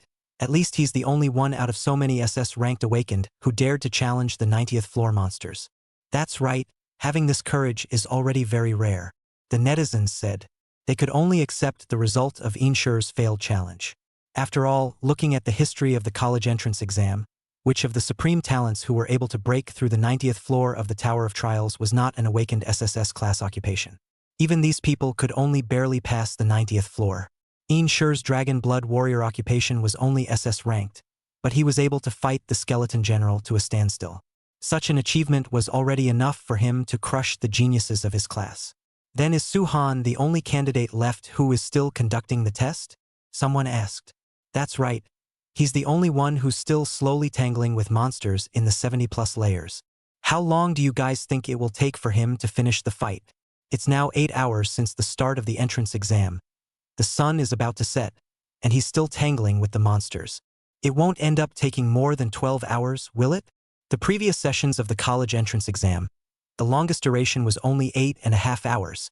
Su-han is afraid to break the record this time. But before others spent more than 8 hours to try and raid the 90th floor, Su-han spent more than 8 hours and yet he's still stuck on the 80th floor and below. This gap is not a 1.5-star difference. That's right. He's only doing this so that he can add some exposure to himself. It's simply claptrap. The first prize winner of this year's college entrance examination is already Inshur without any doubt. There should be nothing not to watch this guy Su-han's live broadcast. Right? Upstairs said right. I anyway first slipped away. No watch. Most netizens scoffed at Su-han's behavior of always grinding and raiding. However, there were still some viewers who held the attitude of not mocking and not talking nonsense, and always stayed in the live broadcast room, watching the performances of the only remaining candidates of the college entrance exam. Because every student who chose to take the college entrance examination was worthy of respect. They were all people who fought hard for their dreams. Even though Su-han's speed of climbing the tower was slow, he still managed to walk up to the 80th floor, a floor that most people could not reach. At the very least, it showed that he had surpassed most of the candidates. He had obtained the qualification to go to a double first-class university. Go for it, Su-han. Yi Wanqing, Yang Jian, Bai Zihong, and the others. Those who understood Su-han's strength were all guarding the live broadcast, waiting for his outburst. And inside the Capital Examination Center, Inshur had just walked out of the simulation capsule. The large screen in the area he was in was broadcasting the footage of Su-han climbing the tower because there was only one candidate left. So there are still examinees taking the entrance exam? Inshur looked at the big screen and came to be interested. He had originally thought that he, who wanted to attempt to raid the 90th floor, would be the last candidate in the country. But now there was actually someone else behind him. Cheer up, stranger. He didn't rush out of the examination room. Instead, he stood up and watched the screen of Su-han's entrance exam. Right now, there were countless commoners up and down the country, and even dignitaries all focusing their eyes on Su-han alone, simply because he was the last person left in the current college entrance examination. Even though there were many people who didn't think highly of his prospects, there were still people who always believed that he would be able to achieve results that would make the whole country boil. It's time to get serious. Standing at the entrance of the 80th floor to the 81st floor, Su-han took a deep breath. The next thing he would face were monsters whose levels exceeded 25. Without using this serious punch, even if he had the ability to control flames and stealth, it would be almost impossible to defeat these monsters. So next, he would have to speed up. Walking up to the 81st floor, there was the level 27 skeleton soldier that Yi Wanqing had to break through the limits to defeat. When it saw Su-han, it charged towards the other party without saying a word. It was the same as when Yi Wanqing walked up this floor. It's over with Su-han's previous performance. A hit on the skeleton soldier will definitely torture it to death. That's right. It feels like it's going to take at least another half an hour to get through the 81st floor. It's so boring to watch. The network was wailing, almost all of them singing the praises of the main character of the live broadcast. But something unexpected was about to happen to them. Only Su-han just lightly swung his fist at the skeleton soldier running towards him. The moment the fist gloves attached with sparks and the iron sword touched, everything was different from before. The iron sword shattered into two under the fist's attack. And without the obstruction of the weapon, Su-han's iron fist hit the skeleton soldier's ribs straight on. In the next second, the ribs were directly crushed. The monster also flew backwards with it, smashing into the wall of the 81st floor and smashing out a large crater. Ka! Ka! The skeleton soldier was embedded in the wall, and it stretched out its right hand towards Suhan with difficulty, muttering words unintelligible to humans. Then the arm quickly drooped again, and the blue-violet flame in its eyes also extinguished. It died. After just a single glance, it couldn't even be considered a formal duel. It just took a punch from the human in front of it and returned to the embrace of death. This was the power of a punch equivalent to a level 40+ awakened. It was simply not something that a tiny level 27 skeleton soldier could fight against. What do I see? Suhan's sudden power-up caused all the viewers in the country who were still watching the live broadcast to freeze for a second. Immediately afterward, countless unbelievable exclamations immediately poured out in the live stream of the college entrance exam. What did they see? No one dared to believe it. One punch, just one punch. Suhan had sent the skeleton soldier, who was ranked at level 27, to the west with just one punch. Was this the same person who had slowly climbed the tower just now? Was this still the candidate who had to grind for more than 20 minutes when facing level 20 monsters? Did he enter the wrong live room? This place was actually a ghostly live broadcasting room made by whichever Suhan's fans in order to support their idol. It wasn't a real live stream of the entrance exam at all. Great job! Yang Jian stayed with Suhan's family and raised his arms when he saw the images in the live broadcast room. This brat, finally willing to be serious. After that, no matter if it was a skeleton knight, a skeleton warhorse, or more than 10 or 20 skeleton soldiers, Suhan all punched them one by one, ending the lives of these monsters. 81st floor, 82 layers, 85 floors, 89th floor. The journey was unimpeded. The speed of climbing the tower was so fast that the entire nation didn't react. After he broke onto the 90th floor, the online comments were just as Yang Jian and the others expected, completely exploding. Chapter 63, National Attention, Crowd's Reaction. This, what exactly did I see? How did I climb up to the 89th floor all of a sudden? Is this live room really an official live room? Reply upstairs, this is really the exclusive live room of the college entrance exam, but I also have the same doubts as you. How does it feel like in the blink of an eye? Suhan directly rushed up to the 89th floor. Didn't he just break through the 80th floor before? There is a kind of vestigial feeling of a knife 999. Tens of seconds a layer. This is simply not a speed that human beings can achieve. So, Suhan must have hidden his strength before, right? Otherwise, how could he suddenly explode? That's right.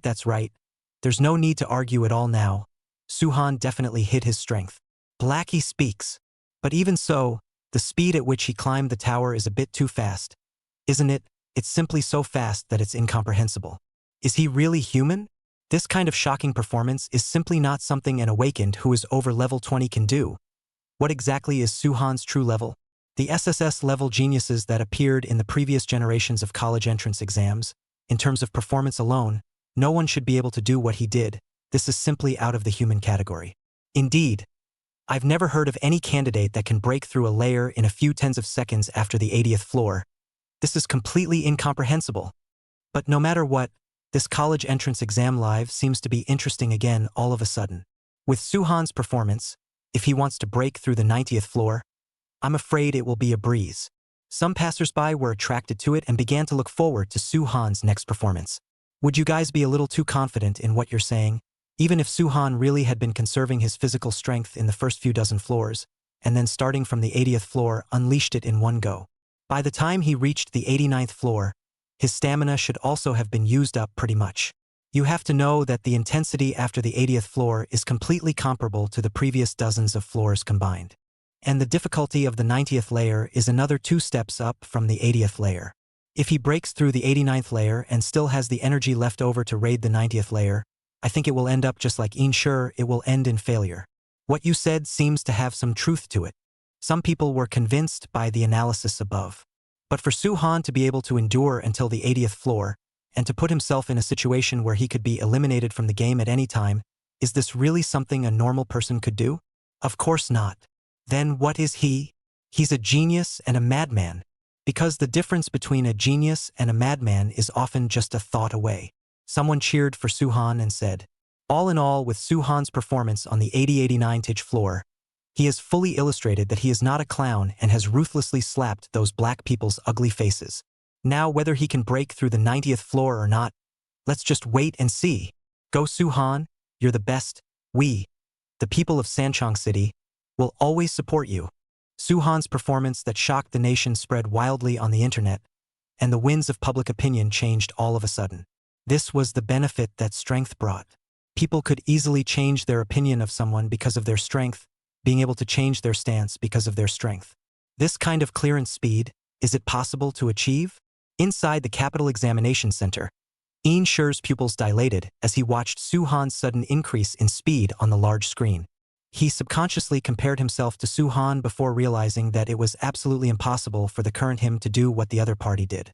The monsters after the 80th floor could all be above level 25, and even if a genius like him wanted to clear a floor here, he would need to spend at least 5–10 minutes. But Suhan was unstoppable all the way, not putting these monsters in his eyes at all. I can't compare to him. Yin Shi shook his head, accepting this fact frankly. At the same time, he became intensely curious about Suhan. Possessing such strength, the other party must be able to eventually break through the 90th floor. Then the probability was that there would only be one university that could be chosen subsequently. That is, the nationally recognized university for the strongest awakened person, Qingbei University. Looks like I'm able to determine where I'm going to fill in my college entrance exam volunteer. Yin Shi was attracted by the strong aura on his body and muttered to himself. Besides him, there was also a group of people in high positions of power who were paying attention to Suhan. This lad. Inside the room where the 5 college principals were gathered, they looked at Suhan's sudden outburst. You looked at me, I looked at you, all reading shock in each other's eyes. Just that performance just now could almost make them certain that Suhan was the special awakened person who had completed his second awakening. Everyone, this student, Suhan, I'll take it. Huaqing opened his mouth. This time, he didn't bring a tone of consultation like before. Instead, he was very serious and firm. I only want him. The rest of those SS grade students can be given over to you all. Old Hua, you're not joking, are you? Chao Zimin expressed his incomprehension. Even if Suhan shows an unbelievable battle power, there is still a small probability that he is not a second awakening. If you make such an arbitrary decision, what if you find out afterward that your judgment was wrong? Even if the judgment is wrong, I don't regret it. I believe in my own vision. Good. The remaining 4 nodded. Since Huaqing had opened that golden mouth of his on rare occasions, it was naturally impossible for these old fellows of theirs to embarrass his face. Although Suhan's talent did make even a few of them greedy, they were all that old and had long understood that there were times when giving up could perhaps gain more than persevering. At least in this session of recruiting talented students, after Huaqing withdrew, they could get more talented students. Thank you all for giving this old guy of mine a point, Huaqing said to the 4. He looked towards Suhan in the live broadcast, his eyes flickering with a thoughtful expression. Let's move the viewpoint back to the middle of the Tower of Trials. At this moment, Suhan truly did it, making the entire country, men and women, young and old, focus their gazes on themselves. They were all in front of the screen, nervously watching his upcoming journey to raid the 90th floor of the Tower of Trials. Who is the visitor? Report your name. When Suhan stepped into the territory of the skeleton general on the 90th floor, the monster did not show an expression of contempt like it did with Yin Shi before. Instead, it used a deafening voice to ask for the name of the intruder. From its actions, the audience could clearly perceive the difference in the skeleton general's attitude towards the two. This also fully reflected the high intelligence of the 90th floor monster, as well as the importance it attached to Suhan in front of it. The human in front of him was different from the previous enemies. It was as if there was an aura behind him that could not be ignored. Chapter 64. Waging War on the Monster of the 90th Floor. A person who is going to die, why do you need to say more? Suhan clenched his fists and rushed towards the skeleton general. Protect the Lord. The skeleton knights and skeleton soldiers standing on the sides picked up their weapons and charged. Instead of waiting for their sovereign to give orders before acting like they did with Yin Shi, they directly attacked Suhan. Gathering forms and dispersing chi was then launched, and as the two were about to make short work of each other, Suhan suddenly disappeared from the monster's view. Immediately afterward, 2 punches were thrown by Bang Bang. The 2 skeleton knights were directly punched off their horses and flew backwards. Suhan smoothly opened his palms, left and right, and forced the heads of the two warhorses together, making their eyes bleed. As for the remaining 5 skeletal soldiers, there was no need to say more. A fist smashed into the head of one of the soldiers, and together with the other 4 monsters, they embedded themselves into the walls of the 90th floor. This process took no more than 1 minute, and the 7 undead monsters were eliminated by Su-han, leaving only the skeleton general as a bare-bones commander. Nima, is what I'm watching really the battle on the 90th floor of the gauntlet? Why does it feel like Su-han is dealing with these guys like he just entered the Tower of Trials, completely without any pressure at all? Inside the live broadcast room, everyone was shocked by Su-han's performance. In the history of the college entrance exam, no one had ever been able to do what he did, having climbed to the 90th floor of the Tower of Trials, and still be able to kill monsters above level 25 in seconds so gently. Moreover, these monsters were still recognized as the most difficult to deal with undead-type creatures. Is this still human? This is simply a god. Sushin, we love you. I just built a Su-God fan backup group. Everyone interested can click the link to join, and we'll all cheer for Su-God together. Upstairs, I want to be the head fan. On the internet, people were completely convinced by Su-han's performance. Right now, there were at least 10 words on the hot search about Su-han's college entrance exam. It was truly a hot topic for all the people. Only you are left. Inside the Tower of Trials, there was a distance of 10 meters between Su-han and the skeleton general as he calmly looked at the other party and said, "My people will not fall easily." The skeleton general had its hands propped up on its great sword, and the cloak behind it was windless. Although it felt Alexandrian in the face of Su-han, its pride as a leader did not allow it to make a cowardly move. "Stand up, my dear subjects." The general raised his hand and said. In the next second, the few monsters that had been dead beyond repair stood up again. From their mouths came clicking sounds, the unique language of the skeletons. "The Guardian Haas has made a move. Isn't this move the same one that was used previously against Inshur? The skill that revives and enhances his men? That's right. I don't know if Su-han can still manage to kill in one hit when facing an enhanced monster. I believe he can. Su-han has already brought us too many surprises." Go Xuan. The viewers in the live broadcast room stared at the screen with full concentration, not wanting to miss any second of footage related to Su-han. "For the Lord, charge forward." The battle continued. The resurrected skeleton knights and giant skeleton soldiers picked up their weapons again. They surrounded Su-han and attacked together. Ding!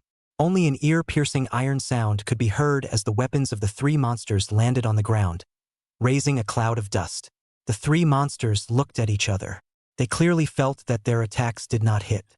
3 idiots. Su-han hid in the middle of the roiling dust.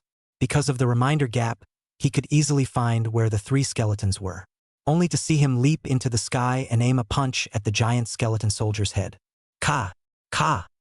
The skeleton soldier's face was in pain before it reacted and tried to defend. However, Su-han's powerful strength made its center of gravity unsteady, and its left foot buckled, directly sitting on its butt on the ground. The huge commotion startled the 2 skeleton knights, who wanted to find Su-han's trail but could do nothing about it. Despicable person. Seeing this, the skeleton general lifted the large sword in his hand and swung it vigorously at the dust. The wind from the sword blew away all the dust that filled the ground. The figures of both monsters and people were once again clearly displayed. Over there, the skeleton knights finally found Su-han. They immediately raised their lances and mounted their horses to charge. Unconscionable. Su-han's gloves had flames attached to them as he ran at the 2 men and 2 horses. When his fist was about to touch the skeleton knight's lance, a ghostly blue sword chi suddenly flew over. That's really despicable. In order not to be hit by the sword chi, Su-han could only forcefully reverse the direction of his attack and use his own fist to bounce off the enemy's sneak attack. Then he quickly rolled to the right and dodged the skeleton knight's lance thrust. Going all out is the best etiquette to treat the strong. The skeleton general that had just released its sword chi from afar also joined the fight. It knew deep down that its own people could not possibly be Su-han's opponents, and if it did not join the battle, the skeleton knight would only end up returning to death. A group fight is a group fight. You have quite a few reasons for crowning yourself. Su-han hurriedly stood up and prepared for battle. Serious punch. He swung his fist towards the skeleton general. The gloves wrapped in fiery flames collided with the guarding boss's greatsword to create a sky of sparks. As Su-han was trying to power up again to break through the boss's defense, The two loyal knights by its side attacked him again. I admit that you guys are indeed very loyal, so for the sake of your lord, please go to hell first. Looking at the lance that was getting closer and closer to him, Suhan smoothly twisted his body. While unloading the boss's heavy strength, his waist also cut across the knight's lances. There was a loud boom. The great sword and lance smashed on the ground, and Suhan seized the opportunity to swing his iron fist with flames at the skeleton knights. The blazing flames climbed up the two monsters' heads, burning them and causing them to scream in agony. To Lord! Before dying, the monsters mumbled the skeleton general. You will definitely pay for this. The boss cried out angrily. The large sword in his hand swung at Suhan once again. At this time, the giant skeleton soldier who had originally lost his balance also adjusted his posture and picked up his long sword and ran over. The two had a left and a right, sealing off the enemy's path of retreat. Interesting. Facing the siege of the two monsters, instead of panicking, Suhan showed great excitement. The more this crazy situation of approaching death, the more his blood boiled. You guys do still have some strength. Serious Fist was unleashed once again. The long sword of the giant skeletal soldier was directly shattered by Suhan's punch, while the skeletal general's greatsword clashed with the fist gloves and did not have the slightest advantage. As they faced each other, the sparks on the boxing gloves once again came into play. It climbed down the boss's greatsword to the boss's hand, causing it to suffer. Chapter 65. Breaking through the 90th floor, locking down the national champion. Monsters of the undead lineage were generally stronger than monsters of other lineages. However, they had an Achilles heel, which was that they were restrained to death by the attacks of the sacred lineage. If it was a normal flame, it was possible that the skeleton general wouldn't suffer that much. But the flames under Suhan's control unexpectedly had the aura of the sacred system. This was something it had not expected. I can't imagine that the controller of sparks also has the attribute of the sacred system. Is it really worthy of being a hidden reward? Faced with this situation, Suhan was also completely in an unexpected position. No wonder when the sparks were burning the skeleton knight just now, the other party was acting so uncomfortable, so it was the holy department's aura that was at work. What a pity. Even the heavens are not on your side. Suhan seized the opportunity and swung out a fist again. Sacred flames covered the bodies of the two monsters, making them unable to move. The weaker of them, the giant skeleton soldier, simply couldn't endure the pain of the burning, throwing down his weapon and rolling around with his head in his hands, but could only watch as he was hardened and burned to ashes. You're strong. Now only Suhan and the guardian boss remained. The skeleton knight endured the pain of the burning flames and said to the human in front of him, "You're not bad either." Suhan replied. He had a vague feeling that the next attack would put an end to this duel. "This is my strongest move. Let's use our last move and have a showdown." The skeleton general raised his greatsword with both hands, and the ghostly blue aura on the sword could no longer resist wanting to burst out. "That's exactly what I want." Suhan bent his legs slightly, clenched his right fist, and flames flickered and jumped in his hand. Death Spirit Sword Chi. Serious Punch. The great moves countered each other. Suhan's fist attached with flames struck on top of the boss's ghostly blue sword Chi. The two powerful ripples clashed together with a monstrous momentum. It made the viewers who were glued to the live broadcast involuntarily hold their breath. They also knew that now was the most important time. As long as Suhan was able to win in this competition of aura and perseverance, that would also mean that he had taken the 90th floor of the Tower of Trials. The ghostly blue color and the dazzling fiery red color were half on one side, completely occupying the sky of the 90th floor.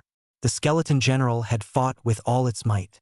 It roared, wanting to gain an advantage in the duel between the two, but the area of the ghostly blue color in the sky never changed in any way. On the contrary, Suhan, because his own power attribute that erupted from Serious Punch was stronger than that of the monster, and because he had the flame ability that restrained the opponent, he slowly gained an advantage in the duel. "It's over." He increased his horsepower and the flames in his hands blazed. The colors in the sky gradually unified, all turning into a warm red. The iron fist containing terrifying power followed his footsteps and slowly moved forward, blasting the boss's sword aura in two. "It's me. Lost." The duel ended, and the skeleton general limped helplessly to the ground, the great sword in its hand clattering to the ground. It no longer had any strength to fight back. Suhan walked up to the boss, ready to swing his fist again and end its life. "Congratulations, challenger. The skeleton general's figure gradually dissipated into blue light, and before death came, it actually revealed a smile of relief. You are indeed qualified to go further. After saying that, this monster that had caused countless geniuses to falter finally closed its eyes and frankly faced its own death. It's me who won. Su-han raised the corner of his mouth in satisfaction. The skeleton general was indeed still somewhat strong. This sound battle made him excited. Su-shin really defeated the 90th floor's guarding boss. He's really too strong. Yes. It's unexpected that Su-han was able to complete a level that even the SS-ranked genius In Sure couldn't take down so easily. We've kind of witnessed history today. That's right. We've collectively witnessed the birth of a super genius capable of topping his class. Congratulations to Su-shin for locking in the national top prize for this year's college entrance exam. Su-shin is awesome. If you want to join Su-shin's support group, add them now. You're about to become his #1 fan. Universal celebration, joyous celebration. Congratulations to our dragon country for producing another supreme genius. After Su-han ended the battle on the 90th floor of the Tower of Trials, the netizens all fell into infinite revelry. They felt that in their lifetimes, they were actually fortunate enough to witness the birth of a legend. This was their luck and also the luck of the Dragon Kingdom. As expected, someone who can crush us deserves to be my target. Bai Zihong stayed in his room, looking at Su-han who was laughing after winning the battle in the live broadcast screen, and muttered to himself. He had long ago secretly vowed in his heart to catch up with Su-han, so would never be defeated by the seemingly huge gap between the other party and himself. Only the stronger Su-han was, the more motivated he was within. Only then would it be more effective in promoting his continuous progress. See you in the future, Su-han. Inside the Third Shift City Awakened Association, Su-han's family members hugged each other in excitement when they saw that he had successfully raided the 90th floor of the Tower of Trials. Old Su, did you see it? Did you see it? Yang Jishio hugged her husband, pointing at the picture in the TV screen and said incoherently, "CCC, you let go. I'm going to lose my breath." Su Wu-ming patted his wife's shoulder, signaling her to let go. Although on the surface he was relatively calm, his proud eyes had already revealed his true inner thoughts. This was his son. His son was the national top scholar. Congratulations.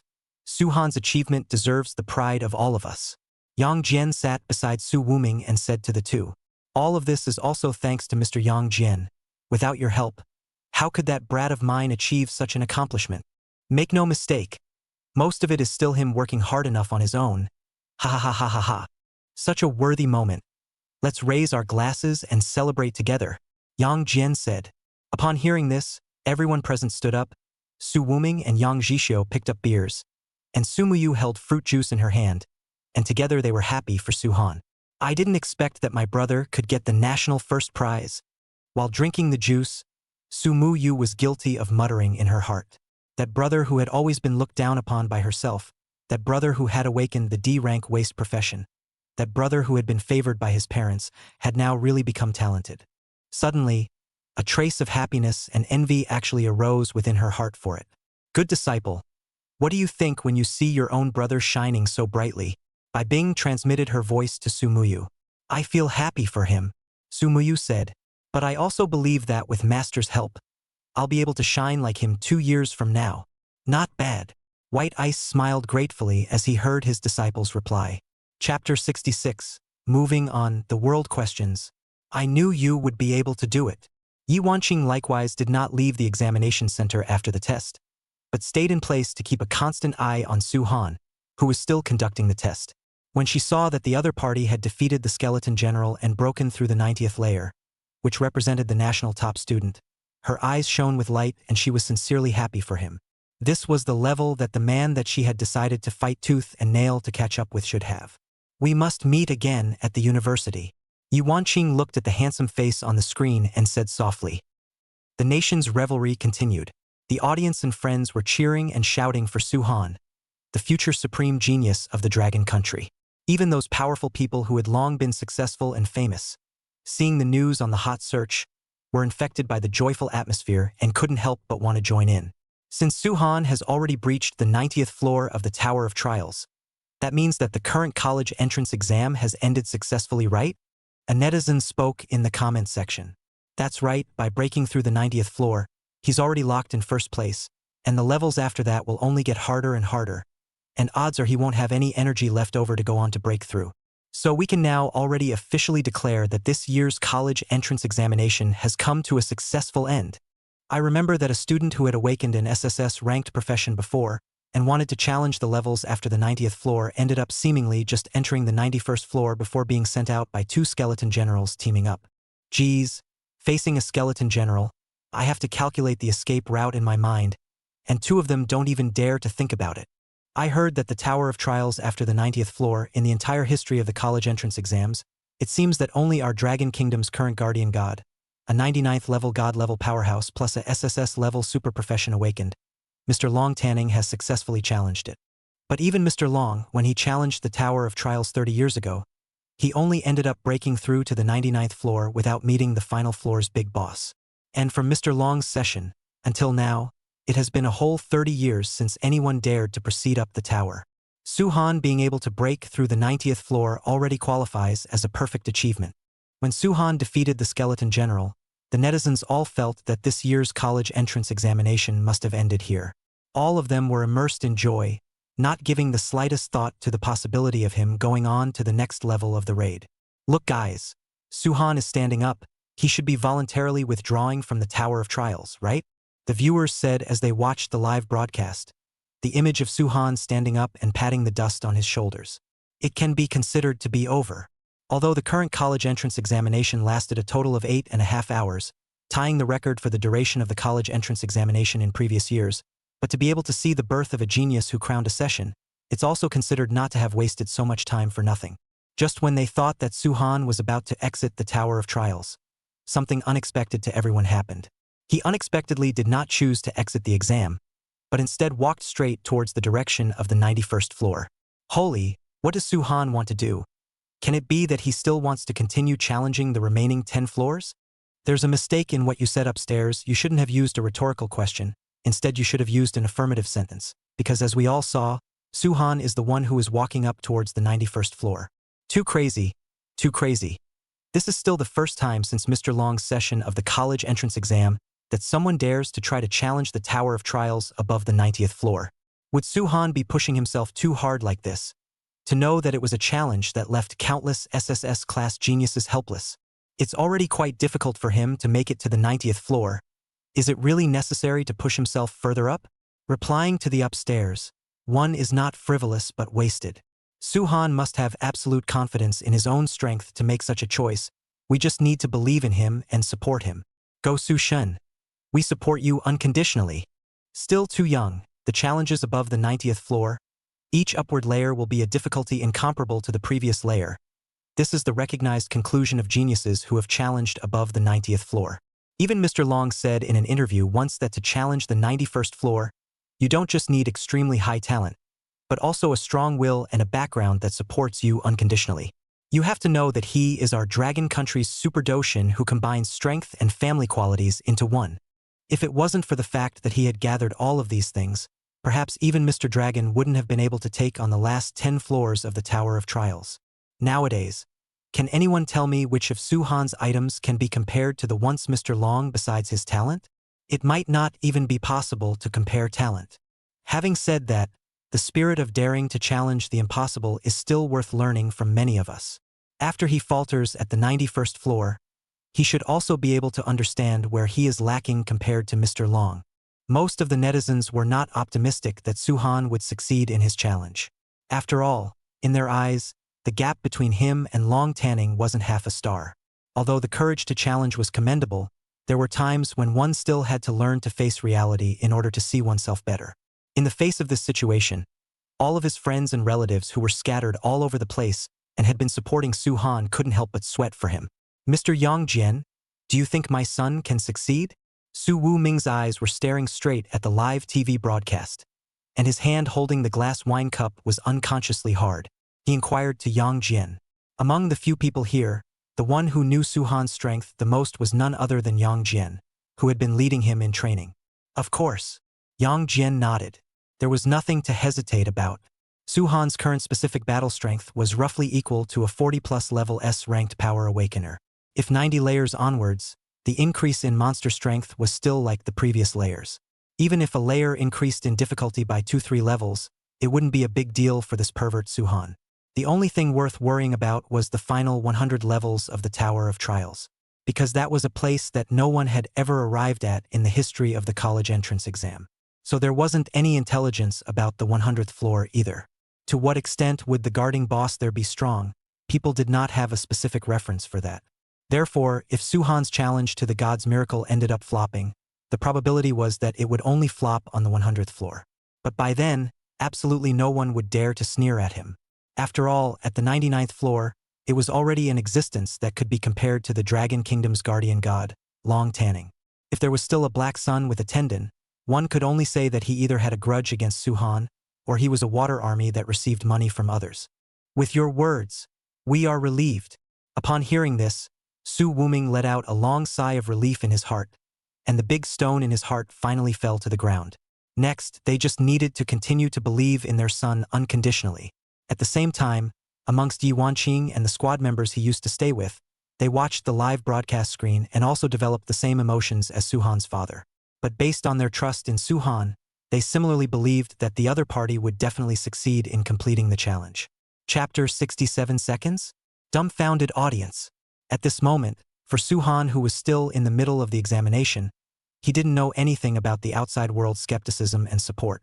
Right now, all he needed to face was the monsters after the 90th floor. The guarding bosses of the 91st floor were 2 skeleton generals. Compared to the 90th floor, the difficulty of this floor had risen significantly. After all, the combat power of a skeleton general could be much stronger than those loyal subjects under its hands. However, in Suhan's eyes, this was still not enough to look at. Not to mention 2 level 30 monsters, even if you came with 10 skeleton generals, he still didn't put them in his eyes. One must know that the sheer power of his casually swung punch could easily crush even the big moves of level 30 monsters. Who called it that with the serious punch enchantment, their attribute points were more than twice as different. Intruder, the fact that you've reached here means that our youngest has already been killed by you, but you don't know enough and are still trying to covet a higher position. You are just too greedy. The 2 skeleton generals held large swords and pointed at Suhan. From the words they uttered, it could be judged that the 2 monsters were surprisingly still in a brotherly relationship with the 90th floor's guarding boss. Although it was unknown if this was the setting of the Tower of Trials, in any case it sounded quite interesting. Suffer death. Return my brother's life. The weapons of the 2 skeleton generals simultaneously erupted with sword energy, and again coincidentally shot towards their brother's murderer. Seeing this situation, Suhan was not ambiguous either. The skill in his hand was unleashed, and a fist blasted on the 2 sword chi. Originally, the audience thought that Suhan was in a standoff with a skeleton general when he was facing one before. Now that he had to deal with 2 identical monsters, it would surely only be more difficult. But they thought wrong. On the 90th floor, he only felt the thrill of battle, so he played with the monsters for a while longer. The strength displayed in the final blow that sealed the victory should be the power of his fists under normal circumstances. Now that he was facing 2 monsters that were similar to each other in terms of shape and appearance as well as the power of their moves, he didn't want to waste any more time. So he decided to end the battle as soon as possible. Thus, the moment his fist collided with the sword chi, the 2 sky-charging sword chi dissipated with a bang. It didn't cause Suhan any trouble at all, and victory or defeat was divided in just those few seconds. After that, 2 more bonbons slammed into the 2 brother skeleton generals. Before they could react, the flaming gloves with divine power came into close contact with the skeleton faces of the 2 humanoid monsters. The flames blazed until the monsters were incinerated.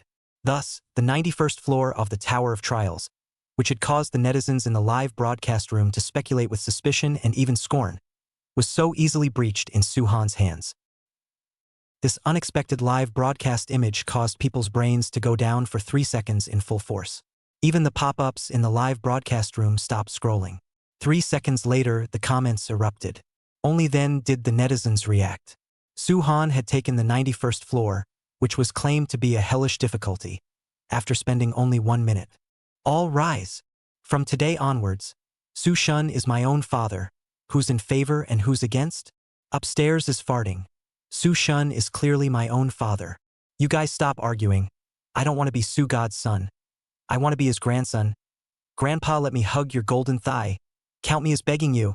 Other than perverted, I really can't think of any other words to summarize Suhan's performance. It's really too awesome.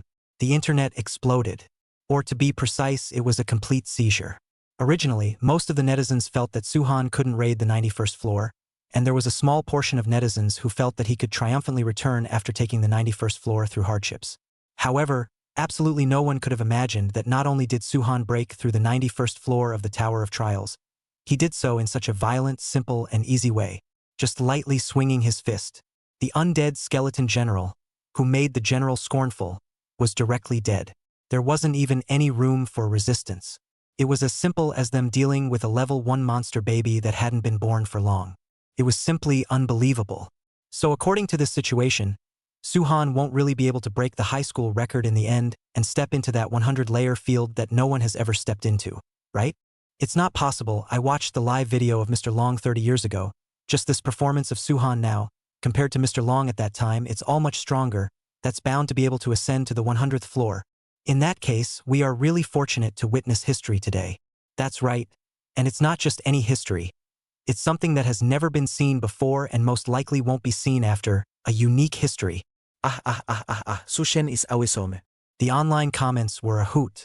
Originally, before Suhan's 91st floor live broadcast screen came out, there were still some small black people who had been clamoring, but now they all became shrunken turtles and disappeared. It can be said that Suhan's crazy performance completely blocked their mouths. As some people on the internet had guessed, Suhan's performance had just begun. After resolving the brother skeleton general, he didn't need to rest at all and directly came to the 92nd floor. On this floor, there were still skeleton generals, only the number had changed from 2 to 3. According to the setting of the Tower of Trials, they were also the older brothers of the monsters on the previous 2 floors.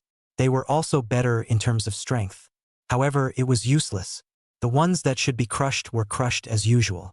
Suhan still ended the battle with a few punches. Then the 93rd floor, 94 floors until the 95th floor, when a new breed of monsters appeared, Suhan's slaughtering show had not yet stopped. In his hands, this place was what the netizens called hell, where was the forbidden area that could not be broken through. It was clearly a college student entering a kindergarten, a father bullying his son hand to hand, as it should be. The images in the live broadcast made the viewers wonder if there was a problem with their own perceptions. In fact, the last 10 floors of the Tower of Trials were not at all as difficult as imagined. It was only that, for so many years, people had been misled by Long Tanning's interview. Or was Suhan's strength really that perverted, so perverted that he could surpass Mr. Long? They did not know. Only looking at the silhouette in the screen that was constantly crushing monsters, they actually began to gradually feel a bit numb. It was as if the other party being able to do so was justified, and there was no need to be skeptical at all. Suhan to the 95th floor, the time spent during this period, add up to a total of more than 10 minutes? The average raider lair is less than 3 minutes. My cognition doesn't allow me to imagine what humans can't do. The crowd marveled. On the next 95th floor, in addition to the 3 skeleton generals, there was another type of monster. A level 35 skeleton noble. A level 35 monster of the undead system could technically be much stronger than the level 35 minotaur that Suhan had once hunted. At least from the perspective of mental development, if a minotaur was equivalent to a 3-year-old child, then a skeleton aristocrat was equivalent to a teenager in high school. The difference in mental development was self-evident. Therefore, the difficulty of hunting minotaurs was more than 1 level lower than that of skeleton nobles. The netizens had seen the video of Suhan's difficult minotaur hunt a month ago, so they guessed that it was unlikely that he would want to kill the skeleton noble, for fear. Not to mention that there were 3 skeleton generals that had a similar hunting difficulty as the minotaur to help him. Chapter 68: Loyalty and Futility. Are you the one? The intruder who killed 10 of my bannermen. The skeletal nobleman held his staff and said to Suhan in a calm tone. According to the feudal relationship in Western Europe, the nobles were the figures that the king had subdivided down with territories and real power, while the skeleton generals were equivalent to its vassals, that is, underlings. Above the skeleton nobility, there should be the skeleton lord, the nominal owner of the entire country or territory, which the people collectively referred to as the king. If this was the logic, then the guarding boss of the 100th floor of the Tower of Trials was most likely the skeleton lord. So what if it's me? Suhan was not afraid in the slightest. Even though the skeleton noble's hunting difficulty was quite a bit higher than that of normal monsters, the power of his current punch could match that of a level 40 plus S ranked awakened, and against a level 35 undead type monster it would certainly be no different. Honesty is such a rare quality. For the sake of you being so honest, I'll leave your body intact. When you die, I will also make you my bannerman, granting you land and power. Hearing the reply, instead of getting angry, the skeleton noble appreciated Suhan's straightforward character and wanted to recruit him. Unfortunately, this was not a real portal copy, and Suhan's strength would never be defeated by it. All of this was nothing more than its imagination.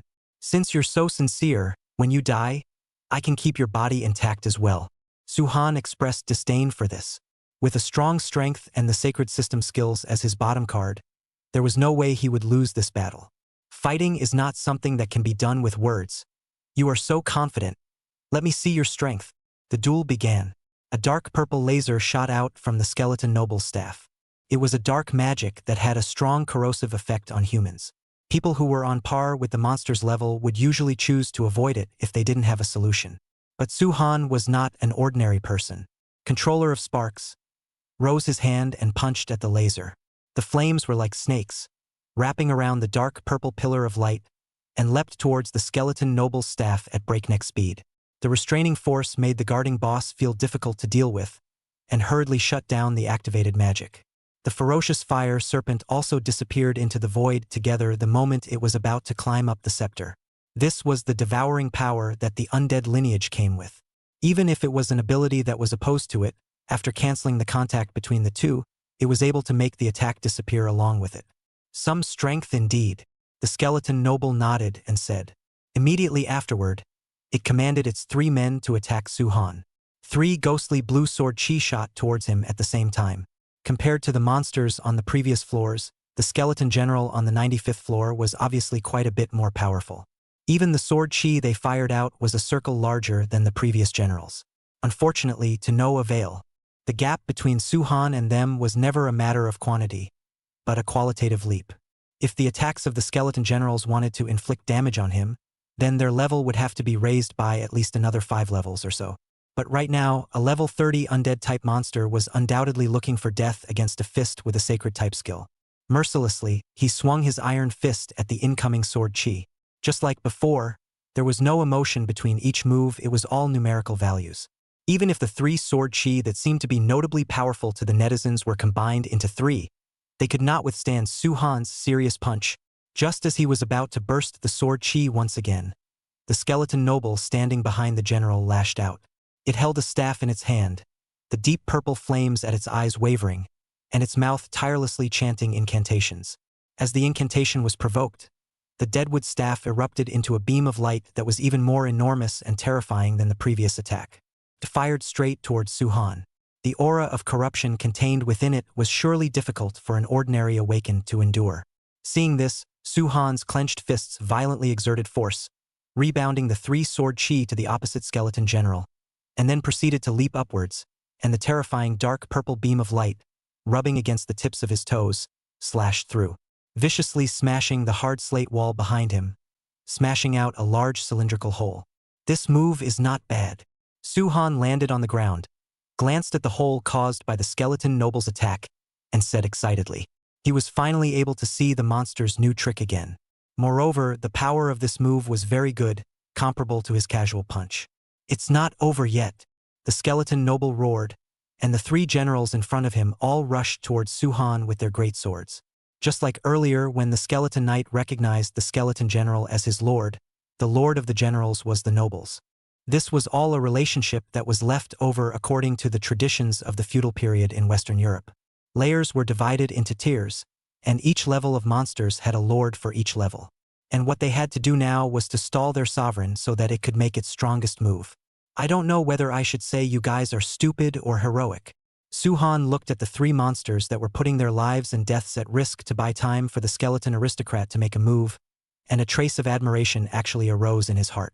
At least they were able to unconditionally dedicate their hearts for their king. This was something that, in reality, most people were unable to do. In order to show my respect for your fearless behavior, I won't hold back with this punch. Suhan prepared himself. Gathering forms and dispersing chi was activated, and while being invisible, the power of his next strike paired with serious punch would reach a terrifying 1,400 points. This strike was already enough to rival the casual strike of a level 50 powerhouse. Bringing it against 3 monsters that were ranked at level 30 could be said to be killing a chicken with a bull's knife without any reservation. However, Su-han wasn't worried that he wouldn't be able to deal with the remaining skeleton aristocrats after using his bottom card. This was because the daily quests he insisted on completing granted him dozens of instant recovery opportunities. As long as he murmured in his mind, he could immediately restore his status to his heyday and refreshed his skill CDs in the process.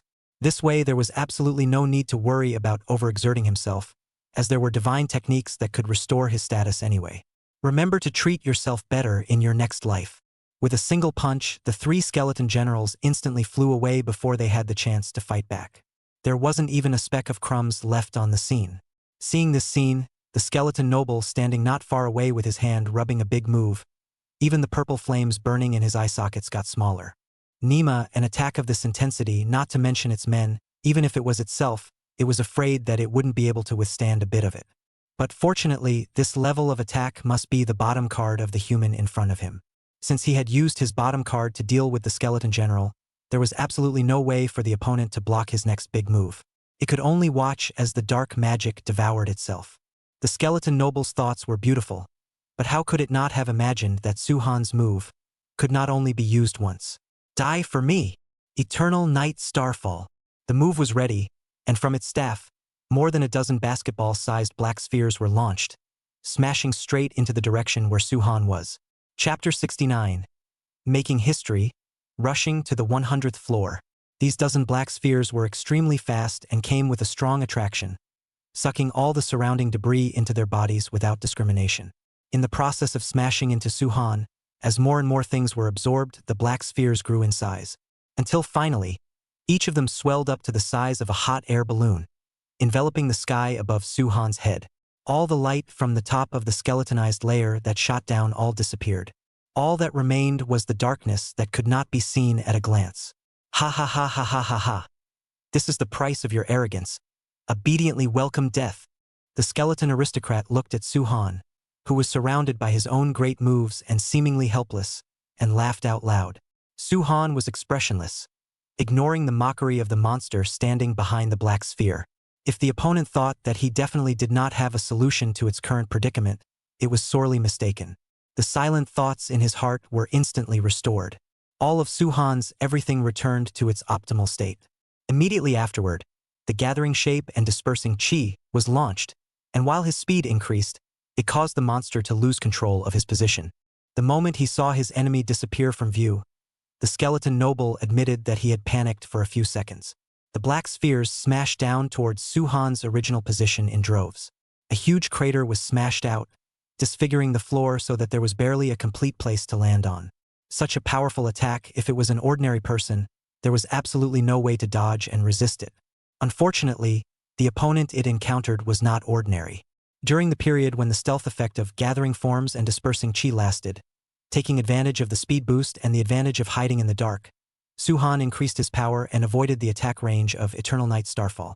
So the boss's seemingly powerful attack didn't actually cause any substantial effect. At best, it was a bit more vocal. It belonged to the paradigm of having smoke without injury.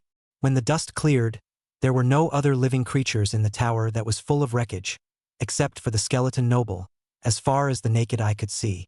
This made it breathe a long sigh of relief, and the hidden worries in its heart were also naturally put down. Although it's a bit of a pity that there's no way to turn you into my people after dying without a body. But this is the price you pay for belittling me. Let you do your penance in hell. The skeleton aristocrat withdrew its staff and reached into the breast pocket of its jacket, taking out a dark blue handkerchief and carefully wiping the dust from its hands. In its opinion, it had won this battle. Even the viewers in the live broadcast room, after seeing Su-han disappear, subconsciously thought that he must have been swallowed up by that terrifying black ball and exited the Tower of Trials. Just at the critical moment when the monster relaxed its guard, Su-han quietly slipped behind his opponent without letting anyone notice the difference. He secretly built up his strength, and when the skeleton aristocrat was leisurely playing with his deadwood staff, he took it by surprise and blasted out a serious punch at the location of its heart. There was a thud. That was the sound of a heart bursting. Regardless of whether it was a monster or a human, as long as they had a mage side tendency, or simply a real magician, their magic needed to be kept in a container. and for the container of a magician, generally speaking, the heart would be chosen. As long as the heart was broken, the magic power in the magician's body would flow backwards. If it was light, they would lose all their limbs, and if it was heavy, they would lose their lives. Moreover, although the monsters of the undead system were very powerful on the surface, they also had a fatal weakness. That was the so-called Fate Gate. The Life Gate contained the soul of an undead system monster, so destroying the Life Gate meant death. For a magic-side skeleton noble, its Fate Gate was its vessel.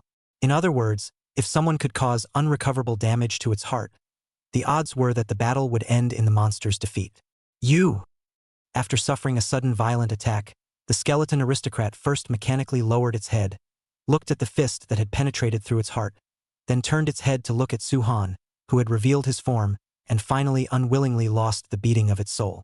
That's why it's still not possible to open the champagne halfway through a battle, Su-han said as he looked at the skeleton noble, who fell down with a bang and silently withdrew his hand. Then, without stopping, he proceeded to advance towards the 96th floor. Inside the live broadcast room, looking at the silhouette that had suddenly appeared, those who had originally thought that the battle was over fell back into a frenzy. No one had expected that after almost everyone thought that the exam was over, Su-han appeared again, delivering a fatal blow to the monster. The ups and downs of the plot therein made people's hearts beat faster.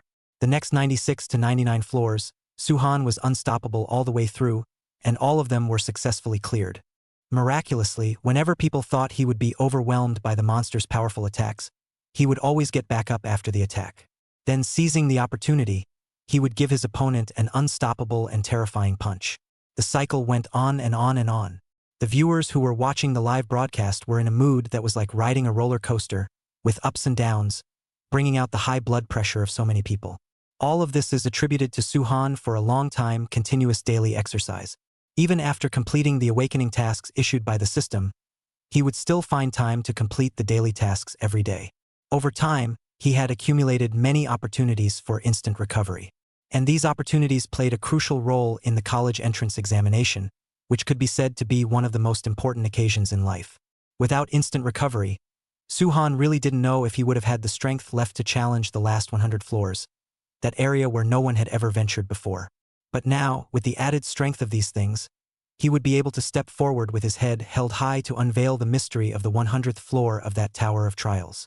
After defeating the 5 skeleton nobles on the 99th floor, Su-han took a deep breath and walked towards the final 100th floor with firm eyes.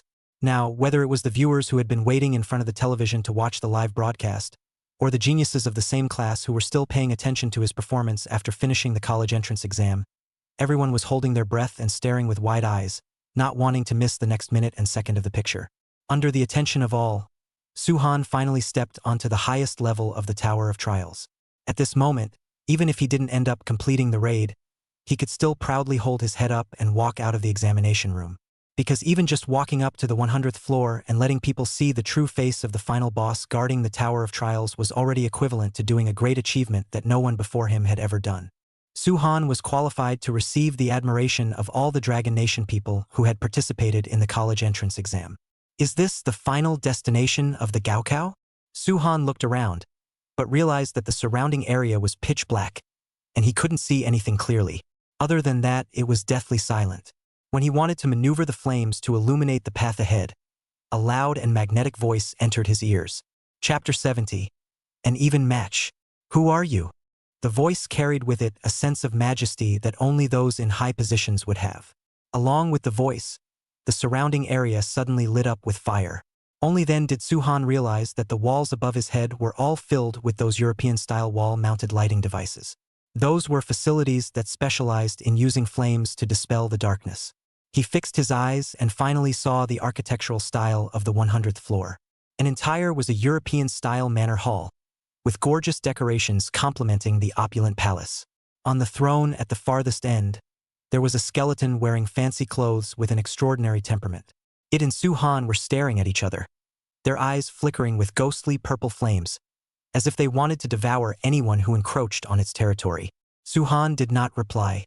He felt that there was no need for both sides to talk more nonsense, as long as they proceeded to fight. Either you die or I live. This was the inevitable destiny between them, one person and one monster. The surrounding area was silent. Even the beating of the heart could be heard clearly. Suhan clenched his fists, ready to storm up and swing at any time. Right now, only fighting a strong person could keep him excited. And the powerful aura emanating from the guy in front of him happened to fit his heart. The monster on the 100th floor is actually a level 40 skeleton lord. This is a monster whose growth potential is comparable to an SSS-ranked profession. No wonder even Mr. Dragon couldn't manage to raid the final 100th floor at that time. It would make sense if it was this kind of monster as the guard boss. Yeah, from the beginning of the emergence of human transmutation until now, I've never heard of anyone being able to break through level 40 at the age of 18. Even Mr. Dragon was only level 35 back then. It's over and done with. If it's the skeleton lord as the guard boss, Suhan's chances of raiding the 100th floor are afraid to be slim. However, to be able to ascend to the 100th floor and let the world see what the final boss looks like is already a great breakthrough. Suhan is destined to go down in history, and our dragon country has finally ushered in a genius character with the potential to lead the country further after 30 years. Su God is awesome. We Su fans will always support you. But what do you guys say? Is it possible for Suhan to actually take down the skeleton lord? Some netizens speculated. If it's really as you said, that would be the first person in the ancient world. I dare not even think about the future achievements. According to the performance of the previous layers, it seems like there is really a slight possibility. As long as Suhan continues his previous magical play, I still have hope for him to reach a miraculous achievement. That would be even better. Counting so many SS-grade geniuses in this session, our dragon country is considered to have finally ushered in a spurt of geniuses. Netizens rationally discussed the possibility of Suhan defeating the skeleton lord online. This was more or less a side reflection that Suhan's previous performance had somehow surpassed Long Tanning in their opinion, and was expected to create a new history. Back in the Tower of Trials, the confrontation between Suhan and the skeleton lord continued. When the other party saw that he didn't answer, he didn't get annoyed. Instead, he went on to ask, "From your body, I sense a repulsive divinity, the aura of that person who once slaughtered my clan. What is your relationship with him?" A comment that left Suhan in a state of confusion. What divinity? What massacre? What relationship? How did he not know anything? Could it be that the other party's words were referring to the hidden rewards he had obtained in the goblin mystic realm? That did contain the power of the divine system. It was also true that the undead had an aura that they all detested. I don't know what you're talking about. Suhan shook his head, staring at the other party vigilantly, ready for battle. It doesn't matter, even if you don't admit it. After I kill you and make your soul into a puppet, all the answers will be revealed. The skeleton lord said without a care in the world. The battle was on the verge of breaking out. The boss violently jumped up from the throne and rushed to Suhan in a flash. He drew out the knight's long sword at his waist and swung at the human in front of him without a second thought. In the face of the sudden attack, Suhan directly used gathering shape and dispersing chi to hide his figure in an attempt to avoid the enemy's attack. It's another kind of divinity, but unfortunately it's not strong enough to be effective against me. The skeleton lord's long sword crossed, and his attack changed from a swing to a sweep. Surprisingly, it swept right into the position Suhan was in after stealthing. It seemed that it was indeed as it said. The stealth effect of gathering forms and dispersing chi was as useless in front of the skeleton lord. However, if only stealth was useless, it could not make Suhan give up. Because of the effect of gathering forms and dispersing chi to enhance the attack, paired with the special effect of serious punch, the power of that combination of punches was not something to be trifled with. A punch with 1,400 points of power, even compared to the skeleton lord, was no less powerful. Since he couldn't dodge it, he chose to face it head-on. Suhan swung his fist towards the boss's long sword. Under the fiery attack, the gloves and the sword blade rubbed out blinding sparks, but neither side had any intention of backing down. Instead, neither side convinced the other, and they were frozen in place like this. The heat wave and the ghostly blue sword chi fought against each other, evenly matched and unable to distinguish between victory and defeat. This difficult scene made the spectators forget to breathe, fearing that in the next second, Suhan would be swept by the other party's powerful sword chi swing and then directly out of the game. The strength is indeed good. If we were at the same level, then I would definitely not be your opponent, the skeleton lord said as he looked towards Suhan. The words were full of playfulness. It seems that you have only mastered that person's flame ability. Is it possible that you are his descendant? I don't know. Suhan was completely confused as to what the other party was talking about, and just subconsciously swung his fist as hard as he could. The divine flames were expanding in his palms, and the way they blazed was palpitating. Interesting, ha ha ha ha ha ha. Seeing this, the skeleton lord's sword chi covering the longsword in his hand continued to grow along with the flames. The two were at odds with each other and continued to climb up. Until 1 minute later, in order to satisfy his curiosity and figure out the true source of the unpleasant divine aura on Suhan's body, the skeleton lord slashed downward with force, separating the entangled one person and one monster. Try to take this move if you are truly his descendant, then you should be at this level. Then, the boss revealed one of his arms underneath his fancy dress. Mori white bones made anyone who saw it feel shocked. After that, in its hand, a black ball appeared out of nowhere. This black ball gave off a feeling of emptiness and power. One would be drawn into it with a little bit of inattention. It seemed that the skeleton aristocrats' great moves were imparted to them by the skeleton lord in front of them. It belonged to the same lineage. Try to block it. The black sphere flew towards Suhan. Although there was only one sphere, the magic power contained within it far exceeded that of the skeleton nobles from the previous levels. This was the real genuine goods. Chapter 71. Victory. Instant recovery. With such a powerful magic attack, there was absolutely no way for Suhan to block it with just serious punch. He had to refresh his skill CD after letting his condition recover to its best, and rely on the combination technique of gathering forms and dispersing chi and serious fist to have a way to block it. I told you, didn't I? You're not strong enough, and even superb skills that contain divinity won't be able to do anything for me. Seeing that the other party had once again disappeared from view, the skeleton lord did not hesitate and maneuvered the black ball, smashing it down at his location. Of course, Suhan knew that the stealth effect of the skill was useless against the boss, but he needed more than just the convenience of stealth. There was also the overpowering 200% power of a punch after stealth. Crimson gloves wrapped in holy flames. The fist full of power landed on top of the boss's black ball. When the two met, the flames and the corrosive breath in the black ball fought against each other, erupting into a dazzling white light. In the end, when the white light dissipated, the terrifying magic attack disappeared into nothingness together. Suhan managed to cancel out the corrosion and gravitational pull of the sphere with his flames, and finally blocked the skeleton lord's magical attack. Very good, very good. Being able to block this move, I admit that you have the strength to fight me. Ha ha ha ha ha ha ha. The skeleton lord laughed madly. The eyes it looked at Suhan were heart-trembling, as if it wanted to pierce through the other party's soul. And that was indeed the case.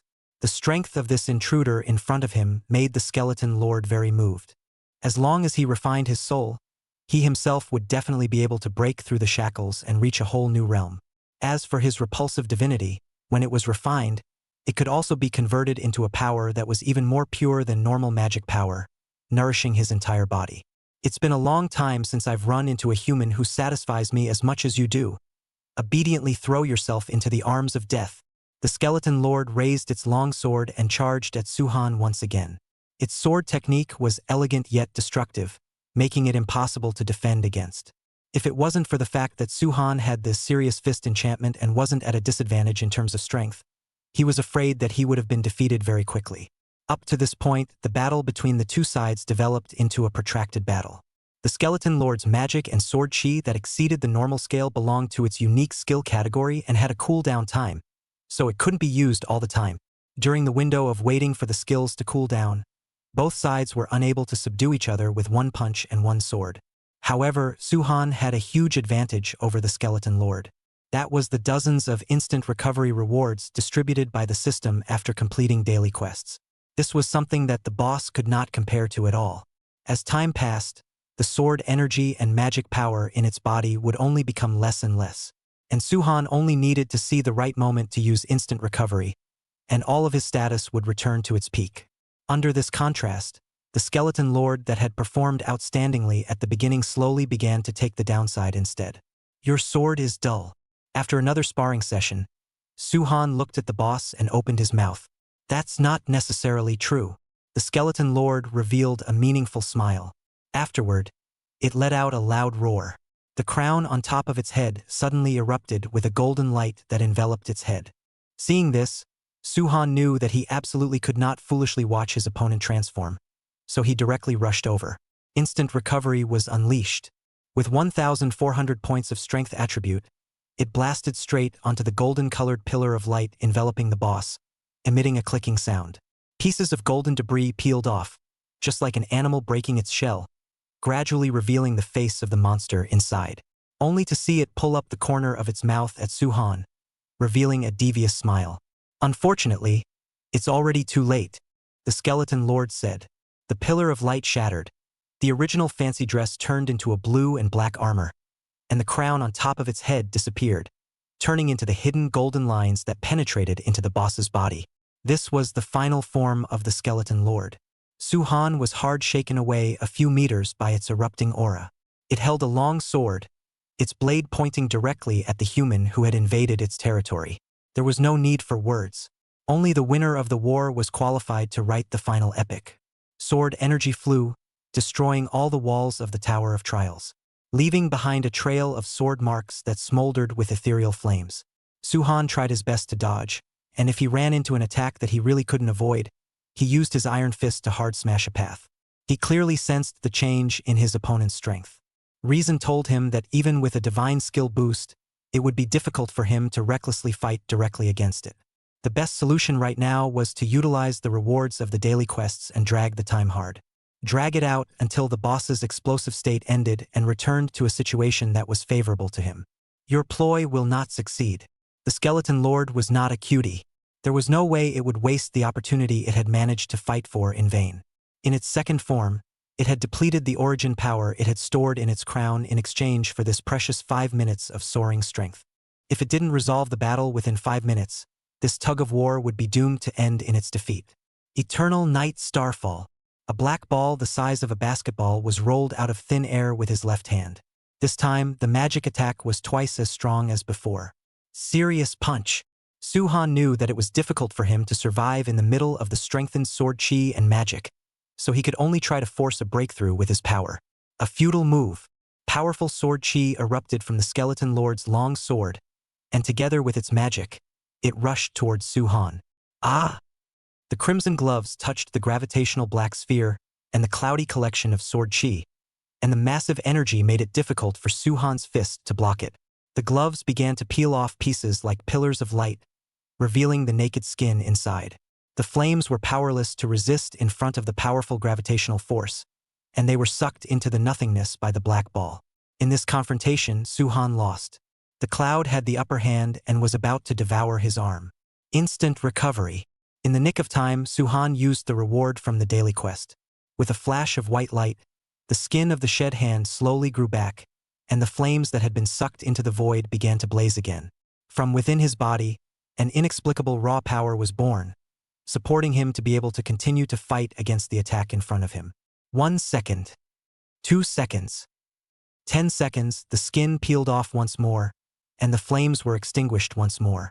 Instant recovery. Instant recovery. Instant recovery. If it didn't work once, then a few more times. Anyway, Su-han had hoarded a lot of quest rewards and wasn't afraid of wasting them. Under his bug-like recovery ability, the attractiveness and power of the assemblage had obviously decreased. After more than a dozen times of instant recovery, it finally turned into a form that could be resisted by Su-han under normal circumstances. This also represented that the power that the skeleton lord had exchanged with his life essence was slowly becoming weaker, until 5 minutes later, the assemblage completely dissipated. Golden-colored cracks gradually surfaced on the surface of the skeleton lord's ghastly white bones. That was the sign that its body was about to be unable to support the ravages of the origin force. Is this the end of the line for my hallowed term as a lord? It hunched its back and stuck its long sword into the floor, its hands propped up on the hilt with a wretched look. To end up dying at the hands of his descendants. This is the destiny of our clan. After saying that, the skeleton lord turned into dust of ashes and dissipated with the wind at the top of this tower. A Lord Longsword was left alone, standing alone. Su-han had won, he had become the final winner of this war. Chapter 72. The Annunciation. Skeleton Lord turned into ashes. Su-han really did it, he made history. The image of the boss being thwarted into ashes was broadcasted through the live stream and spread into the streets of the country. His friends and family cheered for him.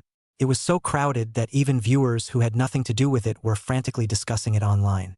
I declare that from now on I'm Su Shin's loyal fan, the purity 100% kind. Just based on his performance in the college entrance exams, he obtained at least 4 years of spray-free rights from the National People's University. All I want to know now is which college Su Shin will finally choose as his next destination. This still needs to be thought of. Having broken through the 100th floor, it's only unreasonable not to go to Qingbei University, right? Regarding the debate on the internet, Suhan didn't know anything about it. Now he had just returned to reality from the simulation capsule. Congratulations on winning the national first prize. Su Dashin walked over and extended his hand to pull him up. Thank you, Invigilator. You've achieved an unprecedented result. Have you thought about which college you want to go to? If you're still torn, should you consider Mordor University as a top 5 level college in the country? The welfare and treatment, as well as the faculty strength, comparing to Qingbei won't be bad. I'm sorry. I already have colleges I want to go to in my mind. Thank you for your appreciation, teacher. Suhan replied politely. He sensed Su Dashin's sincerity, but unfortunately, he had set his goal long ago. Now that he had even won the national top prize in the college entrance examination, then traveling to Qingbei became a nail in the coffin. It's fine, it's fine. Even if you don't choose Mordor University, in the future, you're welcome to exchange and study at our school.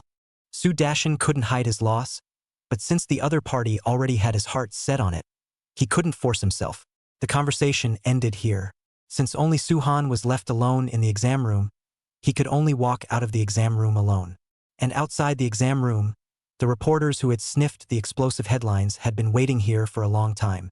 As soon as they found Suhan walking out from the examination room, they swarmed up, instantly surrounding the road in front of him, even disregarding the obstruction of the security personnel at the examination room, insisting on asking the new top student in front of him some questions. Countless black microphones surged back and forth in front of Suhan, almost directly into his mouth.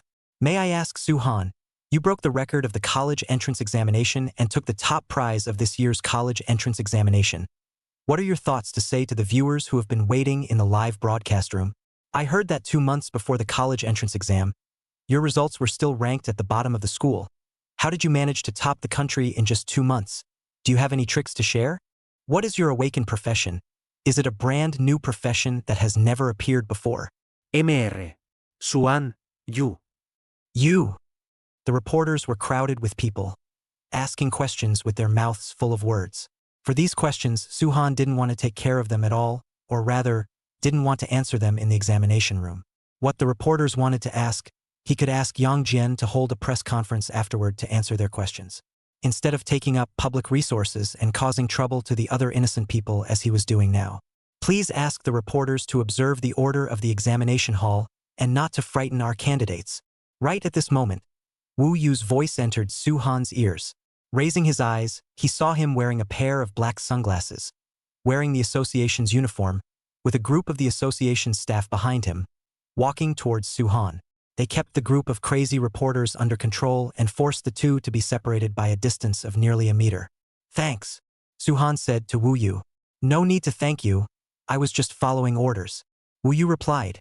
Mr. Yang Jian had long predicted that you would be a hit, so he specifically instructed me to bring you back to the association after your exam and stop these media in the process. The media reporters who were separated by the staff were still trying desperately to squeeze in through the gaps in the wall of people, but every time they just stuck a head in, they were quickly pressed back. This frantic scene made the commoners standing on the sidelines eating melon.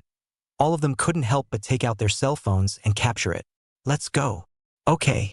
With the help of Wu Yu and a group of association staff, Suhan finally managed to escape the clutches of the reporters. Returning to the association, his family and Yang Jian, who was also his teacher and friend, were standing at the door waiting for him. As soon as he returned, his mother Yang Jishio sobbed and gave him a big hug. Son, that's great. I knew you would be able to do it. Feeling the excitement of the other party, Suhan did not resist, but gently patted his mother's back in an attempt to appease her. Expecting your son to become a dragon and your daughter to become a phoenix. Now that our son has really become a dragon, this is something to be happy about. Why are you still crying? This is not at all like the usual you. Father Su Wu Ming also walked over, gently caressing his wife's back and joked. I call this crying with joy. Don't talk nonsense if you don't understand. Being teased by her husband like this, Yang Jishio loosened her arms around Su-han and said as she slapped him without any good humor. Congratulations. Her younger sister, Su-muyu, came forward and spoke in a twisted manner. Previously, she had more or less misunderstood Su-han, and now under her master's enlightenment, she also wanted to try to ease her relationship with her own brother. Only, having been under a prolonged confrontation, it was indeed a bit difficult for her to suddenly change her attitude. Thank you. Su-han heard Su-muyu's words and responded with a smile. He was happy that he could actually hear his sister's congratulations. But don't be too proud. When 2 years have passed, I can do the same to break through the 100th floor of the Tower of Trials. Su-muyu looked at her brother's handsome face. Her smile flushed, and the twinge in her heart increased. In order not to be discovered by others as being different, she could only hurriedly twist her head away and said unconvincingly, Good, I know, Su-han said dotingly. He was also considered to have resolved a knot in his heart for many years, and his relationship with Su-muyu was moving towards normalization. Little guy, good job. The last one to speak among the several people was Yang Jian. His eyes were filled with relief as he looked at Su-han. I can achieve what I have today, all thanks to Mr. Yang Jian. I thank you from the bottom of my heart. Saying that, Su-han bent down to Yang Jian. A gentleman knew how to repay favors. Yang Jian's dedication to him was evident to everyone present. Could be said that it was Yang Jian who gave him a second life. This bow was filled with Su-han's deep gratitude to him. I only did what I should have done. For you to succeed, it's mainly due to your own efforts. Yang Jian hurriedly helped Su-han up. In fact, the friendship between them had long since not been easily repaid with a bow. Su-han secretly vowed in his heart that after he became successful in the future, he would definitely repay Yang Jian's kindness of knowing him. Chapter 73, The Church's Concern. There are nearly 3 months between the end of the college entrance exam and the start of the university. Have you thought about what you're going to do during this period of time? Entering the interior of the association and walking to the office, Yang Jian inquired. Generally speaking, after the end of the college entrance exams, the fresh graduates would spend this time to break through the rank barriers. Until the start of the university, the rank of the freshmen above the double first class would pretty much stay in the range of 22-23. But given Su-han's special characteristics, Yang Jian felt that he was getting stronger every day as if he had no level barrier at all. So the conventional methods of breaking through bottlenecks might not work for him in the slightest. In this situation, Yang Jian could only respect Su-han's opinion and ask him what he thought. It was convenient to help him arrange his schedule for the following 3 months. Do you still remember what I said in the previous press conference? Su-han said, the extra long summer vacation after graduation, the first month I want to go raiding more of those level-appropriate unrated copies and secret realms, to cultivate a sense of combat while reaping the rewards of fame, killing 2 birds with 1 stone. For the remaining 2 months, I'll leave it free for now and see what happens before making arrangements. Good. Yang Jian nodded. I'll arrange another press conference for you afterward as the top student of this year's college entrance examination, and even the top ranked in history. If you don't give those unscrupulous media a chance to ask questions, there's no telling how ridiculous they'll make up words. Okay, Su-han replied. When it came to dealing with social opinion, Yang Jian really did worry about him. Even if there was only a tiny bit of risk of the public opinion being victimized, it was still necessary to take precautions in advance. 3 days later, the site of the press conference. Su-han answered a series of questions about the feelings of the college entrance exam, the way to pass, and so on. But on the issue of awakening profession, in order to prevent the indiscriminate attacks of certain anti-social organizations, Su-han concealed the fact of his second awakening, and then made up a brand new SSS grade profession, Divine Flame Boxer, to confuse the public. Anyway, in this world, there wouldn't be anyone else awakening the exact same profession as him, so there was no concern in spreading lies. Just like that, the press conference ended. However, the discussion on the internet about the new scholar Lang was far from subsiding. In the days just after the college entrance exam, the hot search phrases about Su-han directly dominated the internet. The normal ones, similar to unique in the history of the college entrance exam, the only absolute genius to break through the 100th floor, let's find out what's going on. The crazy point, there are shock, the occupation of the college entrance examination scholar is unique, the new SSS grade occupation of the Divine Flame Boxer, let the editor for you to analyze in depth. There is also a small black version of the scholar exam site throughout the blackface, is the dog's eyes to see people low or born not love to smile. Although these were all news about Su-han, there were few that were truly useful. Among them, mixed in with a bunch of eye-catching breaking news, The false information about him awakening a brand new profession, Divine Flame Fighter, happened to be noticed by a certain official large faith-based organization. What do you guys think? Inside a hidden room, the venerable Chief Bishop St. Peter Harris looked at the images of Suhan fighting on the screen and said to the three archbishops around him, no matter what era or where they were, the spiritual attributes of human beings doomed certain people to need faith to maintain their survival needs. This need, in the era of universal transmutation, had never been greater. Ever since someone awakened to a profession that could truly utilize divinity as power, the Church's power grew once again. It even grew to the point where the Holy Empire, where all the people were loyal followers, was established. After the Holy Empire established diplomatic relations with various countries, it created church branches in various countries as a way to spread its faith and search for talents that could utilize divinity. As for Suhan in the news, he said that he had awakened the SSS grade profession, Divine Flame Fighter. Isn't the flame ability that makes undead monsters suffer the pain of death the very embodiment of divinity? An SSS rank occupation awakened person was a strategic talent in any country, not to mention that Suhan was also someone who could use the power of divinity in name only. To exaggerate, as long as he could be brought to the Holy Empire, it wouldn't be too much of a stretch to canonize him as a holy son. This is definitely divinity, and it has to be an honorable power that can only be bestowed by the highest God. One of the archbishops, Caesar, said, "That's right. Our Holy Empire absolutely cannot give up on such a talent. I can't think of any other person who can use such pure divine power other than the current pope." Archbishop John picked up the conversation. But Suhan is the genius of the Dragon Kingdom, and those higher-ups of the Dragon Kingdom can never stand by and watch the future god-level powerhouse be snatched away by us. Archbishop Peter frowned and said, "How about tempting him with super high treatment? I think no one in this world should be able to refuse to be a candidate for the next pope, right?" John proposed a solution. No, what is recruited by fame and fortune will only be taken away by more fame and fortune. In order to make Suhan truly die to dedicate himself to the gods, he must control his heart. Peter denied. "How about using the beauty trick? I remember that there is a girl in the convent who is similar to Suhan's age, with outstanding looks, and has also awakened the SS class occupation Holy Knight, and was originally to be trained as the next Knight Order leader. Now it just so happens that we can use the exchange student quota to send her into Qingbei University to get in touch with Suhan. It makes sense, by then the two of them will be alone and dry-humped, and then fall in love along the way, and afterward let her blow her ear off beside Suhan, and lure him into joining the Church of the Dragon Kingdom, and becoming a faithful follower of the gods. There's a saying in the Dragon Kingdom that since ancient times, heroes have had a hard time with beauty. This method is indeed good." The three archbishops discussed and finally decided to use the method of color seduction so that Suhan could willingly join the Holy Empire. "Since everyone thinks this method is good, let's use the beauty trick." Chief Bishop Harris spoke up. "The matter is of great importance. I will report to the Pope first and seek his approval before making the next move. Does everyone have any more comments?" "No." The three all shook their heads. "Then this secret meeting ends here," Harris warned. "You guys remember that the content of today's meeting is a state secret and must not be leaked out. If anyone leaks out, then I'm afraid your future promotion paths will be blocked." "Understood. We understand." The three archbishops hurriedly nodded their heads in agreement. Suhan didn't know that a profession he had randomly compiled based on his abilities had caused such a huge storm. Right now, he only wanted to follow the plan and raid the various unrated copies and secret realms step by step. Chapter 74. Conditions reached, entering the system's secret realm.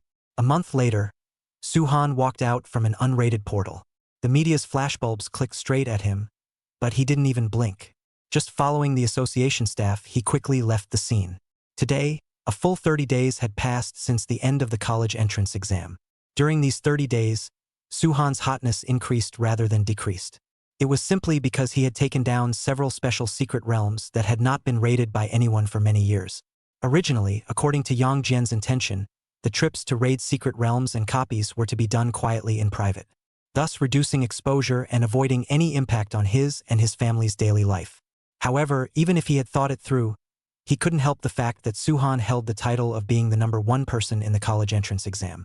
During this period of time, the public's attention was focused on this 18-year-old lad, and his every move moved the attention of countless people. Therefore, wanting to keep a low profile was simply impossible. coupled with the fact that the completion of each and every unchecked copy carried a not-so-small degree of social conversation in itself. The combination of the two had created the current situation. However, after a month of tracking reports, Suhan had long since become accustomed to the media reporters as well as some of the passers-by who wanted to join in the fun. The way of handling these things was also familiar. Quite the potential to be a star-awakened person. Returning to the association, he walked straight into Yang Jian's office. "Teacher, starting tomorrow, I may need to go into seclusion for a period of time to break through the rank bottleneck. Can you help me find a place where I won't be disturbed?" Suhan said as he sat on the sofa. His address to Yang Jian had unknowingly changed from honorific to teacher. Although they were not in that formal master-disciple relationship, out of his heartfelt respect and gratitude to Yang Jian, Suhan still changed his name. "No problem. Don't worry about your seclusion. Feel free to say whatever you need my help with, and strive to break through the bottleneck as soon as possible. I'll go and help you explain on your parents' side." Yang Jian responded. After knowing each other for such a long time, it was the first time he heard the words bottleneck from Suhan's mouth. Sure enough, even if one crushed the geniuses of the same class, they would still encounter barriers that required all their strength to break through. "Thank you," Suhan said. In fact, he told Yang Jian a small lie.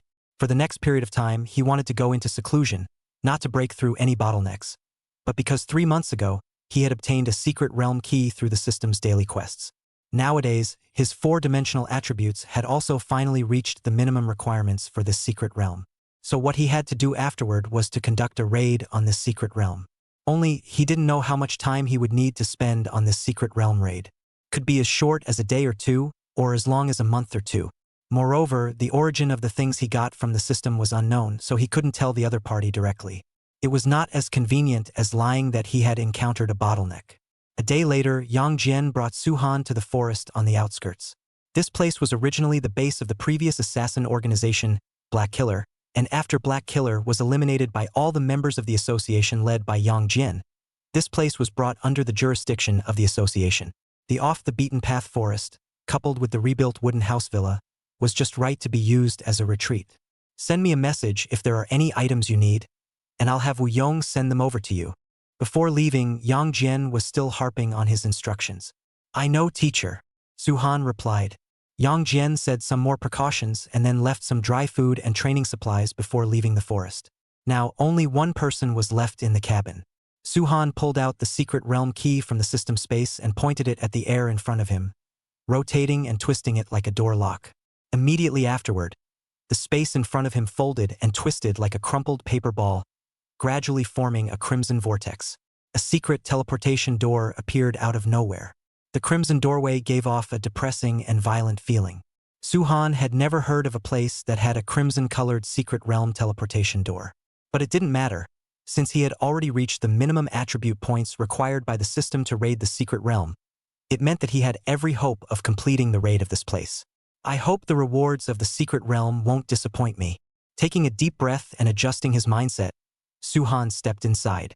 A manic hot wind hung over his skin, and after the feeling of vertigo, he opened his eyes and saw the hell-like environment in the secret realm. There were collapsed skyscrapers everywhere, and not a single one was intact as far as the eye could see. Dust was flying and heat waves were rolling in. The blood-red sun overhead was emitting hot rays, torturing the scorched earth on the ground. In front of those shattered buildings, there were still countless human corpses lying. Their expressions were hideous and they died without resting in peace. All parts of their bodies were tattered and torn, and there were traces of being torn apart everywhere. It was a living hell on earth. Suhan frowned and carefully observed everything around him. He felt that the buildings in the secret realm always gave him a very familiar feeling, but he couldn't tell why for a moment. He could only move his feet slowly and began to explore the secret realm. The flames engulfed the city and surrounded the entire area. Suhan crossed the flames and walked amongst the broken walls. Even the birds, animals, insects and fish were nowhere to be seen. It was as if this place was a forbidden area where no living thing could survive. Not knowing how long he had walked, a low hissing sound finally penetrated the sea of flames and entered his ears. Suhan followed the direction the sound came from and found several monsters. They were goat-headed with blood-stained horns on top of their heads, possessing humanoid figures but always hunched over their backs. There were slight cracks on their fire-red skin, as if they had been roasted by flames and were too dry to form. The monsters were originally enjoying the corpse of a human, but when they saw Suhan, they immediately turned their heads and stared straight at him. They did not hide the greed in their eyes and even drooled from the corners of their mouths. Detected the host entering the special secret realm. From now until the end of the strategy, the system will provide the host with monster information. In his mind, the system's prompt sounded. This was the first time Suhan had heard the system's beep since his second awakening had passed. In the portal that existed in the real world, his system was as if it was dead. Other than issuing daily quests every day, there was no other news. Now it would even provide extra help when he was raiding the secret realm, which was really surprising. Could it be that the system would only act in the secret realms that it itself issued to the host? Suhan couldn't be sure. But that wasn't the issue he needed to consider right now. As the system's beep sounded for the first time in a long time, along with it were the details of the first wave of monsters he encountered in this secret realm. Chapter 75. Demon Purgatory. Race: low-level demon. Level 13. Affiliation: Baron Terrence. Introduction: low-level demons from the abyss with low intelligence, retaining only an instinctive desire to feed. The panel showed a 3D model drawing of the group of demons in front of them, paired with a detailed ability analysis that dissected the monsters. In this world, apart from the usual copies and secret realms, there was also a most special type of teleportation portal. They were scattered all over the world, but they all traveled the same way, connecting to another identical region. This area was called the Abyss by humans. The monsters in the Abyss were more brutal and vicious than the monsters in regular portals, and their strength was also much stronger. Right now, there were a total of 20 Abyss portals around the world. In order to prevent the monsters inside from breaking out and endangering the world, the country that governed the location of the Abyss would send an advance team every once in a while to regularly clean up the monsters in the Abyss. The level of the members of the advance team were all at least level 70 and above, and all of them were Zune-class powerhouses. This also precisely illustrated the horror of the Abyss. However, high risk often meant high gain.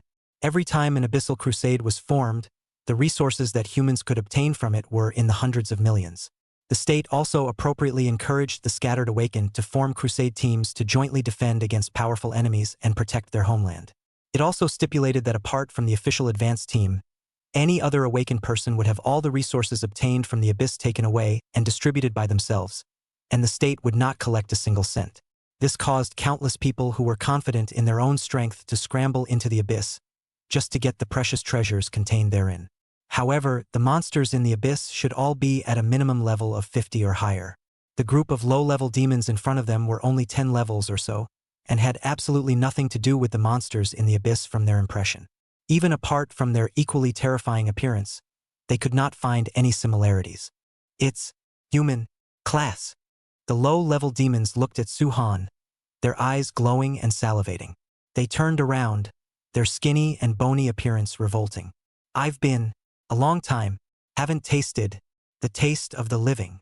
Word by word, it was hard to speak.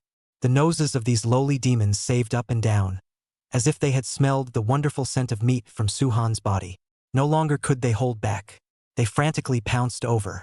The big ugly mouths opened and closed, revealing sharp and ugly teeth in their lips. The upper and lower collided, emitting clanging sounds. Seeing this, Suhan did not panic and swung out his fist. The moment the crimson gloves touched the demon's head, the goat's head was torn to shreds. Blood flowers sprayed and dark red blood fell from the sky, mirroring the blood-colored sun above his head. In one round, the fight ended straight away. The unpleasant smell of blood broke into the nostrils, strong and thick. One by one, the low-level demons in the dilapidated building climbed up the crooked outer layer of the building. They followed the odor of blood to find it. The eyes that looked at Suhan were the same as the already dead monsters. Greedy, excited, not hiding their inner desires at all. Creatures without intelligence were just as easily dominated by the evil thoughts within. But stupidity often invites destruction.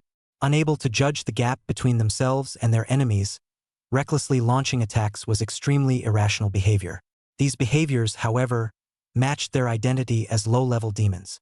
No matter what kind of creature it was, the cowardly side always liked to embrace the group. The lower the race, the more they liked to fight in groups. Countless low-level demons hissed and rushed towards Suhan, their instinctive impulses controlling their behavior. It was brazen, but it was truly ridiculous. The monsters, with an average level of only 10 or so, facing Suhan, was like a toothy baby brawling with an adult. Jumping up might not even be able to hit his knees. The gap between a baby and an adult was not something that could be wiped out simply with numbers. Even if there were thousands of tiny ants, it would only be a matter of an elephant's foot. Not to mention that the number of low-level demons was far from as many as ants.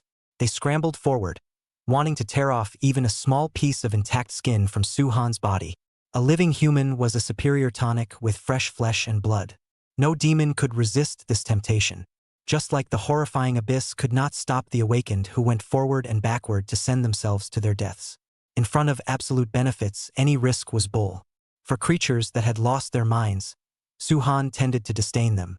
When his fists fell on the low-level demons, killing them in seconds was considered merciful to them, because then at least they couldn't feel the pain.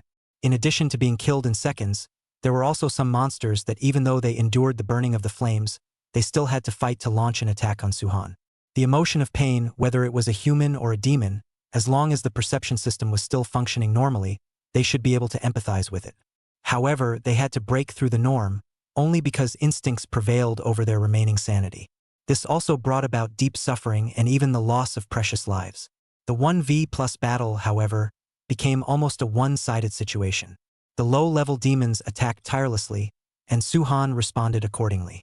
After that, his fists exploded and his moves were deadly. Death became the best place for this group of demons. The sea of fire transformed into a graveyard, burying countless monsters that had lost their lives. Their corpses and the hellish secret realm blended into one, as if they were all natural. Perhaps the demons that were originally supposed to be in the abyss, after being captured and locked up here, their miserable end was already predestined. Time passed quietly, the number of monsters coming up was slowly decreasing, until the last low-level demon fell under Suhan's fist, and the corpses piled up all over the land around him. If he went any further, he was afraid that he wouldn't even have a place to land. The blood-red sun shone straight down. The heat scorched the corpses of the monsters, raising a trail of white smoke. Exposing the corpses to the wilderness was nothing more than that. Suhan moved his feet and left the scene. If you analyze the difficulty of the secret realm in depth based on the challenge conditions given by the system, then this group of low-level demons should only be a small appetizer. The real boss monsters or even elite monsters had yet to appear. Therefore, his journey to the raider this time was still a long one. Moving on was the absolute truth. The secret realm was huge, but it wasn't that hard to explore the monsters. The low-level demons would always follow the pungent smell of blood to find Suhan, and then a set of fixed processes would emerge. Lose their minds, launch an attack, and step into death. Gradually, wherever Suhan went, a large number of monster corpses would always appear along with him, until there were no more low-level demons following the smell of blood to find them. Perhaps this also meant that there were no more low-level demons in this place. As he traveled through the sea of fire and ruins of the secret realm, Suhan wanted to dig into the ground again, digging out some monsters to destroy them all. Who dares to intrude into my territory? In the process of searching for demons, a voice came from the distant sky and reached Suhan's ears. Chapter 76. Demon Noble? Crush it all the way. Suhan fixed his eyes on a humanoid monster wearing a navy blue suit that was flapping its demonic signature wings as it flew towards the direction he was currently in. The goat's head, coupled with a long beard and unpleasant curses, were still coming out of its mouth. As if Suhan was its father killer, his eyes were red, his cheeks twitching, along with the animal's features were twisted together. Descending from the sky, accompanied by a gust of demonic wind from its black wings, the monster eventually stopped on the opposite side. Along with it was the demonic information provided by the system. Name, Terrence. Race, high-level demon. Rank, 21. Status, Baron. Introduction. The lowest Baron amongst the demon nobles, not as good as the other nobles, but still somewhat powerful. Among the race of demons, only high-level demons with noble bloodlines were qualified to receive a name. Ordinary low-level or middle-level demons, unless they endeavor to become vassals of the demon nobles, they would never be able to get a name of their own. Among the high-level demons, they were divided into 5 ranks, just like in ancient Western Europe. The higher the rank of the nobles, the higher the status in the community, and naturally the strength was relatively stronger. The one who appeared in front of Suhan at the moment, clamoring to kill him, was the demon baron who was born noble. According to reason, the demon nobles born in the abyss, even the lowest ranked baron, had enough strength to be comparable to the marquis level 60 or higher in the human race. However, this demon baron in front of him was only level 21, and his level was not as high as the skeleton soldiers he killed in the Tower of Trials. It was an imposter any way you looked at it. It's actually a human? This is the Devil's City. How could a human appear? Terence said in surprise as he saw the face of the intruder. In full count, it hadn't seen a living human in 100 years. If they, the demon race, wanted to gain more power, they would have needed to devour the flesh and blood of other races as a tonic to nourish themselves. But since it and the people of the territory, by that damned mysterious existence, from the abyss into the secret realm in a confused manner, has never seen the figure of other ethnic groups. Over time, the demon's power began to decline. Its people were eventually reduced to monsters driven only by instinct, and it itself, too, had gone from level 63 to this weak appearance today. Human, how did you get in here? Terence asked curiously. Too much time had passed, so long that it had almost forgotten how delicious human flesh and blood really was. Instinctive desire rose from its heart, constantly urging it to attack Su-han. However, as a demon noble, it was not the same as those middle and low-level fellows. Maintaining reason and elegance at all times was the most basic quality of being a noble. Su-han did not reply.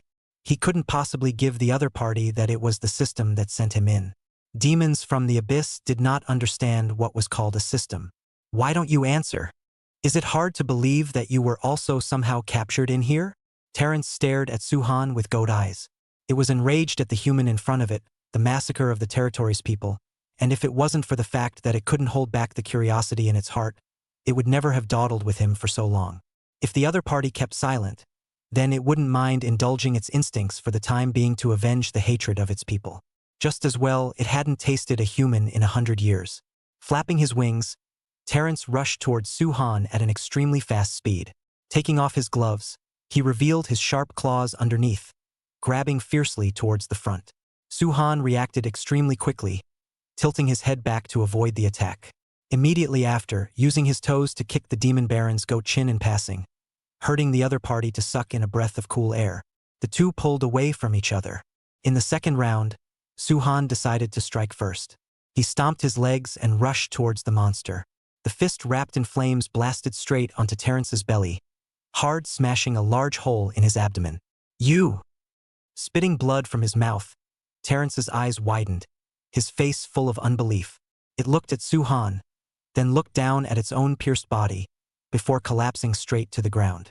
With Terence's death, a blank area in front of Su-han underwent a twisting reaction. 3 seconds later, another crimson portal appeared in front of him. Obviously, the raid was not yet over. Although he didn't know what kind of challenges lay behind the newly appeared portal, it didn't matter because courage was the hymn of the strong, and all he needed to do now was to go forward, stepping into the door and traveling to a new realm. The scene in front of him was almost the same as the Demon Baron's territory before. Rolling waves of heat, dilapidated houses, and flying dust together formed the scene of an earthly purgatory. Low-level demons continued to appear. The bone-thin fellows, seeing the living humans, rushed up without a second thought. Su-han could even hear the sound of them swallowing saliva. One could imagine how tantalizing human flesh and blood was to the demons. The new realm, in contrast to the environment of the first level, was much harsher. The temperature here was higher, and the level of the monsters was generally 2 to 3 levels higher than the previous level, but it still wasn't enough for Su-han. The low-level demons with low intelligence were like soulless puppet dolls in his hands. Their attack movements were stiff and mechanical, and they were no threat. They could only let him swing their fists as he pleased, and then accept the fact that their bodies were shattered and there was no hope for them.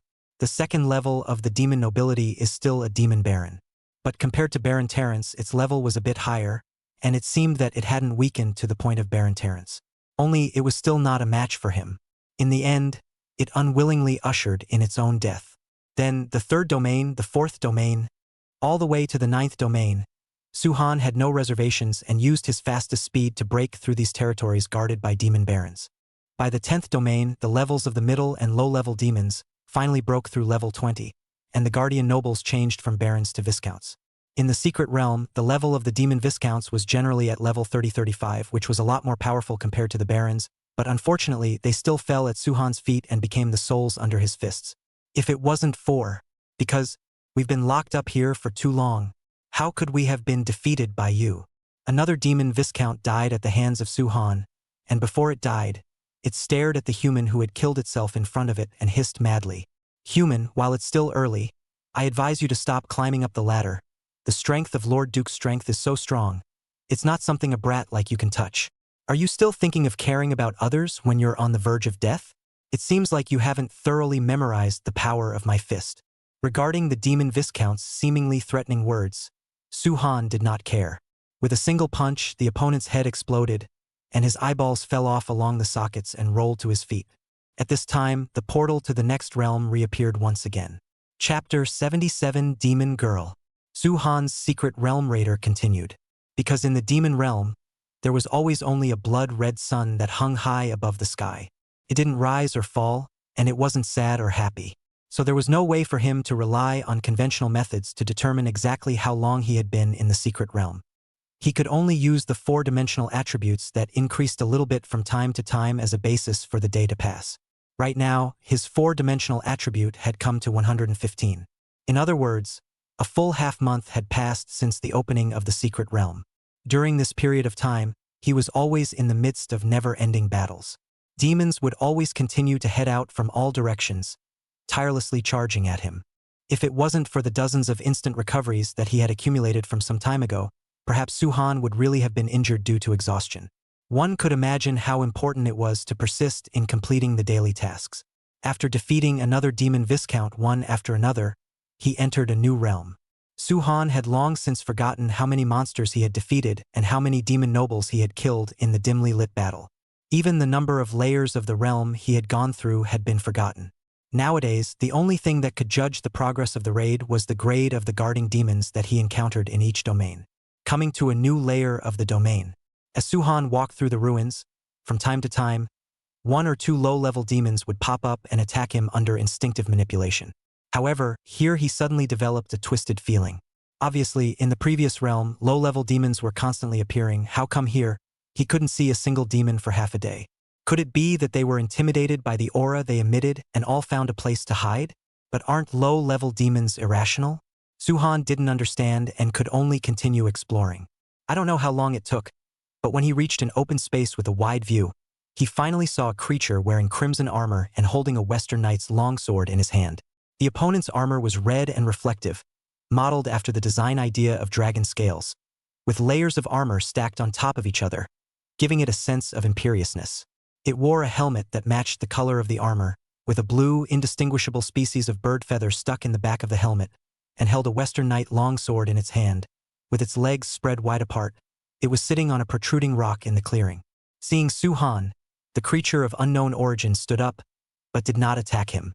From this, it could be seen that the other party was definitely not a low to medium-level civilian demon, as those guys would rush up like mad as soon as they saw themselves. The demon information given by the system did not pop up either.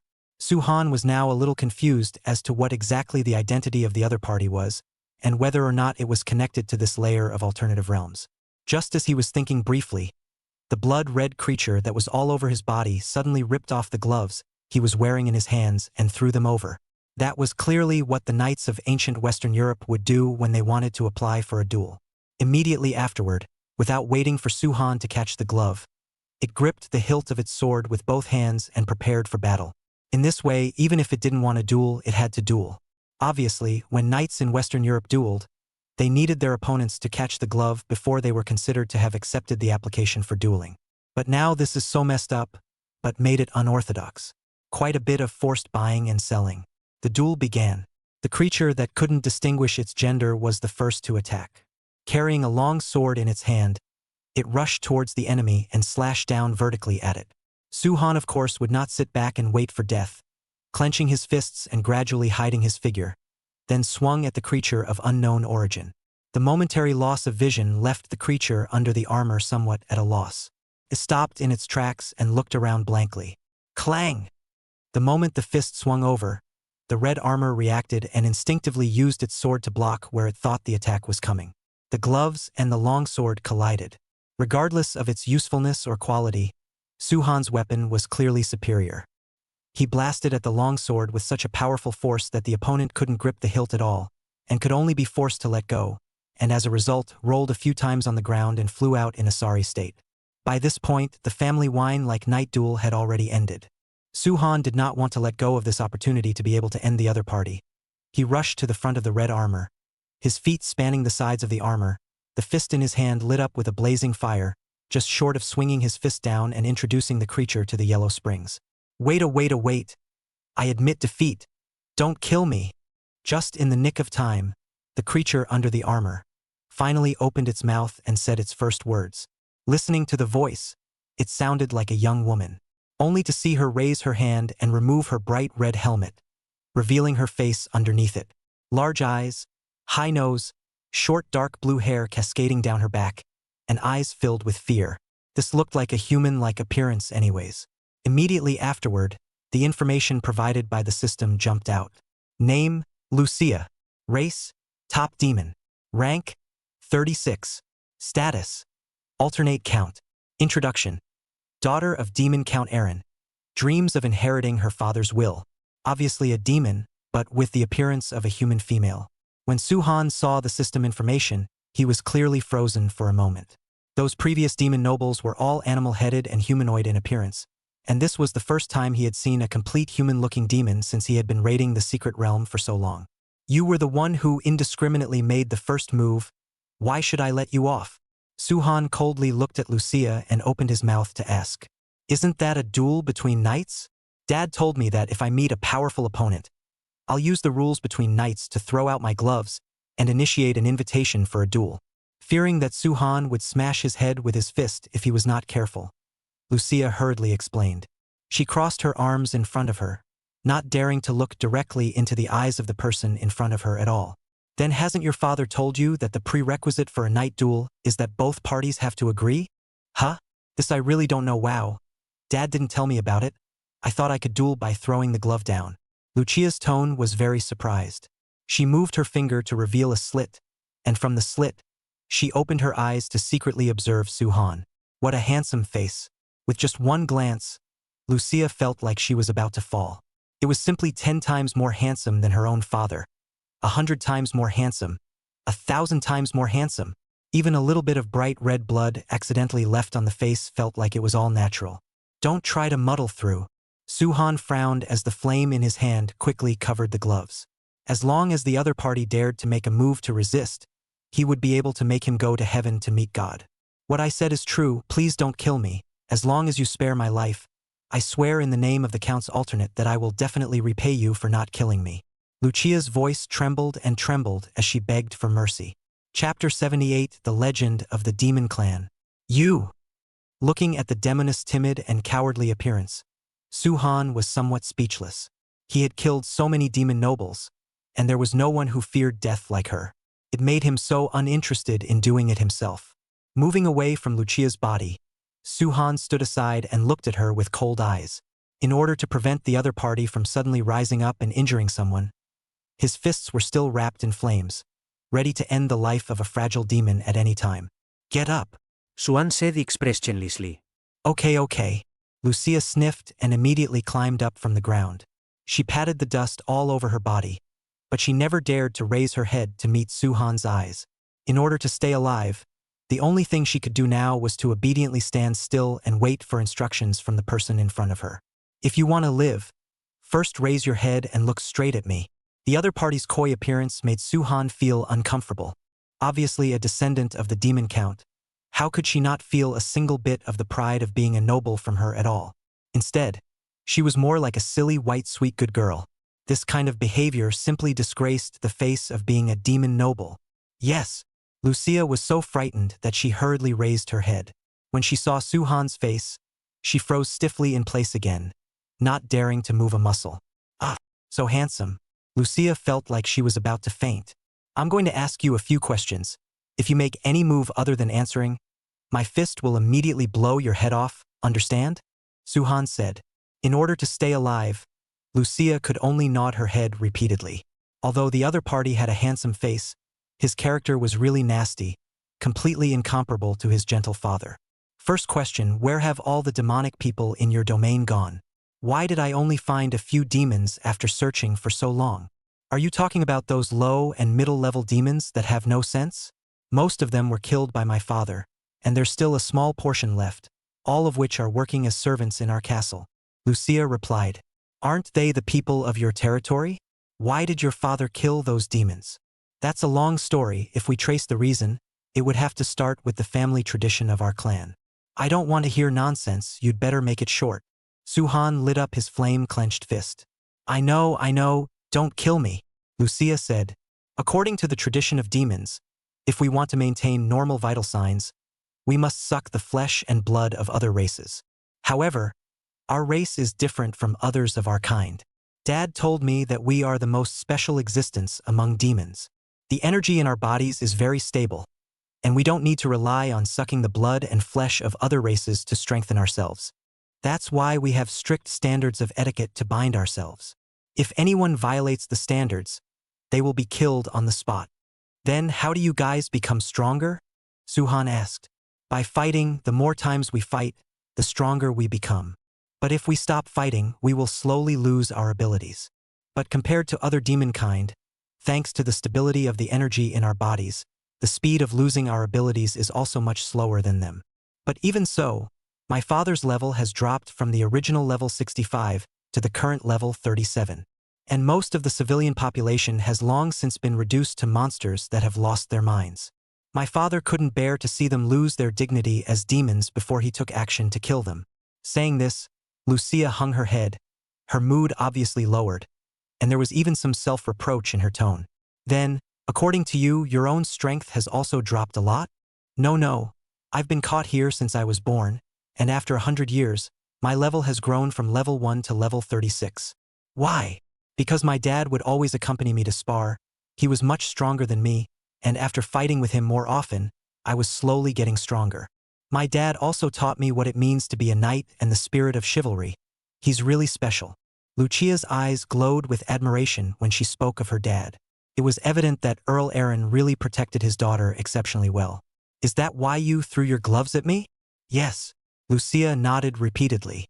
"Okay, next second question. I see that most of the other demon nobles are beast-headed and humanoid in appearance. How come you are human in appearance?" "I don't know. I looked like this when I was born. My dad said that it was a blessing from the heavens that allowed me to get rid of the curse of the demon clan. By the way, my dad, he has a lion's head.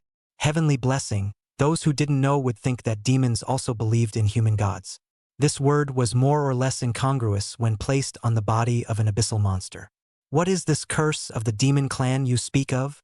"It's the curse left behind by the gods we once believed in," Lucia said.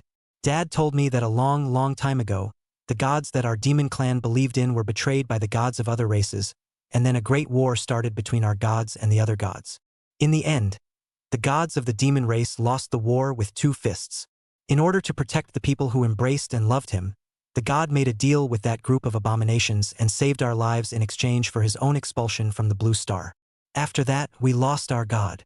Then again, by those moralistic guys, we were driven to the barren land and imprisoned for eternity. And we were not even allowed to maintain our original appearance, and could only show ourselves with beast heads.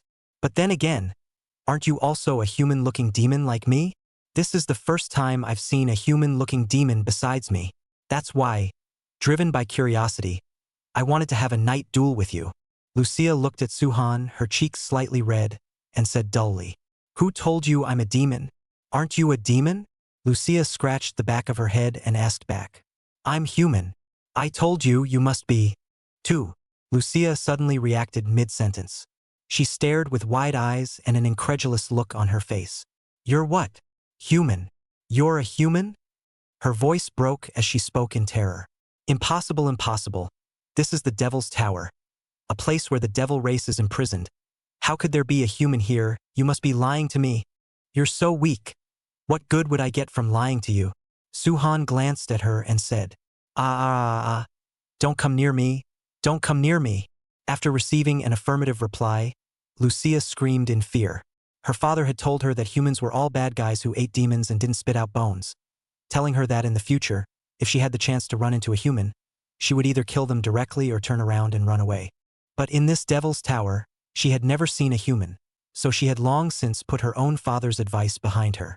Now that she encountered Suhan, how can she not be considered another form of wolf in the tiger's mouth? Chapter 79.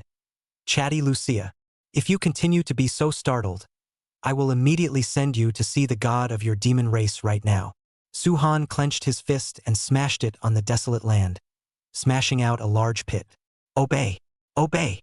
Lucia was shocked by the punch and immediately stood up straight and said, "Who told her to take the initiative to provoke someone else, and now she couldn't even escape if she wanted to. Let me ask you, do you know of any methods to travel to other upper-level demon noble realms?" No, my father would regularly travel to the upper levels and attend meetings between demon nobles. He definitely knows how to travel to other demon nobles' domains. Take me to your father and I will spare your life, Suhan said. Between his skeptical attitude towards the authenticity of the information, he still felt that he had to meet Count Aaron first before he could figure out the truth or falsehood in Lucia's words. If the other party was telling a lie, then according to his previous experience of raiding so many layers of the demonic realm, he had to kill the demonic nobles in charge of each class in order to open the passageway to the next layer. In other words, he had to find Count Aaron and kill him. And the most time-saving way to find the Count was to let Lucia, who was Count Aaron's daughter, personally lead the way. That way, there would be no need to waste time wandering around the realm. Simple and efficient. Although it was indeed a bit cruel to have the seemingly innocent Lucia personally lead the human who was about to become her father's murderer to her own father. But for the sake of raiding the secret realm, it was better to abandon the humanitarian spirit for the time being. Is what you said true? A gentleman's word is a promise. No. Dad told me that humans are liars. I can't take you to him. Are you sure? I may be weak, but I do have principles. No means no, or you might as well kill me, Lucia said with a determined face. In that case, I'll do as you wish. Sacred flames covered the gloves and swung them violently. Lucia's whole body trembled and closed her eyes. When the ferocious iron fist was about to crush her head, Suhan controlled the fist and stopped the attack. Lucia opened her eyes and looked at the flaming gloves that were millimeters away from her. Her legs went limp and she sat down on the ground. Why didn't you kill me? Lucia was still drowning in fear as she crossed her arms and wrapped them around both shoulders. Although your strength is weak, but to be able to not give in on a matter of principle is considered carrying out the bravery of a knight. You should be glad that you possessed the excellent qualities that saved your life. Are you saying that I have the same excellent qualities as a knight? Suhan nodded. I've already proved myself to be a man of my word with practical actions, with my strength. If I wanted to kill you, I would never have nagged you for so long. What to do after that, you choose yourself. Lucia fell into deep thought. She looked at Suhan, then thought of her father's admonition to herself, and finally, in a tangle of emotions, she made a decision. You have a point. I choose to believe you. A wise decision. Suhan smiled fondly. The plan had succeeded. After that, he reached out and pulled up Lucia, who was paralyzed with fear. One person and one demon, a subtle partnership was reached for the time being. After that, they walked through the roiling scorched earth, and as far as their eyes could see, there were no signs of life to speak of. Apart from flames, there were ruins. Ever since she decided to help Suhan to meet her father, Lucia seemed to be less afraid of him. Gradually, she showed her chatterbox attribute. What's your name? This place is full of imprisoned demons. Why did you appear in the Devil's Tower? Could it be that you were also imprisoned for committing something? Are you really a human? Are you really not a demon with a human appearance like me? What's the outside world like? Can you tell me about it? I've stayed here since I was born. I don't have any friends, and my father doesn't allow me to make friends. Every time he goes to the upper level to attend a meeting of the nobles, he doesn't allow me to follow, saying that if the other demon nobles knew and saw me in this state, they might lose control and kill me. Can you be my friend? That way the first friend I make will be completely different from other demons there. It's probably the first time in history that a human and a demon become friends. Can you shut up? Suhan looked at Lucia with a speechless face. He now kind of regretted letting this particular demon go. If he knew that the other party was a complete chatterbox, he might as well have sent her to her death with a punch before. It was spared from having to listen to her nagging all the time now. Oh! Lucia sensed Suhan's mood and hurriedly closed her mouth. She secretly glanced at the handsome face of the person beside her, and when she was noticed, she immediately lowered her head again. I'm sorry. What are you apologizing for all of a sudden? Suhan was somewhat baffled by the other party's reaction. It's been too long since I've spoken to anyone other than Dad. So after meeting you, I got a little excited and couldn't control my emotions, You shouldn't be angry, right? If you keep talking, I'm really going to get angry, Suhan said without a trace of anger. Understand, understand, I won't say anymore. Lucia covered her mouth, blinking her big sapphire-like eyes, and said with an innocent face, understand and lead the way well. How much longer until we reach your father's castle? Soon, soon. Just go over the pile of collapsed buildings, and you'll see Daddy's castle. Lucia replied. The two then walked the rest of the way in silence. Along the way, since she couldn't talk non-stop, Lucia could only forcefully restrain her desire to talk and turned to secretly admire Suhan's handsome face. Grandpa Leon, I'm back. Please help me open the castle gate. Stopping in front of the castle gate, Lucia pulled out her voice and shouted loudly to a goat-headed demon in a butler's costume above. It's the young lady who has returned. Quickly open the castle gate. The steward demon known as Leon, seeing Lucia, hurriedly said to the guard demons around him who were guarding the castle. The large castle gate was opened. Suhan and Lucia smoothly entered the courtyard of the castle. The classic European-style castle with a dark architectural style was quite unique. Miss, you're finally back. The master said that if you don't come back, he will personally go out to look for you. As soon as he entered the door, the butler Leon ran over from inside. He took Lucia's hand and said, that won't do with Dad's current physical condition. He can't do any more strenuous behavior. He has to cough up blood even if he takes 2 steps now. Where is he now? Is he in his room? I'll go find him right away. Lucia sniffed and immediately wanted to run inside the castle. Earl Aaron was the closest person to her. No matter what, she didn't want to see her dad boiling over for her. Chapter 80 Earl Aaron. His lordship is resting in the master bedroom right now. Miss, you have only just returned. It's better to go and change your clothes first. Then go and report your piece to him, Leon suggested as he looked at Lucia's dusty appearance. Earl Aaron's health was not good. This was a fact that the servants in the castle were well aware of. Because he was attacked by monsters of other races when he was in the abyss, he had fallen into old injuries.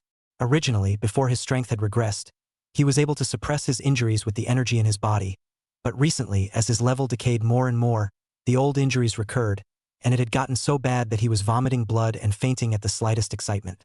What time is it? Is my father's life not as important as the family's rules? Lucia was a bit anxious, not listening to the advice and wanted to directly enter the inner room. Seeing this, Leon didn't budge either. He could certainly understand the other party's feelings of worrying about the Earl Lord.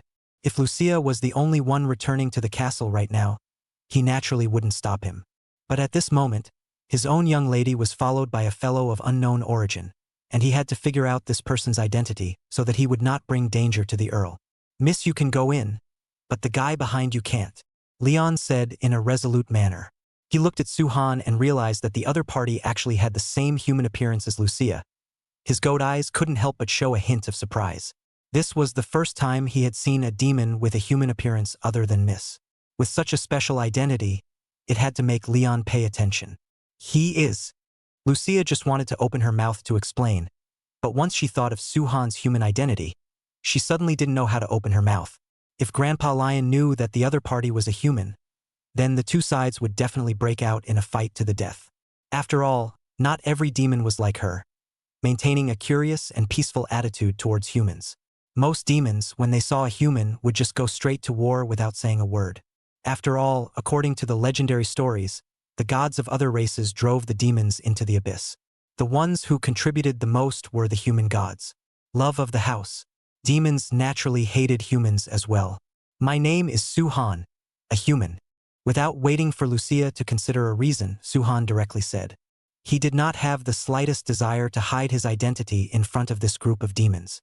This was because from the moment they entered the castle compound, he had felt a strong aura from the position on the inside of the gate of the castle's inner house.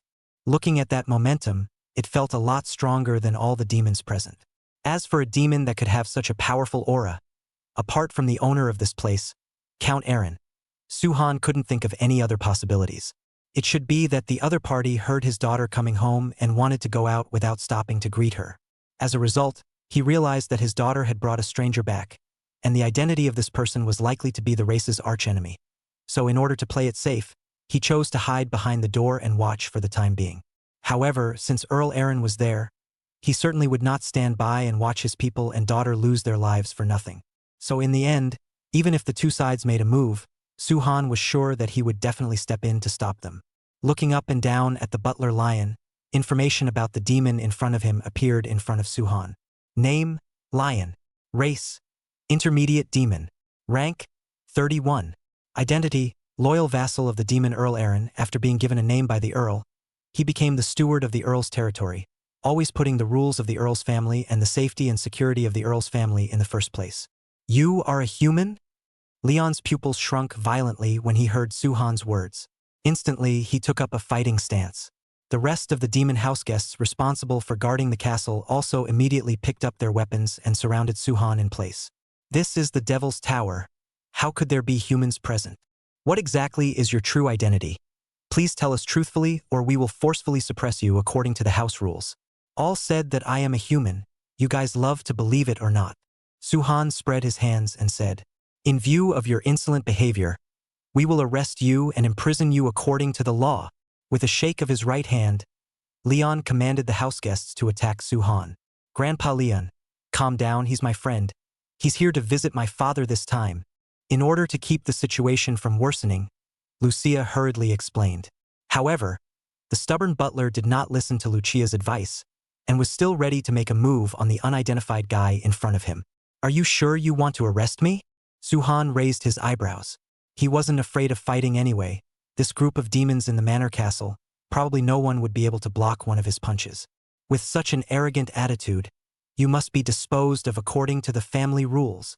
Leon did not want to give in at all. The atmosphere gradually became somewhat tense.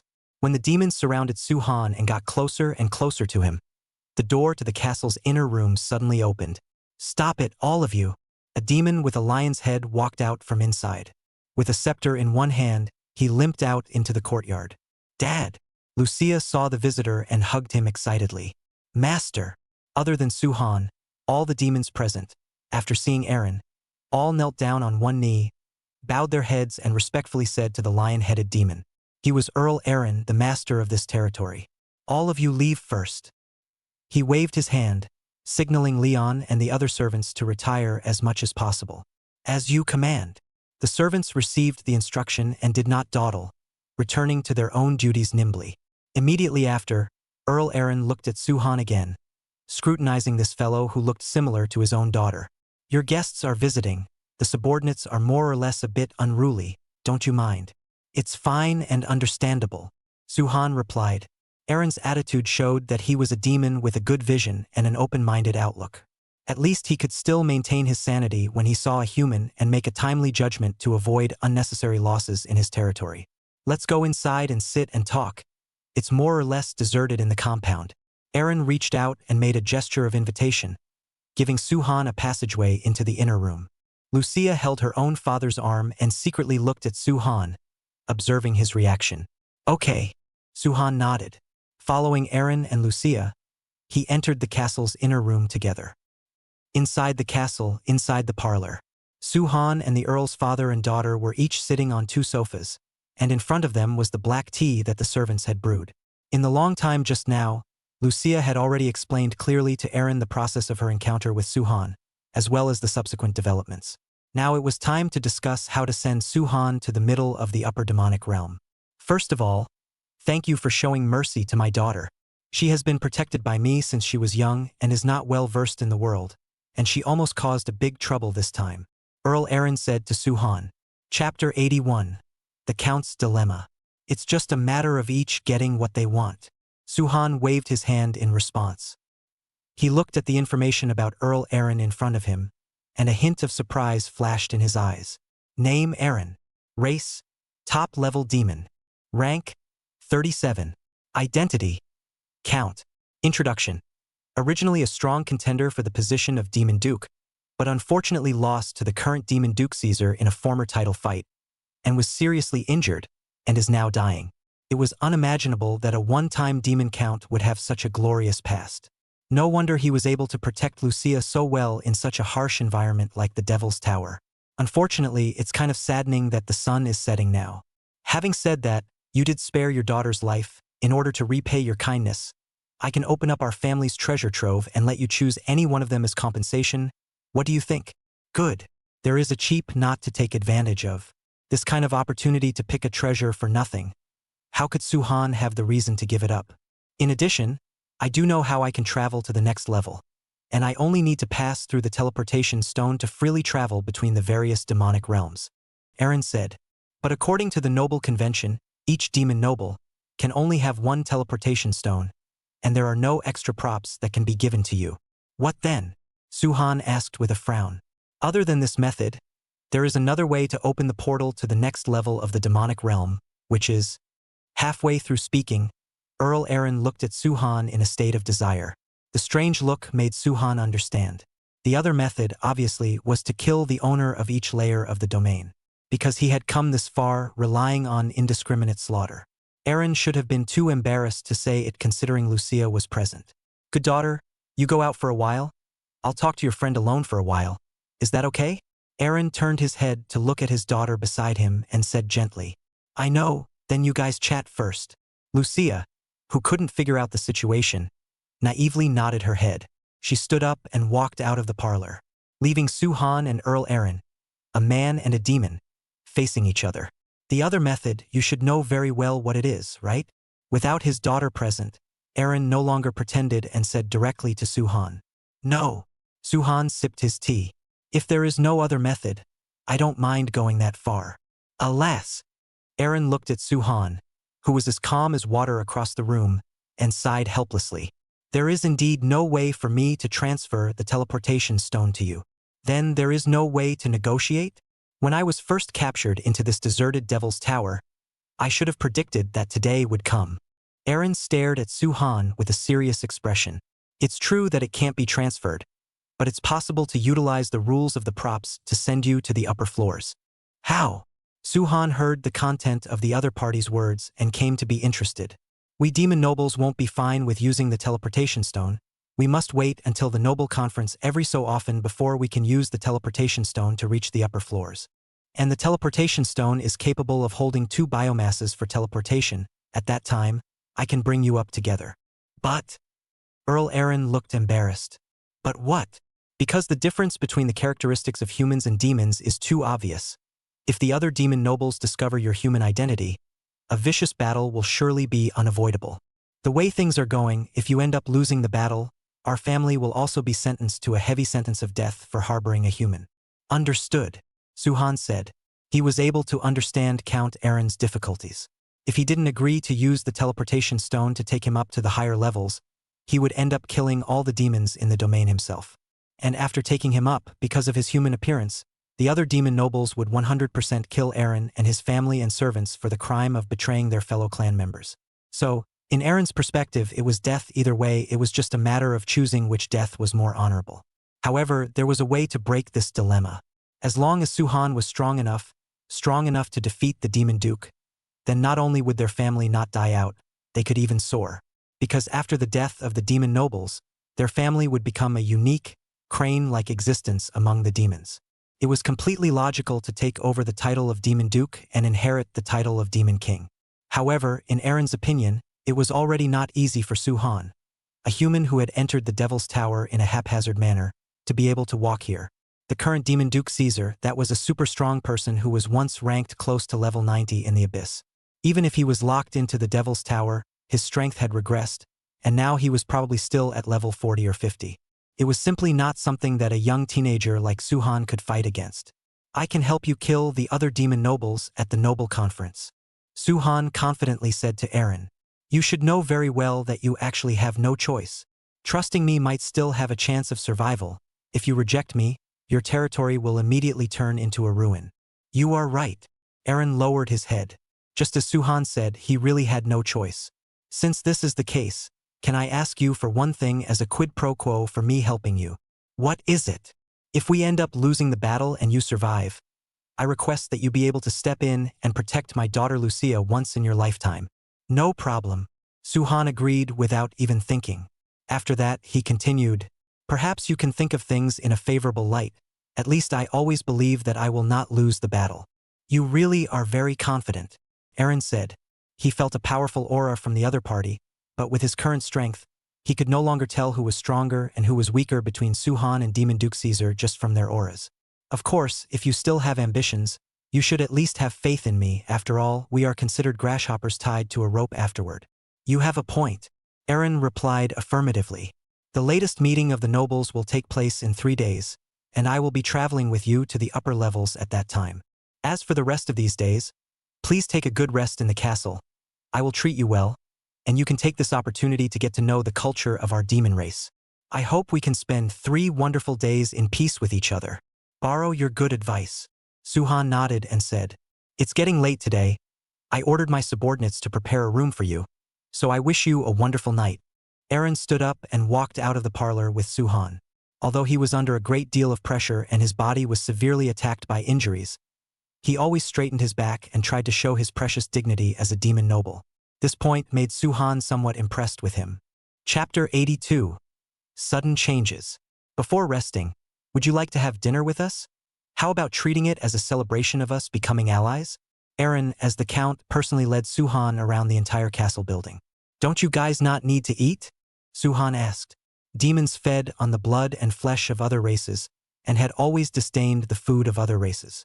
But in the Devil's Tower, there were no creatures of other races other than their kind. And with the inhospitable environment of this place alone, it was impossible to rely on cultivation to get food. So where did they find food from? You don't want me to follow your kind to eat each other, do you? No, no, no, of course not. Aaron hurriedly waved his hand. Our family has a rule that even if we starve to death, we can't cannibalize our own kind. This is the dignity and demeanor that belongs to demons. Then what do you want to take me to eat? Just ordinary vegetables and pork, beef and mutton. Because of our clan's special nature amongst the demon races, we are relatively not that repulsed by these things, and can even be said to love them. The Devil's Tower is deserted and uninhabited. So where did these things you mentioned come from?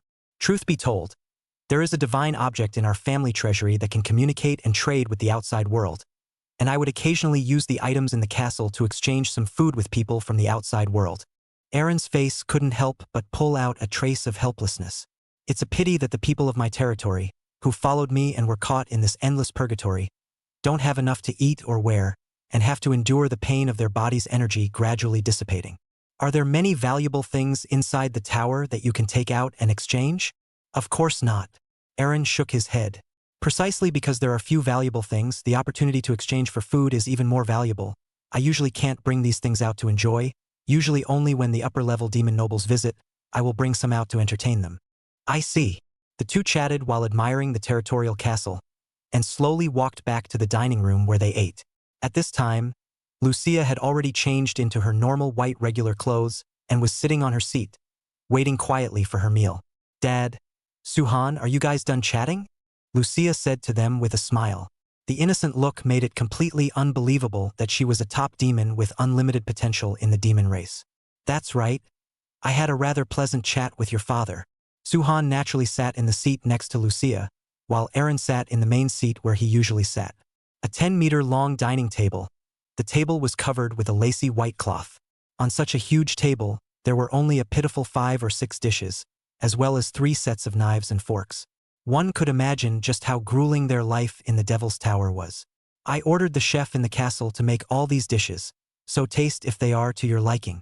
Even when eating, Aaron still maintained his gentlemanly demeanor, never opening his lion's mouth in a vain attempt to feast. Compared to Aaron, Lucia's eating style was much wilder. However, it is understandable, after all, in the Devil's Tower, there are not many opportunities to taste these things. This time, she had also borrowed Suhan's light. Not only did her own father not punish her for not coming home for a long period of time, but instead, she was blessed by the misfortune and was able to eat the food she had dreamed of. Suhan, don't just stand there. Hurry up and eat. Lucia turned her head to Suhan as she stuffed food into her mouth. The way she looked now, she couldn't see a bit of the demeanor that Aaron had requested. Is the food not to your liking? Aaron raised his eyes and put down the knife and fork in his hand and inquired. No, the rice is made to look appetizing. Then hurry up and eat. Hearing this, Lucia directly stuffed a steak into Suhan's plate. You try this, it's old and delicious, I tell you. I don't usually get to eat these things. Looking at the devil girl's dumbfounded appearance beside him, Suhan also finally picked up his knife and fork. The steak entered his mouth, but it didn't give him a very amazing feeling. It was just an ordinary steak flavor. Maybe these things were already considered a mountain of flavors for demons. But for Su-han, who was used to eating human food, it was a steak with an extremely average flavor. What do you think of the flavor? Lucia asked as she watched Su-han eat the steak into his mouth, looking at the other party expectantly. Actually, Su-han was organizing the language in his head that would try to make the young girl less hurt. All right, Lucia, you have to eat like you eat. You look like this, what's decent? Just then, Aaron stepped in and seriously stopped Lucia's behavior, letting her sit properly in her seat and savor the food. I know, Dad. Startled by Aaron's words, Lucia hurriedly retracted her neck, put away her previous casual appearance, and took small bites of the dishes in front of her. Lucia really doesn't know any better. I've made you laugh. Immediately after, Aaron cast an apologetic look at Su-han again. It's fine. I do think that her appearance is quite good and real. Su-han replied with a smile. It's good that you don't mind, Aaron said. Then he turned to Lucia again. The matter of you sneaking out for so long, I'll settle the score with you afterward. When you're done eating, remember to take your honored guest to the prepared room to rest. I know, Dad. Lucia nodded. One more thing, you go and call Grandpa Leon to my office later. Yes, yes, yes. And… Aaron looked at Lucia and was about to say something else, but suddenly stopped vocalizing all of a sudden. In the next second, he collapsed straight to the right and fell to the ground. Covering his heart with both hands, he made a face of pain. Dad! A little confused by the sudden change. The atmosphere, which was still happy, became a bit tense all of a sudden. Seeing this, Lucia immediately stopped what she was eating and ran to Aaron's body, helping him up. Dad, what's wrong with you? Don't scare me. Lucia's anxious tears were falling down, afraid that if she was not careful, Aaron would never wake up again. Don't be anxious. Su-han also walked over. He squatted down and pacified Lucia. I'll watch over the Earl's side first. You now immediately call all the servants in the castle over to help. If there is a doctor in the castle, it would be best to call them over together as well. Okay, I'll go right away. Lucia wiped away her tears and simply and quickly adjusted her state. She looked at Su-han's calm face and seemed to have some strength in her heart. So she immediately turned around and ran to call all the servants in the castle to the dining room. Chapter 83. Bare your heart, alternating father and daughter. All of them worked together to carefully carry the fainted Aaron back to his bedroom. After that, the butler Leon dismissed the servants who came to help, leaving only Su-han and Lucia as well as himself in the bedroom, guarding the unconscious Lord Earl. Miss, what exactly happened just now? How did his lordship suddenly faint? Leon looked at Lucia and asked her about what happened. I don't know, we were just eating. Dad couldn't help but say a few words about me when he saw that I was eating too ugly, and then he collapsed directly onto the ground when he was talking without knowing what happened. Lucia explained accusingly. Her eyes were moist and she could cry out at any moment. Perhaps his lordship was too emotional when he spoke. Plus, when you left home some time ago, he couldn't see you in person, so he hasn't been able to sleep well, and he's been anxious every day. After the accumulation of labor, it induced the injuries left from the previous sneak attack by that villain Caesar, and that's how it became like this. Leon speculated. Then what should we do now if Dad never wakes up? I don't want to live anymore. At those words, Lucia completely couldn't hold it together and tears directly came out of her eyes. Don't you worry first, Miss Master, he's blessed with good fortune. He'll definitely be fine. Seeing this, Leon couldn't say anything more and could only speak out to comfort. Su-han watched quietly from the sidelines without interjecting. In the end, this was someone else's family matter, and it was not good for him, an outsider, to intervene. It was just that if Earl Aaron remained in a comatose state, their plan was afraid to be lost. After 3 days, if the other party still couldn't wake up, causing them to miss the meeting of the nobles at the upper echelons, he might have to use some special means. Cough, cough. Just as he was thinking, Count Aaron, who was lying on the bed in the bedroom, let out a coughing sound. This commotion attracted all the one person and 2 demons in the room. They hurriedly looked at Count Aaron on the bed, only to see the other party slowly open his eyes and look at them with a tired face. Dad! Seeing Aaron waking up, Lucia didn't hold back and excitedly hugged him, crying bitterly. I almost thought I would never see you again. Good daughter, Daddy is fine. Gently stroking Lucia's head, Aaron said gently.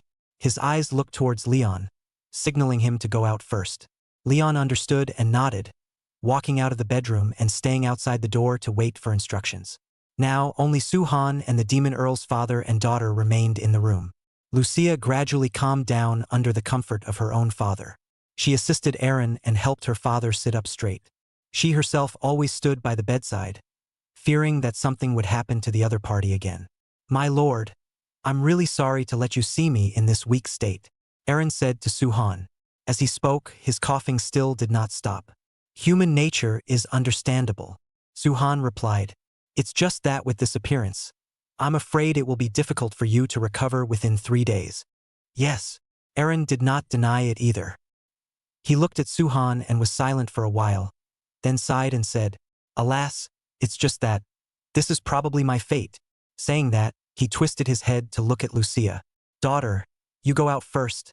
I have something to say to your friend. Is there anything that I can't hear?" "Dad, you're already too weak to stand up. Do you still want to force yourself to end up fainting again like before?" This time, Lucia, who usually listened to her father in particular, didn't obediently go out, but chose to confront her own father. But when it was said to be a confrontation, it was actually essentially out of an inner concern for her father. "You!" Aaron was just about to snap when his heart began to twinge, and he had to give up the harsh words he was about to say to his daughter. "Don't be angry. She's also doing it for your own good." Suhan picked up at the side. He was truly afraid that Aaron would be angered to death by Lucia all of a sudden. Alas! In the end, Earl Aaron sighed helplessly and accepted the reality. "My lord, let me be honest with you, I don't want to die at all." Aaron raised his head and stared dead at Suhan.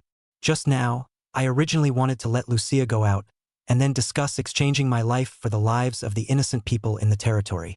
Because I know that, with my current condition, I would never be able to bring you to the nobles' meeting." "I know," Suhan nodded and said, "but just now when Lucia disobeyed me, it made me suddenly realize that I've actually been holding on hard all along. It's only because I bear the safety of the people of the territory, the happiness of my daughter, and the burden of all sorts of things. However, it seems like I really can't afford it anymore. So, now I've decided to be frank. I just want to live, so what's wrong with that?" "You're right."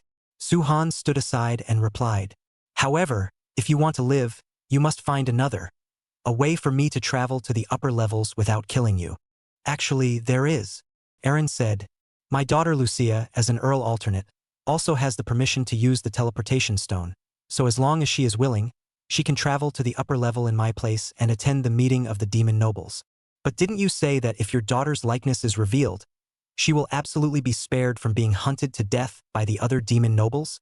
"Yes. But what can be done about it?" Earl Aaron's face twitched as he laughed. "So, I only have you to trust now.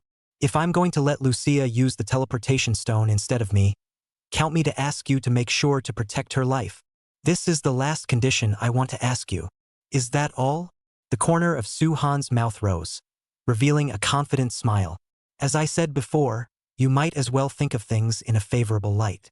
In my opinion, your daughter may have already surpassed you in terms of fighting ability. She is fully capable of standing alone. Moreover, I am confident that I can defeat all the demon nobles, including Duke Caesar, that you mentioned while protecting your daughter. Are you satisfied with that?" "Thank you." Receiving the reply, Aaron smiled with satisfaction. "In this way, I can safely hand over the teleportation stone to you. Don't worry, it won't be long before you'll be glad for today's choice," Suhan said.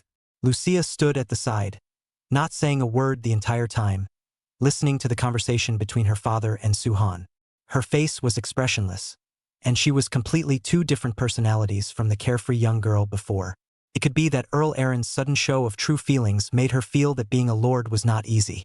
In short, she accepted the fact that she had to help her dad without a word. "I'm sorry, good daughter. Daddy really isn't a good and competent father." After explaining everything, Aaron took Lucia's hand and said to her sincerely, "Daddy, it's okay." Lucia just smiled bashfully. "You were the one who tried your best to protect me before. Now it's time for me to protect you for once." Chapter 84. Attending the nobles' meeting, Duke Caesar's appearance. 3 days later, it was time for the Demon Noble Conference to begin. The two demons, the Count's father and daughter, stayed together with Suhan. Aaron's face was still pale and didn't look like it was showing any signs of improvement, which inevitably made Lucia worry for him.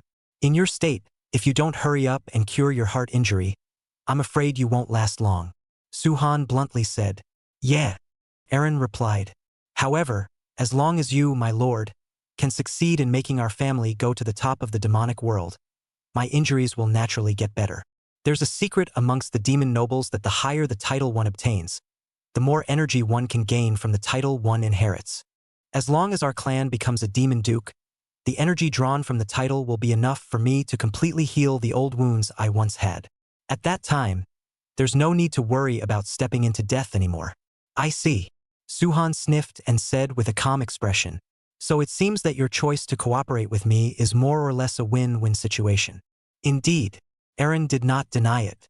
Then, he turned his head to look at his own daughter. At this time, she had already changed into the red armor from before, and the helmet obscured her face, making it impossible to see her expression underneath the helmet. Standing quietly by the bedside, Lucia did not speak. Good daughter, when the battle begins, you must stay close to your lord and do your best to protect yourself. Do you understand? Lucia nodded her head. Seeing this, Eren said no more.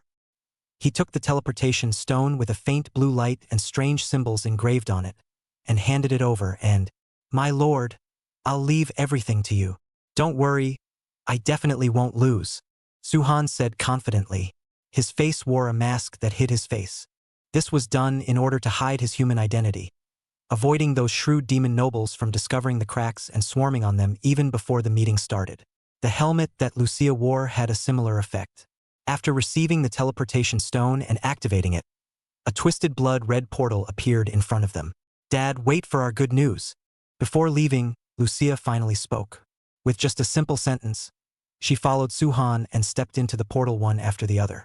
Looking at her daughters gradually disappearing back, a trace of surprise flashed across Eren's face before it quickly dimmed again.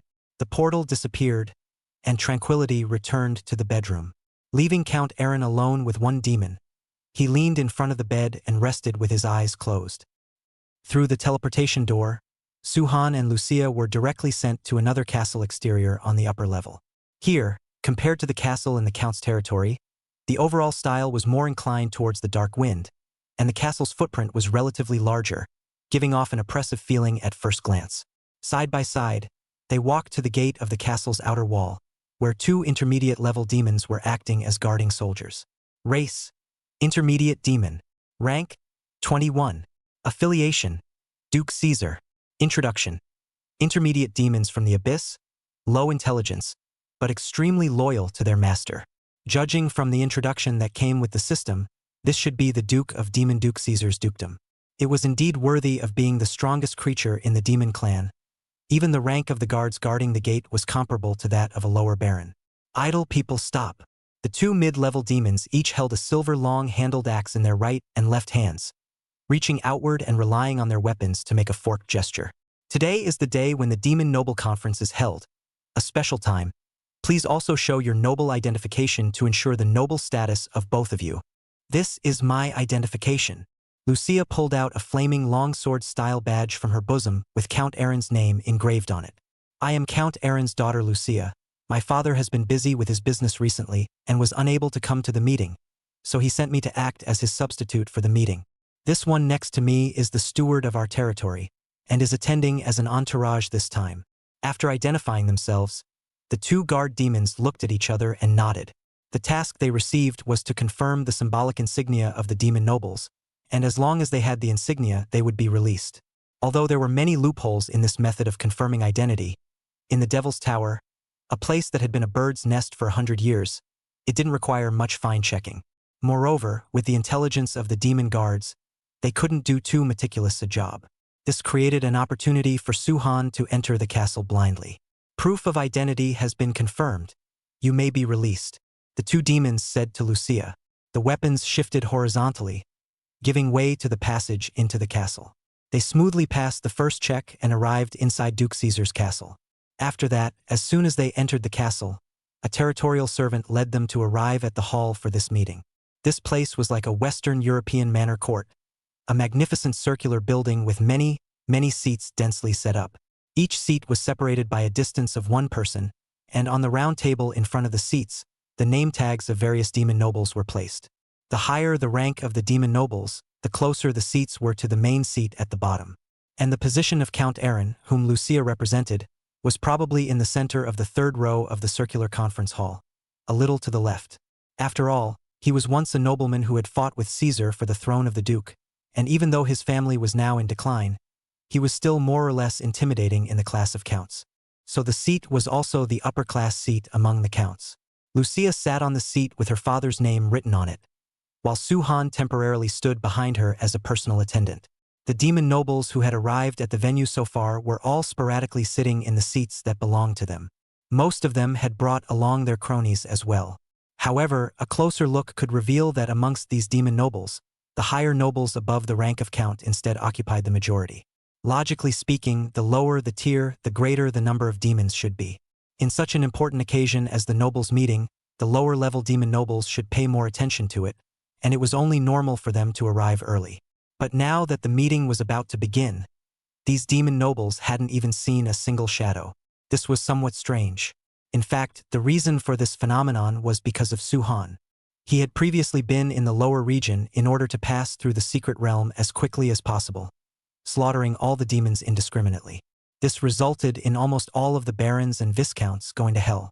Having died, it was naturally impossible for them to come back and participate in any noble's meeting. Silence in the room.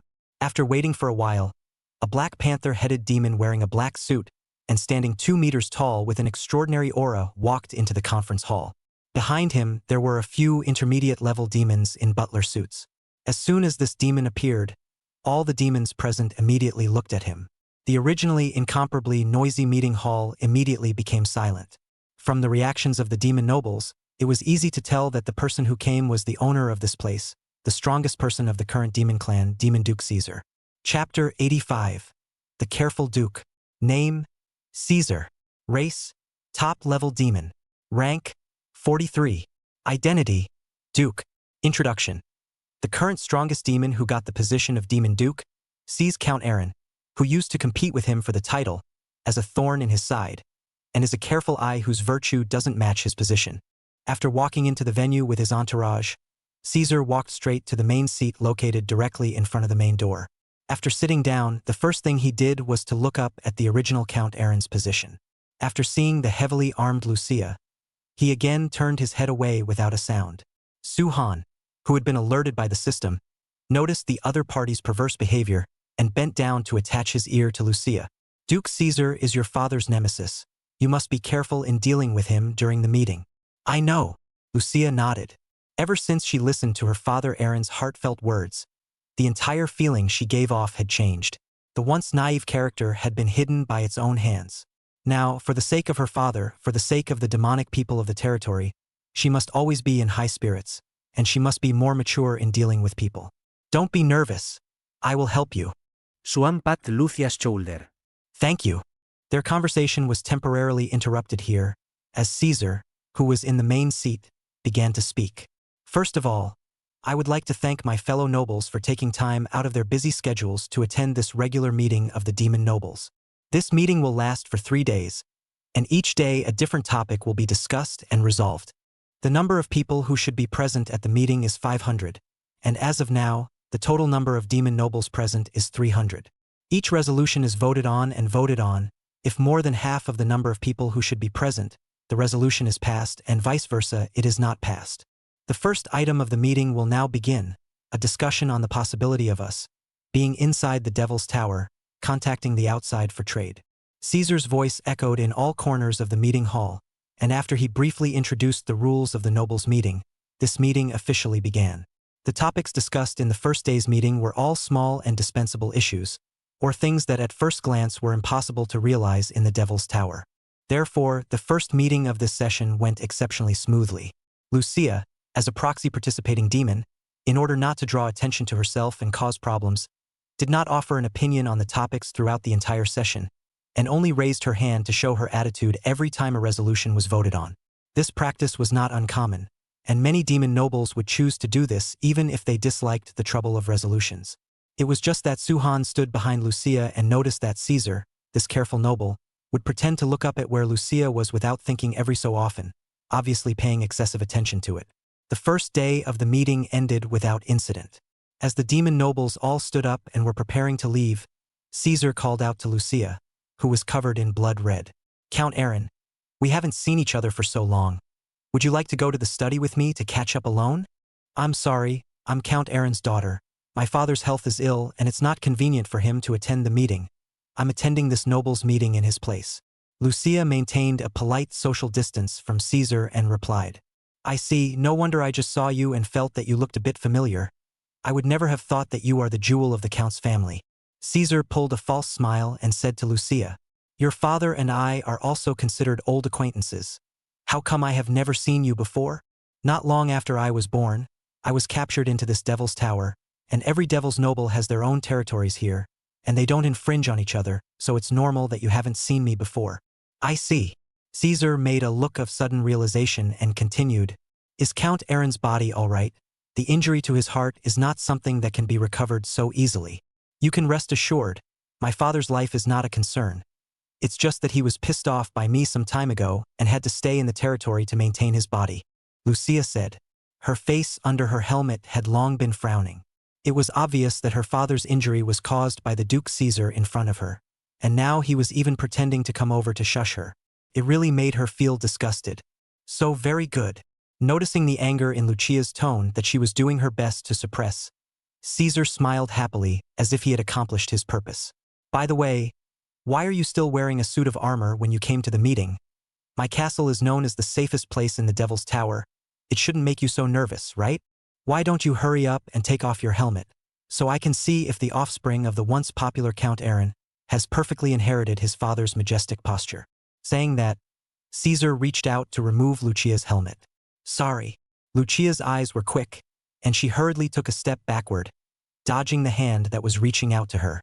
Wearing a helmet is my personal habit.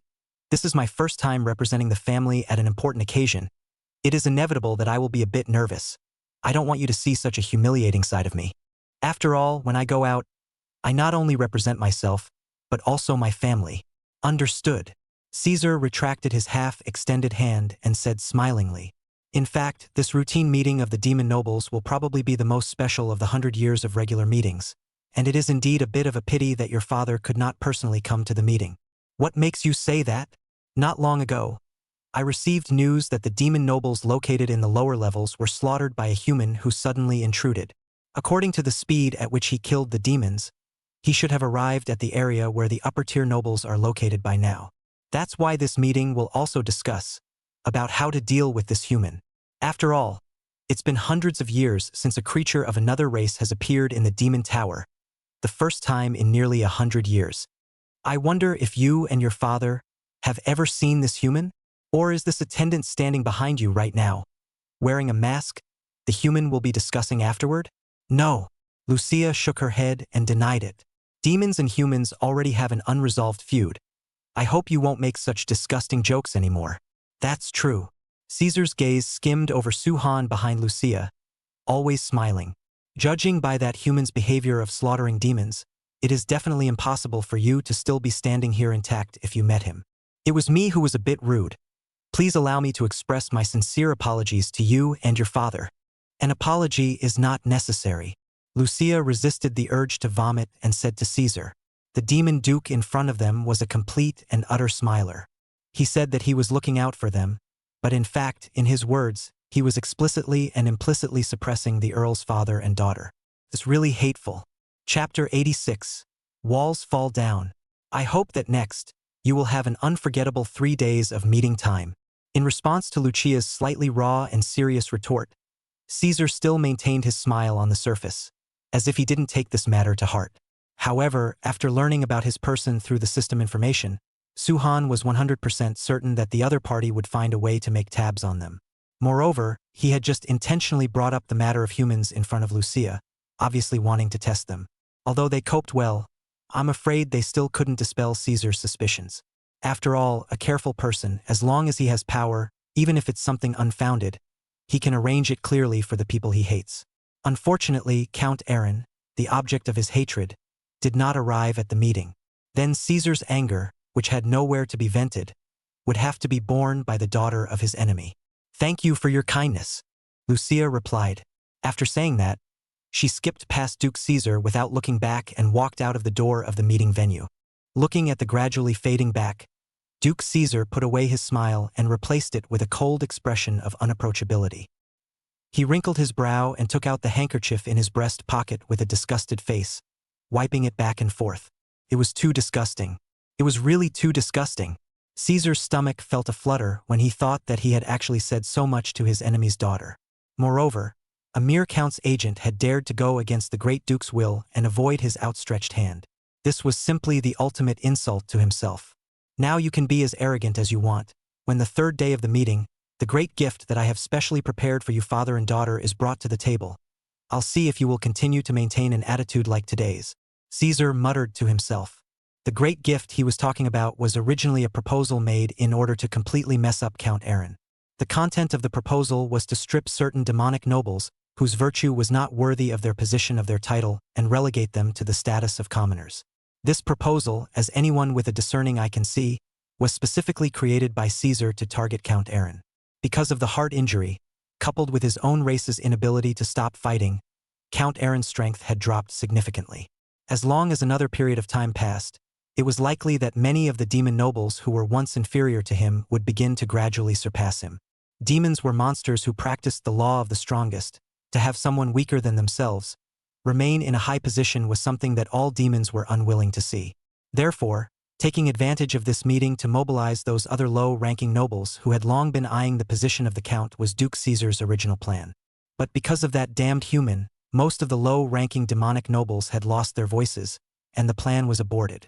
But since Earl Aaron didn't come to the nobles' meeting because of his health, and instead sent a daughter who didn't know anything to replace himself, then don't blame him for being merciless. For this meeting, he would have to send the Aaron clan into endless hell no matter what, so that they would never have any chance to turn around again. Even if he had to use some extreme means, he would not hesitate to do so. Thinking of this, Duke Caesar couldn't help but smile again. He couldn't wait to see Aaron's daughter's exasperated but powerless appearance. Time flew by, and in the blink of an eye, it was the third day of the Demon Noble Conference. In the first 2 days of the meeting, everyone gathered to discuss some insignificant or cliched issues. To put it bluntly, these things might not have any need to be discussed at all.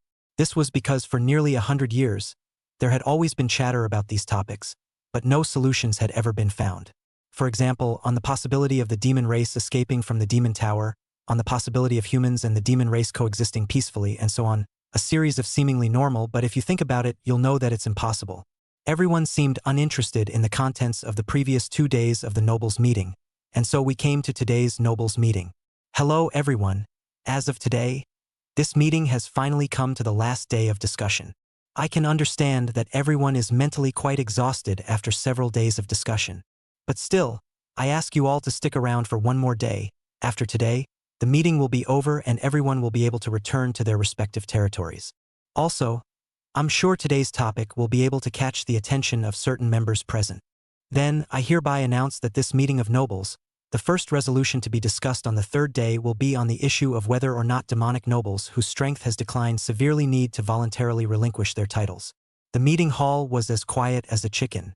All the demons were listening carefully to Duke Caesar speaking. As the strongest among the demon race, no demon dared to disobey him. When he said what was discussed on the third day of the meeting, almost all of the demon nobles present froze in unison. To say that their strength had declined, which demon here dared to say that their strength hadn't declined? Is it possible for them to take the initiative to lower their titles when they are in a high position? Moreover, the standard of this serious decline, how exactly should it be defined? Even Duke Caesar, whose strength was the greatest of the demon race, had still experienced a decline in his strength. Considering the issue of strength increase between different levels, the Duke Lord who had dropped from over 80 levels to over 40 levels should be the one who represented the most serious drop in strength, right? Perhaps everyone has some questions about what I've said, so let me answer them for you now. Caesar looked around the room and after observing the reactions of the demon nobles, he continued to speak. What I said about the serious decline in strength should be relative. For example, if you, as a demon count, slowly regressed in rank during the time you were in the demon tower, and in the end you actually couldn't even defeat a Viscount Baron, that would be called a serious drop in strength. Because we are in this place, the energy within each of our compatriots is being forced to dissipate all the time. This is a reality that we cannot change. But a person whose strength is so weak that his grade has declined is naturally unable to obtain the power that he should have gotten from the higher position he is currently in. For example, certain demon nobles who are unable to attend the meeting due to physical reasons. The moment these words came out, all the demons understood. They all looked sideways at Lucia, who was sitting in Count Aaron's seat. Wasn't this last sentence a blatant point at Count Aaron? It seemed that this resolution of Duke Caesar was ostensibly discussing the serious issue of title change, but behind the scenes, it was actually a trap set up to target his nemesis. What they didn't expect was that in the previous meeting of the nobles, although Caesar and Aaron didn't deal with each other, at most they attacked each other verbally, and the two sides didn't develop to the extent that they had to tear their faces off. But now the content of this meeting is completely different from that of the other. Now the content of this meeting, but completely equal to the two sides, completely turn against each other, even lazy to pretend to go on. I say this, everyone can understand? Caesar smiled and inquired to the demon nobles in the meeting hall. Where could they still not understand? They all nodded their heads in a hurry. Since they all understand, then please express your views and opinions. After saying that, the venue once again returned to silence.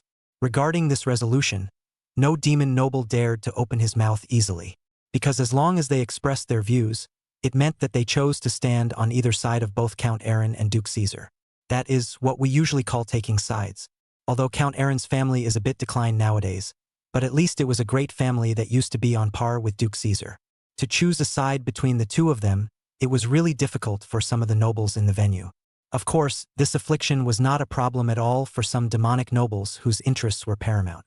Duke Aaron was just a loser who had failed in the power struggle, and if one had to choose between the two, there was no doubt that standing behind Duke Caesar would be the wisest and most correct.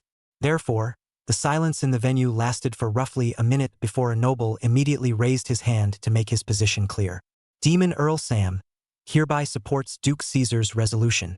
As of now, it does seem that there are certain individuals who are not strong enough to occupy a position that doesn't belong to him, and such a fellow deserves to be stripped of his title. A black cat-headed demon raised his hand and said, he was a notorious opportunist among the demon clan. There were no firm beliefs within, only believing in immediate benefits. In Sam's opinion, right now Duke Caesar was the master who could bring him more benefits. With the first demon who spoke, there would be a second, a third, and even most of the demon nobles within the venue all voiced their opinions. I also agree with Lord Duke's resolution. Support the supremacy of strength, and let certain morally unworthy fellows roll off their high positions. Demon Marquis Alpha seconds the motion. That's how it was when the walls fell. With the first person to take the lead, those who originally wanted to support Duke Caesar were like they had found an organization, and all of a sudden raised their hands to show their attitude. Many of the demon nobles who were wavering in their hearts, after seeing the general trend in the venue, also made a choice and decided to support Duke Caesar's resolution. Just like that, all the demon nobles present expressed their opinions. No one opposed Duke Caesar, or rather, no one dared to oppose Duke Caesar. This was the might of the strongest of the demon clan. In front of absolute strength, no one dared to jump out and rebel against the mighty. Even in the thousands of years of mankind's feudal history, the change of each era was the result of the founder of the next era taking advantage of the fact that the ruler of the previous era was weakened and not what it used to be before he was able to succeed in overthrowing the dynasty. But nowadays, Duke Caesar is still in the period of his days, and on the contrary, Count Aaron has long since lost his advantage in the power struggle. Then, it was a clear-cut matter as to who they, the demon nobles, were going to support. Thank you all for supporting my proposed resolution.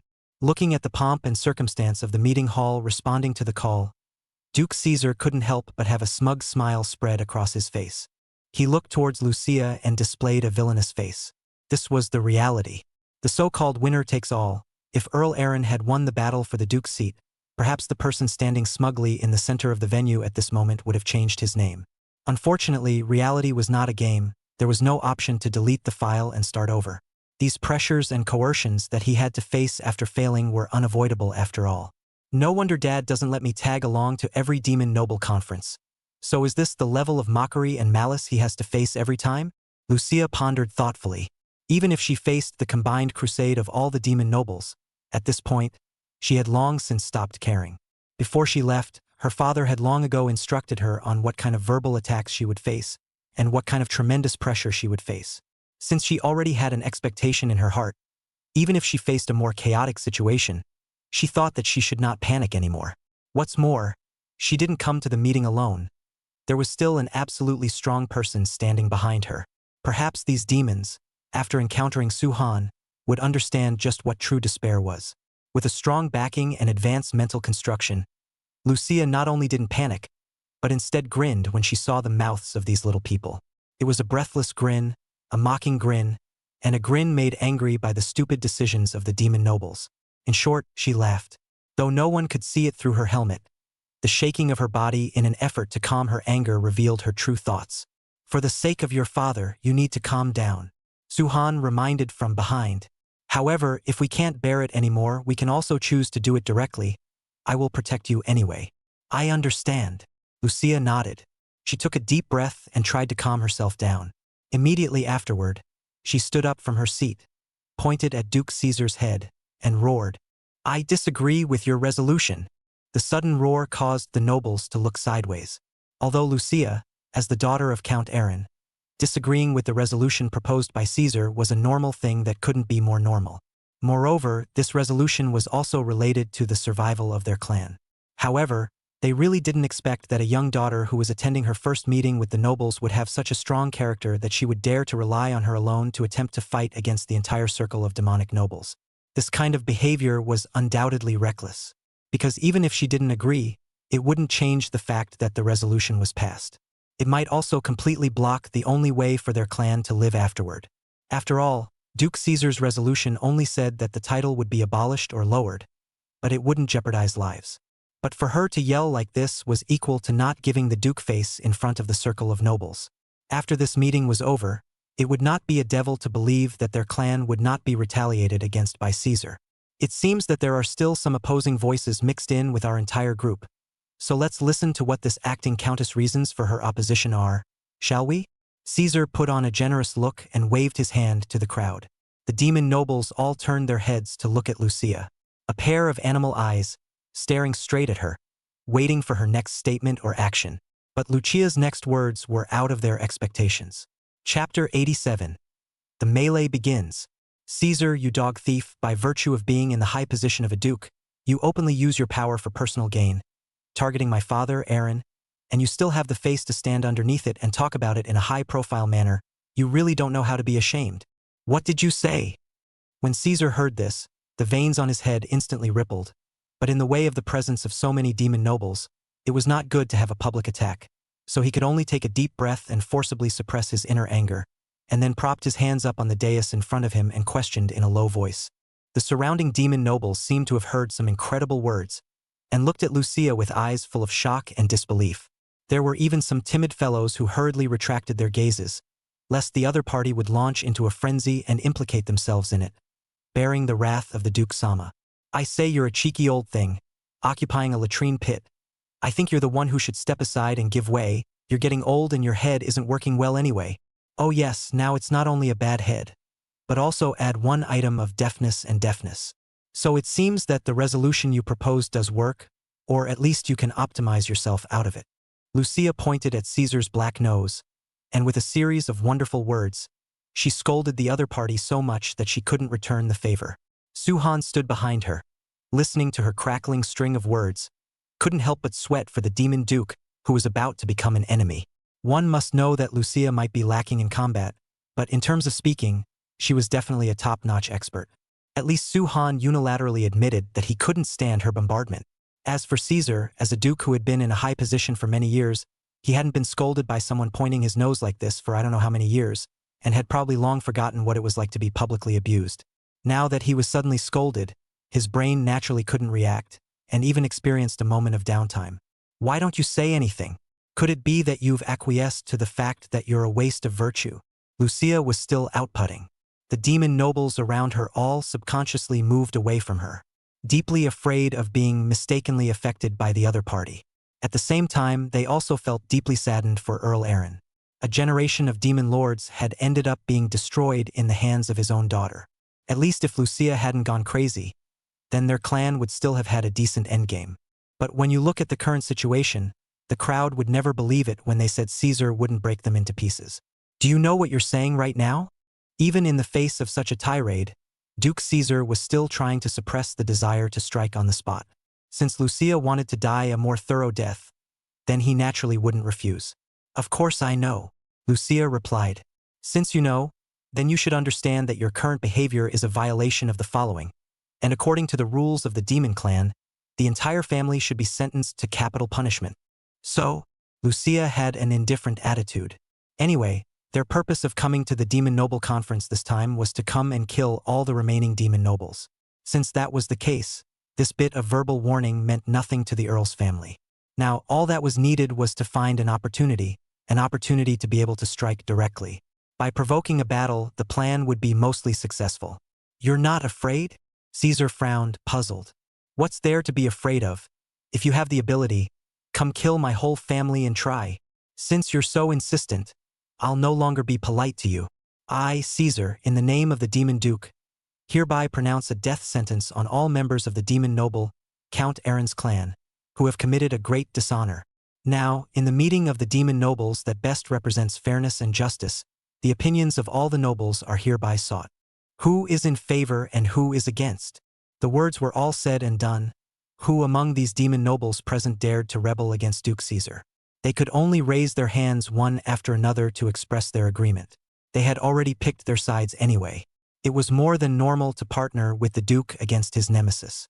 With more than half of the votes in favor of the number of people who should be present, I hereby announce that the acting Earl will be arrested immediately, and after the meeting is over, go to Earl Aaron's territory and suppress Earl Aaron's clan. And pick a good day for a public execution. Putting on an appearance of righteousness, Duke Caesar immediately left the main seat and flew towards Lucia's location as soon as his words fell. His speed was so fast that Lucia, who was only over level 30, couldn't react at all and could only freeze stupidly in place. When Caesar's sharp claws were about to pierce through her head, a change occurred. Su-han, who was standing behind him, suddenly activated, and his fist skipped Lucia's helmet and smashed into Caesar's outstretched claws. With a powerful force, Caesar was fended off in front of Lucia and was sent flying backwards. The surrounding nobles were all confused when they saw this scene. Who was this? Wasn't this the attendant who had been following Count Aaron's daughter? How could a follower block the Demon Duke's attack? It was simply unbelievable. Su-han stood by Lucia's side, his stance erect, his demeanor extraordinary. He reached out his hand and removed the mask that stayed on his head, revealing his true face underneath. Human. When the demons saw Su-han's face, it was as if their brains received a shock they couldn't handle, and they all subconsciously took 2 steps backward. Caesar, who was blocked from attacking, returned to the first floor ground, and he fixed his eyes on Su-han's face as well. Then he immediately reacted and roared. The Aaron clan has colluded with the Devil clan's natural enemy in a bid to overthrow the Devil regime. Now that the evidence is conclusive, please all the nobles present, join me in hunting them down. After saying that, he revitalized himself again, lifted his wings and rushed towards Su-han. Pulled back to reality by Duke Caesar's words, all the demon nobles, one after another, shifted their stance and attacked Su-han. Don't think about killing the enemy. You must first do your best to protect your own life. I'll come to protect you when I finish the battle as soon as possible. Seeing this, Su-han said to Lucia by his side, no problem. Kill to your heart's content anyway. They are all a bunch of wallflowers, all of them standing against me and father. Lucia replied, perhaps because a natural enemy was in front of them. The demons would choose to deal with Su-han first, then capturing Lucia.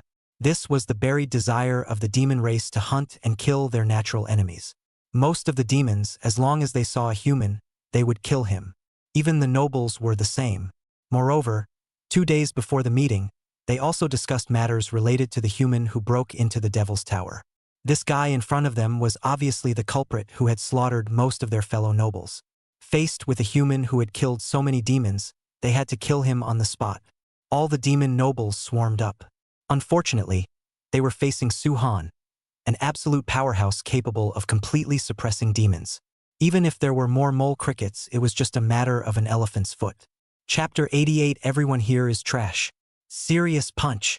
The fist wrapped in divine flames landed on the demon nobles who rushed over, and the powerful force made it impossible for the nobles to withstand or even resist. After the fist made contact with a certain part of their body, the demons directly flew backwards and died. With just one punch, Su-han was able to take care of 3-5 demonic nobles, while the opposite party would have to put their best foot forward to even touch him for a moment to be able to do so. But even if they touched him, they could not cause substantial damage to them. However, the demon aristocrats who had encountered their natural enemies continued to go forward and backward, constantly attacking Suhan. All humans were to be killed. This was the tradition of the demon race since ancient times, and it was also the code of conduct of most demons. Seeing this, Suhan could slightly understand why Count Eren was rejected by his own kind. It was because the demons of their clan were far more accepting of humans than their counterparts. Being a maverick might not be a good thing at certain times, at least in the demon race. This kind of behavior made them suffer from the discrimination and ostracism of their own kind.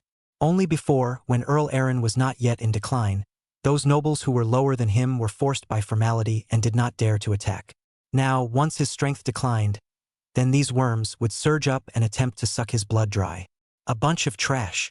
With another punch, resolving a demon viscount, Suhan deliberately revealed a disdainful expression and said to the wretched demons present, "If it wasn't for being trapped in this damned devil's tower, how could we end up in such a situation? Damn it, I must break you into pieces." Some of the demon nobles saw Suhan being so arrogant, and became so furious that their eyes reddened and they gradually lost their sanity. Like crazy, they rushed towards Suhan without reservation. The weapons in their hands glowed with red light, revealing a berserk aura. Knives, forks, swords, and halberds, the styles of weapons they held in their hands covered dozens of types, and most of those demons who didn't hold a weapon also had a pair of sharp claws that could inflict fatal injuries on their enemies. "Surrender now, and I can still leave you alive." Caesar looked at the chaotic scene within the venue and couldn't help but laugh. As if he was victorious, he waved his wings and charged forward once again. Those lowly demonic nobles were launching a siege on Suhan. Then he had to keep his cool and capture Count Eren's daughter, because he always had only one purpose, which was to target the Eren family. Caesar pulled out a long black and red whip from somewhere and swung it violently at Lucia. The whip drew a bizarre arc in the air, and actually landed precisely on Lucia's waist. There was a snapping sound. The black and red long whip rubbed out silk sparks against the blood-red armor, and the powerful attack left a long and deep whip mark on it. Even the hard armor was dented. Hiss! Lucia's waist was in pain, and she subconsciously covered the injured area with her hand. Immediately after, she fixed her eyes on it, only to realize that Caesar was flying towards her at an extremely fast speed. Suhan, sábeme. She hurriedly shouted. In the next second, Suhan arrived as expected. Just as the attack of the long whip was about to land on Lucia once again, he grabbed the incoming whip. One person and one demon thus formed a brief standoff. They stared at each other, as if a blazing fire was burning in their eyes. However, based on the current melee scene, it was impossible for Suhan to stand still with Caesar for a long time. Those other nobles who were eyeing him intently could not possibly give up such a good opportunity to attack either. Taking advantage of the enemy standing still, they organized another attack and rushed over. Seeing this, Suhan pulled the long whip with force. The strong force caught Caesar off guard, and he was directly pulled a hard distance closer. After that, Suhan immediately let go of the whip and charged towards Caesar in a smooth manner. He swung a punch at his leopard head. The huge body was simply worthless in front of the powerful strength. Caesar was once again punched back to the ground. Suhan followed suit and landed on the lowest floor of the venue. For the sake of the demon clan, kill this human. A demon marquis raised his arms and led the remaining demons in a general attack on Suhan. Kill him while he was sick. This was the best time to hunt this human. Unconscionable. Suhan laughed. The gathering form and dispersing chi was launched, directly entering a state of invisibility. The demons who were still charging downwards suddenly lost the enemy's position, and all of a sudden panicked a little. All calm. At this time, Caesar once again rose from the ground. It should be said that it was worthy of being called the strongest demon duke in the demon clan. Having received 2 serious punches from Suhan, he was still able to climb up. And from the looks of it, surprisingly, he hadn't suffered any injuries. This cunning human must have some means of hiding his figure. Since he doesn't show himself, we can just take this opportunity to bring the acting count to justice first. Caesar commanded the nobles, wanting them to turn their heads and deal with the heavily armed Lucia first. Even after suffering 2 blasts, he still didn't forget his ultimate goal. In a way, that was admirable enough. All listened to Lord Duke's arrangement. When the nobles heard this, they all turned their guns toward Lucia. A bunch of wallflowers, spineless rotten people. Just like you. You still deserve to be called demon nobles. You're simply disgracing our demon clan. Although she was scared in her heart, Lucia's mouth was formidable. Even if she was facing a desperate situation, she still had to choose to curse coolly before saying anything. Don't listen to her nonsense. All compatriots, charge with me. The demon marquis leading the charge shouted and immediately rushed towards where Lucia was. But when they wanted to charge one after another, an accident happened. Through gathering forms and dispersing chi, Suhan sneaked behind Caesar and stored up his strength for a serious punch. There was a loud boom. Caught off guard, Duke Caesar was hit and flew out at once, smashing on top of the surrounding walls and raising a cloud of dust. Lord Duke. Seeing this, all the demons' attention was drawn to Caesar. Lucia seized the opportunity and immediately flew elsewhere, away from the group of demons. The first thing she had to do was to secure her own life and then give Suhan a stage to perform. After the attack, Suhan's figure gradually appeared. Then, he raised his head to look at the group of snobbish demons and mocked without leaving any room for doubt. Is this the best you can do? With all due respect, everyone here is trash. After saying that, he even deliberately stretched out his left index finger and thumb, pinching them together back and forth. What did you say? With just one sentence and one action, the demon nobles were instantly enraged. They had originally been somewhat unable to control their emotions because of the previous battle. Being so provoked by Suhan, so many demons completely lost their minds. Indiscriminately, they flew towards him. That's right. That's right. Let's make the battle interesting, Suhan said with a satisfied nod. Chapter 89. Die, you hateful human. The demons manipulated their weapons and rushed headlong towards Suhan, who was located at the bottom of the venue, in an attempt to break him into pieces. Those who had lost their minds waved their long swords indiscriminately, not distinguishing between enemy and friend, and even accidentally injured quite a few of their own kind. Seeing that the situation was not good, Lucia hurriedly hid in a corner that was not easy to be discovered by other demons, quietly watching Suhan's next performance. The current battle was no longer something she could intervene in. One slip-up would result in her life being lost on the spot. Enemies came from all directions and surrounded Suhan. They didn't know pain and didn't fear death. Even when they saw their companions being punched away by the human in front of them, they didn't waver in their determination to kill him. At this moment, the desire to kill gradually eroded away reason, and the battle between the two sides became more and more dangerous and exciting. Unfortunately, the demon clan, excluding Demon Duke Caesar, the other guys were all a bunch of rotten in Suhan's opinion. None of them could withstand a serious punch of their own. Despite the hilarious scene of the battle was a one-sided crushing situation. I'm not willing. As the last demon noble within the venue cried out loudly in despair, all the demon nobles excluding Caesar were then annihilated by Suhan. Stop pretending. I know you're fine. After resolving the small minions, Suhan looked in the direction Caesar had flown out before and said loudly. His voice echoed and looped through the court venue that had long been destroyed beyond recognition.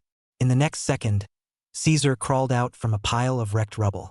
Dust covered his expensive-looking suit, and his ashen appearance made it completely unimaginable that he was the most noble Duke Lord of the demon clan. Human, don't be too arrogant. I'm not like these guys. Caesar spat on the ground, and with gloomy eyes, he stared dead on the opposite side at this bull human who had ruined his seamless plan. What's different? It's still the same that was blown away by my punch, Suhan said disdainfully. Since you're looking for death, then I'll show you the strongest skill that only a demon duke can use. After saying that, Caesar closed his eyes, opened his wings, and wrapped his hands around his chest. Then he actually slowly flew into the sky. His expression was serene and pious, a far cry from his previous crazy and snobbish appearance. Suhan, this is the strongest secret technique of our demon clan. Descending God. Only those who are at the top of the demon can use it. The power is as terrifying as it is. You must be careful. Lucia, who was hiding in the corner, witnessed Caesar's as if he was soaring stance, and immediately reminded Suhan loudly.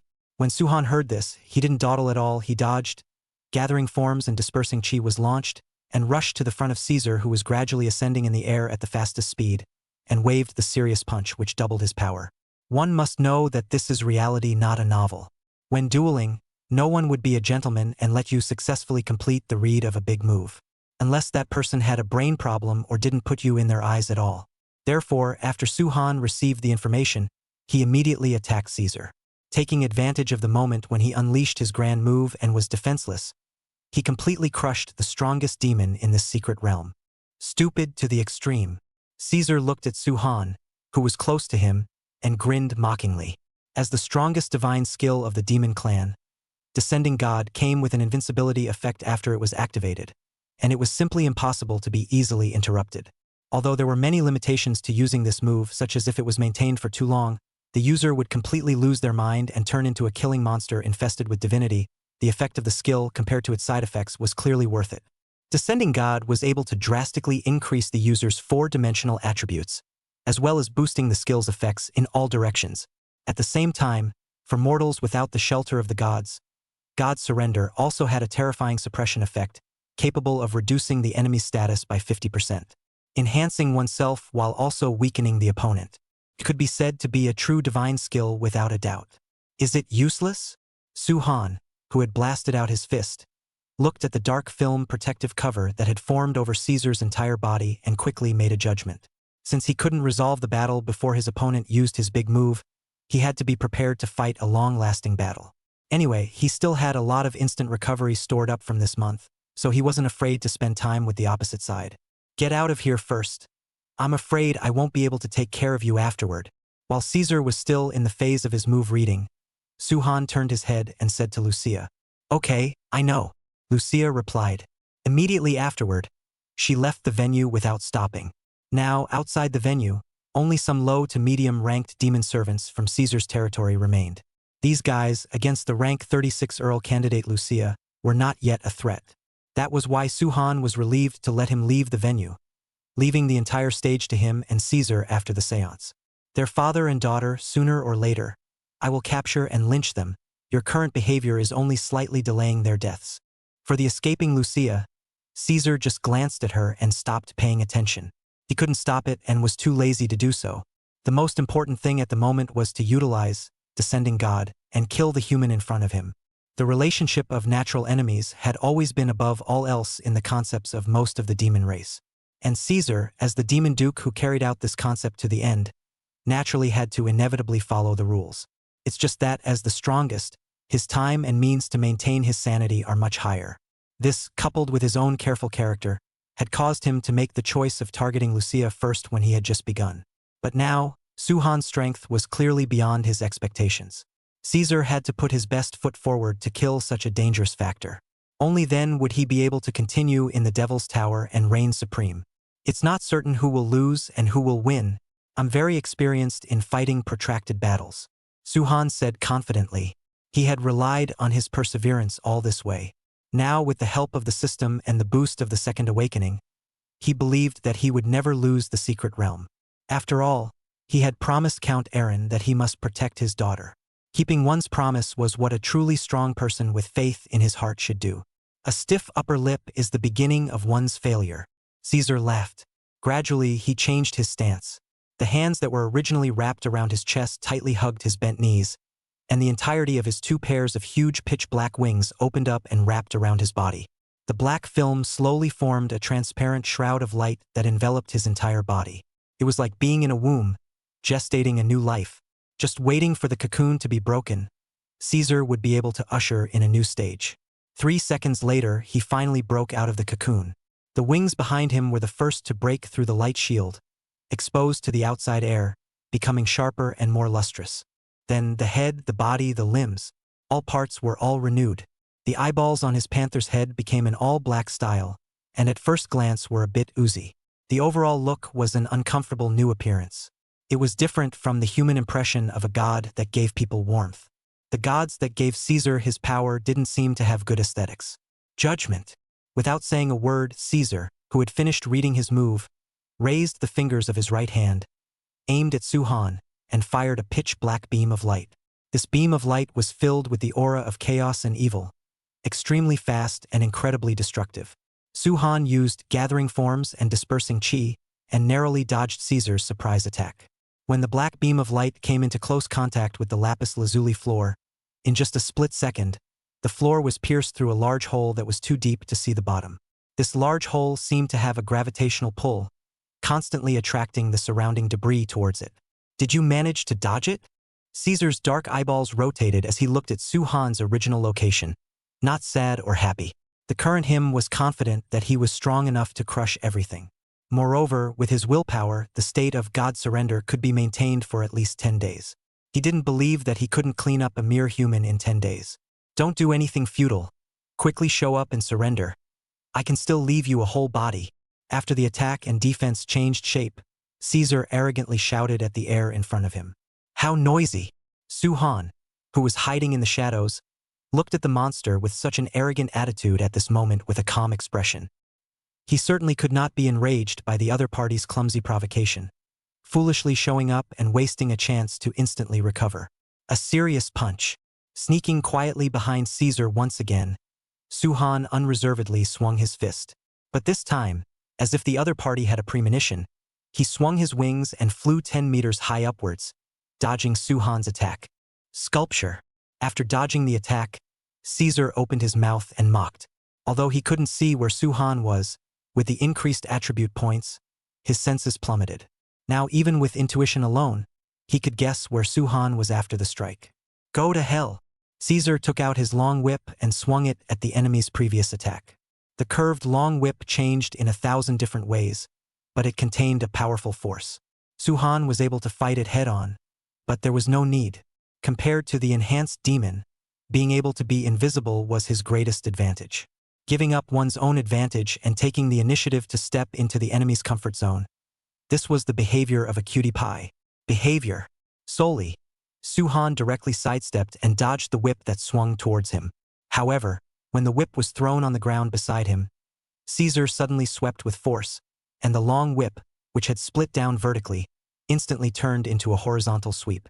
In the nick of time, Su-han struck the whip with his fist, canceling out the attack. This time, instead of grabbing the long whip with his hands, he used the flames to climb up Caesar's weapon, passing the searing attack through the weapon to Caesar in the sky. That's the breath. It's an insult to demons to use that sickening breath to attack them. Caesar didn't even care about the flames that climbed up his body along the whip.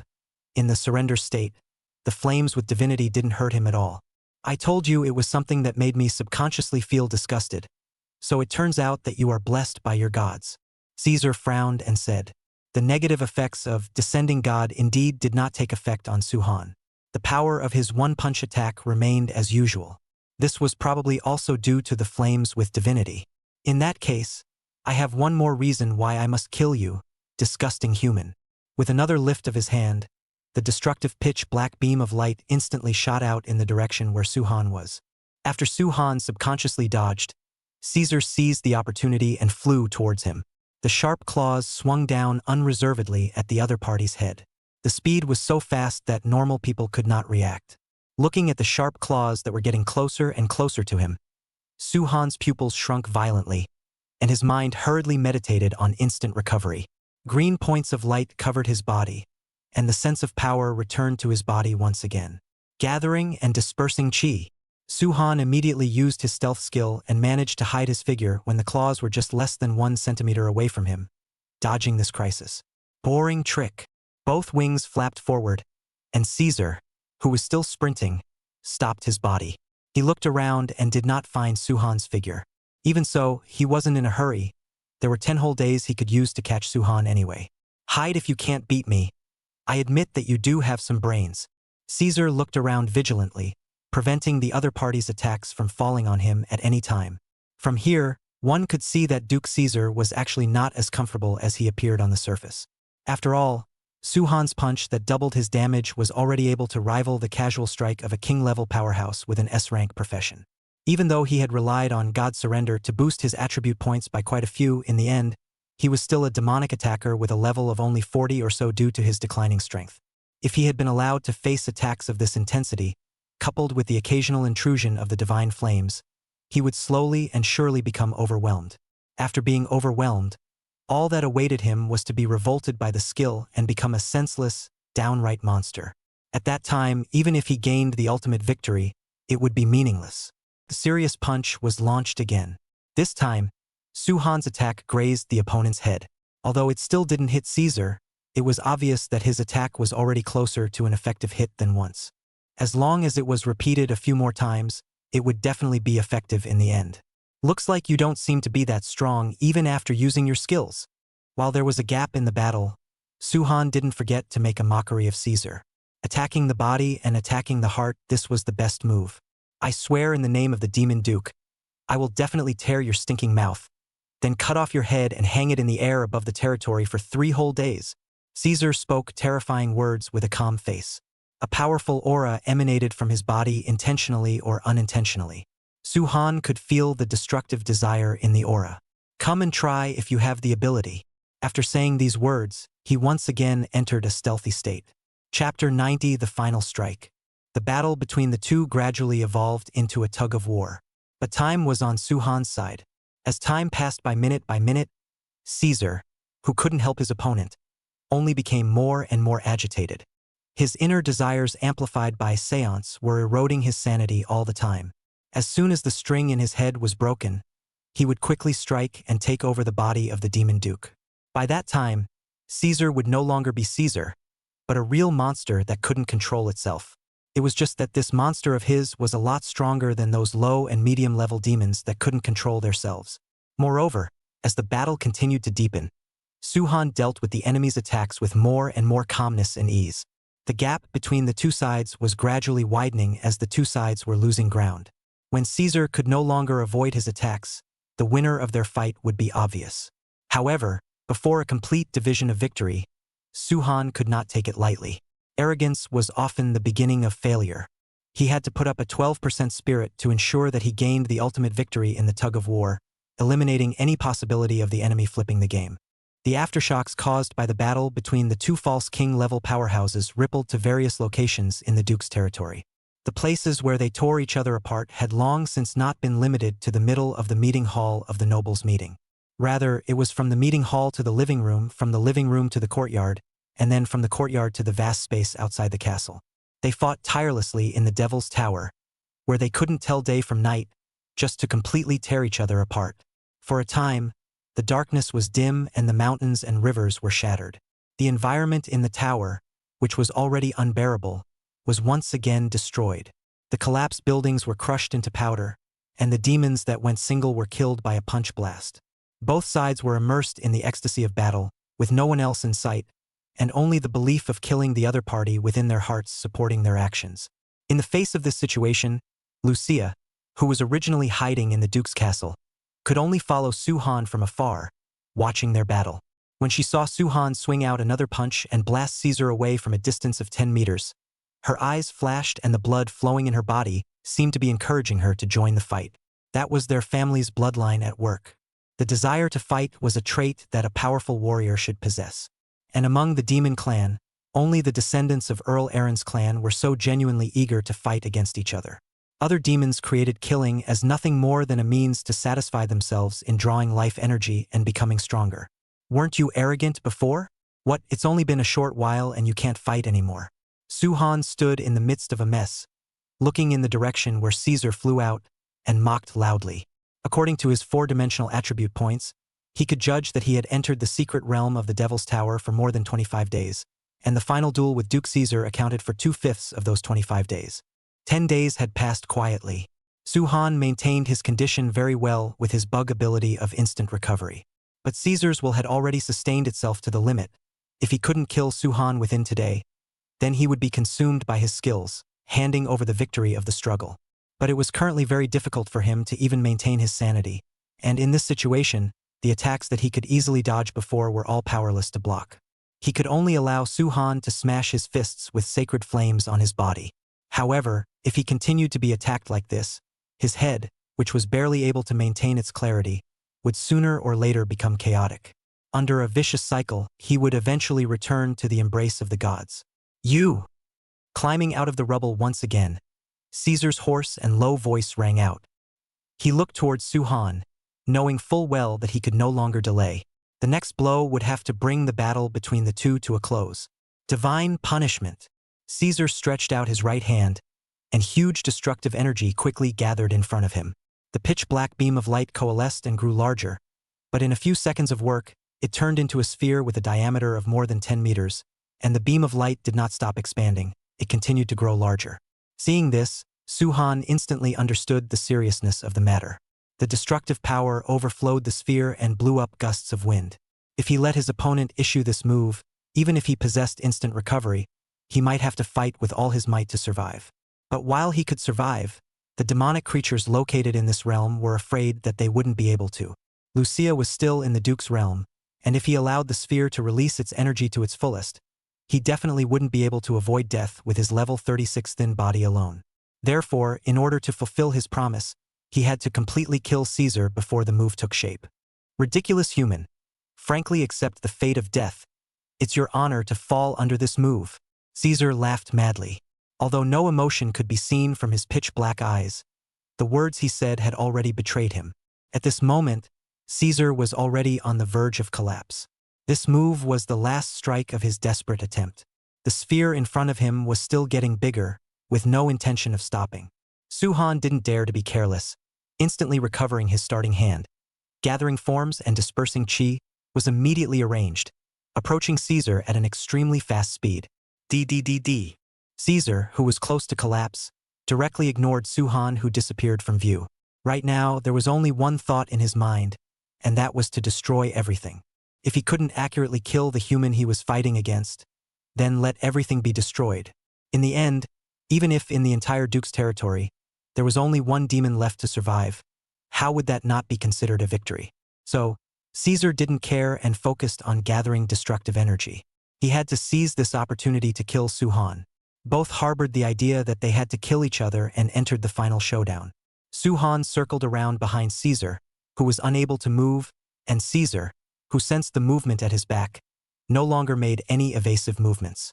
The serious punch was launched. Suhan's fist accurately pierced through the demon duke's chest, crushing the opponent's heart. An entire arm passed through the strong body, blood stained Suhan's gloves red, and the image was frozen in place. Everything was not as he expected. The black sphere condensed in Caesar's hand stopped expanding due to the loss of energy supply. Human, it's you. 1. Caesar spat out blood and stiffly twisted his head to look at Suhan, who had lifted his invisibility. His oozing black eyes could not see any emotions. With his heart pinched and burst, he was bound to die. Since this was the case, let's invoke the remaining energy in his body to blow himself up. Although the power was not as powerful as the sphere of destruction that bet on almost everything, the close-range explosion was enough to seriously injure the human in front of him. Come to hell with me, Caesar shouted, and cracks appeared in various locations of his body. That was a phenomenon that would only occur after failing to control the energy in his body, thus bursting his body. Chapter 91, Passing the Secret Realm, Fated Weapon. In the face of this situation, Suhan did not feel flustered. He quickly drew out the fist that was imprisoned in Caesar's body, ignoring the other party's hands that wanted to hold him in a death grip. Instant recovery was unleashed, followed by the use of stealth, and quickly darted off into the distance. The remaining energy in Caesar's body, in an irregular form, pounded and swam through his body, wanting to break through the bonds of the demon's body and burst out. For this process, it took about 10-15 seconds. And these 15 seconds were completely enough for Suhan to take Lucia away from the center of the explosion. Hurry up! Suhan ran to the distance to meet up with Lucia. He carried the demonic maiden with one hand and continued running without looking back. Lucia didn't resist either. In order to stay alive, she could listen to Suhan in everything. The raging energy washed over Caesar's body, swelling it into a fat man. In it, a black ray of light penetrated through the cracks of the body, threatening to break out at any time. With a bang, this wild energy finally emanated, blowing all the creatures and buildings in a 10-mile radius to smithereens and leaving behind a huge crater. Within the confines of this crater, there was nothing left but dust and flames. Everything disappeared into nothingness. Suhan brought Lucia with him and stood in an area that had not been affected by the explosion, looking at the legacy left by Caesar from afar. At the center of the explosion, an inexplicable energy converged again, forming a treasure chest that shone with 7-colored light. If not mistaken, this should be the final reward after the success of this secret realm raid. Did we really win? Winning that unbeatable demon duke. After everything returned to calm, Suhan and Lucia returned to the center of the storm. Lucia took off her helmet, revealing her near-human appearance. Then looking at the treasure chest in front of her, she was still somewhat unable to believe that the culprit who had nearly destroyed their family was now dead just like this. Aside from this huge pit, it didn't bear any traces of having existed. Of course, didn't you watch him blow himself up with your own eyes? Suhan patted Lucia's shoulder so that he could be considered to have successfully kept his promise. Thank you, Suhan. Somehow, Lucia suddenly wanted to cry a little. Tears were swirling in her eyes. Cry if you want to. There's no reason for you to continue pretending to be strong here now, Suhan comforted. He looked at the demonic maiden in front of him. From the time the two of them had met and gotten to know each other, a mere less than half a month had passed. Even though in the Devil's Tower, calculating time seemed like a somewhat foolish act. But in such a short period of time, Suhan had witnessed the entire process of slowly beginning to change from naivety to silently bearing the burden of the family. How much bitterness was involved? Only she herself could truly feel it. Facing the enormous pressure of the family's destruction, she took the baton from her father, who was physically weak, and chose to come to the scene of the nobles meeting together with herself. In fact, Lucia herself did not know whether it was right or wrong for them to choose to cooperate with Suhan. If Suhan lost in the final duel, where would their family go from there? What kind of ordeal would the demonic people who had faithfully followed them go through? All these things had actually been constantly echoing in Lucia's mind. In the end, she was just an Earl alternate who temporarily took her father's place, and she had already done well in the face of the danger of possible death. At least when it came to fighting, she did everything she could. Now, Suhan lived up to expectations and killed Duke Caesar. Their family had skyrocketed as a result. All the pressure instantly transformed into sweet-smelling fruits waiting for them to savor. The sudden transformation of the two extremes made her want to cry. It was also a good way for her to release her stress. Wah! Hearing Suhan's words, Lucia couldn't hold it in any longer. She sat down on the ground as tears came to her eyes. Suhan silently looked at Lucia, who was venting her emotions, and didn't say anything else. Right now, she probably needed to be alone even more. After that, he opened the 7-colored treasure chest that Caesar's death had transformed into. There was only one thing lying quietly inside. A pair of red gloves. There was no brilliant light, no cool style, the kind of thing that might be thrown on the road and passersby wouldn't even look at it. Suhan bent down and picked up the item in the treasure chest. Immediately afterward, the system's beep sounded at the right time. Detected that the host has obtained the secret reward. The following is the item information.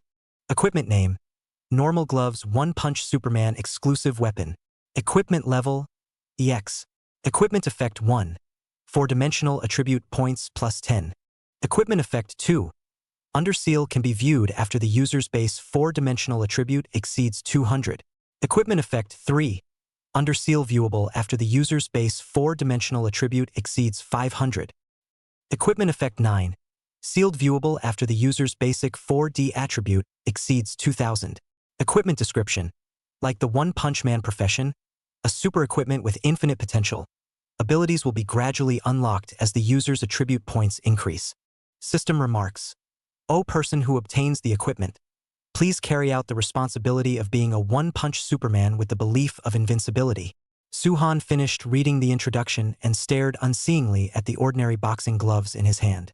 Just like Yang Jian had once said, good equipment had a soul. He felt the hot soul hidden beneath the equipment's ordinary appearance. As if it was destined, the gloves were calling out to him to wear them. With just a glance, Suhan understood that this was uniquely his, that fated weapon.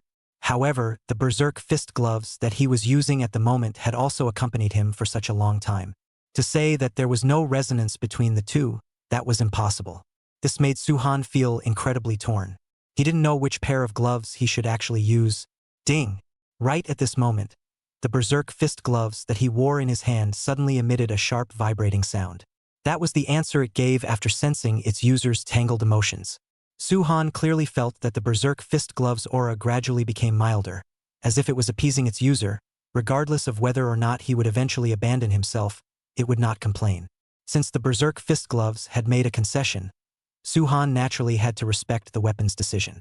He took off the gloves and changed into the exclusive equipment belonging to the One-Punch Superman profession, then put the berserk fist gloves into the system's own backpack. Suddenly, another beep sounded. Detected the host completing the secret strategy. The Devil's Tower secret realm is closed, and after 30 minutes, all surviving demons will be liberated.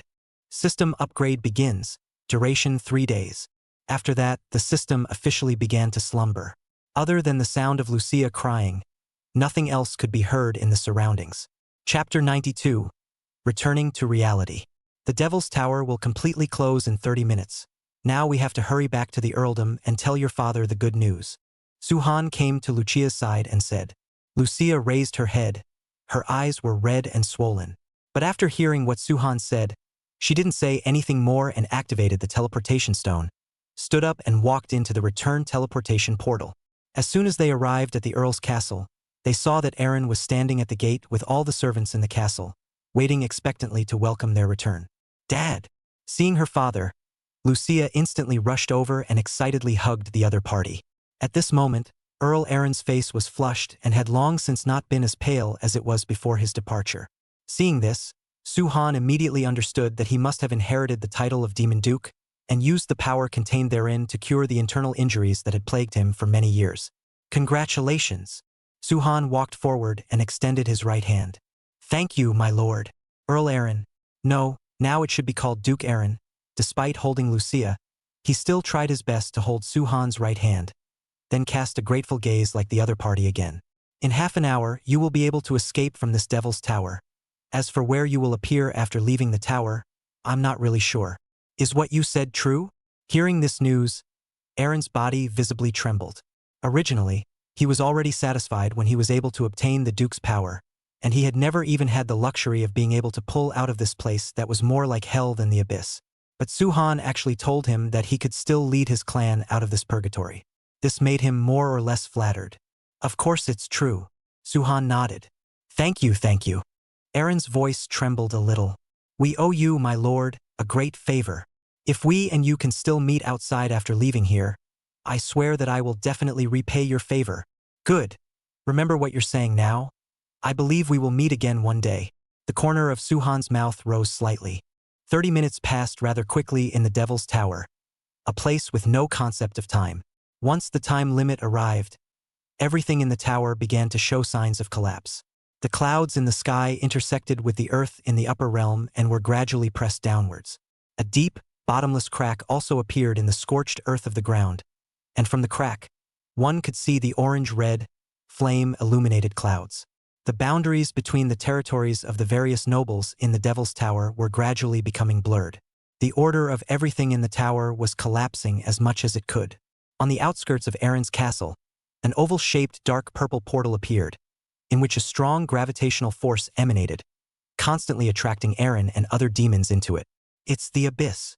Before leaving, Aaron turned his head to Suhan. He clearly felt the dark aura that could only be possessed in the abyss in this return portal. My lord, this is for you.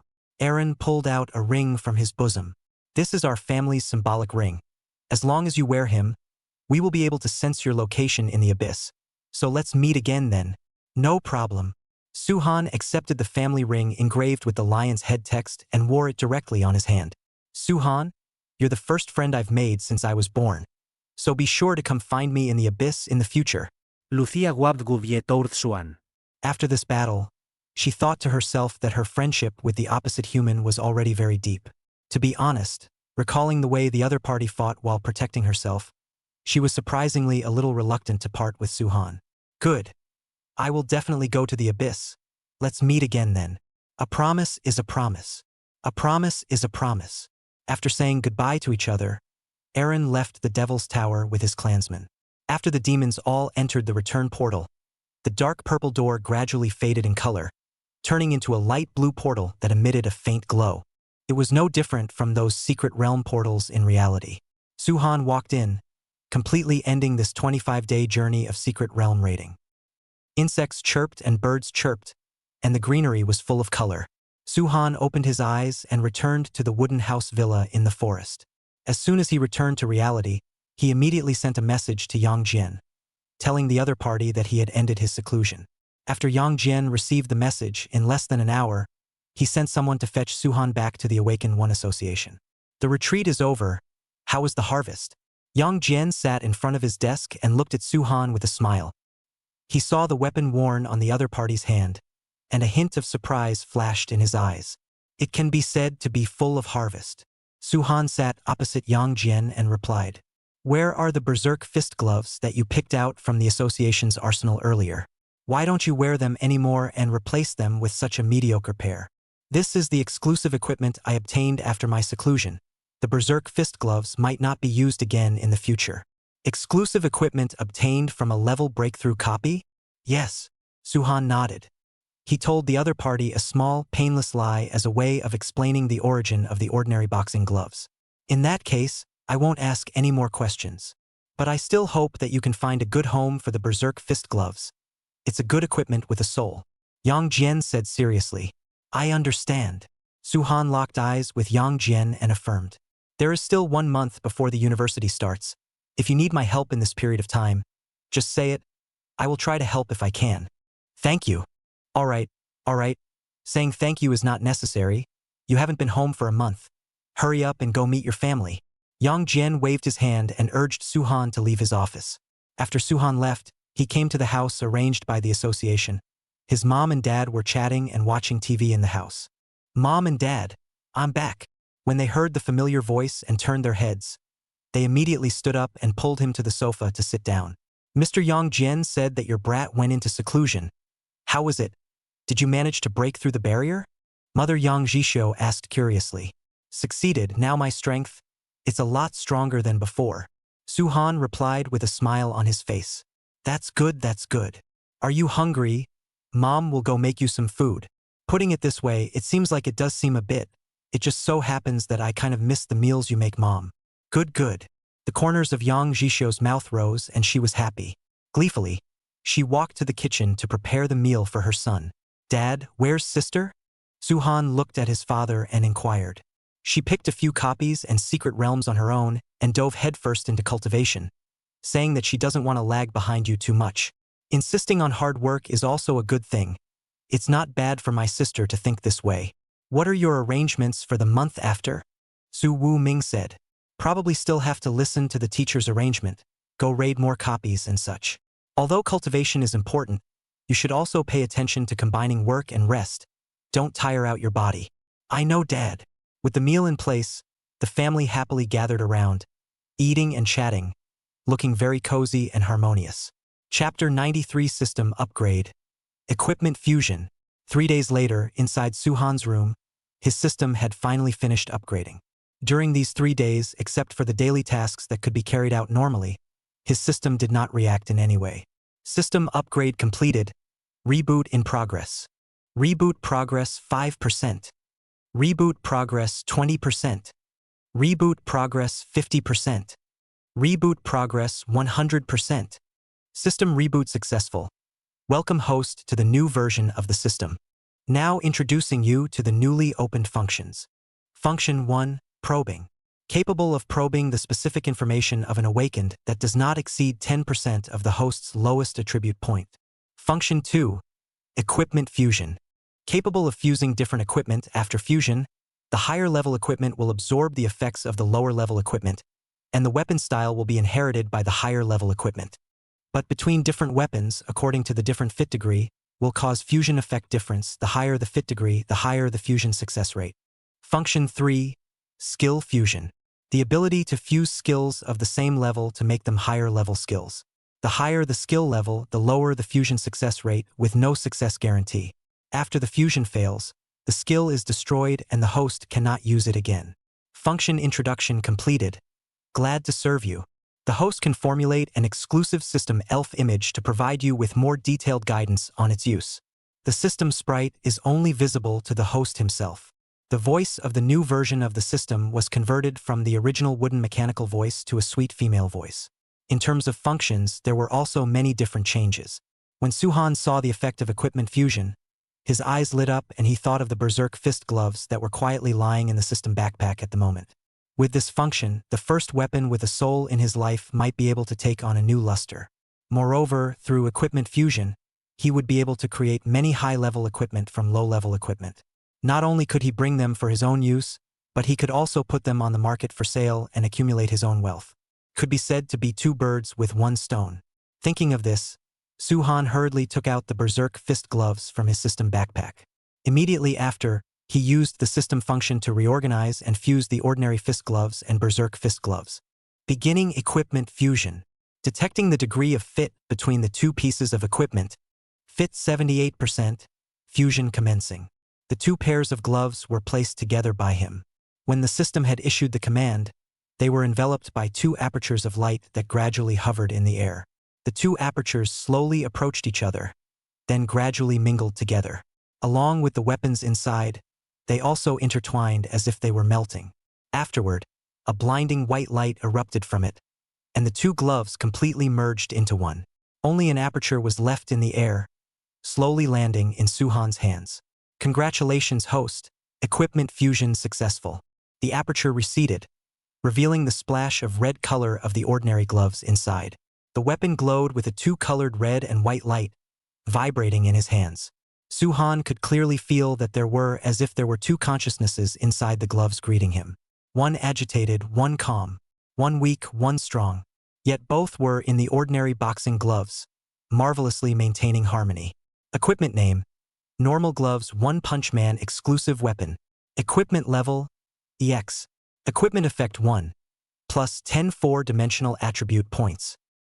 Equipment description: a profession-exclusive weapon fused with the soul of the berserk fist gloves, covered with a hint of mania, with a small probability of attaching a bleeding effect to the enemy. System remarks: one vessel, two souls, an almost perfect work. The newly upgraded normal gloves were much more to Suhan's liking. Perhaps afterward, there would be more consciousness coexisting in his weapon.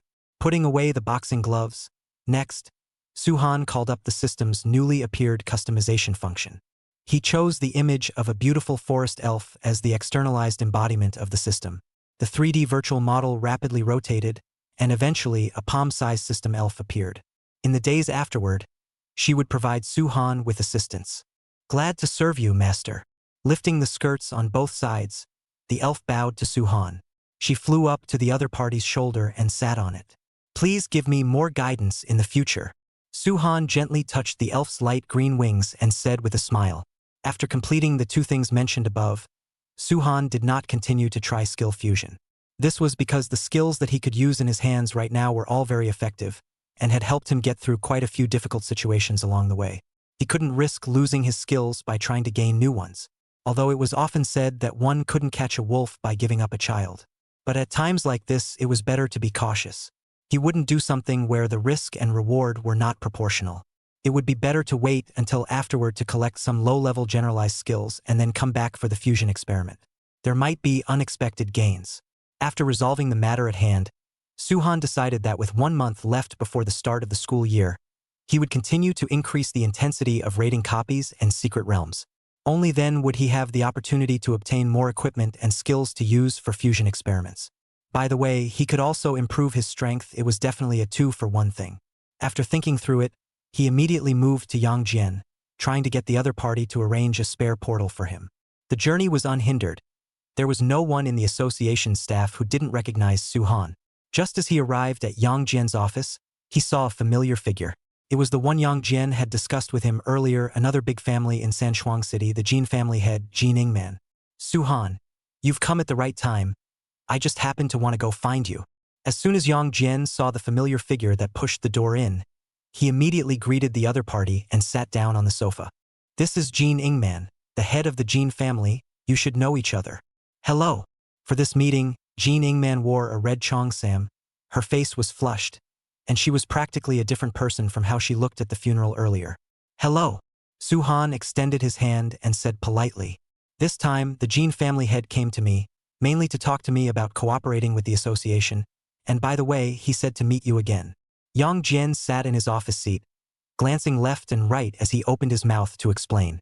As usual, Mr. Su is so elegant and righteous, worthy of being the most gifted genius in our Sanshuang City and even in the whole country. Jin Ingman revealed a warm smile. For this teenager who had helped her bring back her daughter's corpse, she naturally had a favorable impression. This, coupled with the other party's nationally renowned genius status, made her want to bond with the other party even more. After giving out his business card earlier, Suhan hadn't taken the initiative to look for himself. Since this was the case, then she had to take the initiative to make friends. In this way, not only could she find a chance to repay her kindness, but she could also talk to the Awakened One Association about the next cooperation. You are too kind. Suhan waved his hand and said modestly. Chapter 94 Meeting and Helping. No words, no words. Jin Ingman hurriedly waved his hand and said, I've already heard President Yang say that it was you who recommended our Jin family to him, giving the Jin family the opportunity to be able to replace the Su family and become the giant of Sanshuang City. To be honest, I really don't know how I should thank you. Suhan sniffed and tilted his head, his eyes looking towards Yang Jin. The two of them locked eyes, and he only saw the other party nodding with a smile before he immediately turned back to Jin Ingman. I'm doing this for the sake of our Sanshuang City. Besides, you and the Jin family have the ability to sit in this position. Benefactor. Jin Ingman stood up and excitedly took Suhan's hand. Bowing, she said, not only did you help me bring back my daughter's corpse and give her soul a resting place, but you also helped the Jin family to go further in Sanshuang City. I, Jin Ingman, hereby swear that as long as you give me a word, even if it means going up a mountain of swords and down a sea of fire, I will bring all the people of the Jin family to repay you for your kindness. Since you have said so, then it's more or less not enough for me to excuse myself. Suhan helped Jin Ingman up. The specific matters of cooperation, I believe that teacher will talk to you clearly afterward, so let's not talk about this between us. I do have a matter that I need to seek your help. As long as you agree, then this matter will be considered as repaying the favor. You name it. I will definitely do my best to help you. Jin Ingman said enthusiastically. There is 1 month left before my university starts. During this month, I hope to use your Jin family to help sell some equipment. Of course, no problem. Jin Ingman didn't even think about it and directly agreed. If it was something that required the use of force, she might have to have a headache. But the Jin family, as the richest family in Sanshuang City, actually controlled the large and small auction houses and equipment markets in the city. Helping with things like consigning equipment was a piece of cake for them, not much of a matter at all. Benefactor, may I ask what type and level of equipment you are consigning me to sell afterward? In order to sell a good price for the equipment, I still need to know this information in advance. Jin Ingman opened her mouth to ask. This was something she needed to do as a merchant who wanted to repay someone's favor. If others asked for their favor, then they should try their best to do their best. The type and quality of the equipment is uncertain for now, but what I'm planning is to split the sale into 2 installments, 1.5 a month, and for the quantity it depends on how well I harvest this month. Suhan replied. This. When Jin Ingman heard the other party's words, he obviously froze for a moment. But as soon as she thought that it was a commission from the Jin family's benefactor, she hastened to organize her emotions without showing any emotion and picked up the conversation. That's fine. Then let's leave a contact information. Half a month later you call and contact me. I'll send someone to pick up the equipment. Good. It's a deal. Suhan hugged Jin Ingman and said. After that, the two exchanged contact information and exchanged a few more pleasantries before Jin Ingman left the association building in satisfaction. Now, only the teacher-disciple duo remained in the office. Teacher, for the next month, I want to keep raiding portal copies, so see if you can help me pick some suitable ones. Suhan sat across from Yang Jian and inquired with a smile. No problem is no problem, but you won't be thinking of spending every day in the portal for the rest of the month, right? Yang Jian replied. Just now, he sat next to him and listened to the entire conversation between Suhan and Jin Ingman, somewhat worried that the other party was overtired. Cultivation is important, but you still need to pay attention to combining labor and rest, or else once the strings in your head are broken, the damage done to your spirit can't be undone in any way. Of course I know this. Don't worry. I know it in my heart. Suhan patted his chest and promised. Also, if you want to sell your equipment, it's fine to entrust it to the Awakened One Association. There's no need to waste a favor. After all, the Jin family will definitely become one of the 3 major forces in Sanshuang City afterward. A favor from a huge family is best used on the blade. I understand, so don't nag me. Suhan deliberately used exaggerated movements, covering his ears with both hands and shaking his head frantically as a way to deal with Yang Jin.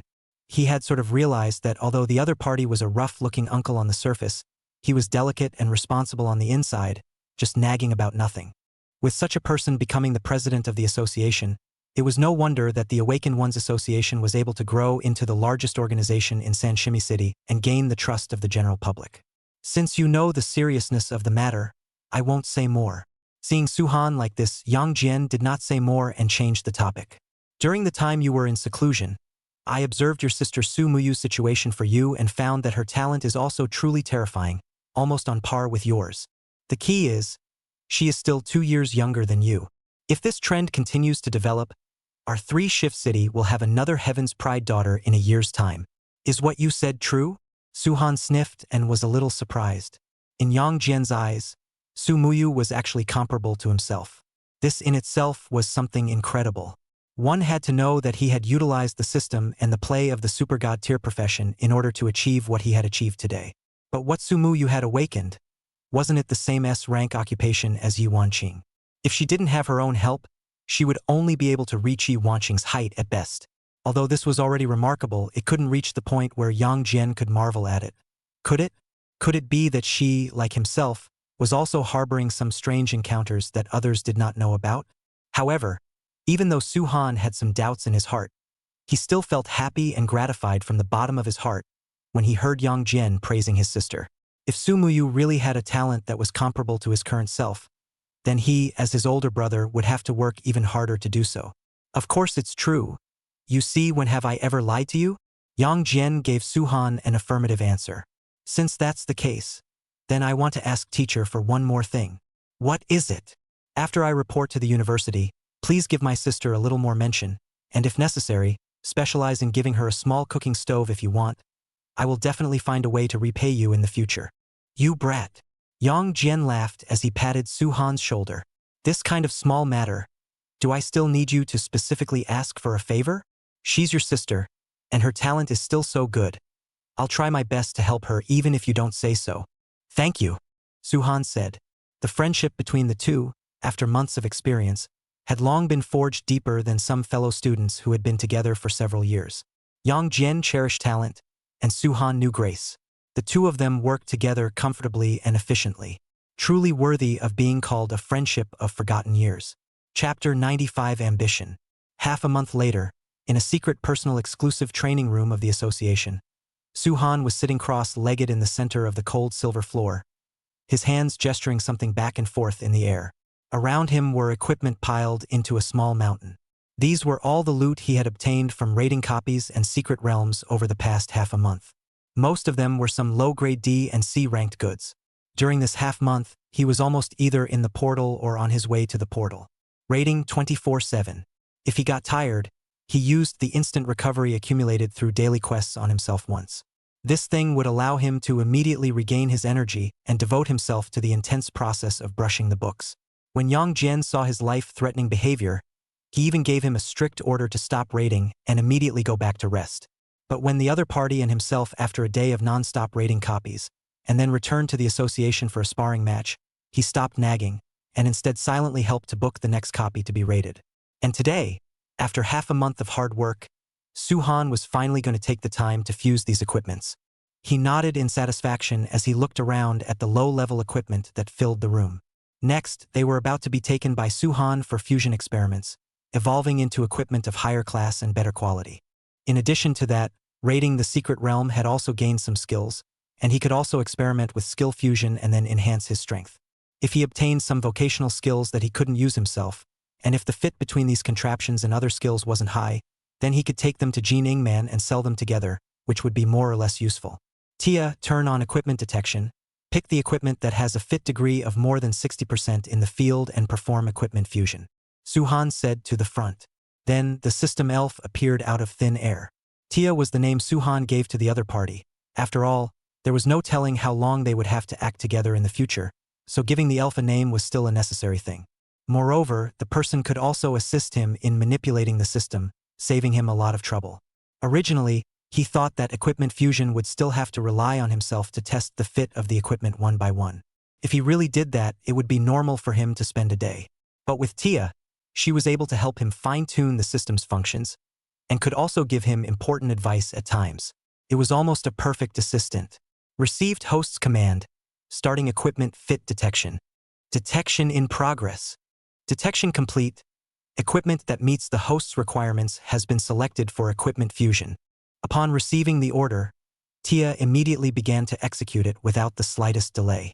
With the help of the intelligent system elves, the equipment detection and fusion process, which could have previously taken a day to complete, was reduced to just half an hour. In the end, he harvested 1 piece of S-grade equipment, 10 pieces of A-grade equipment, 30 pieces of B-grade equipment, as well as the remaining 100 or so pieces of C-grade and D-grade equipment that hadn't been fused because of their fit and certain remnants of fusion failures. According to the most widely circulated intermediate-grade B-grade equipment in the market, a piece of 100W general currency selling standard, now Suhan under the hand of these equipment, even if not counting the S and A2 high-grade quality, the value of more than 3,500W. If he counted the A-ranked equipment worth over 500W, as well as the S-ranked equipment that had no price, he would have a huge asset of over $100 million. This amount of money was completely enough for him to transform into a successful person with a small amount of assets. After that, he asked Tia to help with skill fusion. In the end, he obtained 3 A and B rank skills that he could use. Skill name: Monarch's Deterrence. Rank: A. Cooldown: 10 minutes. Effects: forms a field with a circular range. Within the field, it is able to release its aura, causing enemies far weaker than itself to fall into a fainting spell. Description: as a king over 10,000 people, one should have the aura to crush them all. Skill name: Clarity Technique. Rank: B. Cooldown: 30 minutes. Effects: removes control and mitigation skills that do not exceed the level of the skill itself.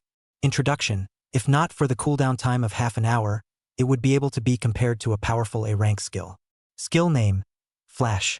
Rank: A+. Cooldown: 10s. Cooldown: 10s. Effects: within a 10-meter radius, super fast displacement in a specified direction is performed on the user and cannot be selected as a target during displacement, but its use will drastically consume mental energy. Introduction: a divine skill that combines offense and defense and can be used well to play with flowers. 3 skills. Monarch's Deterrence is used to take care of small minions and can be a good way to prevent yourself from encountering that situation of being surrounded by a group of people in the future. As long as there was a situation where there were more than one fighter, using this skill would help him save a lot of time. Clarity Technique, on the other hand, filled the void of Suhan not having a control removal type skill. After all, the effect of instant recovery was perverse, but if he encountered any control skills in the future and used instant recovery to resolve them, it would be more or less a waste. Kill a chicken with a bull's knife. This kind of bug skill, it is better to economize and use it on the blade of the knife is more reasonable. Usually use Clarity to deal with it, no problem at all. The last skill, Flash, on the other hand, helps him enrich the means of offense and escape, and can greatly reduce the probability of him being kite by others, so as not to suffer unnecessary injuries. All in all, these 3 skills had a great effect on Suhan's current strength. Together with the several skills he already possessed originally, his level had undoubtedly gone up another notch. Host, do you have any more orders that you need me to fulfill? Tia sat on Suhan's left shoulder, swinging her little feet, and said to her host, "Tough on you, Tia. There's nothing that needs to be done for now." Suhan replied, "Tia is happy to serve you." The system elf smiled sweetly, the light green wings behind her vibrating slightly. She felt very honored to be able to help her host. After resolving the equipment and skills, Suhan took out his cell phone and dialed Jean Ingman's number. After the latter received the call, she quickly arrived at the Awakened One Association with her people. When the other party saw that Suhan had taken out so many equipment of varying quality, and even S-class equipment that even she herself had not seen a few times, her pupils contracted violently. Then hurriedly and cautiously inquired, "Benefactor, this is S-class equipment, belonging to a priceless treasure. Are you really not going to keep it for your own use, but to take it out for sale?" "Of course, why else would I bring it to you?" Suhan replied. Anyway, with his ability, taking out S-class equipment would only be the starting point. It was believed that in the near future, as long as he gave himself the power, he would be able to completely do so with his entire body wearing SSS-grade Super Deluxe equipment. Since this was the case, it would be better to take out this S-rank equipment and exchange it for funds, and it could also become a boost for his development in the new city. After all, after having the ability to manufacture high-grade equipment, Suhan's ambition would not allow him to stop at just the small city of Sanshuang. He wanted to bring his industry to the whole country, and even all over the world. Chapter 96: Cooperation. Since you trust me so much, then my little daughter will definitely sell these equipments, at a price that will satisfy you. Without further words, Jean Ingman collected the equipment and turned to leave. Her intuition as a merchant constantly reminded her that she must get on this big boat of Suhan. As long as she kept following behind him, at some point in the future, the Jean family might be able to develop to a point that could not be phenomenal. For the next half a month, most of Suhan's time was still spent in the portal. This constant energy made Yang Jian, who was responsible for arranging the copies, call out perverted. Today, it was time to deliver the goods again, and as usual, Suhan handed over the fused equipment to Jean Ingman. Only this next half-month, his luck appeared to be less than before, and there was nothing special to gain at the level of the skills he could use. Inside the training room, Jean Ingman, wearing a lime green cheongsam, faced Suhan and inquired, "Benefactor, taking the liberty of asking, have you mastered the method of producing high-level equipment?" "Yes." Suan nodded. There was nothing to hide about this. Anyway, as more and more high-grade equipment flowed into the market and auction house, the news that he could steadily produce S-class equipment would definitely spread. The sensation that would be caused at that time would fearfully not be small at all. "It's true." Jean Ingman fell silent. She frowned and made an expression of wanting to speak. "You might as well be straightforward if you have something to say." Seeing this, Suhan signaled her. "Since you have said so, then I won't hide it. Have you ever considered becoming a giant in the equipment market through your own abilities?" "What does that mean?" Suhan raised his eyebrows and came to be interested. "You may not know how precious your own ability is. Originally in this world, the existing S-class equipment is only 1,000 pieces in full count, and SS-class equipment is even only a rare 100 pieces. If you can maintain the speed of producing an S-class equipment for half a month, coupled with a mature business operation model, we can join forces and completely monopolize the awakened consumer market. At that time, you will be able to accumulate unimaginable wealth from others in your weak years." Jean Ingman explained. From her words, it was easy to see that she really wanted to grasp Suhan, the carp that was about to cross the dragon gate. As the saying goes, when one person wins, the chickens and dogs rise. As long as Suhan grew up, the benefits those who had once stood with him, would be able to obtain would be absolutely beyond imagination. "What you said is indeed very tempting." At those words, Suhan's eyes lit up. He had originally intended to build a business empire with his own abilities. But this idea could definitely not be realized by him alone. In the future, there would definitely be a need for people who had been in business for many years and were experienced, to cooperate with himself and create a legend together. And Jean Ingman, as a person born in Sanjian City, the bottom line is clear, and people are upright, know how to return favors, although still inevitably some businessman habits, but comprehensively, it is certainly an excellent candidate as a partner. Plus, the other party is still only limited to the small family in this 3 acres of land. From the point of view of the distribution of benefits, it is definitely favorable to Suhan. After all, if he were to go looking for those long-established big chambers of commerce to cooperate with in the future, the benefits that he would need to seed out might be difficult to measure in numbers. That was all money for nothing. Just ask, who could really manage to be generous enough to give away money that originally belonged to them? As long as you can agree to cooperate with our Jean family, all benefits from now on will be split in 70-30. 7 for you and 3 for the Jean family. Seeing that there was hope, Jean Ingman hurriedly continued. She was still very self-aware. She knew that Suhan's mass production ability was the most crucial part of this business plan. So she took the initiative to propose a 30-70% profit-sharing method as a way to impress the teenager in front of her. "I have to say, you really do have an eye for things." Suhan pondered for a while and finally made a decision. "I can agree to your request for cooperation, but all the costs of making the equipment must be borne by your Jean family. But I can assure you that in the future, not only S-class equipment, even SS-class equipment that is numbered by the world, I can provide you with it." "Deal." Jean Ingman did not hesitate at all. Happy cooperation. The two shook hands. After that, they discussed the details of their cooperation and stipulated that every 2 months, Suhan needed to provide the Jean Family Chamber of Commerce with an S-grade equipment, as well as a greater number of A-grade equipment and B-grade equipment.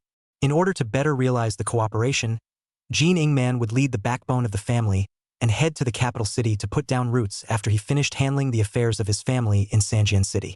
This would then be used as an opportunity to develop the Chamber of Commerce's power. As for the 3-legged situation that Yang Jian had managed to maintain with great difficulty, it wouldn't end there either. Because the Jean family, in addition to Jean Ingman, there was also her brother Jean Minjae, who was the vice-patriarch of the family, supporting the family. The other party's talent was almost no less than her own, so there was no need to worry about problems in the Jean family's main family if the matriarch left. The pleasant conversation ended. After Jean Ingman left, Su-han remained in the training room and carried out his workout. After accumulating for so long, the power of his strongest strike now was able to reach 3,400 attribute points, which was already enough to be comparable to an ordinary level 63 or so awakened. However, considering the practical combat experience and the awakening and utilization of brand new skills after each level breakthrough, his true battle power was still not as good as an S-ranked king-level powerhouse. At least in sparring with Yang Jian, he almost rarely won.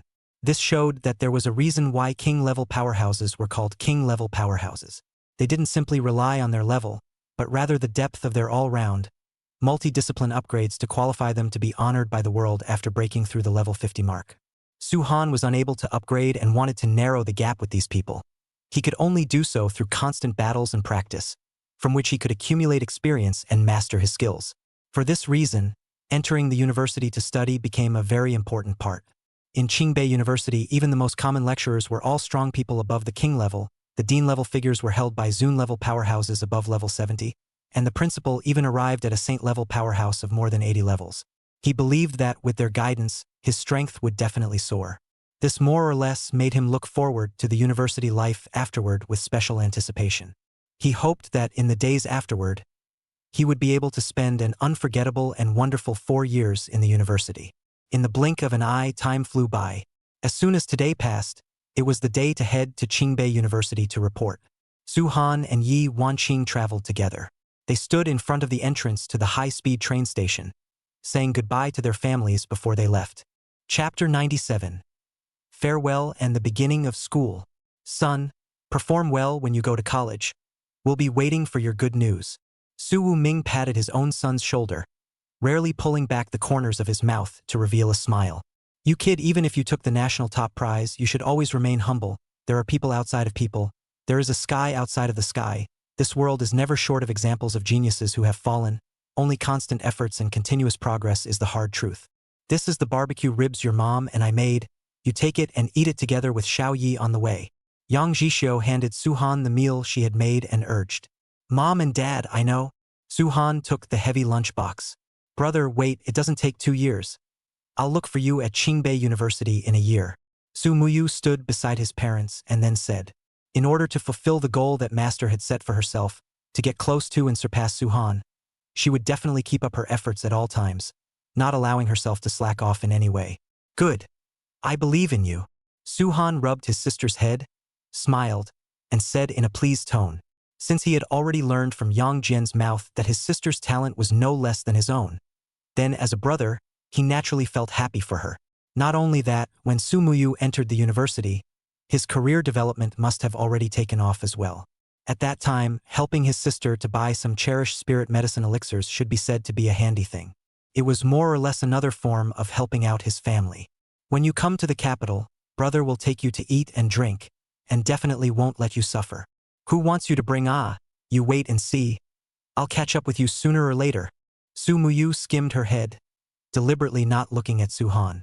If that's the case, then it's not impossible for us to swap roles. Ha ha ha ha ha. Su-han laughed out loud and joked. You're shameless. Su Muyu looked at her brother with contemptuous eyes, and quickly turned her head away again.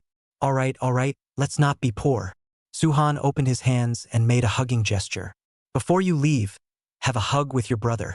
Hearing Su-han's words, Su Muyu secretly looked at the opposite teenager. Then, twisting his head, he reluctantly opened his arms. Seeing this, Su-han smiled faintly and gently wrapped his arms around his sister's waist. After the two embraced, their parents also walked up and hugged them. Cheer up. The parents, as well as his sister, said one last thing to Su-han. After the family separated, Su-han and Yi Wanqing entered the high-speed train station back and forth. Congratulations! On the high-speed train, the two sat together, chatting while enjoying the scenery outside the window. This was the first time they had left Sanchang City and traveled to unknown territory to explore. In this case, having a person from the same place as themselves who could serve as a traveling companion was more or less a blessing. It's me who should congratulate you, senior high school student Su-han. Yi Wanqing stared at Su-han's eyes and said seriously. Previously, after the college entrance exam was over, she went straight home to start preparing for it because she had to be busy with her rank breakthrough. She hadn't even managed to congratulate the other party, and today was the perfect opportunity to make up for her regrets. Regarding this point, Suhan also held the same idea. Your current level, you've already reached level 25, right? How do you know? Yi Wanqing looked at the other party in surprise. In the 3 months after the college entrance exam ended, she had broken through the leveling barrier and then plunged headlong into the portal and only managed to rise to level 25 with great difficulty. It was only so that she could try to keep up with Suhan's footsteps and not be left too far behind. Just guessing by feel, Suhan said with a snort. The high-speed train was crowded with people, so of course he could not tell Yi Wanqing here that he had the skill of being able to probe into other people's specific information. This was because probing skills in a series of generalized skills also belonged to a very rare existence. The value of a C-ranked probing skill was enough to be compared to a B-ranked generic skill book. The passengers of this high-speed train were all people who were going to the capital, and just in case, the reasoning of not revealing one's wealth was still understood by Suhan. Forget it if you don't want to talk about it. Yi Wanqing also understood the reasoning and no longer pursued too much. After that, the two of them started the mode of talking about the world, killing the time of the journey. The speed of the high-speed train was very fast, but after a day's work, they arrived in the capital. Just after leaving the high-speed train station, the two of them carried their luggage, and in a sea of people, they quickly found the enrollment receptionist holding up the nameplate of Qingbei University. Hello. The two of us are the new students who have come to report this time. They walked over and said to each other, "It's the younger siblings, ah. Please both of you show your admission notice and electronic information. After confirming it, we will bring you to the entrance of the school, and a corresponding teacher will be waiting for you there." A boy in volunteer clothing said politely. Upon hearing this, Suhan and Yi Wanqing took out the admission notice with the principal's autograph from their bags, then took out their cell phones, found the electronic information, and handed the two things to the volunteer senior. After the information was confirmed, the senior returned the things to their original owners and then said to them, "Information confirmation is complete. Wait a little while and I'll take you to the school. My name is Zhou Hanjiang. If there's anything the schoolmates want to know, they can also ask me on the way." "Okay. Thank you, senior," Suhan said equally politely. 5 minutes later, Zhou Hanjiang finished handling the matter at hand, gave a greeting to the remaining volunteers, and led the two of them out of the high-speed rail station and onto the exclusive school bus of Qingbei University. "Senior, what are the interesting activities after we enter the university?" In the car, Suhan didn't have anything he wanted to ask and just listened silently from the side. On the contrary, Yi Wanqing was full of anticipation for being able to enter the best higher education institution in the country for her studies. She couldn't wait to find out what problems she would encounter in her next 4 years of college, what activities she could participate in, and what gains she could gain. If you want to talk about large-scale activities, Qingbei University has activities developed for students of different school ages every year. Zhou Hanjiang pushed the round framed glasses that had shrunk to the tip of his nose and replied, "You're freshmen just after entering the school. There will be the new and old student exchange match, and the freshmen who excel in the match will be able to obtain the right to pick their exclusive mentor, as well as additional scholarships and subsidies for various equipment and elixirs." "Then do we need to compete against the sophomore seniors?" Yi Wanqing asked. "Yes." Zhou Hanjiang nodded. "But for every freshman who enrolls in the school, only a very small number of them can win in the competition. After all, compared to those old-timers who have already studied for a year in the school, you guys as freshmen are still too young. Then, besides the new-old match, are there any other events worth participating in? Other than that, there's the National Collegiate League in the sophomore year, the International Collegiate Championship in the junior year, and the internship in the senior year. All of these are activities that the 4 years of college call very important, and they'll also be of great help to the improvement of your strengths and horizons." Zhou Hanjiang replied. "Then does the school have any important rules and regulations?" Regarding this part, when the new-old match is over and you guys have finished dividing into classes, the counselors of each class will explain it to you in detail, so I won't go into details," Zhou Hanjiang said while looking out the window. "All right, in front of you is the entrance to Qingbei University School. I'll send you all here." "Thank you, senior." After getting off the bus, the two of them thanked Zhou Hanjiang. "It's all for the sake of earning some points. I see you guys are so polite, so I'd better kindly remind you that in the old and new rivalry matches, it's not the result of the match, but the process of the match that matters. As long as you let the school's lecturers and professors see the potential in you, even if you lose the match, you'll still have the chance to receive their specialized guidance. You guys go for it." After saying that, Zhou Hanjiang left without looking back. Leaving the two of them behind, carrying their luggage, they stood at the entrance of the school, waiting for other volunteers to come and receive them. Chapter 98. The Student Council President and Rachel. Schoolmates, look this way. Just after standing for less than 30s, a schoolmate wearing a volunteer uniform ran out from the school gate to greet them. She was dragging a small four-wheeled trailer and wore a pair of black framed glasses. Let me help you guys drag your luggage. Thank you, school sister. Seeing this, Yi Wanqing could not refuse, so she politely agreed. Suhan stood next to her and also thanked the school sister. It's all due. The school sister in the volunteer uniform raised her hand and wiped the beads of sweat on her forehead, smiled and said to the two, after the new students enter the school, they have to gather at the school's auditorium in unison to participate in the new student opening ceremony, and then immediately head to the cultivation field for the new and old student exchange confrontation match. After the confrontation match is over and the dormitories are assigned, then they will follow the guidelines to their residences. What about our luggage? Suhan asked. The luggage will be temporarily stored in a specialized storage place. Just come back to pick it up when the confrontation match is over.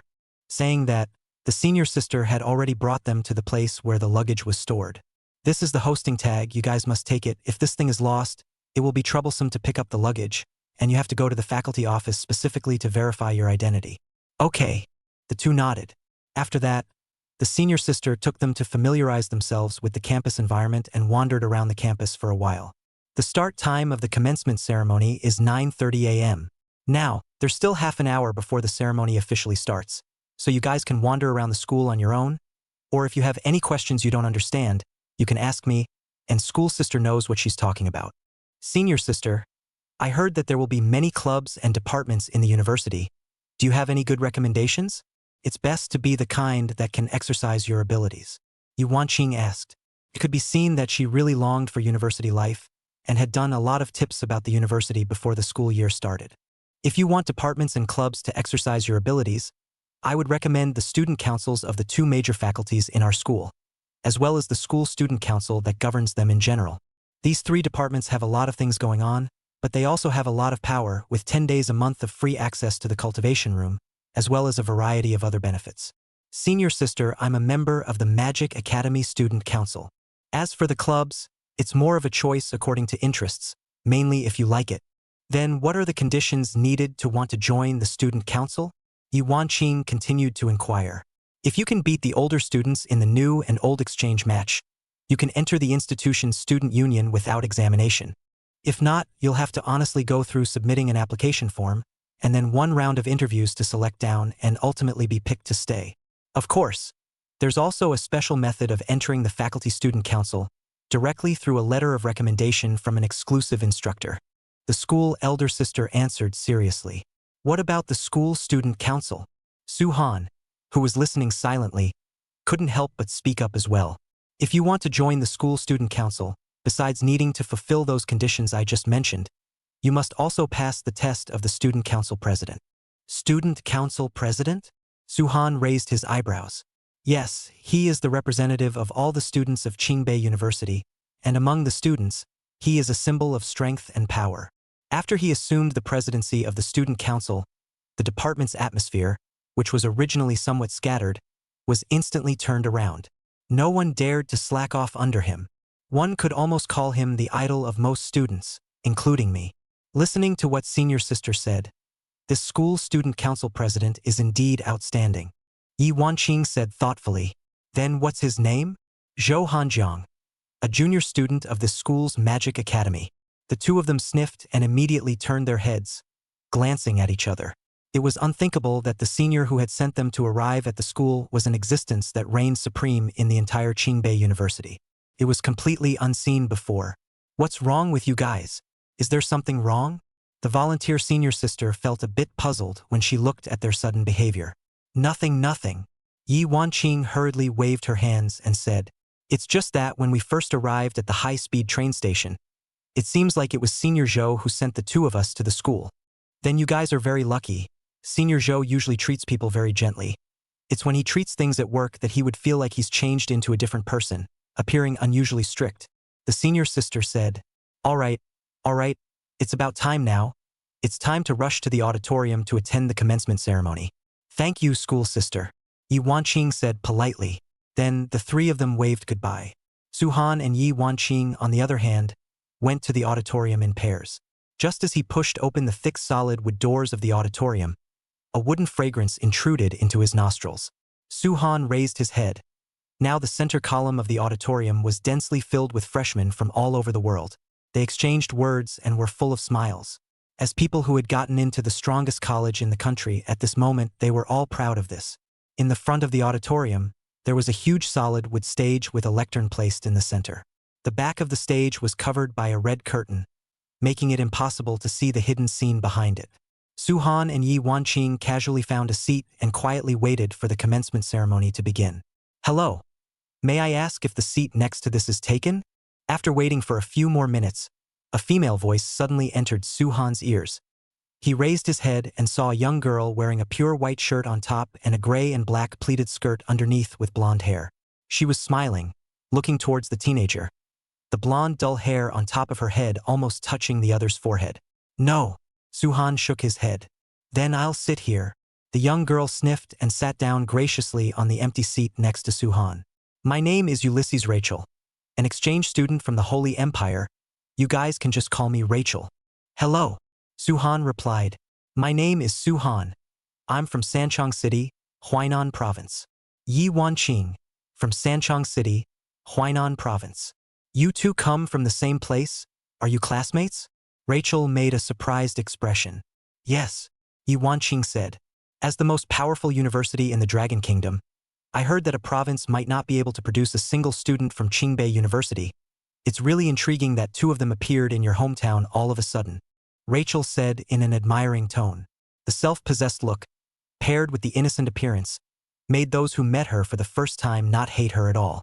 "Compared to our hometown, the Holy Empire is the one that makes people feel amazing.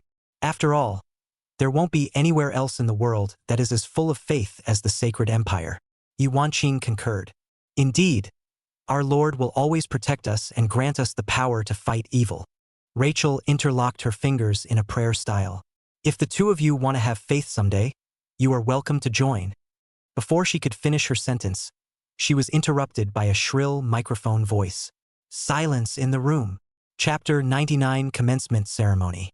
The thick and loud voice, through the microphone on the stage, spread throughout the entire auditorium. The venue, which was still noisy, instantly quieted down. Rachel also didn't dare to be reckless, and before she finished her words, she closed her mouth and obediently turned her head.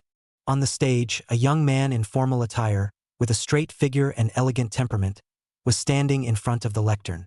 With only 4 words, he made this group of heavenly pride under the stage obediently stop talking. This person was none other than Zhou Hanjiang, the president of the school's student council who had sent Suhan and the two of them to the school. At this time, he had already changed out of his volunteer's clothing and changed into a suit, serving as the host of the ceremony and maintaining the order of the venue. The students present were all the pride of the sky from all over the world, but no one dared to be arrogant, because they knew deep down that this was Qingbei University, a place where geniuses gathered. In this environment surrounded by geniuses, the person who could still stand out and be chosen as the presiding officer of the freshmen's opening ceremony must be much stronger than them.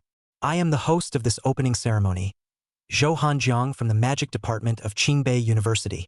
Below I announce that the 158th commencement ceremony of Qingbei University officially begins. The following is the first item of the ceremony, the president's speech." After Zhou Hanjiang finished speaking, from behind the red curtain, an old man dressed in a black suit with a white head flower slowly walked out. From the name tag on his chest, one could tell his identity. This person was none other than the president of Qingbei University, the esteemed saint-level powerhouse, Huaqing. He walked to the front of the lectern, and Zhou Hanjiang consciously made way for the old principal. "Good morning, fellow students." Huaqing spoke in a small voice, but it was exceptionally clear, and every word penetrated the heart. He swept his eyes over one after another of the attentive students sitting on the stage, looking at the way they were confined to their seats sitting upright, but their eyes were unusually hot. A small smile appeared on his age-filled face. Eventually, he saw Suhan in the crowd, and after his eyes lingered for 2 or 3 seconds, he withdrew his gaze and continued. "This year is already my 30th year as the president of Qingbei University. Ever since becoming this president, I have asked to come to the opening ceremony of the new students every year. At first it was because I had just become the president and needed to fulfill my responsibilities. But then as I attended, I slowly fell in love with this event. I feel happy from the bottom of my heart when I look at you, who have just enrolled in school, with vigor. I am sure that you, who have just enrolled in school, are full of anticipation for the rest of your college life and want to let go and have a great time. You, who are called the golden generation by our teachers, have given birth to dozens of geniuses that the whole country is looking forward to even before you enroll in school. It has long since greatly exceeded the previous number. I would like to say here, please maintain this drive of yours. At Qingbei University, the only way to get what you want is to keep fighting. Originally, I even asked Han Jiang to prepare a big script for me, but once I saw you guys, I felt that the words on the speech all became pale. Hu Qing held up the A4 paper with the words printed on it and tore it into pieces as he threw it on the ground in a sprawling manner.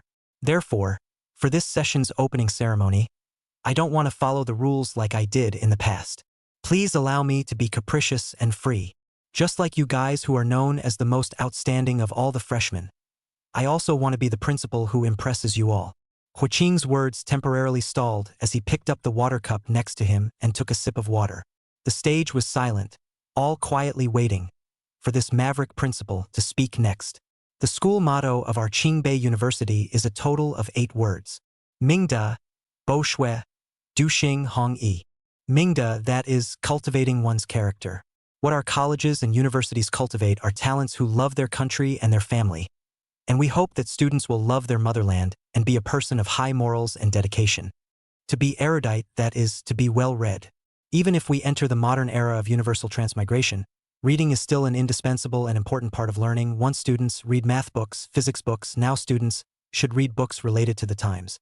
Whether you are writing about monsters or recounting the history of the times, it is good to read books that are beneficial to you, from which you can draw knowledge and experience.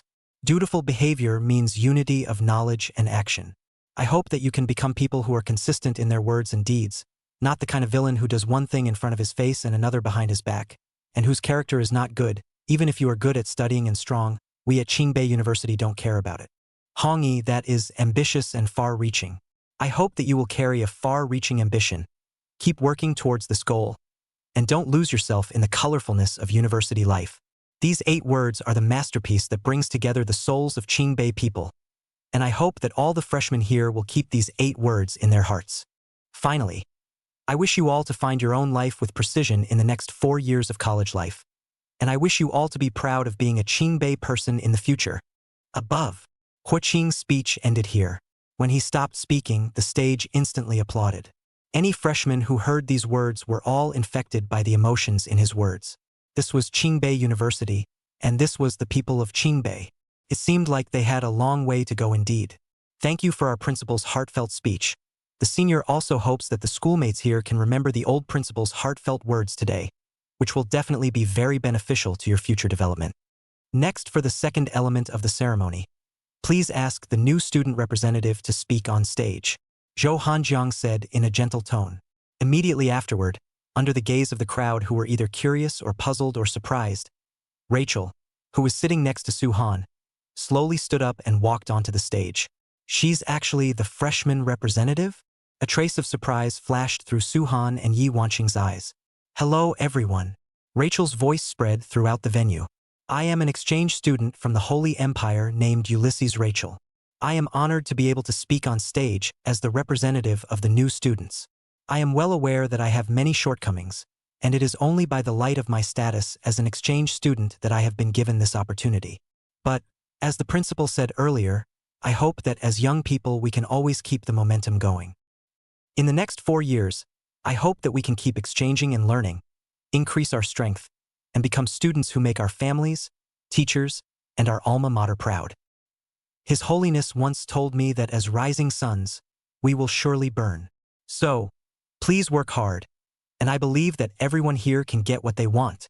This is the end of my speech. After saying that, Rachel went straight back to her seat. Only, as the representative of the new students, she inevitably received the attention of the others who were also new students, and even Su Han and Yi Wanqing, who were sitting beside her, endured many gazes of intertwined emotions. Chapter 100. new and old student exchange match. She's the representative of this year's freshman? On what basis? Can't it be that just by relying on the identity of a Holy Empire exchange student alone, she can sit on the throne of the number 1 freshman? Someone was unconvinced, secretly discussing with his companions in his seat. Don't talk nonsense if you don't understand. What the freshman representative needs to examine is not only strength, but also character. I heard from the volunteer senior who brought me to the school that only people with good character and academics are qualified to be the student representative of a grade. Then what makes her qualified? Not even a native of our Dragon Kingdom. Yet she's the representative of a new student at the top school in the Dragon Kingdom. It's probably to show the friendship between the two countries. After all, in a college like Qingbei, it's normal to involve a little bit of interaction between the two countries in addition to studying. The two students next to that foreigner looks like they are more familiar with her. I wonder what their relationship is? Isn't that Su-han, the top student of our Dragon country's current college entrance exam? I've seen news about him on the hot search. How come he's sitting with an exchange student? A large amount of whispering gradually made the originally quiet auditorium become noisy. Sorry for getting you guys involved. Rachel tilted her head and said to the two with an apologetic face. It's fine, it's fine. It's not like it's cannibalism, we don't care. Yi Wanqing replied in a friendly manner. Compared to us, you should be under more pressure, right? I'm okay too. If they have any dissenting views on the school's arrangement, just come to me. I've always come to the rescue, Rachel said confidently. Su-han sniffed and twisted his head to look at the young girl. The other party's confident words gave him a hint of interest. If it was because she was sufficiently confident in her own strength to say such words, then after that he might be able to find Rachel to spar with. All right, silence in the room. At this moment, Zhou Hanjiang's voice, through the microphone, traveled into the ears of everyone present. His tone was calm and gentle, but within it, there was a hidden strength that one could not defy. It made one's heart palpitate. Was this the strength of the all-school student president? Even without seeing him do it with their own eyes, the freshmen didn't dare to make a move, closing their mouths and returning to the state they were in when the ceremony had just begun. Because of the time constraints, the remaining few processes of our opening ceremony will be directly omitted. Now, please all students, follow me and move to the training ground. We are about to conduct the new and old student exchange match there. Zhou Hanjiang continued. The new students who received the instruction all followed him and left the auditorium together. Su-han and the others stood up and walked in the middle of the student line. Rachel had already naturally integrated into their small group. Talking and laughing along the way, they arrived at the designated place. A glance at the high-tech training venue, blue and white became the main color of the entire venue. Occupying an area at least the size of a standard soccer field, the building was 5 stories high, and each floor seemed to have a separate room for training. Only they didn't know how they would be able to use it for the time being. Welcome to the training grounds of Qingbei University, as awakened ones. I think this might become, in the 4 years of your study, one of the most frequent places you will come to besides the teaching building. The training arena has a total of 5 floors, each of which is divided into different training areas and functions that will help you work on your own strength very well. However, good things are usually not free. If you guys want to use the training grounds, you need to pay a certain amount of points, which are very precious as hard currency for survival in Qingbei University. Regarding the detailed introduction and use of points, after you are divided into classes, the counselors of each class will explain in detail. Here, I won't say much more. Zhou Hanjiang stood at the front of the group and introduced himself to the new students. He pointed his finger towards the ring located at the front, and across the ring stood several hundred people who didn't look like freshmen at first glance. They had cozy faces, and many of them were even whispering. When they saw the freshmen, they even waved at them. They are your opponents in this new old match, sophomores from the Combat Academy and Magic Academy respectively, totaling 1,500. You guys can pick any one of them and fight against each other. The process of the confrontation will be transmitted in real time through a live broadcast to the teachers and professors of each academy. And as long as you perform well and are seen by them, you will be able to receive their specialized guidance. And the freshmen who manage to win the confrontation match will also be able to obtain the right to pick their preferred mentor, as well as additional rewards in the form of points and elixirs. For this confrontation match, we have invited the senior professor of the Combat Academy, Mr. Li, as a referee, and he will also ensure that everyone's lives are not threatened. Below, I announce that the 158th new and old student exchange match of Qingbei University officially begins. Zhou Hanjiang waved his hand, and in the sophomore crowd, there was a boy wearing gloves who jumped directly onto the ring. I'm Li Tianhu, a sophomore from the Combat Academy. I don't know which student wants to be my opponent. He scanned the freshmen under the stage, stretched out his right hand, and hooked his finger towards them. The crowd looked at each other in disbelief. Although the person they were about to face in battle was an older student who had entered the university a year earlier than them. But from their eyes, they did not see the slightest bit of timidity, and more than anything else, they were rubbing their fists together and were eager to give it a try. I'll do it. It wasn't long before a freshman with a two-handed sword finally jumped up. Hello, senior. I'm this year's freshman, Dong Zimo from Magic City. Please teach me more. After getting into the ring, Dong Zimo's sword hilt was turned upwards and he bowed politely to Li Tianhu. Please teach me more. Li Tianhu clasped his fists. The first match of the new-old exchange match was about to begin. Compared to the relatively tense atmosphere on the freshman side, the sophomores were quite relaxed. Because of the public nature of the event, when the confrontation started, one after another, students who were using the training arena gathered over. They all wanted to know what kind of hustle and bustle they could watch in this year's rivalry match. It's Li Tianhu. I remember that guy seems to be ranked in the middle of the pack among the sophomores of the Combat Academy. It seems like this freshman is going to get beaten up. Some students who knew Li Tianhu cast pitiful glances at Dong Zimo. The gap between freshmen and sophomores was not normally large. It was because they had a whole extra year of cultivation. That was why even the ranked sophomores could easily deal with most of this group of freshmen. Battle point to point, I announced that the first match of the new and old student exchange match officially begins. Professor Li Lei's voice was loud and clear for everyone present to hear. He glanced at each of the two opposing sides before retreating to the bottom of the ring. The specialized live broadcast equipment then turned on, transmitting the students' performance in real time to the professors and teachers who were in every corner of the school. As soon as the words fell, the battle started immediately. Chapter 101. The freshmen who were taught a ruthless lesson. Senior, I'll strike first. The long sword in Dong Zimo's hand emitted a light blue glow as he rushed straight towards Li Tianhu at the other end of the ring. The movements are okay, just too slow. Li Tianhu stood in place, motionless. In his eyes, the opponent's movements were like slow motion. There was no threat to speak of. There wasn't even any value in moving his body to dodge. The light blue sword chi looked sharp, but it appeared to be strong on the outside. Li Tianhu clenched his fists and touched the backs of his fingers against each other, only to hear a crunching sound, and the orange chi covered the gloves. Swinging his fist, closing his hand. Dong Zimo, who was the first to attack, didn't even have time to swing his longsword before he was punched and sent flying out of the venue. Seeing this, Li Lei, who was standing outside the ring, stomped his legs and jumped into the sky, catching the already unconscious student. Then he gently placed him on the cold floor of the training hall. Hanjiang, go and contact the staff of the infirmary and ask them to send someone to send the injured student to the infirmary to recuperate. Okay. Zhou Hanjiang nodded and agreed. Li Lei got up and loudly announced the results to the audience present and the school professors and teachers who were watching the live broadcast. The match is over. Li Tianhu is victorious. Look guys, what am I saying? The new student didn't even last a single move before he was beaten unconscious.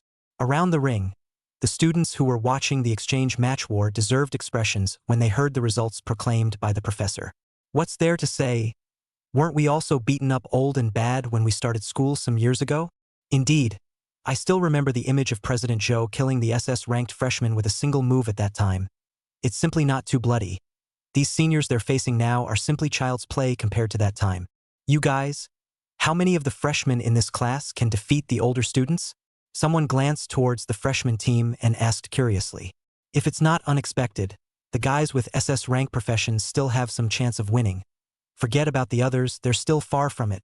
I remember that among the freshmen enrolled in this term, counting the exchange students, there should be 5 SS rank geniuses, and among them, there's also a top student who created a miracle in the college entrance exam. You're talking about Su Han. I've seen his news on the hot search before. His strength is indeed worth looking forward to. Then let's see just how capable this freshman known as the Golden Generation is. The audience discussed with great enthusiasm. They had all heard about the spectacle of the current college entrance exam. How could this not make people look forward to the freshman's performance? The match continued. Suhan stood in the student ranks with a calm expression, watching as one after another freshman from the same year as him lost. Now that the exchange match had been played, almost more than a third of the matches had been played, but there still weren't any freshmen that were able to gain a single victory from the hands of the older students. Most of them couldn't last more than 10 rounds. From this, it could be seen that the gap between the new and old students was indeed large to the naked eye. However, he wouldn't be worried because of this. Through information probing, he obtained accurate data. The group of sophomores on the opposite side were basically all around level 32, while the levels of the new students were generally in the range of 25-28. There were only a very small number of people that could break through level 30 and reach a new level. When they faced the sophomores' older siblings, they could not necessarily take the victory. Therefore, as a whole, the fiasco of the freshmen was already a nail in the coffin. However, amongst the freshmen, Suhan could be considered a complete anomaly. Possessing abilities comparable to those of a 40-plus level high-level awakened person, it could be said that it was a breeze for him to get a victory in the duel. There was no difficulty at all. Suhan, I'll go on first. It was Yi Wanqing's turn for the duel, and her opponent, a sophomore sister from the combat academy with an occupation of S-rank long-range output department. The reason why she chose her opponent was because she wanted to utilize the disadvantage of the relatively weak close-up ability of long-range output to fight a physical battle with her. In Yi Wanqing's opinion, as long as she could get close, this battle had a chance of winning. Cheer up, Rachel encouraged. Remember, winning or losing the battle is not the key. As long as you can show your potential to the professors of the school, it will be considered a success. Suhan also spoke out and reminded, I understand. Yi Wanqing nodded her head and stood on the ring. Senior sister, please teach me more. Please teach me more. The sophomore schoolmate on the opposite side drew out the wooden bow with a faint white light attached from behind her back, aimed at Yi Wanqing and pulled it full with force. A white arrow of light hitched on top of the wooden bow out of thin air. With a swoosh sound, the arrow broke through the air. It shot straight towards the enemy standing at the edge of the ring. Yi Wanqing did not dare to be careless, and her white tiger battle chi was immediately unleashed. The cells in her entire body, as if they were activated, her four-dimensional attributes were boosted by the skill. With a gentle leap, she jumped up into the sky and managed to dodge the attack of her schoolmate. However, the arrow that skimmed across her skin was like it was equipped with navigation and positioning, and after being dodged over, it automatically reversed its arrow and rushed back towards Yi Wanqing, who had already jumped up into the sky and was unable to make another move. At the same time, the opposite schoolmate once again opened her bow and shot a second glowing arrow from the front. With the front and back attack and being unable to act on their own, coupled with the disparity in rank, the spectators watching the duel had almost all defaulted to the fact that this duel was over. As a freshman, Yi Wanqing was absolutely unable to land successfully in the middle of the siege. Just as they were shaking their heads and preparing to proceed to watch the next match, something unexpected happened, only to see a deafening tiger whistle emanating from Yi Wanqing's mouth. Circle after circle of sound waves, from small to large, stacked up in an orderly manner, rushing towards the floor of the ring, sending out multiple attacks from top to bottom. It smashed the floor of the ring, smashing out a layer of staggered craters. As for herself, she borrowed the vibrations of the sound waves and all of a sudden rushed another 3 or 4 meters towards the sky, successfully dodging this certain loss. The two arrows of light from the senior sister, on the other hand, crashed together in these few short seconds because they couldn't turn in time. A flash of light accompanied by a not-so-small amount of dust, and the arrows exploded and disappeared. This schoolgirl's battle sense can be, to think of using this way of displacement. Quite a few viewers, seeing the combat method Yi Wanqing used, their eyes instantly lit up. The professors who were watching the duel in the live broadcast room, of course, did the same. After watching for so long, it's finally a bit interesting. Although in terms of hard power, Yi Wanqing was definitely inferior to her sophomore sister. Her ability to improvise in battle and whether or not she could utilize the characteristics of her profession were all things they valued. The professors and teachers were looking forward to how many more surprises the student in the screen could bring them. Nice dodge. Under the stage, Suhan saw Yi Wanqing's performance and cheered for her with relief. Rachel, who was standing at the side, also waved her hands gleefully. Chapter 102 Seconds to Kill Sophomore Seniors. Yi Wanqing managed to land on the ground by the inertia of her body, raising a cloud of dust that obscured the crowd's vision. Without waiting for the dust to dissipate, the schoolteacher once again drew her bow and fired the light arrow once more when she couldn't really see it. Light arrow triple shot. As the 3 arrows containing powerful force rushed straight towards the dust, the wind brought up by the firing of the arrows magically blew away the smoke. Yi Wanqing's figure was revealed once again. Her face bore the bloodstain of being scratched by the arrow. To be honest, she really didn't expect that even after covering her tracks with dust, the senior sister in front of her was still able to attack herself with an arrow. If it wasn't for her timely reaction and swinging her fist with all her might, smashing the light arrow, she was afraid that she would already be lying on the ground right now. I admit that you do have a couple of skills, school sister, but if you want to defeat me, you'll have to suffer a bit more before you can do so. The senior sister acknowledged Yi Wanqing's strength, but as an old man who had enrolled a year earlier than the new students, this strength was still not enough in her eyes. Once again, she drew her wooden bow, not giving the enemy the slightest chance to catch their breath. Seeing this, Yi Wanqing recklessly rushed towards her schoolmate as the arrows converged. This was the only chance. If she let her senior sister successfully coalesce the arrows, there was absolutely no way she could win this duel. White Tiger Divine Fist. All of her energy was focused on her limbs, and Yi Wanqing's speed increased once again as she swiftly approached the school sister at the other end of the ring. The white chi on the gloves kept churning, burning like white flames. Light Yagami 10 consecutive shots.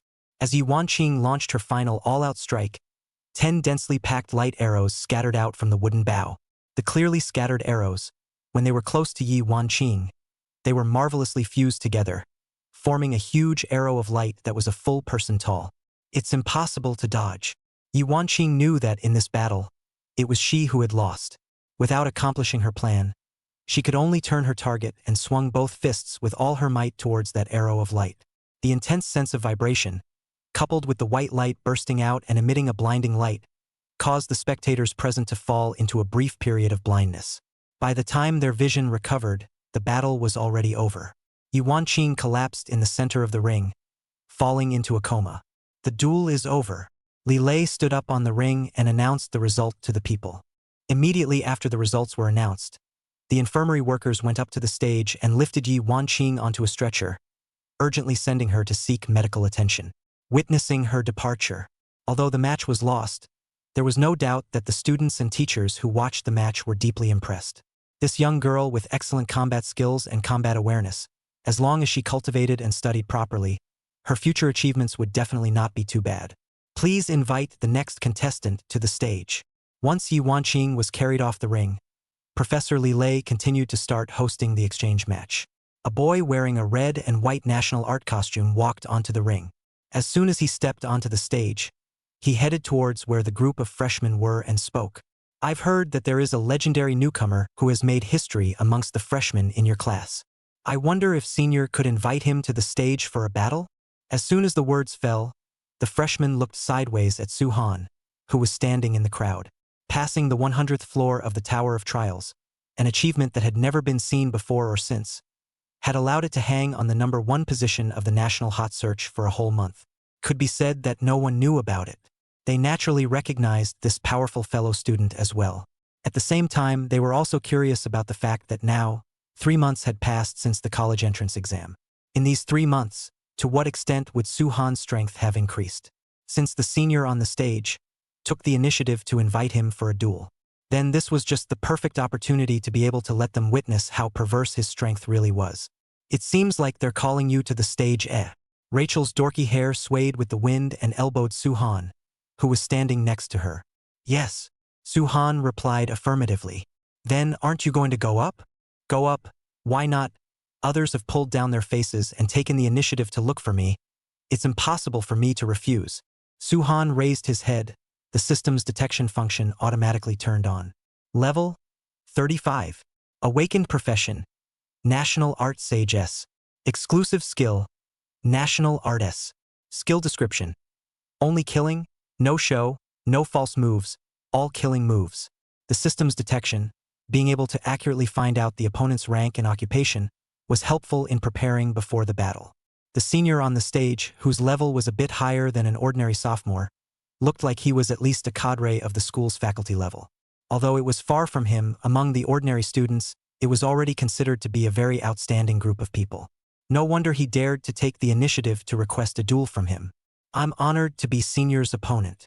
After confirming his opponent's information, Suhan walked out from the crowd. He walked up to the ring and said politely, I hope that you will do your best during the bout, so that I can see how strong the guy who broke old Mr. Long's record really is. The senior's tone was very serious. As you wish, Suhan replied. By Jiayu, from the Combat Academy, currently a cadre of the Academy's martial arts club, please teach me more. Suhan, freshman, please teach me more. The two made a short self-introduction to each other. Then each came to the two ends of the ring. The match officially begins. With a command, both accelerated at the same time and violently rushed towards each other. Suhan didn't hold back. His fist wrapped in sacred flames smashed straight towards Bai Jiayu. The berserk power was enough to destroy this duel. Seeing this, Bai Jiayu did not dare to be careless. The palms of his hands were facing each other up and down, making a Tai Chi starting stance, and the black and white iconic yin and yang diagrams appeared. Suhan felt a strong suction force, trying to cancel out the power contained in his fist. Unfortunately, in front of absolute power, skill appeared worthless. His fist directly broke through the other party's defense and blasted his fist onto his opponent's right cheek. After receiving the attack, Bai Jiayu directly flew out before landing heavily on the ground. By the time the crowd could see him clearly, the person had already rolled his eyes and fainted. The training ground fell into an eerie silence. Everyone did not expect that Suhan's strength was so terrifying that even Bai Jiayu, who was an academy-level cadre, was not a match for him. The match is over. In the end, it was Li Lei, who was a professor, who was the first to react and pronounce the result of the match. As soon as he finished speaking, the medical staff came back to their senses and hurriedly carried the injured Bai Jiayu back to the infirmary. Awesome! Suhan, great job! Worthy of being the man who made history. His strength is really strong. After Bai Jiayu was carried away, a sudden burst of cheers erupted in the group of freshmen. Chapter 103, The Holy Empire Civil War, winning 2 games in a row. I've been alive for 18 years, and I haven't felt as good as I do now, the freshmen exclaimed. They had already played more than 500 matches before, and none of them had been cleaned up by the opposite senior students. Although most of the older sophomore students were still polite, but even so, there were still so many students who had been beaten up and carried into the infirmary. This made them, who prided themselves on being the proud sons of heaven, feel very frustrated. The original full confidence was also gradually worn down to very little left in one duel defeat after another. However, at this time, Suhan appeared out of nowhere. Not only did he confidently accept the invitation to the duel, but he also used his absolute strength to knock over the senior who was beyond their reach with a single punch. Up to this point, the emotions that were suppressed to the point of suffocation found a cathartic point, and like a dam opening the floodgates and releasing water, it instantly gushed out, which caused the current sudden outburst. But it's only one win, I don't know what kind of stuff is being arrogant.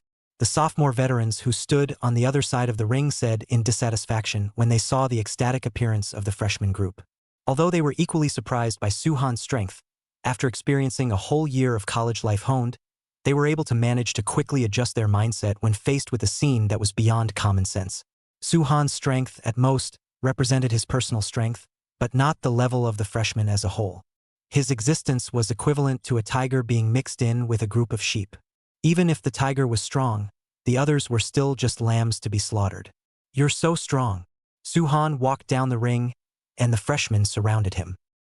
He came to Rachel's side with difficulty, and the other party looked at himself with an expression of adoration. You can do it too if you work hard. Suhan spoke out.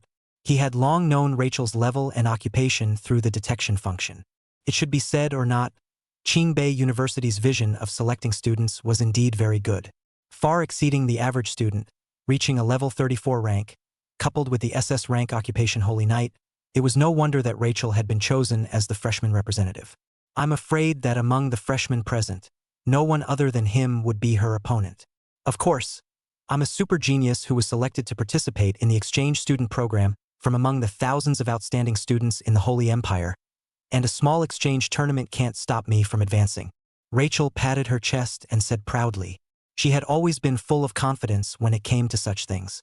Of course, it all had to be attributed to the strong strength she herself possessed. The next match continued. After being affected by the high emotions of the freshmen, the sophomores all began to scramble to walk onto the ring. After all, they were young men with strong self-esteem. They didn't want to lose to the first-timers, so they made sure to douse the arrogance of these guys on the other side afterward. In the end, a girl was given the opportunity to go on stage. A bunch of freshmen who are nothing. Let me teach you how to respect your senior siblings. Who dares to fight me? The freshman looked at the senior sister wearing heavy armor and holding a hammer, and after receiving the encouragement of Suhan's victory, their previously extinguished fires showed signs of rekindling. Many of them rubbed their fists and were eager to try. Should you go? Through probing, Suhan learned that the schoolmate in the ring was an S-rank Divine Heresy Inquisitor, and Rachel, who was a Divine Knight, just happened to be from the same system. Using her as an opponent for the exchange match should be considered a more suitable candidate. Exactly. Rachel nodded and took the lead by jumping into the ring. Hello, senior sister. I'm an exchange student from the Holy Empire named Rachel. You're from the Holy Empire? In the ring, the schoolteacher pointed her hammer at the young girl in front of her with a slight surprise in her tone. As it happens, I am also an exchange student from the Holy Empire. Let me see what you are capable of as my junior. Definitely won't let senior sister down. On Rachel's body, a set of silver white knight's armor appeared out of thin air, and on both shoulder armor, a red cross pattern was printed. That was the symbol of the church in power of the Holy Empire, the Holy Spirit Church. On top of that, a silver knight's sword was clutched in her hand, faintly emitting a golden-colored divine light. The match begins. With a wave of Professor Lilei's hand, this battle between exchange students belonging to the Holy Spirit Empire officially started. After seeing the other party's symbol belonging to the Holy Spirit cult, a hint of surprise flashed in her eyes, and then she decided not to hold back any longer, and went all out right from the start. This was because in their Holy Empire, the children who were able to enter the Holy God cult were all existences that had been blessed by the gods since childhood and had unlimited potential. In the face of these people, even if she belonged to the middle to high-class origin in the Holy Empire, compared to them, there was still a considerable gap. The habit she had developed since childhood, coupled with her own purpose of wanting to teach her younger siblings a lesson, caused her to subconsciously swing her hammer with all her might. On the one-man high hammer, there was a golden-colored divine power attached to it, which was pure power of faith. Schoolmate's power of faith, it's pretty good. Seeing this, Rachel did not panic and raised her long sword high. A golden-colored light that was even more dazzling than on the hammer flashed and gathered above the long sword. It was as if the audience saw a blindfolded six-winged angel with folded hands appear behind Rachel's back. You! Seeing the angel, the schoolmate who launched the attack froze. That was clearly one of the three most powerful angels under the Lord God that the people of the Holy Empire believed in. It was unthinkable that the other party, at such a young age, would be able to obtain the shelter of the highest-ranked angel. Could this be the difference in origin? She was not willing to do so. This was Qingbei University, and she was a student who had already been practicing in the academy for a year. Even if the guy on the opposite side was favored by the gods, she always believed that her own power was definitely stronger than the other side. In the name of the gods, I hereby judge you. The hammer and the long sword collided, rubbing out the slightest of blinding sparks. From the perspective of power, the two were hard to distinguish between them. Since this was the case, the odds were that they would need to rely on their own divine power in order to separate the winners from the losers. At this point, it was obvious that Rachel, who was blessed by an angel, was superior. Her divine power was even more pure and contained even more power than that of her senior sister, who was from the middle and high civic classes. After 3 minutes of the two forces of the same origin facing each other, the power of faith on the hammer gradually weakened and had a feeling of being on the verge of collapse. On the contrary, Rachel's power was like it had absorbed the enemy's faith, and its light became even more dazzling. The superb divine power that erupted from the long sword transformed into sword chi and swung at the schoolmate. Together with the hammer, the schoolmate's entire body flew directly backwards and landed outside the ring. The victory had been decided. This was a victory that belonged to the more noble side. After this match, the freshman team won 2 matches in a row, and their unstoppable momentum was further strengthened. On the other hand, on the side of the older students, they were basically all gloomy. In the face of successive defeats, they felt that their dignity as seniors had been challenged. Chapter 104. The Atmosphere of Tensions. How was it? I did well, didn't I? Rachel returned to Suhan's side, proudly inviting credit. Not bad. Suhan clapped his hands and praised with a smile. Although Rachel's victory was within his expectations, her second victory as a freshman group almost ignited the atmosphere in the arena. The spectators watching the match began to look forward to their performance more and more. The group of sophomore veterans, on the other hand, all grimaced and held their breath, wanting to take care of this group of complacent freshmen. The atmosphere of saber rattling spread between the two sides, as if one could smell the pungent odor of gunpowder from the air. Should we say it's worthy of being the golden generation? The previous new and old student exchange match was basically a personal show for sophomores to vent their emotions, and most of the freshmen were only crushed in the ring. But this year, there were 2 consecutive matches in which the old students did not win, which is really rare. The other students who acted as spectators started a heated discussion around them. Suhan is fine, after all. He is a legendary high school student who broke the myth, but I didn't expect that even the Holy Empire exchange students are so strong this time. I don't know when the 3 other SS grade new students will take the stage. I can't wait to see them against the older students. Rachel's victory completely turned back the somewhat negative state among the freshmen. They felt that since someone could really win over the older students, why couldn't the next person be themselves? Thus, between the old and the new, the positions of the challenger and the challenged were suddenly swapped. Up to this point, the offense and defense changed shape. Some freshmen actually took the initiative to walk up to the ring. This behavior, which was tantamount to a face-riding provocation to the sophomores, instantly caused the ranks of the older students to explode. A senior accepted the challenge. He angrily punched the hyperactive freshman so hard that he refused to stop until he had beaten the person into unconsciousness. Listen up, you guys. After the battle ended, that senior wiped the beads of sweat on his head slightly and said angrily, "Being individually strong doesn't mean that your overall strength is strong. Excluding the very few individuals, you're still a bunch of weak, stupid pigs that can only be slaughtered by others." What did you say? The radical remarks immediately ignited a powder keg, and the freshman pointed at the nose of the senior on the stage and started cursing rude profanities. "Put that Angie bull. Later on your grandpa, I'll show you what I'm made of. Entering the school a year earlier than us, yet you were killed by a single punch.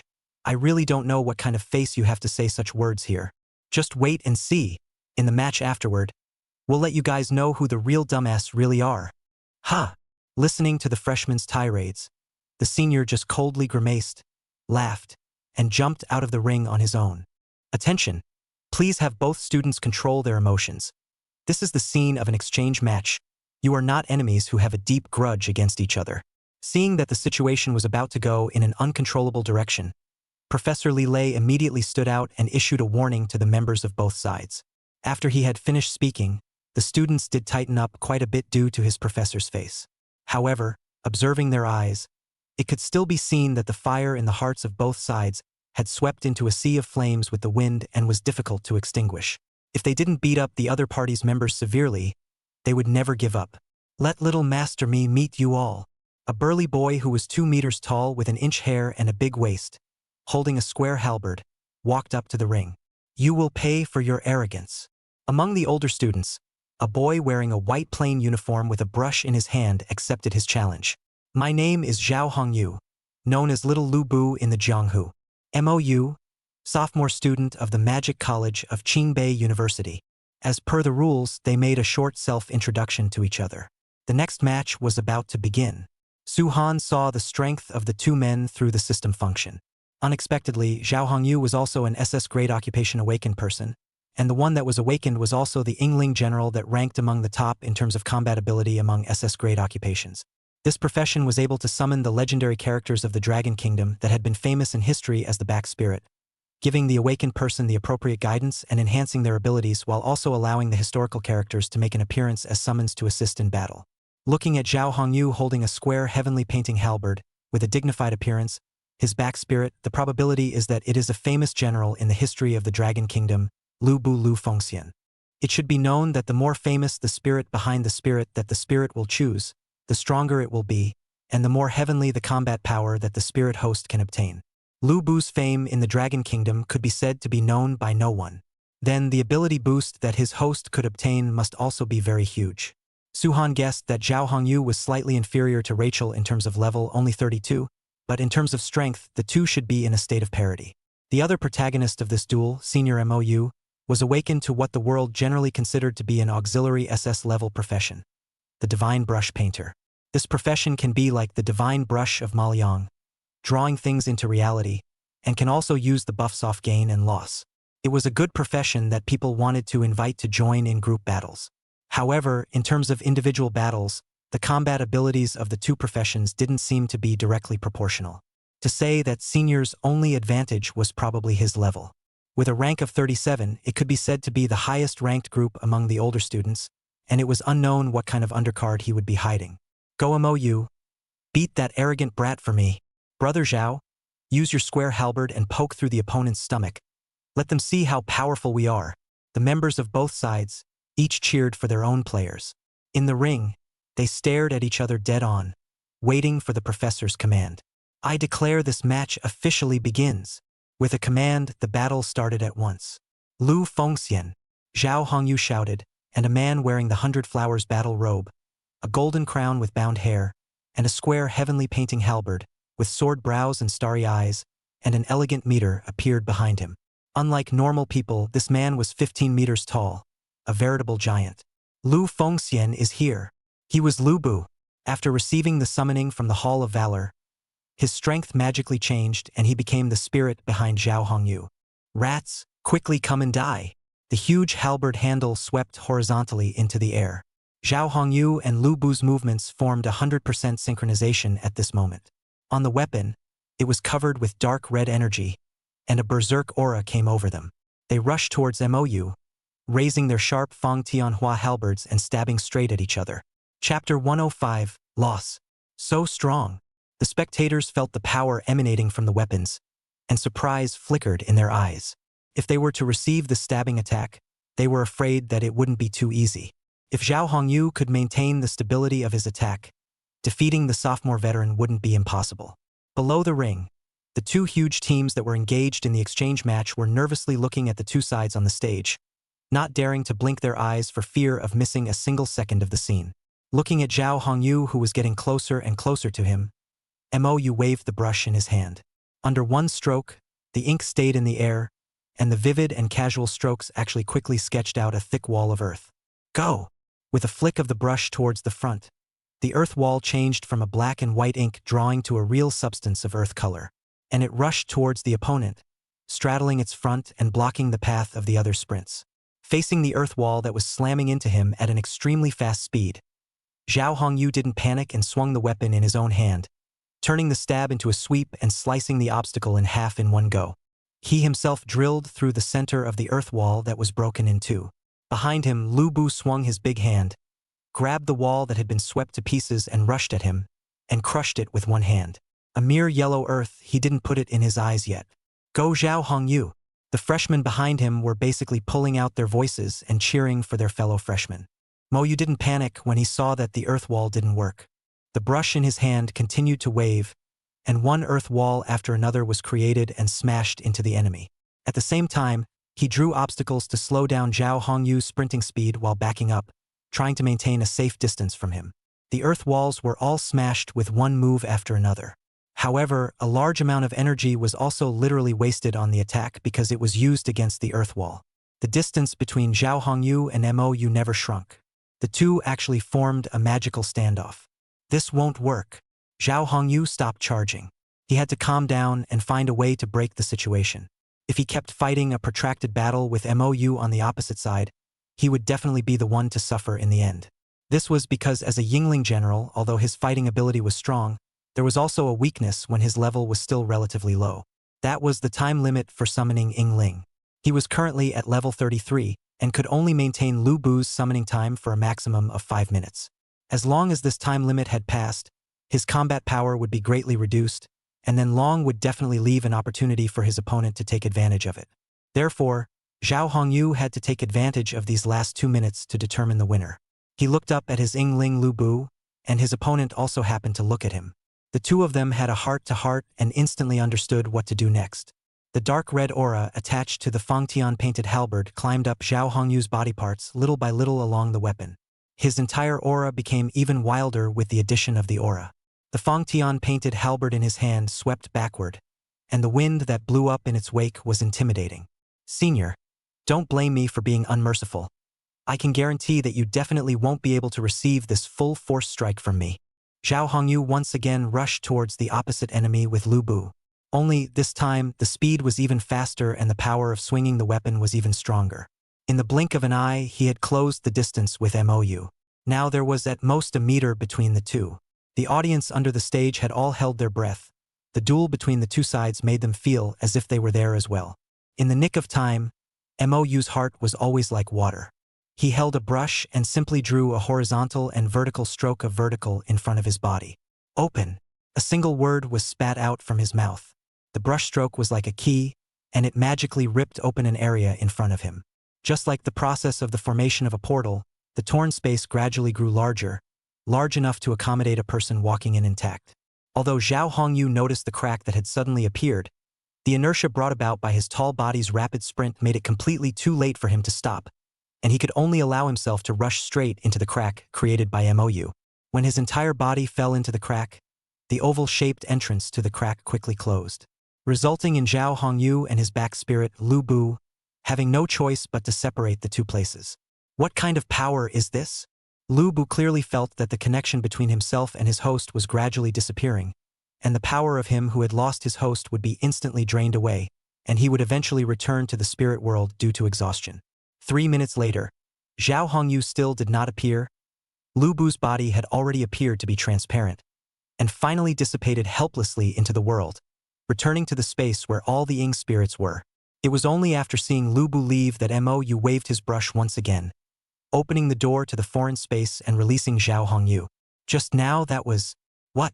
Zhao Hongyu, who had escaped the foreign space, landed on all fours, sprawled on the ground in shock, gasping for air. He had just entered the foreign space when his senses with Lu Bu were suddenly cut off. The power contained in himself had also instantly disappeared for the most part.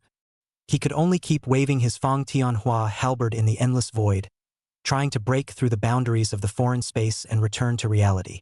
But in the end, even though he was already exhausted, it didn't help at all. It wasn't until the other party took the initiative to release himself that he was able to get out of his misery. But even then, he was already powerless to fight anymore. Senior, let me kindly give you a piece of advice. With the victory and defeat already decided, Mou walked up to Zhao Hongyu and calmly looked at him, saying, "The power that you possess is indeed very powerful, but as a Yingling general, your weakness is also very obvious. Just like just now, as long as I sever the link between you and the Yingling, your combat power will be greatly reduced. Even I, who is more on the side of assistance, can easily take you down. Therefore, when facing different types of enemies, the first thing to do is to analyze the characteristics of the enemy and specialize your battle treatment according to the different types of enemies, rather than rushing around in a headlong rush. At this point, you're still far from it." Hearing what Mou said, Zhao Hongyu fell silent. As the loser, he had no way to refute the other party's point. He could only stand up with difficulty, lower his head, and reply while making a bow. "I've benefited a lot. I was the one who was taught today. But I always firmly believe that a single force can break all laws. It's just that my current strength hasn't improved to that point yet. Persistence is indeed also a rare quality." Mou no longer said anything more. As the conversation between the two ended, this duel also officially came to an end. Mou accepted the cheers of the older students and returned to the team, while Zhao Hongyu, on the other hand, did not say a word the entire time. "You've done a great job. It's undeniable that this was a wonderful duel." Among the freshmen, someone stood out and patted him on the shoulder, comforting him. Where there was one, there was two. More people stood out and spoke words of encouragement to Zhao Hongyu. Obviously, his loss didn't make the team of freshmen, who had regained their confidence, fall into decadence once again. They believed that as long as they worked hard to show themselves, they would definitely be able to reap what they wanted. Chapter 106. The Golden Generation. The loss of a match could only be considered an interlude at best. And next, the new-old exchange match still continued. After Zhao Hongyu, more people stepped into the ring. They were all full of confidence, and although in terms of fighting strength, they might indeed be inferior to the sophomore siblings who had already been in school for a year, but the more frustrated they were, the more courageous they were. The indomitable spirit was something that the freshmen before them had never had before. This made the audience present, and the teachers and professors watching the live broadcast, all couldn't help but nod frequently, praising their will. Truly worthy of being called the new students of the Golden Generation. Even in the face of 1,000 failures, they still don't abandon or give up. It's truly admirable. Within the audience, some students sighed heartily in the face of such a performance from them. Yes, but to say why they were able to have such a resilient will, I'm afraid it still has to start with Suhan, the most perverted genius ever. If it wasn't for the famous scene of his one-punch victory, even if there was someone like Rachel in this group of freshmen who was able to take the victory, they definitely wouldn't be able to fetch such a terrifying effect. His one-punch effort almost ignited the entire freshman team, becoming the turning point of this year's new and old student exchange match. The spectators watched the match while fiercely discussing why the current unprecedented situation had occurred. In the end, they came to the conclusion that Suhan's personal charisma had infected the freshmen present. As the supreme genius who had broken the record of the college entrance examination, he himself was qualified to be the leader of the freshman group.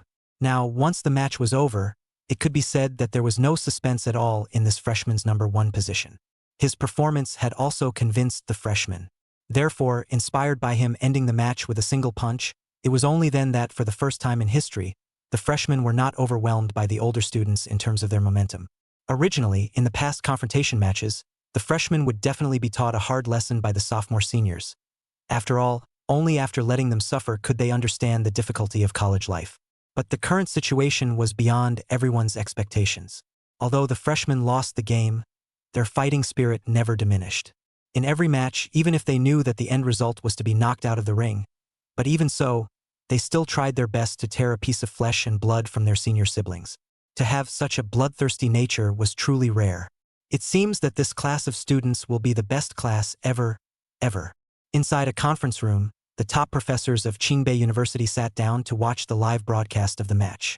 Kuqing sat on the main seat and smiled gratefully as he watched the children's performance. Especially when he saw the performance of the freshmen after Zhao Hongyu's defeat, he couldn't help but speak out. Indeed, from them, I saw a bloodiness that most of the students in other grades did not possess, which is exactly the precious quality that today's society needs in order to resist the invasion of monsters in the abyss. A man with a full head of red hair, sunglasses, and a 7-foot-tall, imposing figure chimed in. He was the vice dean of Qingbei University's Combat Academy, a level 73 Zun-ranked powerhouse, Ho Guoyu. As soon as the words fell, the other professors nodded their heads. They all strongly agreed with Vice Dean Ho Guoyu's words. Then, after watching so many duels, does everyone have someone in mind that they want to recruit? Kuqing first looked around at all the professors in the conference room, then continued to ask. This? The professor sniffed. You looked at me, I looked at you, and then looked at the principal who had asked the question, all of them looking like they wanted to speak. I know what you guys are thinking. Kuqing tapped the conference table in front of him with his left index finger. Fellow student Suhan, all of you just stop thinking. I'll personally instruct him afterward. Good. Hearing this, the professors couldn't help but feel some loss in their eyes. After all, who wouldn't want to recruit an unrivaled genius from the same class, under their tutelage? Unfortunately, the principal had already opened his golden mouth, and as the school's management staff, they naturally couldn't go against the leader, and could only be forced to give up the opportunity to instruct Suhan one-on-one to Kuqing. But it didn't matter. In addition to professors in the university giving students individual lessons, there were also a variety of elective courses that students could choose from. At that time in the class, they would still have the opportunity to get on good terms with Suhan. Other than Suhan, does everyone have their eyes on anyone else? Kuqing continued to ask. That little girl who dodged an attack with a sound wave, I think it's okay and has cultivation value. A man with white hair, high spirits, and wearing a black suit said. He was an honorary professor of Qingbei University, a ruthless man who had donated a building to Qingbei University from one of the top 10 unions in the country, the guildmaster of the White Tiger Guild, Bai Luhao. And the reason why he wanted to spend money to become an honorary professor of Qingbei University was that apart from needing this resounding name to add to his resume, more importantly, it was to recruit outstanding talents for his guild in advance. Money could make the devil work. Because contacting and soliciting fresh students who were still studying in advance was something that violated the law under the country's regulations, many guildmasters of well-known guilds would use funding to buy their identities to legally reach out to good students and leave a good impression on them. That kid whose profession is Yingling General is also very good, powerful, with a little guidance.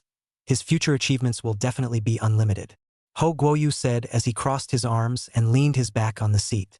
It just so happened that his own profession, the destructive power, was also particularly powerful, Using the experience of his predecessors to teach a newborn calf would not be a problem at all. The exchange student who came from the Holy Empire this time, let me guide him. A middle-aged woman with blonde hair wearing a knight's armor, then said. She was also a professor from the Sacred Empire, named Kalisha. Aside from these three people, other professors also began to gradually voice their opinions. Overall, the quality of the new students of the Golden Generation was exceptionally high, and they were all very satisfied with even those who appeared to be weak at a glance. It could be said to be a generation with truly unlimited potential. The live broadcast in the conference room was still continuing, indicating that the confrontation was still in progress. This time, the one representing the freshman was the capital genius who had been little known before, Shur. His performance on the college entrance examination was not as good as Suhan's, but it was still enough to make people feel amazing. The reason that finally prompted him to choose Qingbei University was that on the day of the college entrance exam, he watched Suhan's live broadcast. Since then, he had always wanted to compete with this person. After the college entrance examination was over, he entrusted his family's relations to get Suhan's volunteer application in advance. Then he followed him and enrolled in Qingbei University. Chapter 107 Surrender? Causing public anger. The battle between Shur and the sophomore veteran ended very quickly. As a veritable top scorer of the college entrance examination and an SS class professional awakened person, coupled with the fact that after the college entrance examination, he had broken through the barrier of rank with his family's strong assets, he was able to enhance his strength at an extremely fast pace. After the university started, Shur's level had already come to level 35, which belonged to a good rank among the sophomore veterans.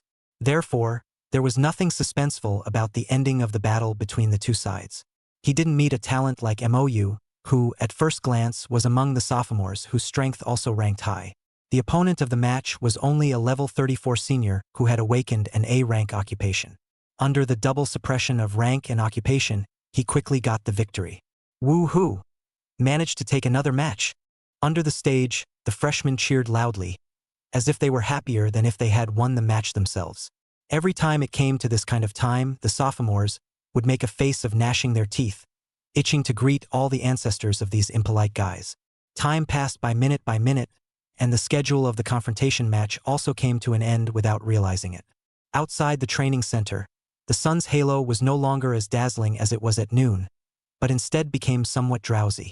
This indicated that the time for conducting the new and old exchange match had lasted from noon until the time when the sun was about to set.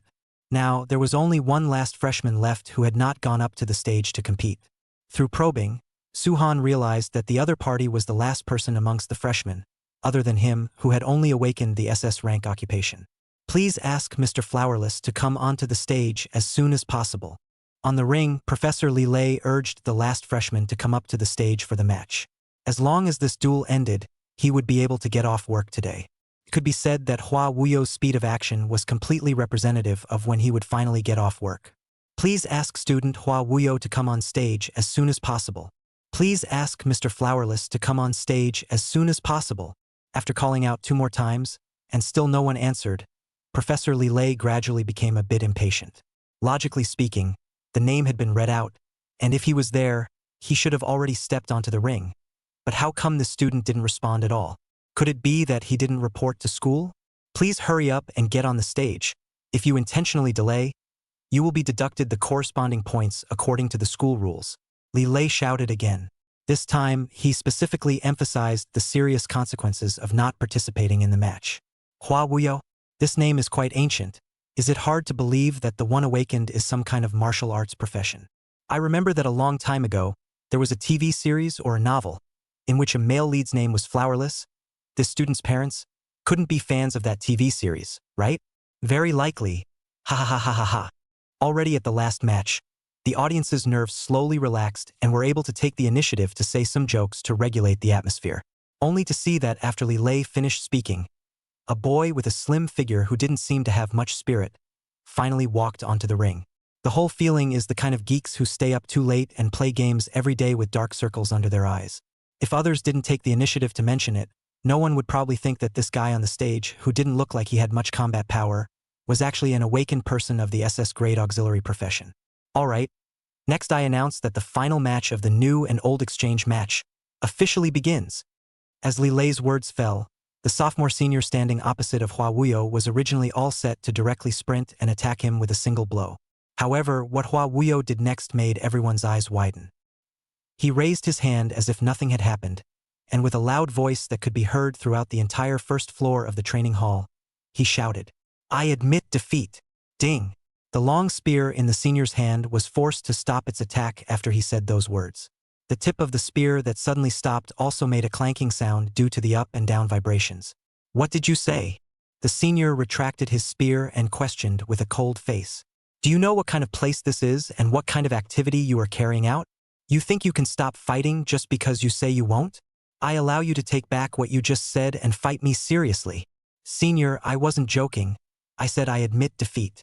Hua Wui lifted his eyes that were not half as bright as his eyes and said very seriously to Senior. After saying that, he jumped off the ring alone, leaving Senior alone in the wind. "What is it? What is it?" Hua Wui's behavior had confused all those present, including Professor Li Lei, who was acting as the referee. Obviously, the previous battles were all the kind of best effort rounds that were fought with all their might, punched to the bone, and left no trace of regret.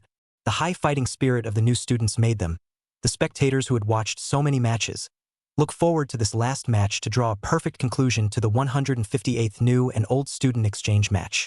However, Hua Wui's behavior was simply tainting the stage of the exchange match that had gradually developed up to this point, and could be completely said to be disrespectful to those students who had desperately tried to win before. Such behavior made them feel disappointed and at the same time very angry. How could there be this kind of person who said surrender? It was too unbelievable. And Flowerless? He's at least a chivalrous man in a TV series. The way he's acting, he's at most a salted fish with no dreams. No, he's not even a salted fish. I should say he's a maggot, a rotten and stinking dead maggot. Audience members who felt that Hua's behavior was rotten to the core came forward to accuse him. That's right, the other freshman worked so hard, but it turned out to be good for him. Not only did he go on stage and ask the professor to call his name a few times in a row, but after the match started, he even directly conceded and walked away. It's simply extremely irresponsible. Rotten person. The crowd was agitated. Hua Wui's behavior triggered the dissatisfaction of the spectators and the sophomore seniors. In the previous battle, although they felt a bit angry, it was still within a manageable range. After all, the freshmen were desperately trying to take the victory from them, and they were happy to spend some more effort and time to fight with this group of freshmen. But the act of Flowerless surrendering was undoubtedly extremely disrespectful to them, the older siblings. The odds were that anyone else would be furious. However, even if the crowd was already angry like this, the words spoken were basically hard to hear. The impact on Hua Wui himself, however, did not seem to be very great. He was still standing in the middle of the freshman line with a calm demeanor, ignoring the strange gazes of the bystanders, and closing his eyes and burying his head to rest. Interesting. Su-han, who knew the other party's true strength, paid special attention to Hua Wui. He saw the other party's calm demeanor and developed a hint of interest in him. Chapter 108. The end of the competition. I announced that the 158th new and old student exchange match officially ends.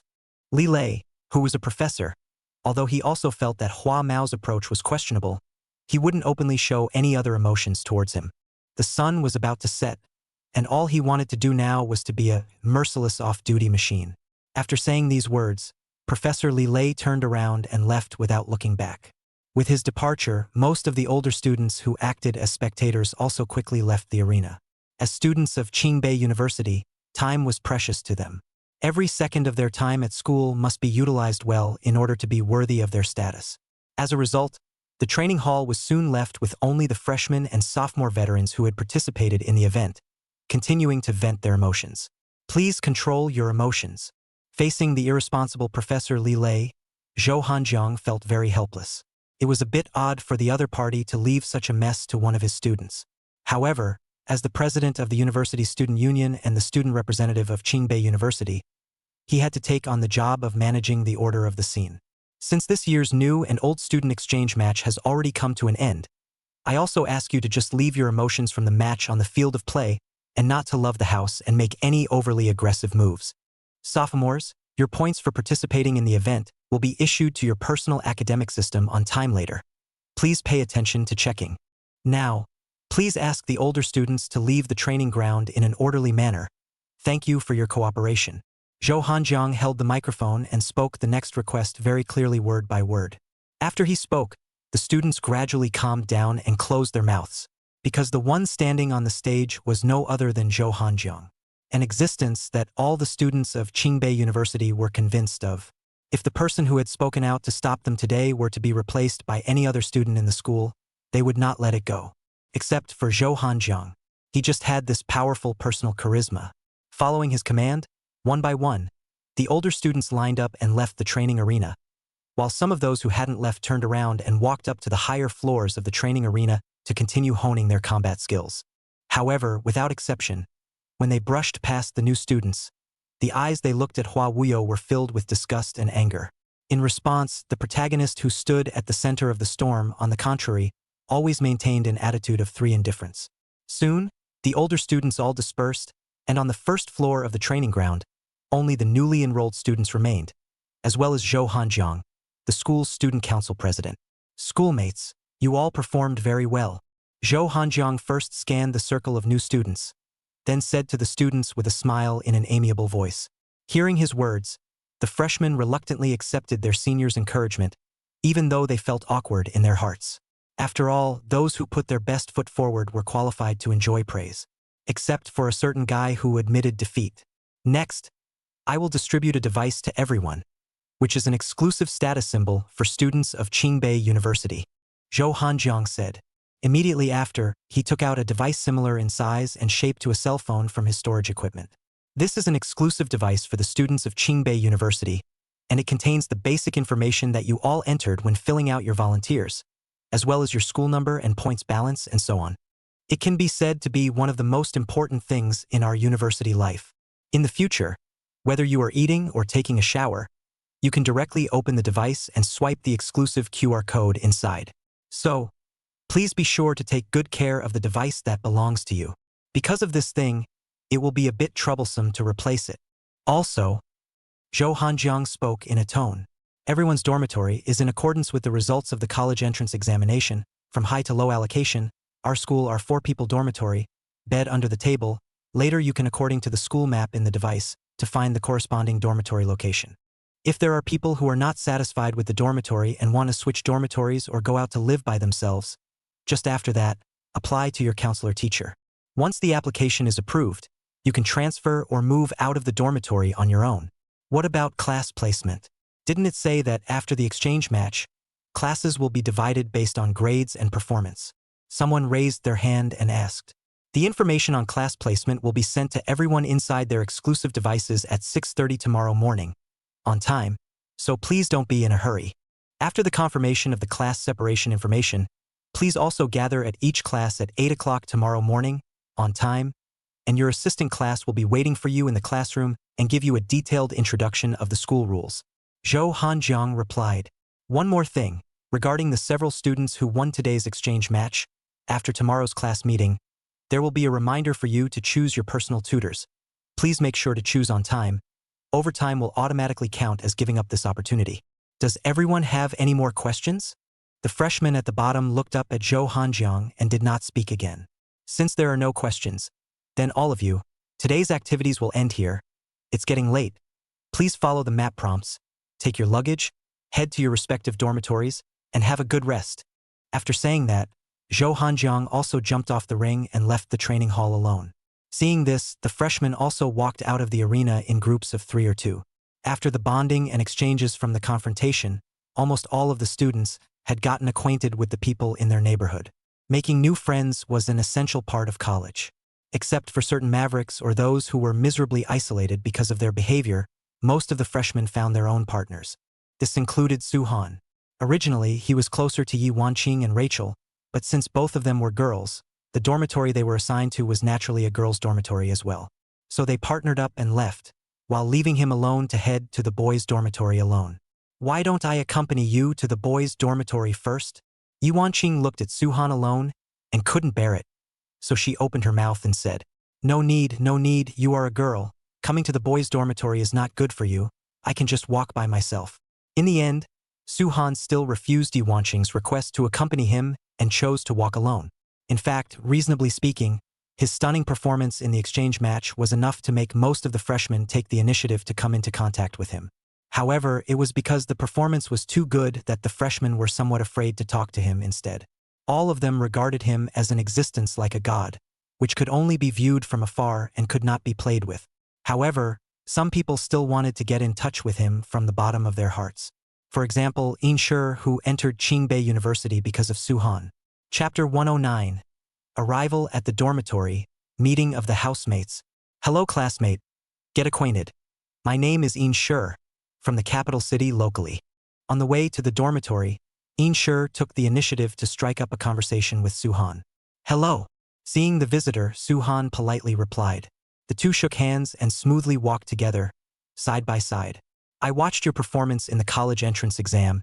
It was really amazing, and at the same time, it made my blood boil. Thank you for your praise. I think you're amazing too.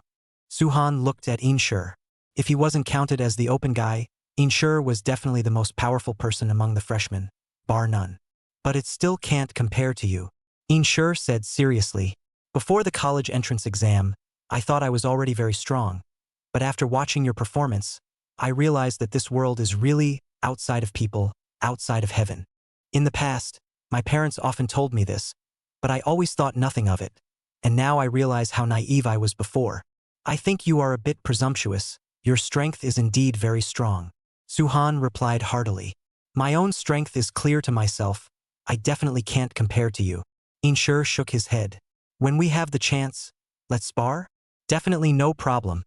I've always come to the rescue, Suhan said. Then it's a deal. Getting a satisfactory answer, Inshur was happy like a child. Right. Suhan, which dormitory have you been assigned to? Building 7303. Coincidentally, I seem to be in this dormitory as well. Didn't Senior Zhou say that our dormitories are ranked according to our college entrance exam scores? You and I are in the same dormitory? Your college entrance exam ranking must not be bad, right? I took second place in the college entrance exam, right below you. That's indeed pretty good too. With Inshur's strength, his answer didn't surprise Suhan too much. Instead, he felt it was normal. It seems like our roommates. They must all be very strong. Shouldn't be grouped together with that guy who conceded defeat in the confrontation, right? That's not necessarily true. Suhan gave Inshur a meaningful look. Maybe people are very strong and are just too lazy to show it? It is indeed possible. Inshur nodded. But it's not very likely. After all, who would give up a chance to receive individual instruction from a professor from Qingbei University? You're right. Suhan did not deny what Inshur had said. Then how about we make a bet? Let's bet on whether or not Flowerless will become our roommate. That's fine. What's the punishment for the loser? Inshur readily accepted. How about the loser treats the winner to a meal? No problem. Then I bet he won't become roommates with us. In that case, I'll bet that when we get to the dormitory later, we'll be able to meet this Flowerless person. Suhan said confidently, although Flowerless had shown a lack of interest in the exchange match. But the college entrance exam was different, as a mega exam that was held once a year in the country. In the face of the college entrance exam, all students had to take out 100% of their strength to deal with it. Otherwise the exam flopped. Not to mention, it was also very likely that he would have to accept the disappointed but forced smile of his family, as well as the questioning and abuse of online netizens. After all, he was at least one of the 50 SS rank awakened in the current session, and there were still some people who favored him and had been supporting him. Therefore, whether it was for his own sake or to avoid trouble, Hua Hui's performance in the Gaokao was definitely much better than in the exchange tournament. Talking about things along the way, the two of them soon arrived at the dormitory. After confirming the information with the hostel manager, they carried their luggage and climbed up to the 3rd floor. As soon as he opened the door to his room, he saw that Flowerless had already packed his luggage and was sitting on a chair. When he heard someone open the door, he looked up and then quickly buried his head without saying a word. I won. Seeing the people in the dormitory, Suhan patted Inshur's arm and said proudly, well, it is indeed you who won. With the facts in front of him, Inshur could not deny it. It's just that he really didn't expect that Flowerless could be with the two of them, assigned to a dormitory. It seemed that one really couldn't judge a person by his appearance, and his own cultivation was still not enough. When I'm free, I'll have to ruthlessly slaughter you. Losing is losing. What do you want to eat at that time? Despite mentioning in other places I dare not say, but in the capital I still have more or less the right to speak on my body. Inshur patted his chest and proudly said to Suhan, "You've said so. Then let's bring our roommates and go together tomorrow?" "No problem." The two chatted while packing up their beds. "What are you guys talking about?" Flowerless sat on the bench and heard his name in their conversation, so he asked curiously, "You guys made a bet on me? What kind of food? What's it going to be?" At this moment, what he was displaying was a completely different personality from the one he had at the exchange match. Although he still looked deadpan, there was a bit more popularity between his words. "It's nothing. We just made a bet on whether or not you would be in a dormitory with us, and I won." Suhan replied with a smile. He was already a bit curious about Flowerless, so he took the initiative to strike up a conversation with him. "It's you kid that caused me to lose a meal." Inshur looked at Hua Qian and deliberately made a face of gnashing his teeth as he joked at him. "However, since you were able to be assigned to a dormitory with us, your strength is definitely not too bad. So why did you choose to admit defeat in the previous duel?" After joking, Inshur changed his face again and asked curiously, "I just find it troublesome." With his super invincible black eyes, Hua Wui replied word for word, "I feel that competing with the older students won't help me or be of much use. So if that's the case, why would I waste my energy on something like this? But won't winning the competition give you the chance to have the professor teach you alone? My awakened profession is somewhat special, so before the college entrance exam, the professor of Qingbei University had already solicited me. That person promised to take me in as a closed disciple, so there was no need for me to fight tooth and nail for a spot to teach alone. Surprisingly, it's still like this?" Inshur and Suhan had already made up their respective beds, and together with Hua Wuyo, they sat on the bench. The two of them glanced at each other and nodded meaningfully. Since the founding of Qingbei University, they had never heard of anyone being in the same situation as Hua Wuyo. In that case, it seemed that the profession he had awakened must have had some kind of shocking secret in order to make that professor, at the risk of breaking with tradition, accept him as his disciple. Either that, or Hua Wuyo had connections in Qingbei University that would allow the professor to make a direct solicitation for him. However, no matter which one it was, it could be proven that Hua Holiang really wasn't as good as he appeared to be, so good to be messed with. Chapter 110 Dormitory Dinner. "Since you're still quite strong, then when there's time for the two of us to fight as well?" Inshur looked at Hua Qian, the curiosity in his eyes gradually replaced by the desire to fight. "Don't. Why would I want to fight with you? It's too troublesome." Without even thinking about it, Hua Wuyo directly rejected the other party's request. He also gave Inshur a blank look without any good humor. "Forget it if you don't fight. I've already found someone to spar with anyway." "Who?" Inshur's eyes flicked to Suhan. "It's not that I'm blowing you off, but in my opinion, the gap between you and Suhan really isn't that big." Flowerless dragged his half-dead accent and said, "I know." Inshur nodded in affirmation. "But one size does not fit all. I just want to know just how big the gap between myself and Suhan is." "Are you a masochist?" Hua Wui looked at Inshur with a disgusted face. Roll. You're the one who's a masochist. I'm normal all over." Inshur frowned and waved his hand. "Besides, you won't be invited to the potluck later. So you're going to treat me? I thought you were going to pay out Suhan's money later. After all, you lost the bet.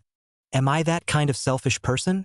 Since it's in the capital as a land, it shouldn't be hard to understand that I, as the host, would treat everyone to a handful of meals during the dormitory's first get-together, right? Understood. Understand what? That you're the wrongdoer. Get the hell out of here." Inshur growled.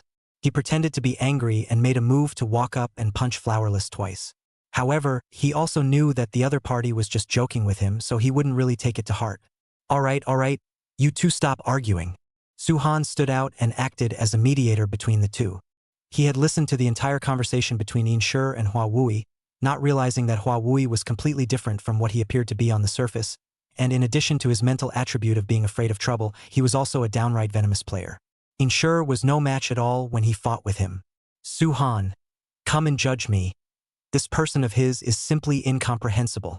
The one who is truly unbelievable is you, right?" Flowerless glanced at Inshur. Paired with his godless eyes, the mocking effect was even more outstanding than ordinary words. You. Inshur pointed at the other party, but he couldn't hold a word in half a day. "In my opinion, the two of you are almost done. Dwelling on this, it's better to think about what to go eat later." Suhan looked at the two with a smile and said, "How about kebabs? I know a barbecue restaurant in the capital that is famous for the meat of the ferocious beasts produced by the teleportation portal, and the stuff inside is fresh and delicious." Inshur proposed. "You're the proprietor. We'll definitely listen to you best on what to eat." "I have no opinion." Flowerless raised his hand and voted. While they were discussing, the door to the dormitory was once again pushed open. The one who walked in was a handsome man with blonde hair and an aristocratic aura emanating from his entire body. "Hello, guys." Seeing the three people in the dormitory, he greeted them with a smile in his Mandarin with a slight British accent. "My name is Till Wagner, an exchange student from the British Peninsula. Nice to meet you all." "My name is Suhan. Nice to meet you." Suhan still replied politely as he did with the others. "My name is Inshur." Flowerless. The remaining two saw the visitors and also became slightly more formal, saying to Till, "I know you guys. The performance of the three of you at the exchange tournament was really impressive." Till walked into the dormitory and sat down on the last bench after getting his bags in order. "You flatter me. It's all just luck." Suhan narrowed his eyes. It seemed like he didn't remember seeing Till make an appearance at the exchange tournament. "But did you not attend the ceremony with the freshmen?" "Yes." At this, Till did not deny it. "I arrived at the school a little late because of my health. By the time I arrived at the school, the exchange matches were pretty much underway, so I simply went straight to the principal, checked in, and went straight to the dormitory." "I see." A few people nodded and no longer looked deeper. But Suhan still kept an eye out. Because he had the detection skill, he knew that the other party's strength, by and large, should be on par with Inshur. No wonder he was arranged by the principal to share a dormitory with a few of them. It seemed that this freshman class of Qingbei University was indeed a crouching tiger and hidden dragon. "Let's not talk about this. We're going to get together later. My treat. Let's join together?" Inshur grinned and said in a friendly manner. "Although I also really want to go. Principal Huiqing specifically instructed me to follow the school's rules and regulations before I left. It's so late now. Can we make it back before the dormitories close?" Till was heartened, but still asked with some concern. "Afraid of nothing. There is a saying on the internet that college students who haven't climbed over the wall can't experience the real college life. If we can't climb over the wall, the big deal is to take a taxi back to my house to stay for the night and just rush back to school in the morning." Inshur didn't care about the so-called school rules. "What if I run into a dormitory inspection?" Till continued to ask. "That's a problem I can solve." At this moment, Flowerless interjected. He pulled out 4 puppet dolls from somewhere, took out colored pencils, and scribbled all over them. In the end, in less than 5 minutes, he actually drew dolls that were replicated in equal proportions to several of them. Afterward, he casually threw the dolls towards the ground, and the dolls' bodies rapidly grew larger, and soon, several puppet people, who looked no different from them from the outside, were created. "This is my occupational characteristic. How is it? It's still okay, right? Awesome. Saving a big life belongs to yes." Inshur gave him a thumbs up. "Since the problem is solved, let's go?" "Good." A few people replied. The 4 of them came outside the dormitory, and the time had now come to past 9 o'clock in the evening. By the time they finished the barbecue and came back, the closing time of the dormitory would definitely have arrived. But it didn't matter, since they had already left a way out. There was no need to care about these small details. The few people talked and laughed along the way to the barbecue restaurant. In the process of chatting, their understanding of each other gradually deepened. "Boss, we have 4 people here. Arrange something for us." Following the clerk to find an empty seat for 4 people and sit down, Inshur then said to his roommates, "If there's anything you want to eat, just take it directly from those 2 large refrigerators. If you've said so, then I definitely won't be polite with you." Flowerless raised his hand and called the clerk to the table. "Please take 5 skewers of all types of kebabs in the store, all of them, for us." "Dear, are we sure we want to order this much? There are quite a lot of types of kebabs in the store, so it would be a waste if we can't finish them all," the female clerk kindly reminded. The 111th business opportunity discovered by chance, entrepreneurial idea. "We can order some kebabs and some Jianghu dishes to go with it. It's not easy to get bored. Then let's have 2 more of the store's signature Jianghu dishes. The kebabs will still serve us the amount I just mentioned." "Don't worry, we can finish it," Hua Wui said. Looking at him, it felt like he just wanted to slaughter Inshur for a meal. "You kid, you're really not polite." Staring at Hua Wuyo with a gloomy face, Shur gritted his teeth and said, "Just tell me if we can finish eating all these I ordered." Hua Wuyo replied nonchalantly, "But, do you think that's right?" Shur breathlessly rolled her eyes. "Shouldn't we at least ask Su-han and Till for their opinions? Didn't you say that their kebabs taste good? Then we should definitely try them all. Anyway, we've ordered everything, we're a few big boys and we're not afraid of wasting it. So what's there to worry about?" Hua Wuyo said. It had to be said that these few words of his perfectly hit Shur's key points. It both praised Shur's vision, making him embarrassed to say more, and satisfied the appetite of a few people. It seemed that Hua Wui's eloquence was still worthy of one's learning some of the time. Soon, the ordered kebabs and jianghu dishes were served. On top of that, there was also a case of beer. The aroma emanating from the kebabs made them salivate. They couldn't help but want to gorge themselves. A mouthful of kebabs, a mouthful of beer, and for housemate brothers, this was part of the colorful college life. To our 303 friendship. Shur stood up, holding the meat skewers in one hand and raising his glass with the other. Long live friendship.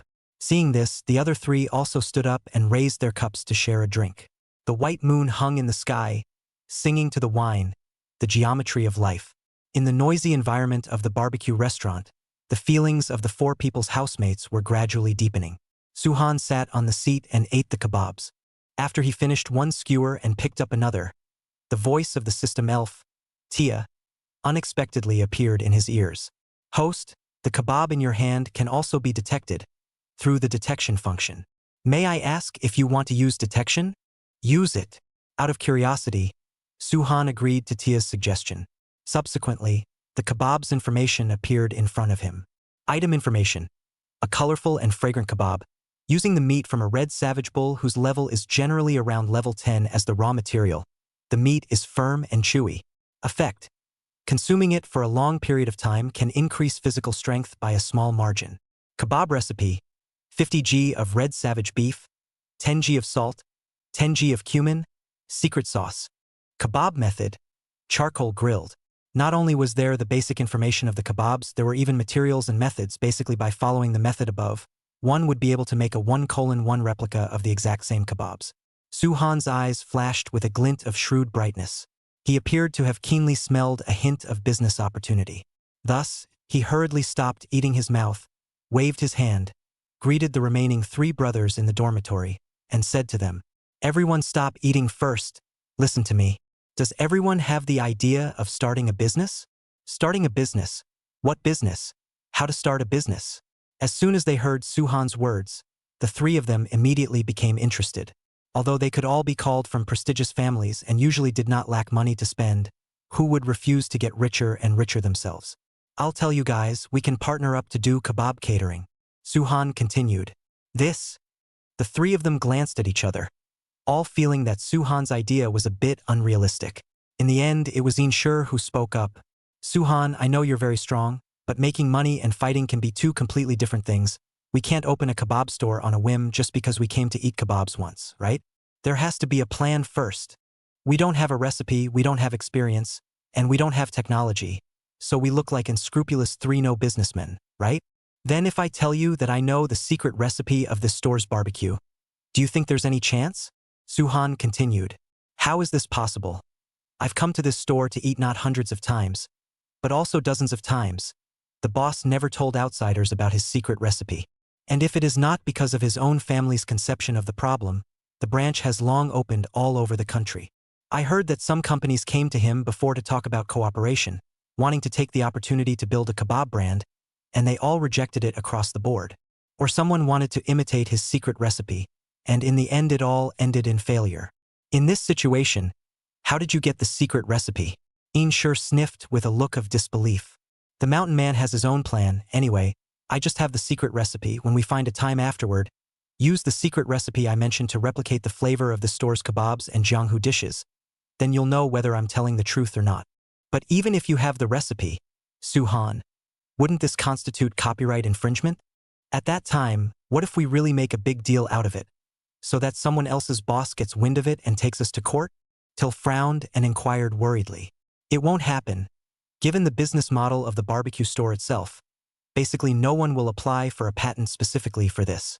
Even if the store is really cautious and applies for a patent, we can still rely on slightly modifying the secret recipe and adding some specialties that are exclusively ours as a way to avoid the risk. Or just pull the owner in as our partner. Anyway, the secret formula is already in our hands. There is no need for him to continue to hide it, so he might as well join us to make big money together. Su-han replied confidently. When you say it like that, it seems like it's really a bit of a mess. Flowerless pondered for a while and said, since that's the case, let's pick a time this weekend. How about I show you the reproduced kebabs first? Let's establish the flavor of the kebabs first, and then we can go on to discuss the cost and supply chain spend and so on afterward. No problem, I agree. Insure didn't have much of an opinion on this. I raised my hands in favor. Hua Wui said, will this really not be illegal? Till was still a bit worried. Don't worry, it'll be fine. Everything Su-han said was right. The boss said in public before that he hadn't bothered to apply for a patent for his barbecue recipe because he felt that no one could replicate his family's ancestral recipe. Insure smiled and comforted. In that case, then I agree. With no more worries, Till naturally joined his roommates in starting their own business. At this point, the prototype of the catering business giant that would be known throughout the country in the future was officially formed. To our great blueprint for the future, cheers. Cheers.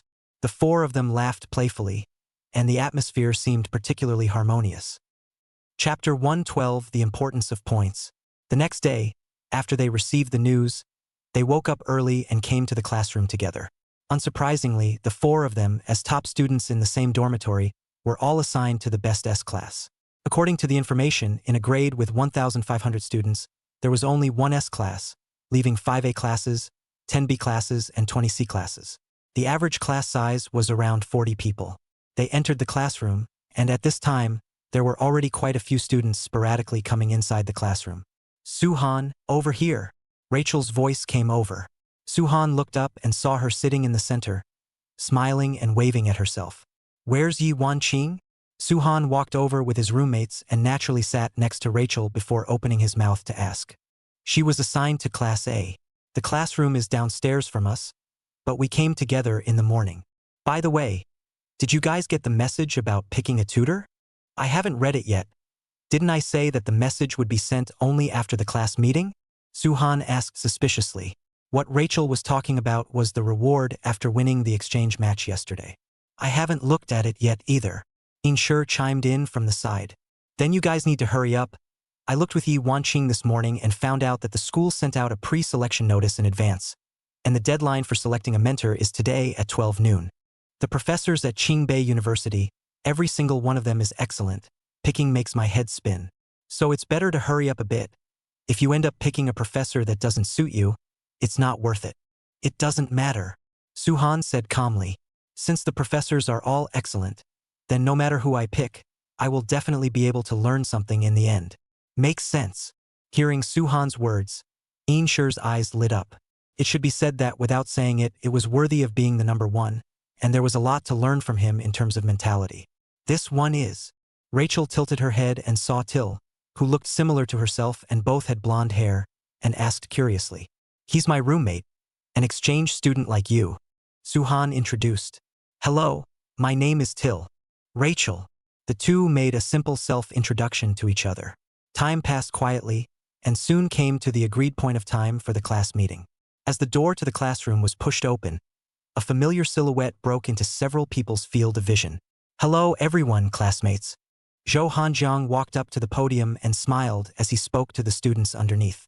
He had changed into a casual outfit today, with a red hooded sweatshirt on top and loose black work pants underneath. It gave a feeling of youthfulness. After the students saw Zhou Hanjiang, they basically stopped mingling and listened to him attentively.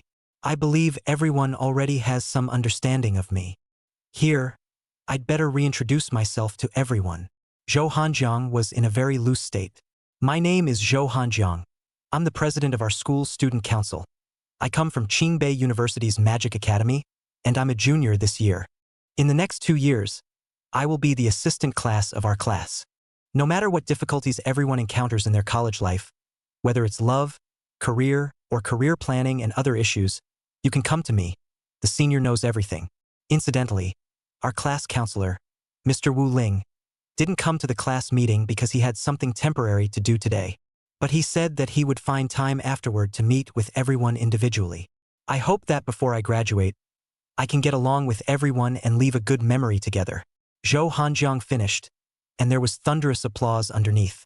Now, I will give you all a detailed introduction to the school rules of Qingbei University. The meeting continued. He turned around, and on the blackboard behind him, he wrote the two big words points. In Qingbei University, the most important thing is points. In school, no matter what you do, even if it's just buying some daily necessities, you need to use points. Taking a bath will cost you at least 1 point, buying a 500 milliliters bottle of drink will cost you 5 points, and using the training hall's equipment will cost you at least 50 points. It can be said that it is the hard currency of Qingbei University. Yesterday at the exchange tournament site, I gave you all a device that serves as your credentials for living in Qingbei University, which records your current point balance. The school has issued you all some basic living points based on your college entrance examination rankings, as well as your performance in the exchange match, so you can take out your device now and check it out. I was issued 3 W points. It looks like a lot. After checking her points balance, Rachel asked a few people, "How much did you all send?" "I sent 35,000. Ian replied, 20,000. This was Till's base points. Because he didn't participate in yesterday's exchange match, he sorely missed the opportunity to gain more points. "Why do I only have 10,000? Flowerless looked at the number on the device's screen and said with some displeasure, "Who told you to admit defeat in the exchange match? Now you know you regret it." Ian sure unceremoniously disliked him. "If I knew that the exchange match still had something to do with this stuff, I'd have to struggle high and low. It's just too damnable." Flowerless expressed his unwillingness. However, he wasn't much sad anyway. 10,000 points, although it wasn't comparable to a few of his roommates, it shouldn't be much of a problem to cope with daily life and training. "What about you, Suhan? You performed so well. You must have gotten quite a few points, right?" Rachel asked curiously. Several people sniffed and turned their heads, focusing their gazes on Suhan. 100,000. Not hiding anything either, Suhan spoke out, an enviable figure with a calm face. "Why is it so much? Is there any king's law left?" Flowerless complained. But no one would be jealous of Suhan having that many points. That was something he had earned with his own strength. "Big dog, treat us to dinner when the class session is over." Hua Wui pretended to be excited and said, "No way, it's fine to treat you guys to eat outside when we're on vacation, but wanting me to treat you with points, that's absolutely impossible." Suhan didn't even think about it and directly refused. Zhou Hanjiang had already explained very clearly about the importance of points. It was impossible for him to waste his points on something like inviting a meal for nothing. "Then it's a deal, no backing out." Another free meal arrived. A few people joked with satisfaction. They naturally knew how precious points were, so they could understand Suhan's approach. "Everyone is done confirming, right?" A few minutes later, Zhou Hanjiang spoke again, interrupting the somewhat suppressed cacophony of the students. Chapter 113. Competition Rules of Qingbei University. Everyone, as freshmen who have been able to enter the current S-class, the base points that they have earned should be relatively plentiful. But I must remind everyone that points as consumables, it possesses the attribute of being non-renewable. Even if you hold 10 W points in your hand, you will still end up consuming them. Speaking here, Suhan clearly felt that Zhou Hanjiang's gaze glanced in his direction. Then, he quickly withdrew his gaze again and continued. "In order to ensure everyone's basic survival conditions in the school, every month the school will issue 1 W points of basic survival points to all of you. The issuance of this basic survival points is divided into grades. Class S has the highest with 1 W points, Class A has 8,000, Class B has 5,000, and Class C only has a pitiful 2,000 every month. So, even if you don't do anything every month, as long as your person is still in Class S, you will have 1 W points coming in every month, enough for everyone to maintain a high level of spending in school." Senior. Hearing what Zhou Hanjiang said, someone raised their hand and asked in confusion, "Since the points are given out in grades, doesn't that mean that this standard could change at any time when it comes to us?" This student asks a very good question. Zhou Hanjiang replied with a smile. "This is exactly what I'm going to say next." He turned around again and, using chalk, heavily wrote down the word competition, followed by an exclamation mark. "The class system at Qingbei University is not fixed. At the end of every semester, the school will hold a ranking competition between grades. This kind of qualifying tournament is usually held on a class basis. As long as one excels at the end of the semester's competition, one will have the opportunity to enter a higher level class for study, as well as receive better point rewards. Zhou Hanjiang solemnly scanned a circle of the students present. That is to say, even though you are currently sitting in the classroom of Class S, as long as you don't work hard to improve your strength, in the end, as usual, you will have to roll up your sleeves and leave. You guys are currently able to be assigned to Class S just because you were a little bit more outstanding than the others before entering the university. But once you start indulging in material things and your strength stagnates, the guys behind you will be like wolves, madly charging up and tearing your flesh and blood. So, what Class S represents is not just privilege, but also immense pressure.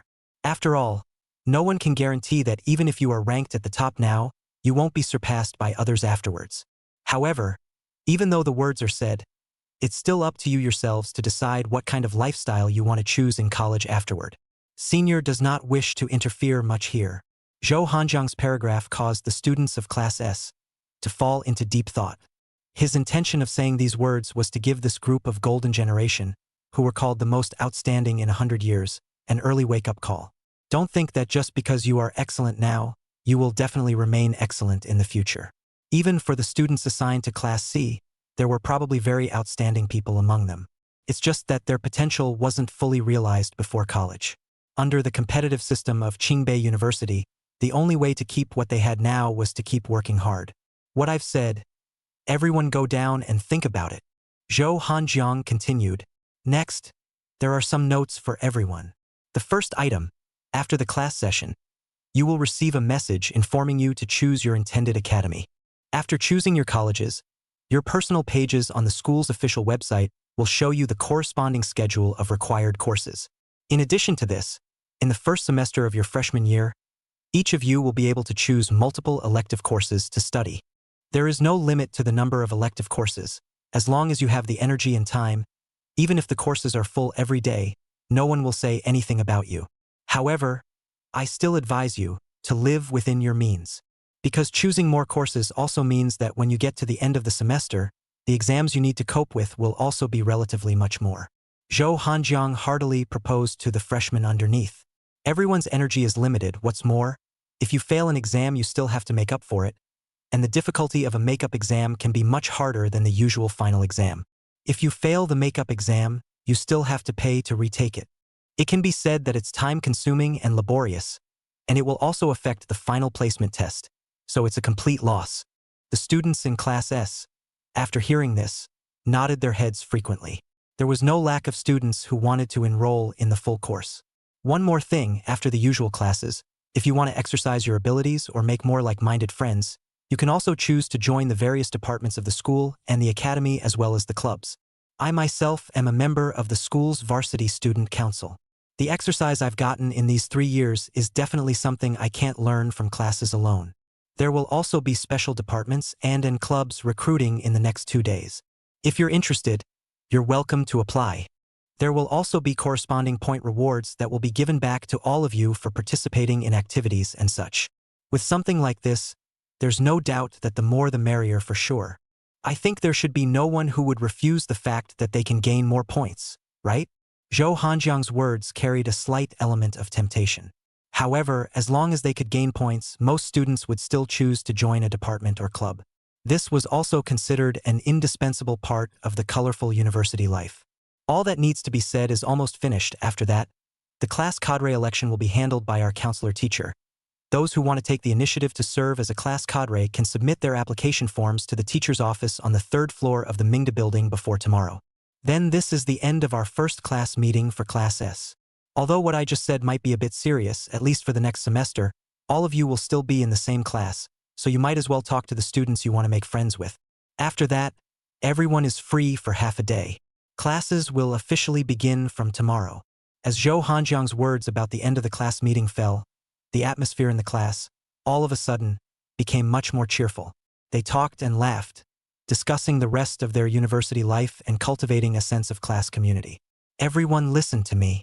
A male with glasses and a gentlemanly look stood up, raised his hands, and faced all the students in the class.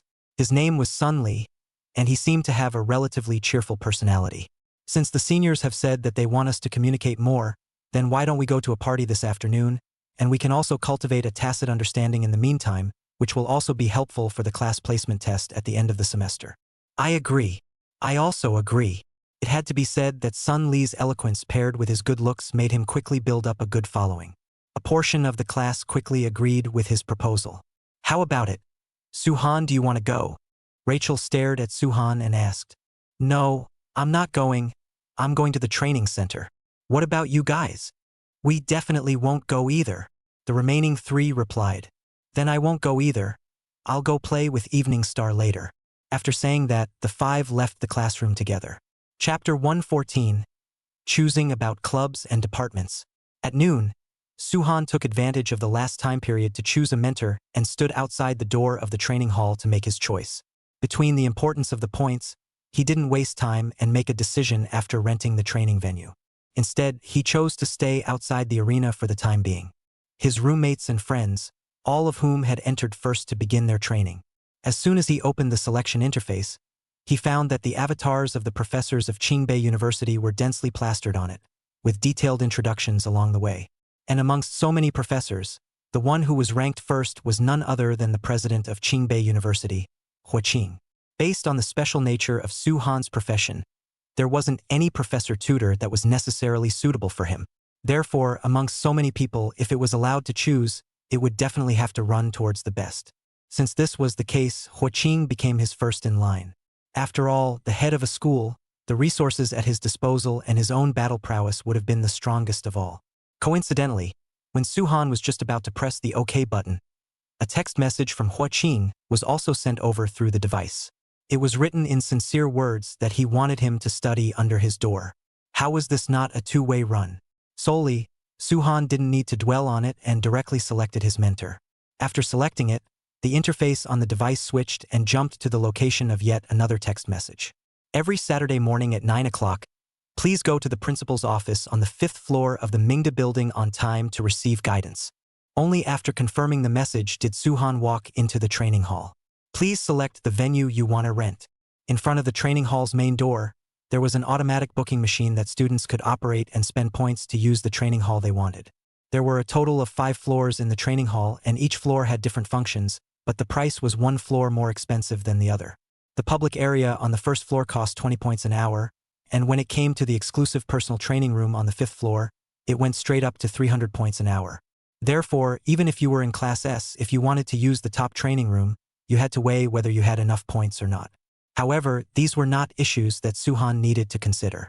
He had a full 10 W points, and it was not wrong to spend a little more in order to become stronger. Thus, he directly went ahead and booked 5 hours of access to the topmost personal training room. Going upstairs and entering the door, the instructions and rules for using the training room were posted on the door. After reading it, it was truly marvelous, worthy of being a 300 points per hour training place. The money spent was indeed not a complaint. Inside the training room, not only were the most advanced materials used, as the interior of the room was decorated and paved. On top of that, all the equipment was the most advanced at the moment. There was even a specialized AI that could video the entire time you were training and give suggestions for improvement, as well as adjusting the gravity of the equipment so that you can adjust the difficulty of training at will and so on. Simply all the awakened person dream of training place. Compared to it, the training hall of his hometown Sanjian City Awakened One Association was completely simple. Just like this, he stayed in the training room until the evening.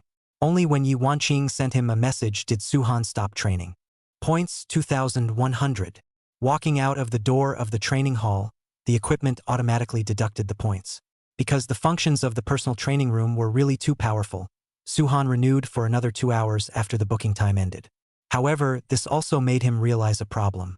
With training plus the cost of daily expenses, if he wanted to use the personal training room on the 5th floor frequently in the future, then it could be said that the 1 W points he relied on that Class S issued every month was completely insufficient. He had to utilize his spare time after class to earn more points in order to do so. Therefore, applying for clubs and departments, as well as participating in various activities and completing various tasks, became an essential part. Have you guys gone to look at our school? The introduction of clubs and departments? After the training was over, Suhan and his roommate, as well as Yi Wanqing and Rachel converged, and the 6 of them went to the school's cafeteria to eat together. On the way to the meal, Rachel said to the several people, "I'm going to apply for a club to enrich my college life. Which club do you want to join?" Hua Wuyo asked while eating the cafeteria meal. It should be said that although the price of 15 points for an ordinary meal in the cafeteria was really a bit of a pain in the ass, the taste and portion size was really good as well. I read that there is a Holy Empire Exchange student club at the school, and the blurb says that there are weekly trips to the capital cathedral for services, and that random tasks will be given out for us to earn points. Rachel replied, "The Lord God is always watching over us. Do you guys want to join me and feel the warmth of the gods? Maybe after the service, we'll think about throwing ourselves into the embrace of the Lord God." The crowd sniffed and looked at Rachel's eyes glowing, suddenly feeling a bit shaky. The guys from the Holy Empire's belief in God could be said to have reached the point of insanity. So it seemed that Rachel was no exception. "Forget it, I'm an atheist. I shouldn't have much of a chance to see the Lord God in this life." Hua Wuyo waved his hand and continued, "Is there any clubs or departments in school that are a bit more relaxed, like some kind of travel agency, anime club, or something like that? I'd be suitable to join such a place." "Yes, I saw on the school's official website that there is a global travel agency." Yuan Qing picked up the conversation. "The publicity says that the club will carry out travel activities from time to time, and club members will be free of expenses, and they can also invite their friends to join them as tour guides and other positions, and they will also be rewarded with corresponding points. This society is good. It's heartwarming to hear it." Flowerless clapped his hands and said, "I'll decide to apply for a travel agency. Do any of my family members want to join me? I've already decided to join the English Peninsula Exchange Student Club." Till replied with an apologetic face. "What about you guys?" "I want to participate in the school student council selection." Suhan refused. With his strength, there was no place other than the school student council that could attract him to join. "Me too. I also want to try out." The remaining 2 also rejected Flowerless' offer. "All right, then I'll be the only one to go. Don't be too sad." Suhan spoke out to comfort him. "Anyway, the travel agency can allow non-society members to participate together in every activity. So won't it be over if we follow along and give you a shout-out then? You can also be a tour guide for a few of us, which is equal to 1 more way to earn points." "Suhan, you have a point." After hearing the analysis, Hua Wui instantly stopped being sad again. As the one with the least amount of points in the current small group, with this opportunity to earn points easily, why not? Chapter 115. The First Lesson. The next day, the official classes began. As the first class to enter the university, the school arranged a unified general knowledge class for the new students. Portal Basics explained and Encyclopedia of Fierce Beasts within the portal. Just by listening to the name, it was clear that this class was a basic course to introduce students to the portals that appeared in the world, as well as the ferocious beasts within the doors. However, although it was a general knowledge class because it was the first class within the semester, and because the students of Qingbei University themselves had a strong desire to learn within the classroom, it could be said that the classroom was in a state of being filled to capacity. All the students of Class S were waiting with great anticipation for the teacher to open the first class of their university career. "Hello, classmates. I'm your teacher for this class. You should have all seen me before, right?" As the class bell rang, a familiar figure came into view. Professor Li Lei walked in through the door. "My name is Li Lei. Everyone can call me Teacher Li. In addition to this class, this semester I am also responsible for teaching you all another general education course called Origins of the Dragon Kingdom Awakened. I hope that at least for the next half a year, we can get along harmoniously. Now then, class will officially begin." Professor Li Lei stepped onto the podium, his bearded and unkempt image completely different from the day before. The ill-fitting white coat was dragging on the ground, and there wasn't the slightest intention to bother with it. Eyes were lifeless, with heavy black circles under his eyes, making people wonder if he had suffered some inhuman treatment. "Teacher, are you all right? It feels like you're very spiritless." A classmate raised his hand and inquired with concern. "Thank you, this classmate. Teacher is fine. It's just that I was a bit tired after staying up 2 all-nighters playing games 2 days ago." The corner of Professor Li Lei's mouth, barely tugged out, answered breathlessly. "Playing games." Hearing his answer, the students under the stage were stunned. The next day, there was a class in the morning 8, and as a professor, he actually played games for 2 all-nighters in a row. Was this really something a normal person could do? Coupled with the appearance of the other party, who was in a hurry to get off from work in the exchange match the day before yesterday, people couldn't help but doubt whether Professor Li Lei's own teaching ability was over the top or not. However, even if they questioned inwardly, others were at least recognized by Qingbei University as professor-level figures, so the students couldn't afford to show it to their faces, and could only continue to silently listen to him for the entire course. The grades of portals are divided according to the colors of the seven-colored rainbow. I believe that this is something that everyone already knows very well when they were in high school. Red, orange, yellow, green, blue, and purple from front to back, the difficulty decreases in this way. With different levels of teleportation portals, it's normal for ferocious beasts of the corresponding level to appear. However, there are exceptions. Li Lei paused, took a sip of water, and in passing, turned the whiteboard to the next page. Abyssal portal. Everyone's understanding of it should only rest on the word terror. As everyone knows, the monsters in the abyss are indeed more brutal, but there are actually some monsters inside that can control their own sanity. A group of our top professors from Qingbei University have already conducted a series of studies and contacts with these monsters, and have successfully reached an agreement with them. This is also the reason why, of all the outstanding academic institutions up and down the country, only our Qingbei University is able to offer an internship to the abyss during your senior year. As they listened to the professor speak about this paragraph, the students all became interested. This was the first time they had heard such a hidden message.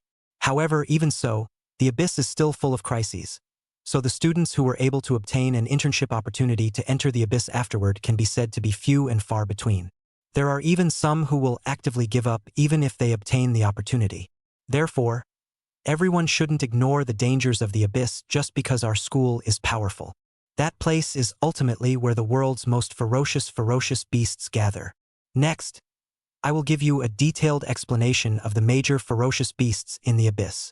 Continuing to slide the whiteboard, detailed information about the major ferocious beasts as well as picture information appeared. The first one, the evil dragon Targaryen. It is a super ferocious beast with a level of over 90, and has a destructive nature, as long as it appears within its field of vision. No matter if it's a monster or a human, they will all be devoured by its black flames. The second one, fallen elf King Ygritte. As Li Lei spoke about the major ferocious beasts in the abyss, the students felt that the class time flew by. An hour and a half of a class passed in the blink of an eye. The bell rang for the end of the class, and the voice of Li Lei's lecture came to an abrupt end. That's all for this lesson. In addition, we have 2 classes to spend together in a semester after all, so I still want to find a student to act as my teaching assistant and help me complete the course content of the 2 classes. Don't worry everyone, although I'm a lazy person, I've never been one to oppress students, and I'll never be stingy with the point rewards I should give. If there are any students who want to serve as teaching assistants, just send me an email before the next class and I'll screen them at my discretion. Li Lei wrote his email on the blackboard. Then, that's all for this class. Class dismissed. After saying that, Professor Li Lei didn't look back, leaving behind the students who were still a bit confused. He took the textbook and left the classroom. How about it? Do any of you have your heart set on being assistant teachers for the professor? Rachel looked at the 4 people in Suhan's dormitory and inquired curiously. I'm not going, it feels like Professor Li Lei's style is very incompatible with me. I would definitely not be able to stand it if I went. Inshur waved her hand and refused without even thinking about it. I feel like Little Flower and the professor's personalities definitely go well together. The 2 of them standing together, they both seem like kindred spirits. Till said, "We also agree." Suhan and Rachel then agreed. It had to be said that in terms of the decadent aura on their bodies, the 2 of them, Flowerless and Li Lei, were simply a perfect match for each other. How about it? Do you want to go? A few people turned their heads and stared at Hua Wuyo, expecting his answer. It seems like being an assistant teacher isn't out of the question. After thinking for a while, Hua Wuyo opened his mouth. Although Professor Li Lei seemed like a somewhat strange person, in his mind, it seemed like playing games and getting off work was much more important than teaching students. However, it was precisely for this reason that he needed teaching assistants to help him prepare for his classes. And as the second in command under the professor, the assistant teacher could exercise his own abilities while also enjoying the large amount of resources and, most importantly, the point rewards that came with his status as a professor. Any way you look at it, it's something that's particularly favorable to you. If one were to give the students a reason not to compete to become assistant professors, the odds were that the only thing they would have to deal with would be not dealing with this.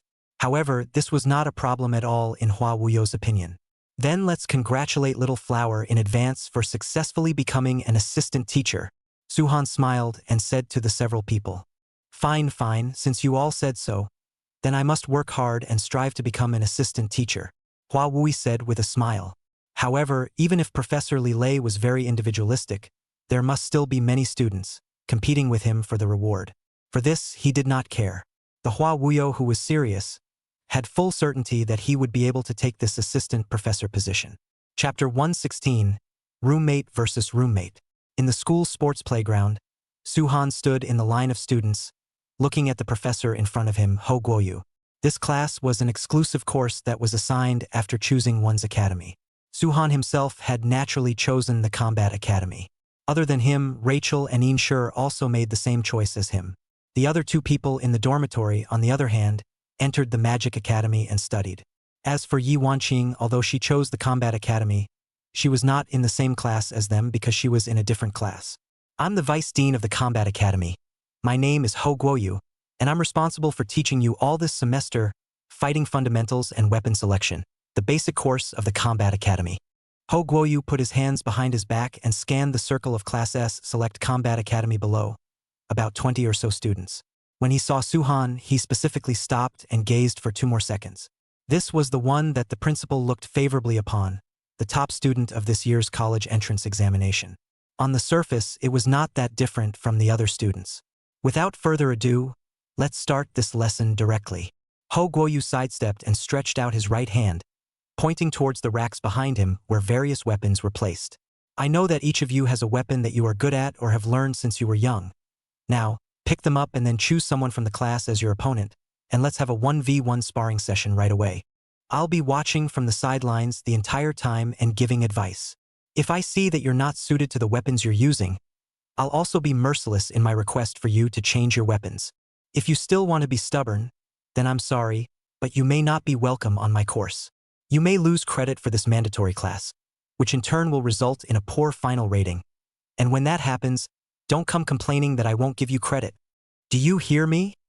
Ho Guoyu spoke with an aura that shocked almost all the students in the class, and everyone didn't dare to speak out in rebuttal. Of course, a large part of the reason for this was also attributed to his own powerful strength, as well as the students' attitude of vainly seeking to learn. Pick your own weapon as soon as you understand. My class has always disliked the whole of those vain reasoning. Actual combat is the only standard for testing the truth. Ho Guoyu frowned and urged. Hearing his words, the students hurriedly moved. One after another, they picked out the weapons that they thought best suited them. Suhan, how about a fight between the two of us?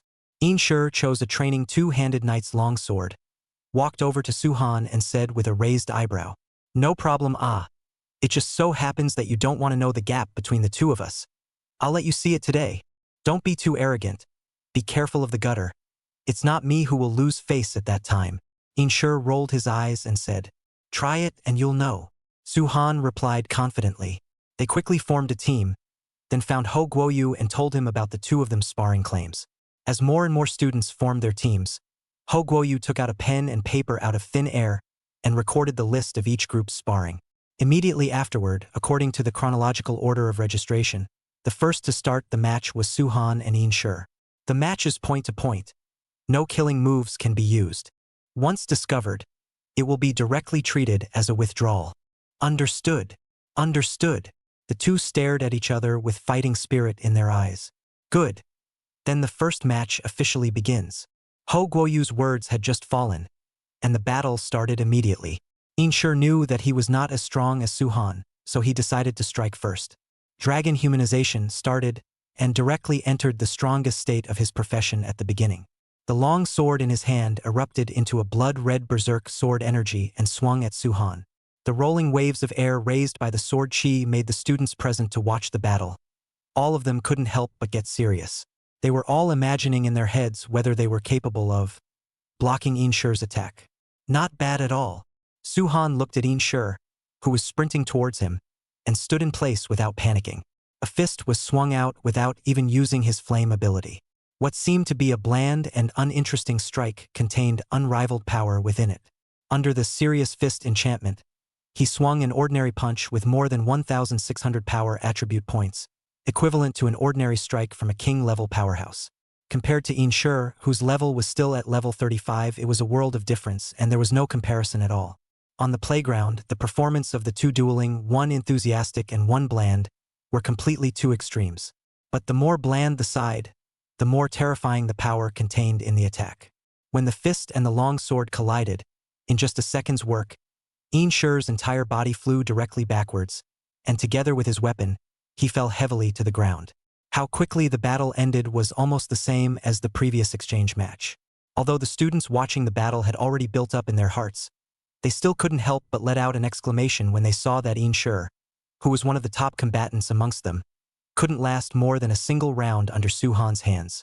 The match is over. Ho Guoyu stood on the side, frowning. As the professor who taught this course, he definitely had a different perspective than the students. If Suhan's strength was that strong, so strong that he could defeat the enemy with a single move when practicing against everyone, then he was afraid that the effect of this lesson would not be reflected. Originally, the purpose of arranging the students to practice against each other was to let them fully display their abilities in the process of fighting, so that he could use this as a basis for judgment and correct some of the students' mistakes in the use of weapons.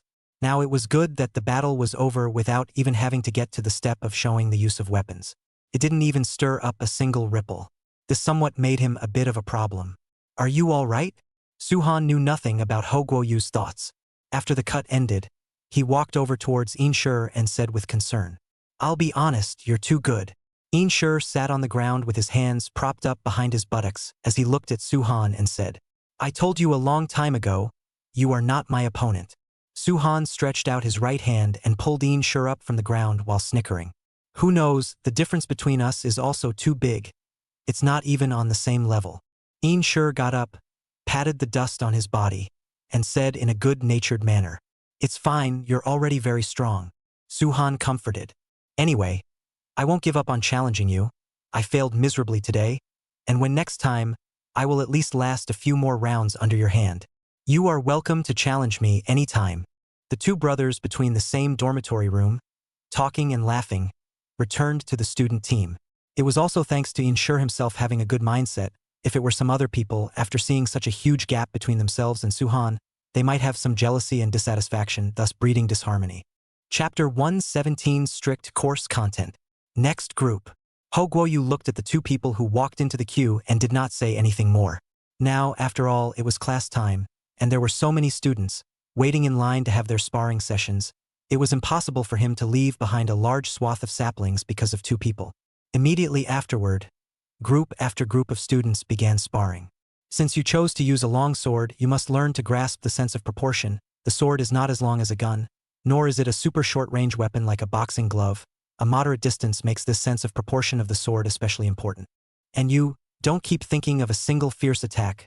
While you keep attacking, your brokenness is exposed in front of others. If you use a long whip, you keep your distance from the enemy and keep fighting close battles.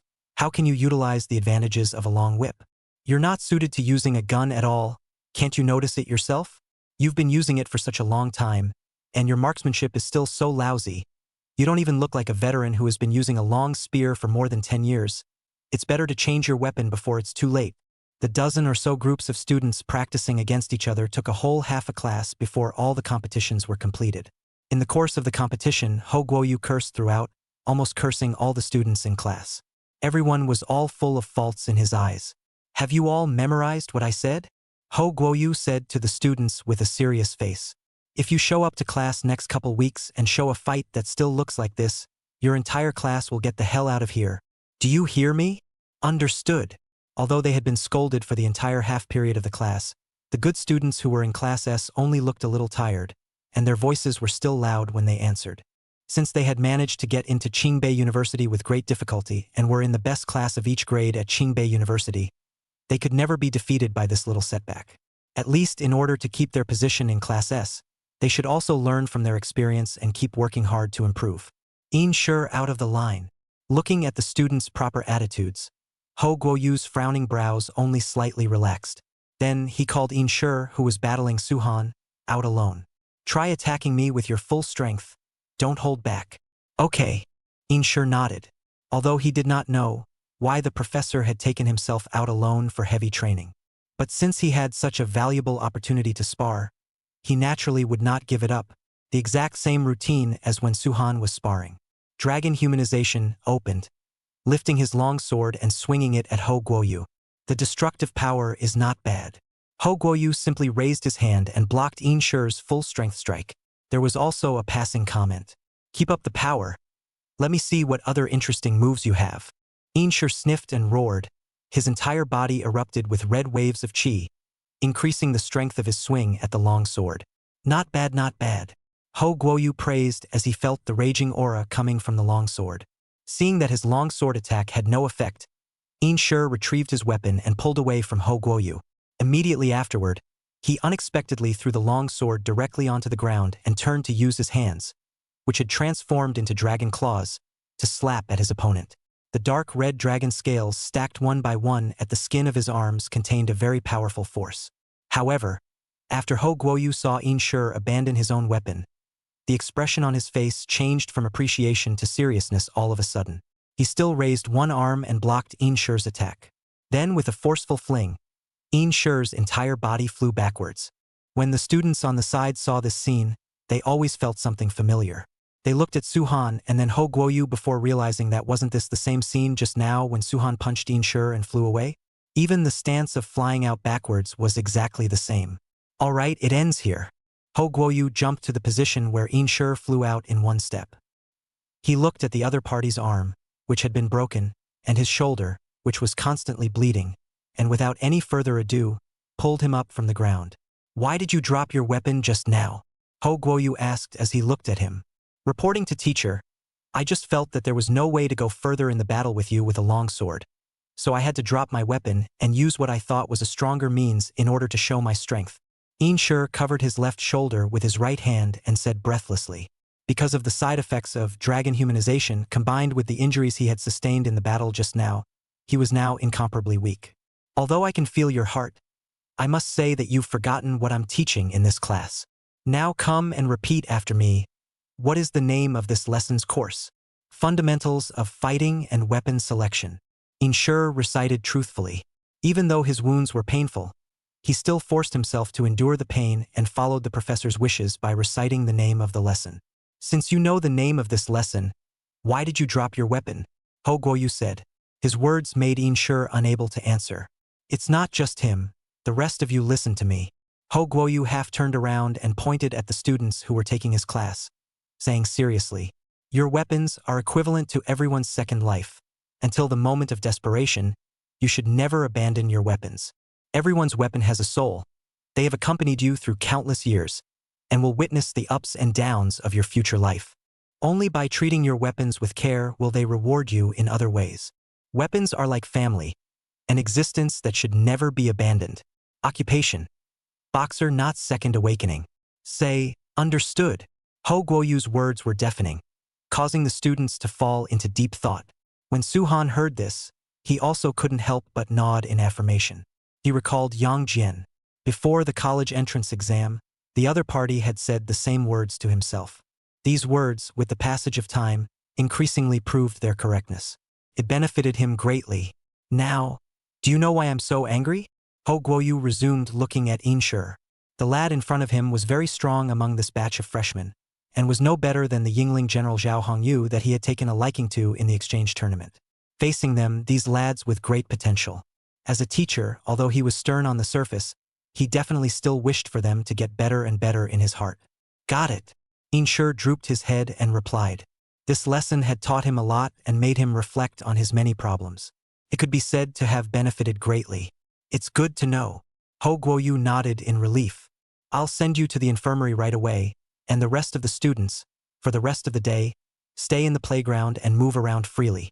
Remember, you must wait until class is over before you can leave, and none of you are allowed to go out of the playground until class is over.